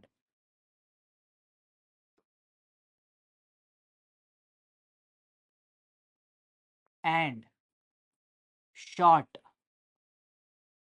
put. Try to make sense of it. I'll explain. Holding a debt is equivalent to long a risk free bond and short put. Long a risk free bond that pays D on maturity. Okay. On maturity. Hmm.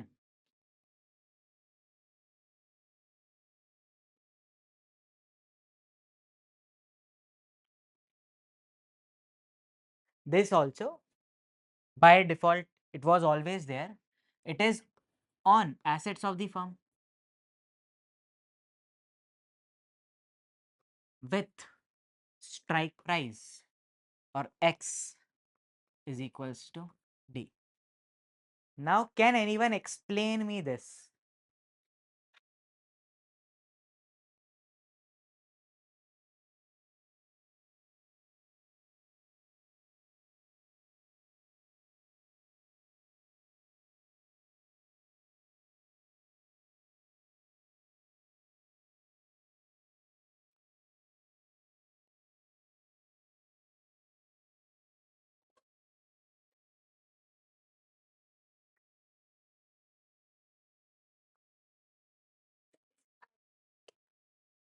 Both. You hold this plus this together. I'll give you hints, keep thinking. Think in the direction if the firm goes bankrupt, what will be the payoff in both case? And if firm is not bankrupt, solvent, what will be the payoff in both case?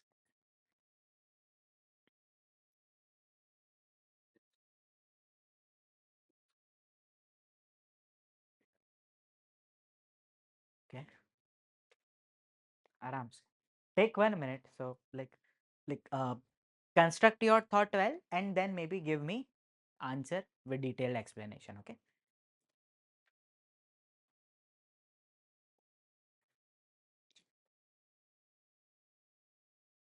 Case number 1. Let's say the firm is solvent.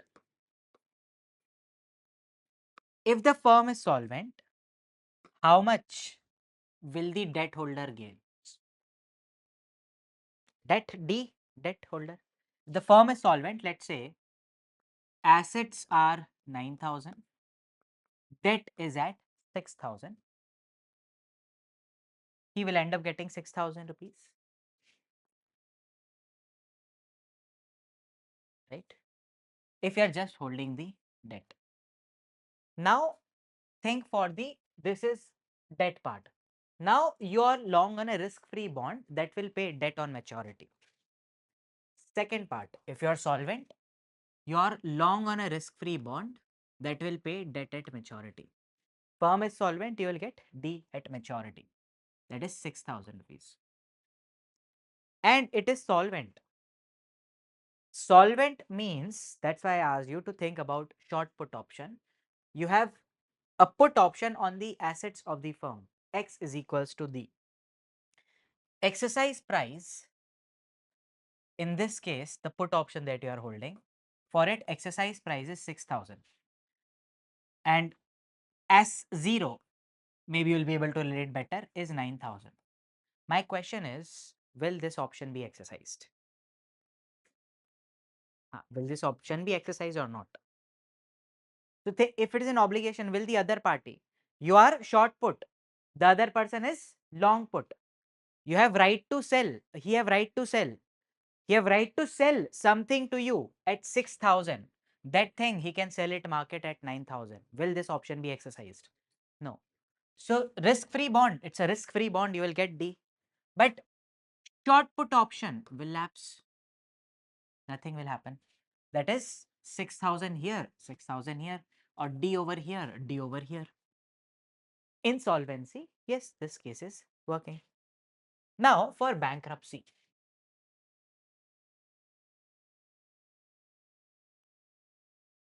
For bankruptcy. Again, if you are holding debt, situation is assets are worth rupees 5,000 and debt is worth rupees 6,000. Insolvent. So debt holders will get how much in this case? 5,000. They'll lose 1,000 rupees. They will get 5,000. In case you are holding debt, you will end up getting 5,000 rupees. Now, second, you have a risk-free bond. You have a risk-free bond and you have a short put. Risk-free bond is risk-free. Your firm is bankrupt. Risk-free bond is risk-free. It will pay you on maturity 6,000. You'll end up receiving 6,000 rupees. Now, sorry, 6,000 rupees. Now short put, short put. Now don't, short put is very difficult thing. Think for the opposite party. Long put. Now long put, he have exercise price of 6,000 and S is currently at 5,000. He have a obligation to buy. In this case, for long put, it is right to sell. Will he exercise the right? He have right to sell something to you at 6,000 rupees. That thing is available in market at 5,000 rupees. Is he going to exercise? Yes, he will exercise. That means if he exercise, what will be his gain? 1,000. So what will be your loss? Reverse the sign. Option minus 1,000. Net 5,000. This and this matches. Now read the statement. Holding a debt in a company is equivalent to a risk-free bond in the company with which will pay debt on, like, amount of debt on maturity, and a short put option on the value of the assets of the company and debt equivalent to strike price. Okay, now this statement I think is clear.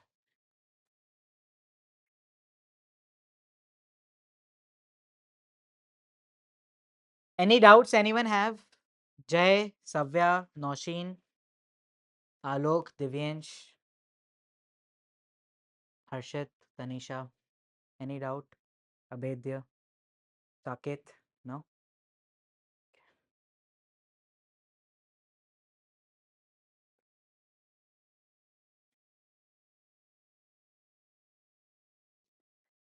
If you want to note down the example, feel free to do it. This is matching.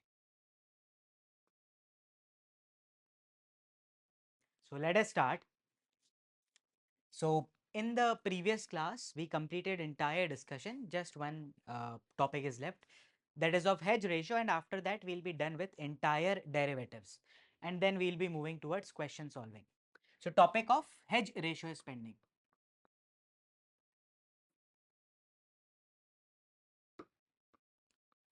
Hedge ratio, firstly, what does it mean? It means number of stocks we should invest in to hedge our derivative position.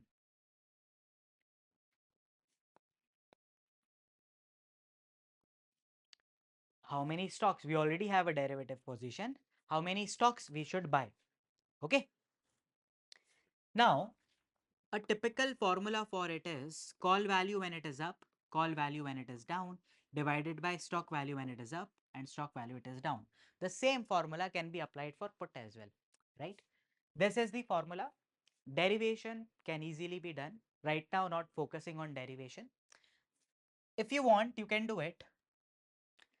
If we buy H number of stock, initially its value is 0, but it will go up and become, let's say, multiplied by up move factor, right? It will become this. And hedge value into number of stock, like number of stock into price 0 into down move factor. We want to make sure we have a totally secure portfolio. That is, if stock values go, like underlying value goes up or down, the portfolio value doesn't change. And then you enter into a short call position. I'll tell you why short call. So it is call value when it is down and call value when it is up. I want to equate both of them. Once you equate both of them, you will arrive at this formula. Okay. So you can play around with it. This HS0 U minus CD is equals to HS0 D minus CD minus this is CU. Right. Now we can bring this term over here. S into U is equals to H into stock up value minus H into stock down value is equals to call up value minus call down value. This H will be taken common and will become H is equals to stock up value minus stock down value, or I'll do it step by step. Into stock up value minus stock down value is equals to CU minus CD. H will be equals to stock up, call up minus call down divided by stock up minus stock down. This is the derivation. I was not primarily going to derive it, but this is the derivation of formula. These many stocks you need to hedge your call option position. Now, let's understand this via example. Let's say stock is at 50, strike price is 55. It can move up and down. It can move up to 70 or it can fall to 30. Okay, both the things are possible. Now, I am going to short a call. Short a call. I have a stock to hedge that portfolio. I have a short call position. Stock plus short call. That means I have a right, or here I have obligation to sell. I need some obligation to sell so that this portfolio is hedged, right? I have a stock. I have obligation. Like if in case I have to sell this stock, I can sell it, right? So I can go for short call or I can go for put as well. But when I enter into put along with stock, I have to pay premium. Therefore, short call. I'll be earning premium as well. Now, in this case, the call option value is 15 rupees. 15 minus, it falls, it is 0 divided by up value minus down value 70 minus 30. That is 15 by 40. That is 0.375. That means we need to buy 0.375 stock for one call option. 0.375 stock for one call option.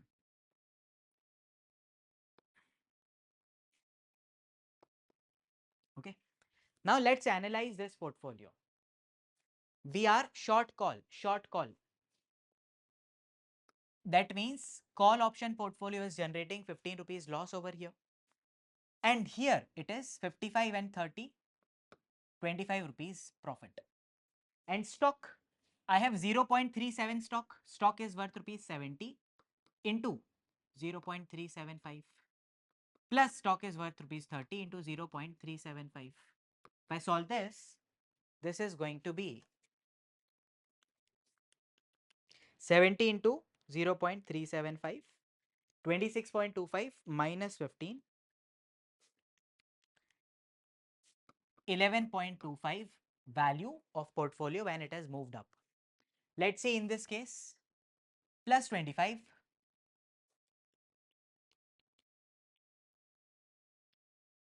30 into 0.375, 11.25, and this is, let me check, 30 minus 55, 25, but that person is not going to come to me to exercise.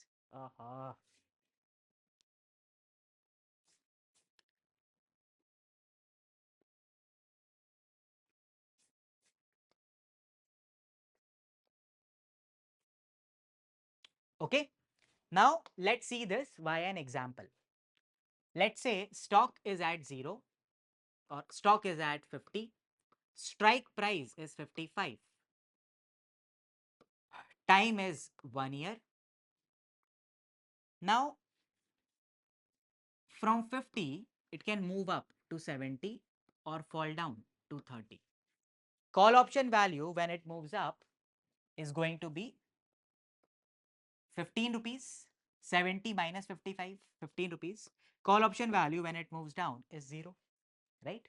So it is 15 minus 0 by 70 minus 30. That is 15 minus or 15 by 40. That is 37 or 0.375. This means you buy 0.375 stock to hedge one call that you have. Now we have to create a fully hedged portfolio. A fully hedged portfolio is when you have an underlying stock and you can sell it. So it can be hedged via a short call or stock plus long put. But when we go for long put, we will end up paying the premium.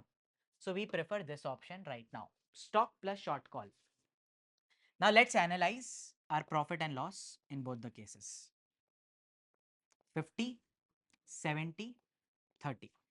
I have 70 is value of one stock. I have 0.375.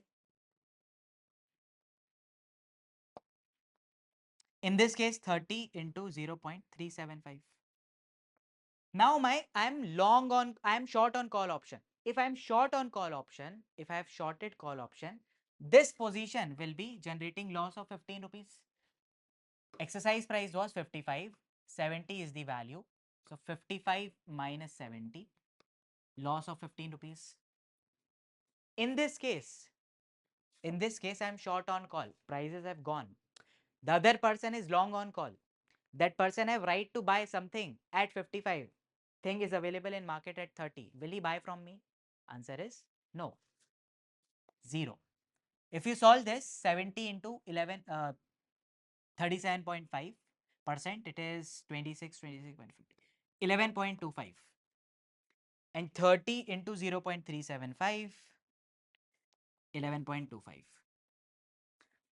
You have completely hedged your portfolio by buying 0.375 stock against your one call option, right? This is hedge ratio. When you want to completely hedge your portfolio, that is whether market goes up or goes down, your portfolio value will not change. Investor prefer this, especially when, let's say, there is uncertainty in market like the current time when we are recording this video. From 26,000, Nifty have fallen to 22,000, getting back again to 23,000.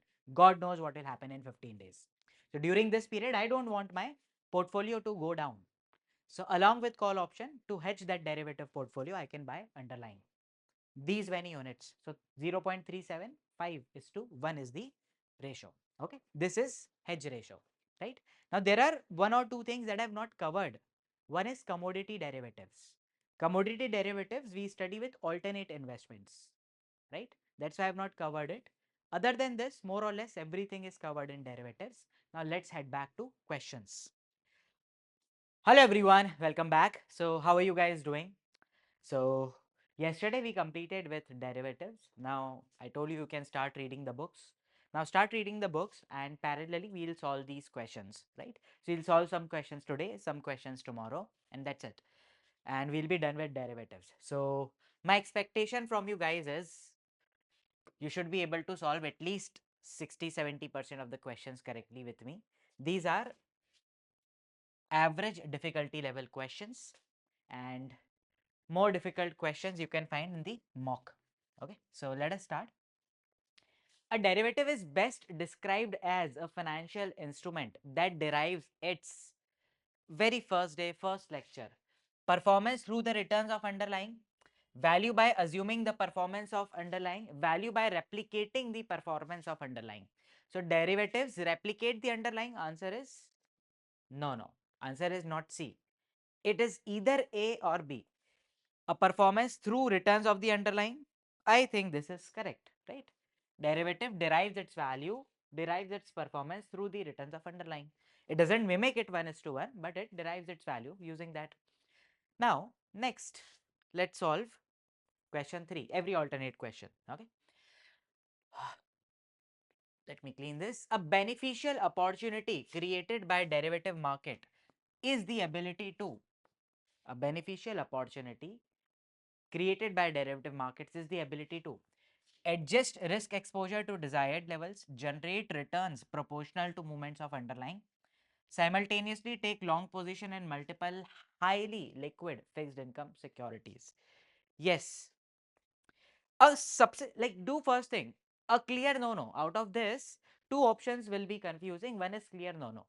Derivatives, no connection with this option, fixed income. C is definitely wrong. It's either A or B.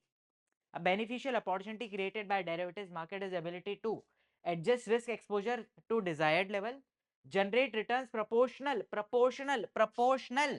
And it doesn't replicate. No 1:1. So B is also not correct. Third, A is correct. Any doubts in this? A is correct? No? Okay. Next. Next.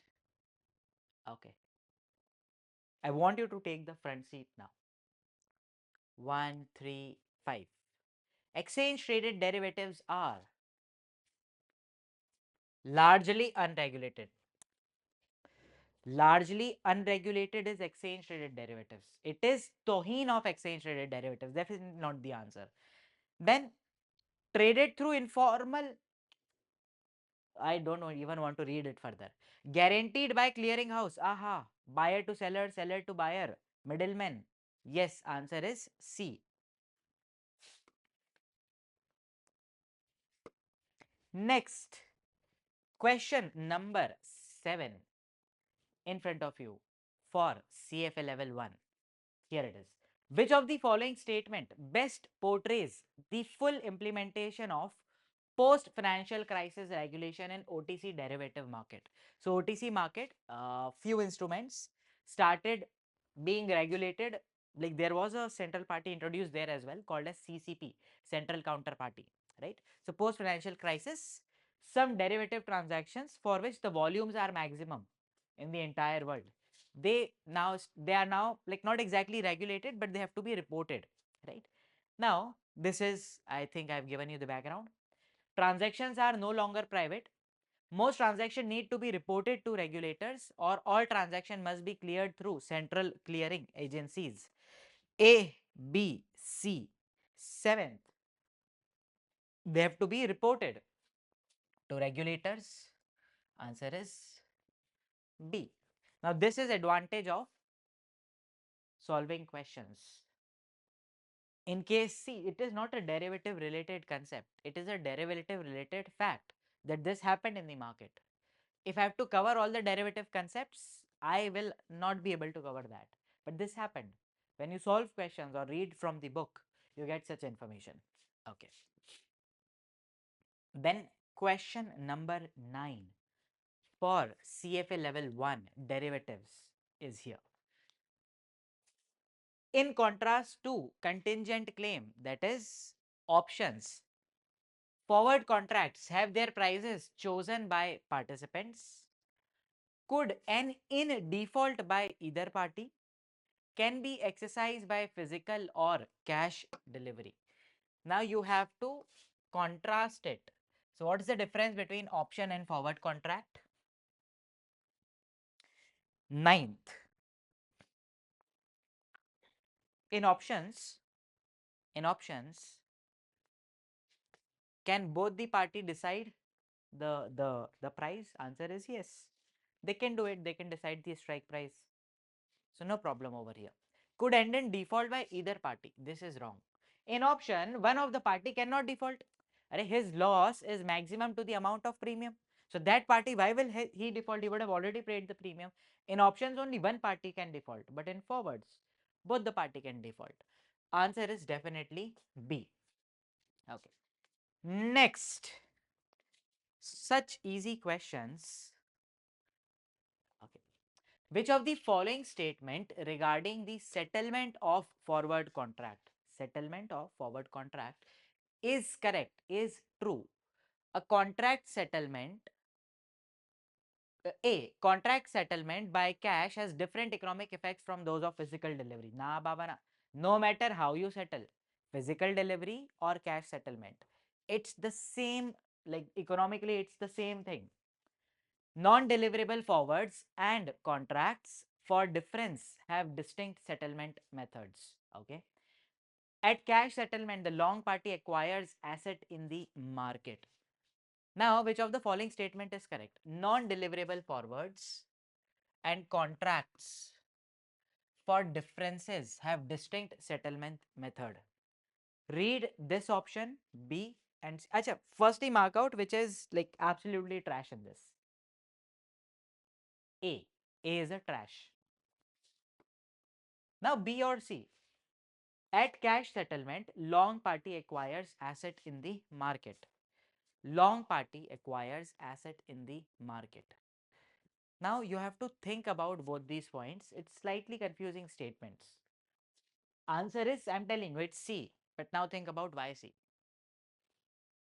Maybe try to eliminate B or justify C. This is how you approach it. Think about this. Add cash settlement. Okay, I'm going to settle in cash. That means the long party acquires asset in the market. Cash settlement, cash settlement. That means no physical delivery is happening. No physical delivery is happening. Now, which of the following statement regarding settlement of forward contract is correct? At cash settlement, the long party acquires asset in the market. Long party means you have agreed to buy the asset. You have agreed to buy the asset at pre-decided price. Now, long party, maybe let's say he is winning. So, he will receive money. He will buy asset in the market on one hand, and on other hand, he is receiving the money. So, this statement seems to be correct. Now, non-deliverable forwards and contracts for differences have distinct settlement method. Now, non-deliverable forwards as in which you don't have to deliver anything physically, like something that you can like shares, etc. You don't have to deliver anything physically. For differences have distinct, no, settlement method still the same. Now, this also doesn't seem to be correct. C seems to be correct. We'll check later on, but right now C seems to be correct. Next, 11, then 13. Price limits help the clearing house manage its credit exposure. Okay, can typically be expanded intraday by willing traders. Traders can expand it. Establish a band around the final trade for previous day. Okay, now out of this, pick up a trash, like out of these three, which of them is extremely wrong? It can't be the answer. A, B, C. Answer is C. Establish a price band around the final trade of previous day. Doesn't make any sense. C is definitely wrong. Following that, A and B. Price limits helps clearing house to manage its credit exposure. Yes, very true. Like basically it reduces the volatility. If volatility is reduced, one party will not have extreme gain, another party will not have extreme loss, and therefore margin calls, etc. can be made on time. Everything is running smoothly. So A can be answer, can be typically expanded intraday by willing traders, can't expand it. Price limits can be expanded by exchange. So B is also correct. Incorrect. A is correct. 13A. 13A. See, you should not only learn how to solve question, like you should not only learn how we are taking care of the questions, you should also learn how we are solving questions. Okay, 13 answer is A. Then question number 15.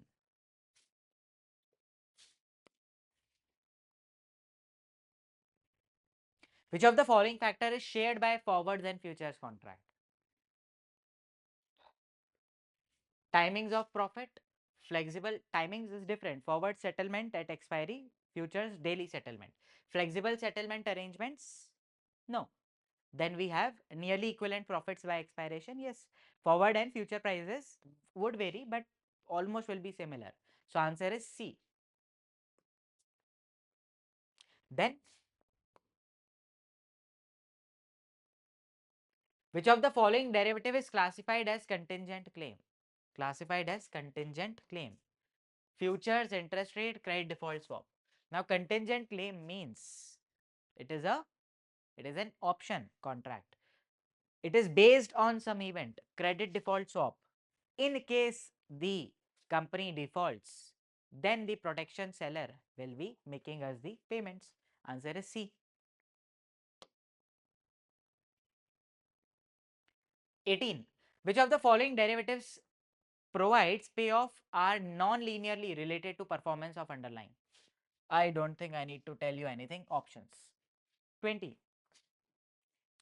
Forward commitment subject to default are where default can happen. Forwards and futures, futures and interest rate swap and forwards. Now, can default happen in futures? So, can definitely happen. Very, very low probability because of exchange. The other party may not satisfy the contract, but exchange will do, right? So, wherever you are seeing futures, that is option A and B, is automatically eliminated. You are left with C, that is interest rate swaps and forwards. Can default happen in futures? Exchange is there, clearing house is there, it will satisfy the obligation. A and B gone, you're left with C.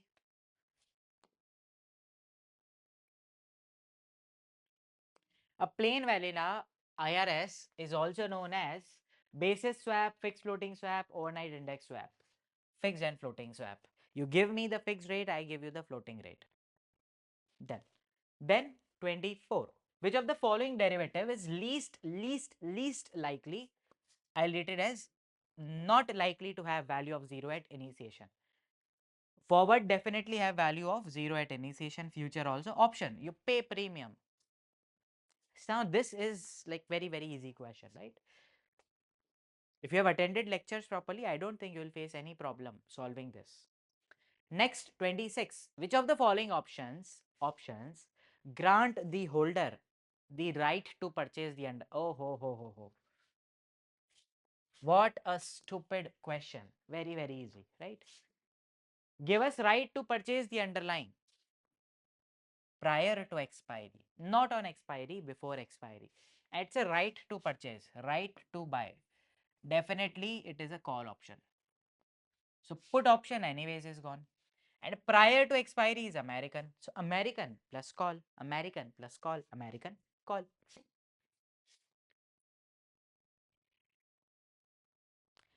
These are some like tranches related question, more inclined with fixed income, so not dealing with it right now. Which of the following is likely? No, not dealing with this as well.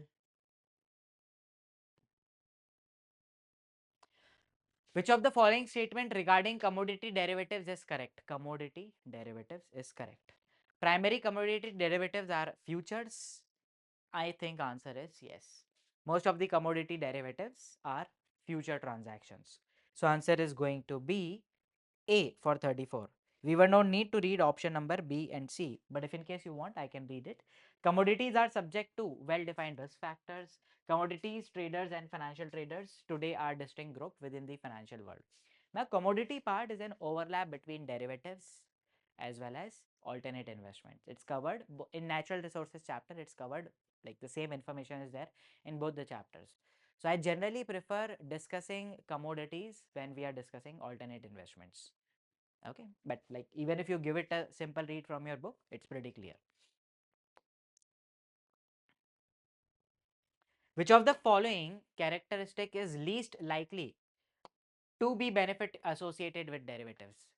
How do you read this least likely? Which of the following is not a benefit associated with using derivatives? Number one, more effective management of risk.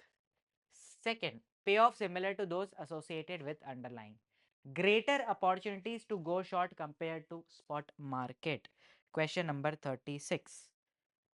This is again wrong. And we don't replicate the underlying, not one-to-one, non-linear payoff is there. The payoff similar to associated with underlying, absolutely incorrect option.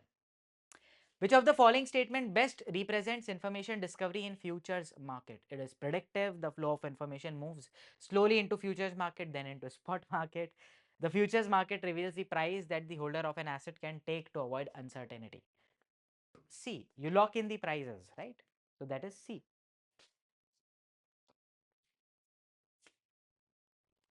A derivative market tends to transfer liquidity from the broader financial market, reflect fundamental value after it is restored in underlying market, offer less costly way to exploit mispricing in comparison to other free and competitive financial markets. Question number is, this is other competitive financial market 39. What's the answer for question number 39? Which of the following statement most likely, yes, contributes to the view that derivative have some role? Oh, my bad. It's 38. A derivative market tends to transfer liquidity from broader financial market, reflect fundamental value after it is restored in underlying market, offers less costly way of exploiting mispricing in comparison to other free and competitive financial markets. Question number 38. Think about it.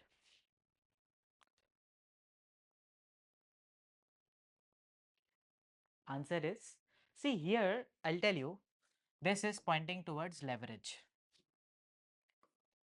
You get leverage in this market, right? A lot of leverage is there. Transfer liquidity from broader financial markets? No. And this option is also doesn't make sense. Reflect fundamental value after it is restored in underlying market? No. Answer is C. By elimination, you can eliminate 1, 2, or maybe just by understanding we are talking about leverage in point C, you can introduce it over here. Like your option C will be there.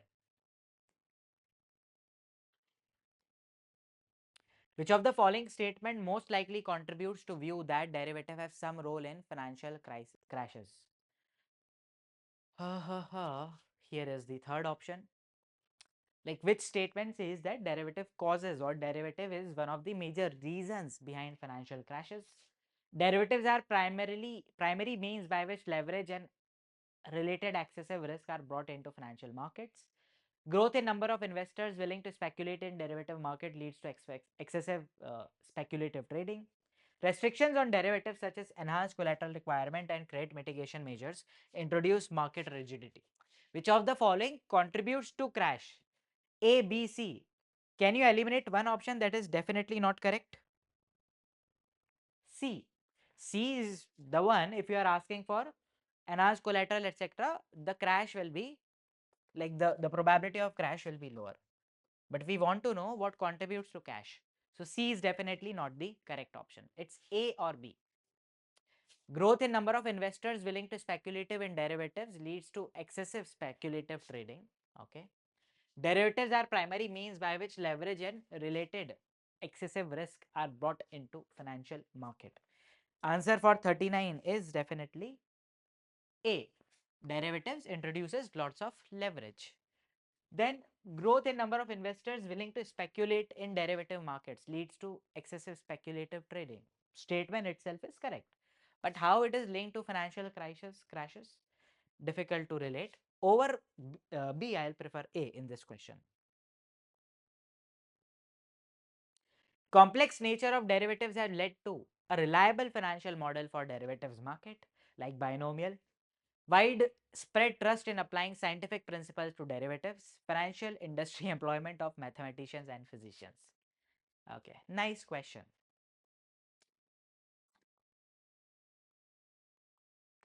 Yes. Answer is okay. You won't be able to guess. Oops, this is the correct answer. Complex nature of derivatives. In once you go deep into finance, you will understand this. The stock prices are assumed to be random. They follow a stochastic process. And because of that, that's not like you want to predict randomness, right? So and randomness, like we apply some distributions on top of it. Like something is randomly distributed, but it has normal distribution, follows the, like something is random but it follows the normal distribution, something like this. So because of that, the physics and maths part integrate, and we say because derivatives is very complex, if someone wants to be a derivatives trader now, he could be a scientist as in good in maths, physics, economist also. So hardly 4 or 5 people with maybe double triple PhDs in maths, maybe 1 or 2 IT guy to implement the code to design, and physicist also to understand the random stock movements. Yes, then a reliable financial model for derivative markets. Derivative, like financial model is there to value derivative contract. But for derivative markets, a reliable financial model, at least nothing I am aware of. Widespread trust in scientific principles to derivatives. Nope.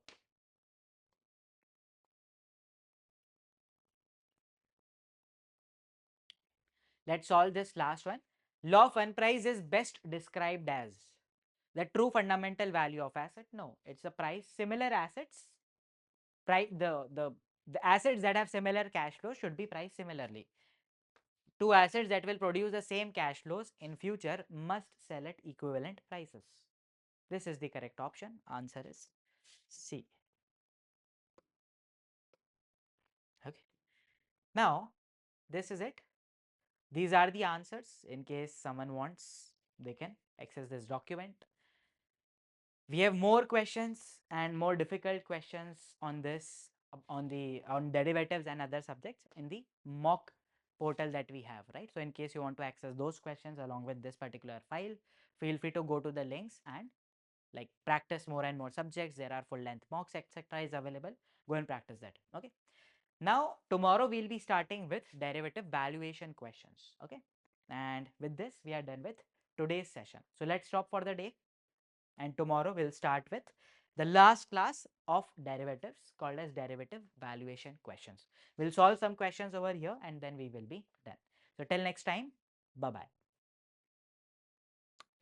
Let me read the question again. For a risk averse investor, the price of a risky asset, assuming no cost in benefits of holding the asset. So basically we are talking about a risk investor and the price of risky asset and everything is zero. So the is unrelated to risk free rate, directly related to level of risk, inversely related to level of risk. A, why A? Online, let me check what people are saying. 44, this is 1.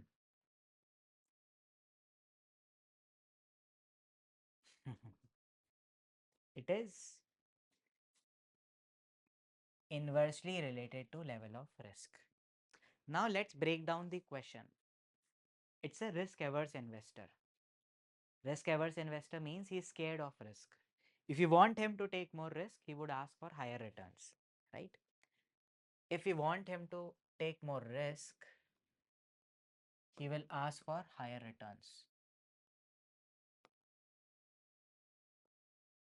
Assuming no anything, the price of risky asset.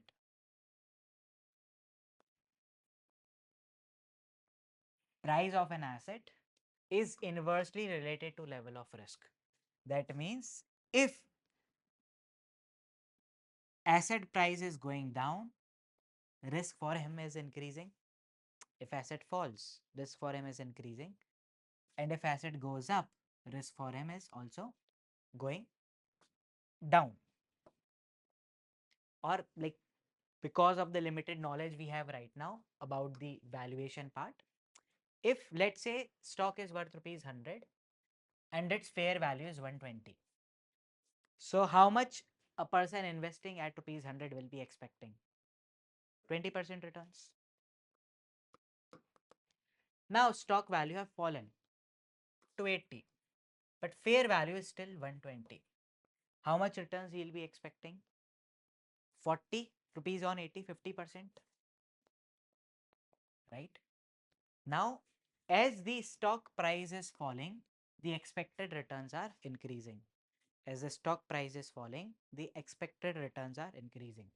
Do we know higher the risk, higher the expected returns? Expected returns are increasing as the price is falling, or I can say risk is also increasing as the price is falling. Or my bad, the returns are increasing as the price are falling and risk is also increasing. So price is falling, risk is increasing, inversely related to level of risk. Sir, इतना सोचना पड़ेगा? Answer is yes. You have to think so much. Now,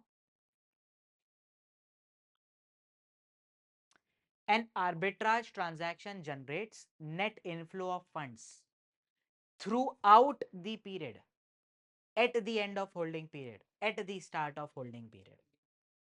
B. Okay. What about others? B. Okay. The example that we saw was in the end. In your book, generally CFA solve it to have it in the beginning. Today, when we are executing the transaction, for CFA it is C, but we can transact and make it as B as well. No problem. Most derivatives are priced by assuming that the market offers arbitrage opportunities, discounting the expected payoff of derivative at the risk-free rate, applying risk premium to expected payoff of derivative and its risk. How do you calculate value of a forward contract. Spot minus present value of forward price, present value of cash flow in future, discounting the expected payoff of derivative at risk-free rate. R was risk-free rate. Answer is B. The बहुत सारे छोड़े हैं, we will not be doing all, right? The price of forward contract is the amount paid at initiation, the amount paid at expiration, fluctuates over the term of contract. B. एक answer B और C, either one. अच्छा B. Okay. Is amount paid at the expiration. Okay. Online B. So, but like in C, it's saying fluctuates over the term of the contract. Hmm. So, which is true because like when if before the term ends, it is fluctuating. Hmm. So, in that sense, like, can't it be C? We decide forward price. Like let's enter into contract that after 1 year, I'll be buying this phone from you at 40,000 rupees. This is logged. This price after some days it's not going to change. It's going to be logged at 40,000. So the forward price fluctuates over the term of contract. The price of forward contract. No, value fluctuates. Yes. Price will not fluctuate. Is the amount paid at expiration. Tricky questions.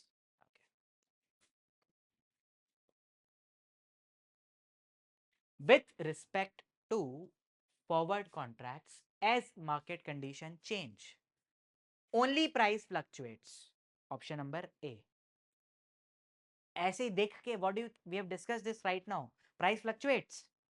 No value. No. Value fluctuates. Both price and value fluctuates. B. What are online guys saying? B. Yes. Okay.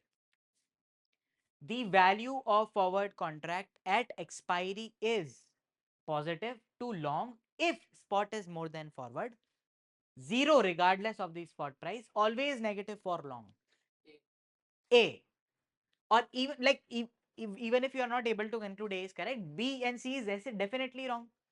If value of forward contract is always going to be 0, then what's the purpose of entering into it? Value of forward contract expiry is always going to be negative for me, so I will enter into it. Anyways, it is A. 10th A, 2 times A, Divyansh, okay. At initiation of forward contract, an asset without cost or benefit, forward price is spot price, future value of spot price, present value of spot price. C.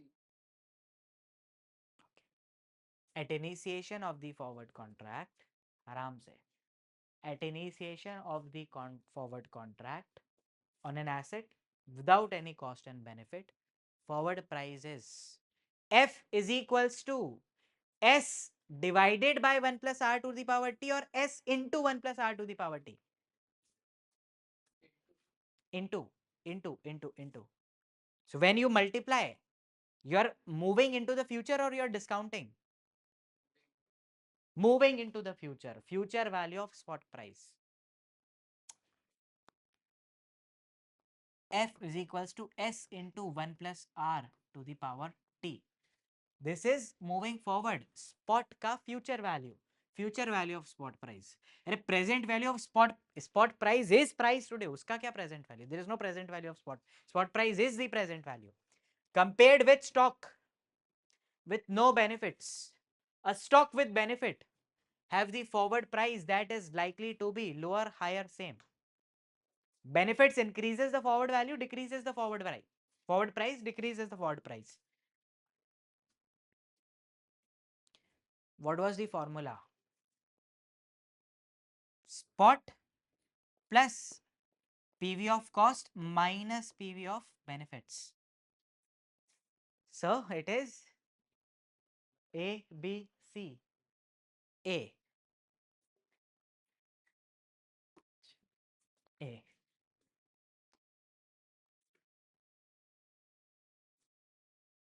If storage cost exceeds convenience yield, it's a benefit.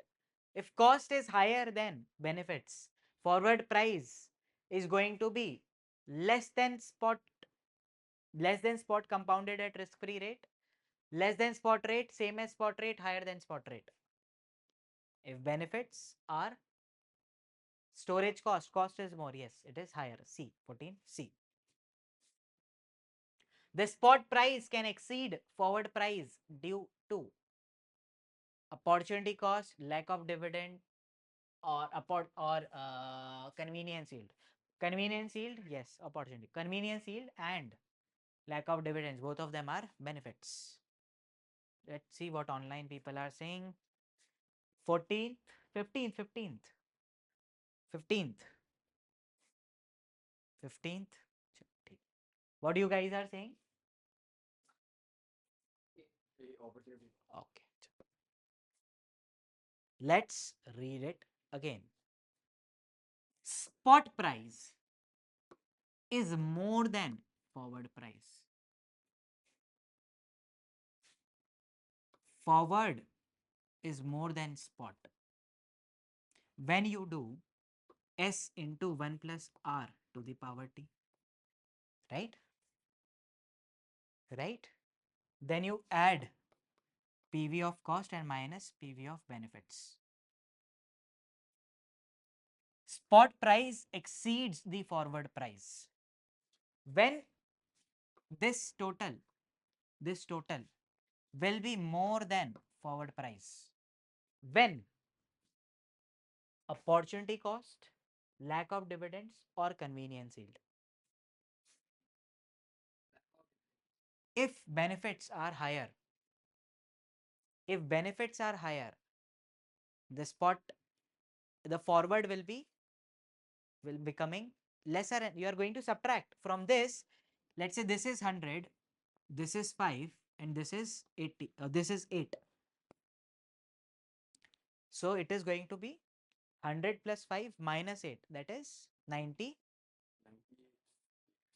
98. 105 में से 8 गए, 97. 97. This is the future price. Spot was 100. Spot is more than 100. Spot is more than futures, or 100 is more than 97. When this is happening, when the benefits are larger, spot price exceeds forward price, this condition will be satisfied because of opportunity cost. Na baba na. Cost though will make spot price lesser than forward price, na. So this is not correct. Lack of dividends. Presence of dividends do it. Lack of dividends is kind of a, there's no benefit. And convenience yield, it's the benefit. Because of benefits, the price will be lower. In commodities, we have not discussed it, but if we had discussed commodity derivatives, I would have said the market is in backwardation. That means future ka price is less than the spot price. Answer is B, unanimously wrong. When interest rates are constant, future prices are less than forward price, equal to forward price, greater than forward price. Discussed it in class. 15A, arey wah, nice. Everyone wrong. 16. If there is no volatility in the interest rate, forward will be equals to future. So in this case, if no volatility is there, that means it is constant. It's not growing. It's not moving up, down. Equal to forward. Future price will be equal to forward if the rates are constant. We discussed interest rate goes up. It's better to win in futures.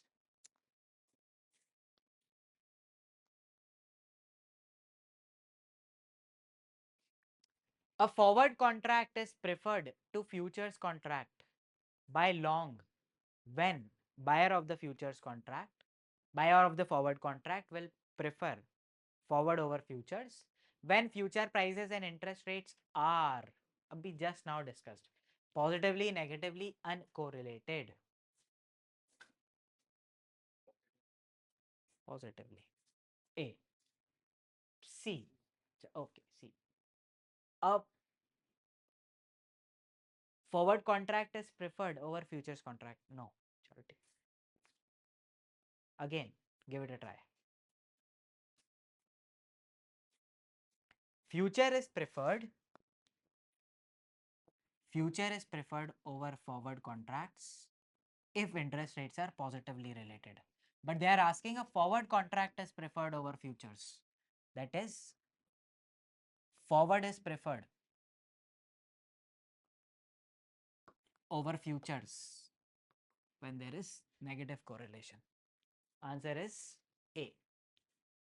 Value of swap typically remains fixed after initiation, changes over its life, is negative at initiation. Very, very easy. B. 18B are uncorrelated. Okay, 18C good. 19B. At each settlement, someone will win, someone will lose.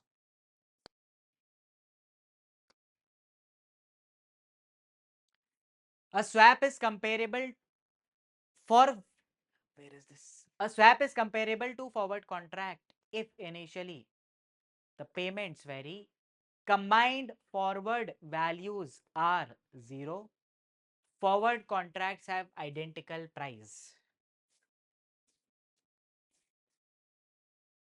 A swap is comparable to forward contract, payments vary, combined forward values are 0. Okay. What have you attended swap part, right? Tell me the answer. Okay. Let me explain. Which contract have 0 value at initiation always? Forward and future. In this case, we have only forward in the answer. Now, we have also learnt SFR. At different forward rates are going to be different for the interest rate derivative. FRA 1, 2, 3. FRA forward rate will be different, but swap will be giving you one fixed rate. Right? We drew that table, 3 boxes like this here.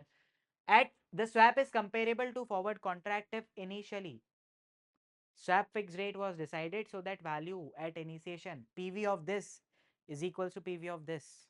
That means that PV of this minus this are equal. 100 and 100 is equal. So 100 minus 100 will be 0. At initiation, the swap contract will be 0 based on SFR. And forward contract value is also 0. So they are comparable initially if combined forward values are 0. Individually SFR was different, but combining all of them we were giving the same rate. We took example of yield to maturity, bond was discounted at 3 different spot rate, or one single yield by I by Y, yield to maturity, getting the same values. It is B. At expiry, European call and put with same underlying expiry strike. Underlying expiry strike, same. Call option and put option have negative values, have same values, have positive values. At expiry, call and put with the same underlying strike and expiry can both have same value. Okay. This is the you attended 24B.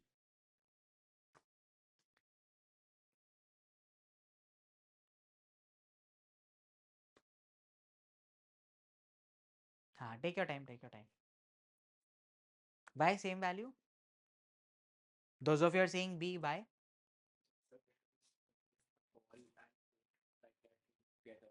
Hmm. So no matter how many changes happen, like they are going to come to a same settlement. That's why I think it's going to be same. Okay. Because one is buying and other one is selling. Hmm. So and everything is same. Hmm. So they should arrive at the same. Okay. ठीक है. Why you said B? Others also, Divyesh, why you said B? Net and net transaction. Divyesh, why B?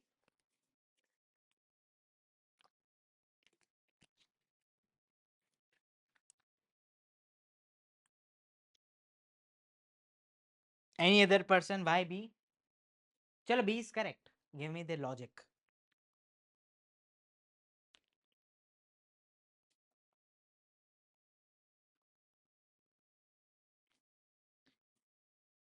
Chalo. Now, at expiry, European call and put. Not said anything. Long call, long put. Long. Long call, long put, yes. And we are long on put. With same underlying, same expiry, same strike. Can both have negative? Both of them will have negative value. Not possible. One will lose, another one will. One is right to buy, one is right to sell. Either of them will be working, right? Can have same values. Yes, both of them can expire out of the money, 0. Can have positive. Both of them will not be positive. Same underlying. Let's say X is 100. Okay. Stock have moved to 120. We have call option, same. Strike price is same. Put option, strike price is same. Expiry is 1 month. Underlying is same. Everything is same, right? Now, in this case, call have positive value of 20. Put ka value 0. Possible? Alternatively, S have moved to 80. Call will expire 0. Put will give you 20 rupees. Call 0. Put 20. Now, just by reading this, both cannot have negative values or positive values, but both of them can expire out of the money. For example, X was at 100. X was at 100. X is 105. Stock currently today it is at 100. Call also on 105 and put also on 105. Strike price 105. After some period, at expiry, at maturity, the stock moved to 103. You have a right to buy at 105.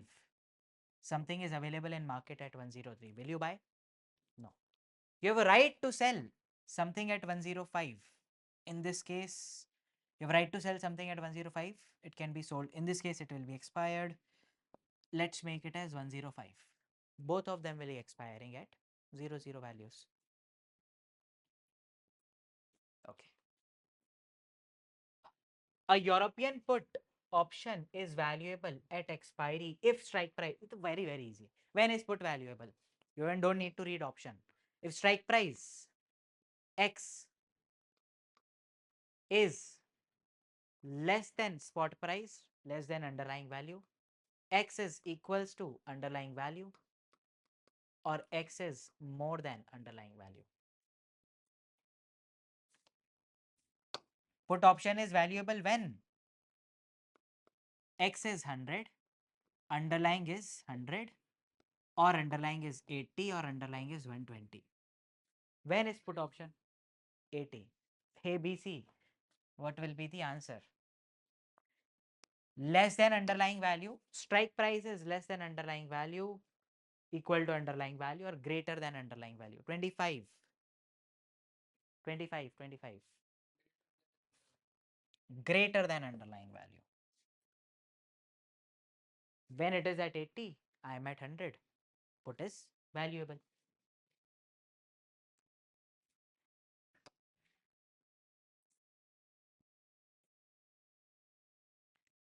A put is in the money when? Very easy. Underlying price is below strike, above strike, at same as strike price. Put will be valuable when? Under whatever was the question previously, just opposite of it. If they were asking earlier strike price, now here's underlying price. Underlying price is put option is in the money. In the money means if you exercise option right now, you will be at a benefit. 28th. A, below strike. Underlying is 80, strike is 90, 10 rupees profit.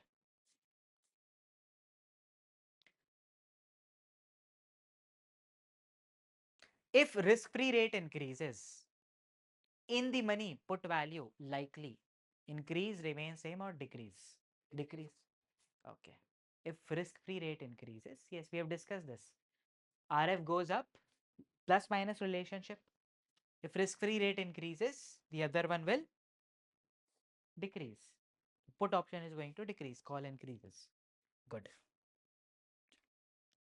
Value of call option, European call option is inversely related to exercise price, time to expiry, volatility. If exercise price increases, call option value, long call option value goes up, down. Think about a number in your mind if you're not able to think like this. X was 100, stock is at 120, call is at 20 rupees. Now you increase X to maybe 110. Call option value will be worth rupees 100, 120 pay, it was 20. 110, 120 pay, it will be 10 rupees. The strike price is increasing, call option value is decreasing. Inversely, strike price or exercise price. Time to expiration, as time increases, value rather increases. Volatility increases, both could put like the value of options. Next, 31st. Consider the following 3 European call option on the same underlying. Expiries are different, 3 months, 6 months, 6 months. Exercise prices 100, 100 and 105. Which option most likely have highest value? Okay. Okay. First one. First one is option number 1. Okay. Option 3. It's a call option, right? It's a call option. Yes, it's a call option. Call option is right to Buy. How do you solve this? What is different is time. As time increases, value of call option goes up or value of call option goes down. Other thing being constant, only time is changing, rest of the things are same. Then what will happen? Look at that plus minus sign in your copy. Up. Right? He checked. If time is increasing, value of call option will go up. That means this is more valuable, this is more valuable in comparison to 2. 1. This is gone. Now, previously you solved if strike price increases, the difference is only strike price now. 6 months, 6 months time is same. Strike price increases, value of call option goes down. So in this case, second is with the lower strike price will have higher call option value. Answer is 2. if strike price increases, then how do we know that the price has increased? Like I thought it's 105, another option, and that is And these 3 are different options. These 3 are different contracts. 05 as compared to You have, let's say, underlying price is 100 rupees. Okay. You have right to buy at 105, or you have right to buy at 100. Now this price increases to 130. In first case, what is your profit? First case, 100 becomes 130 and you have right to buy at 105. What's your profit? 25 rupees. In second case, what's your profit? 30 rupees. Which is more valuable to you? This one, second option. Second option. Okay, got it?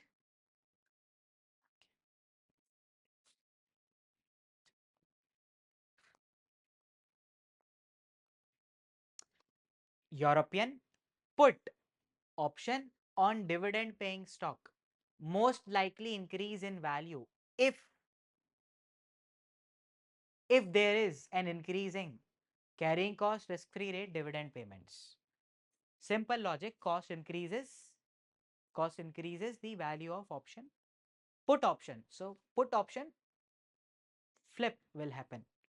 Normally cost increases value of option and income decreases value of option. For put option, the reverse will happen. Now looking at that, arrive at the answer.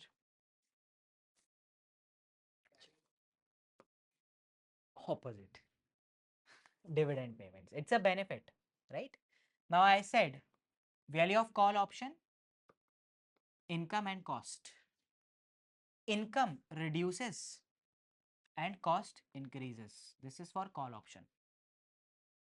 Income reduces the value of call option, cost increases the value of call option. Now, opposite for put, value of put option.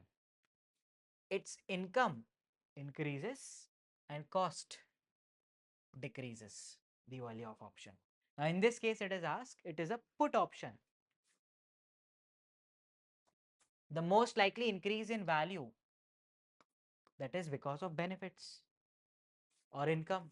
Income is this, benefits. Answer is C. Okay. Very, very difficult. Difficult, eh? Confusing, right?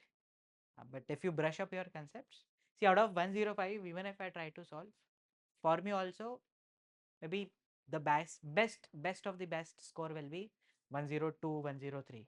1, 2 questions I'll also do wrong. Subjectivity is involved or something.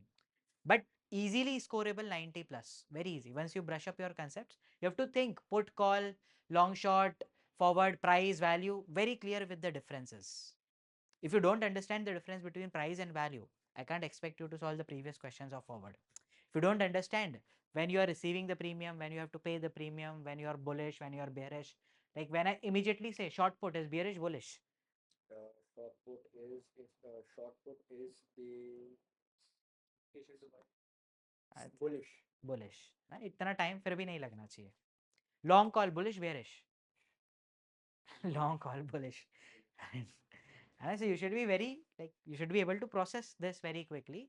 Like based on PCP combining long asset, that is S plus, long put P plus and short call creates what? Now you should have huh? Fiduciary call, okay. Now put plus stock, this was called as protective put, is equals to PV of X plus call. It was known as fiduciary call.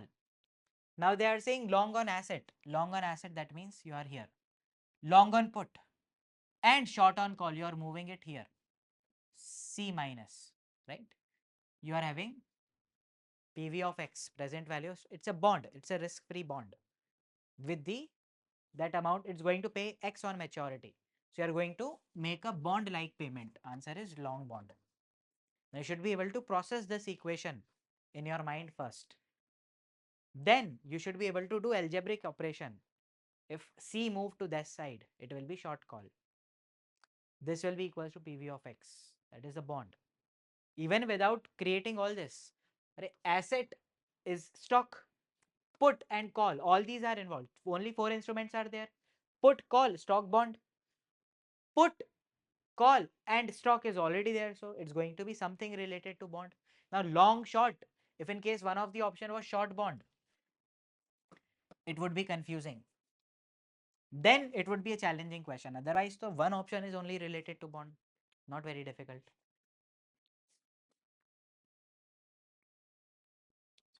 Something happened. You guys missed some part. Hello. You guys solved 35? 35? No, sir. Okay. Chalo. Solve 35. What's the answer?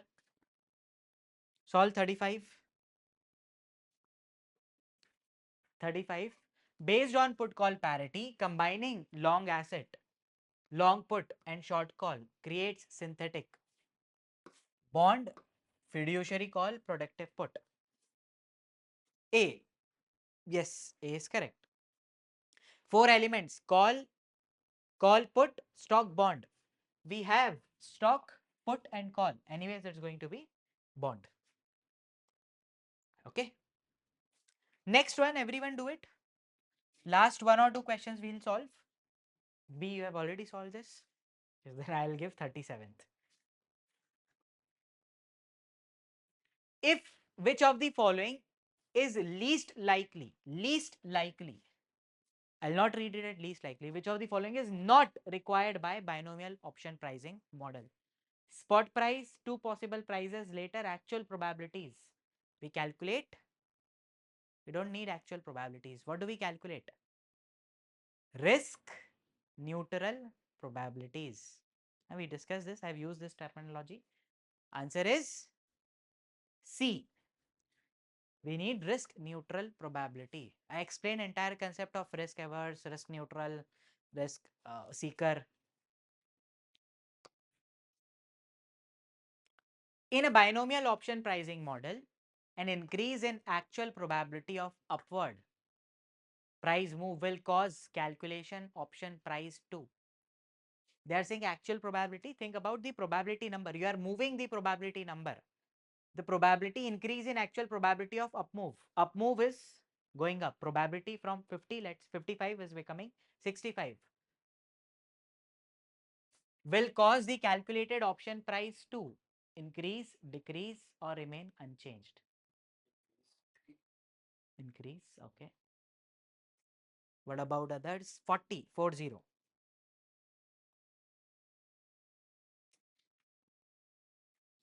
Answer is we don't know. You assumed it's a call option. And if it is a put option, increase in probability of going up will push its price down. Now it's a tricky question. When they're saying actual probabilities, in binomial pricing, it will remain unchanged. But if it was risk neutral probability, one of the options will be not sure or not, it depends. It's a call option or put option, right? For actual probability, nothing will happen. But if it's a risk neutral probability, it is going to be depending on what option it is. For a binomial pricing option, pricing model for a call option, and there is increase in risk neutral probability, your answer will be correct. It is going to increase. Okay. In this case, it is a tricky question. It will be remaining unchanged. Last question.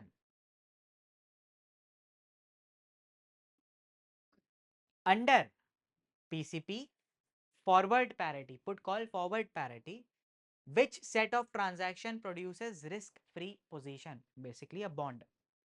Create equation. Instead of spot, think about F divided by 1 plus R to the power T. On one side you have call and bond. Here you have put and stock. We don't have stock. Present value of forward price. We have to produce the bond. So you'll bring the call this side. So this is going to be forward plus put minus short call or short call. Short call, long put, long forward contract.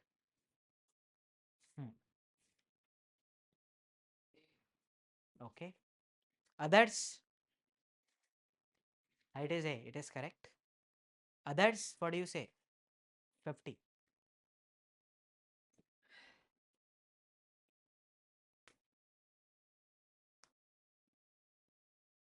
50. One more question. One more question. It is A. Okay. This is A. Based on put call parity, holding an asset and buying a put option replicates stock plus put if fiduciary call, buying a zero coupon risk free bond and selling a call, selling a risk free zero coupon bond and buying a call or fiduciary call. Asset plus put is equals to no, asset plus put option is protective call. Protective call is also equals to protective put, my bad. Put option plus asset is protective put. Protective put is equals to fiduciary call. Answer is A. Okay. With this, we are done with the practice of derivatives as well. There are a lot more questions to solve. Out of maybe 50, almost 100 questions, we are able to solve around 50, 60 questions. Remaining, you guys take care of it. Right? Hanji, yes. So we are like done with today's class. Okay, I'll just help him with his doubts. Okay. So With this, by the way, let me announce this formally. With this, we are done with derivatives.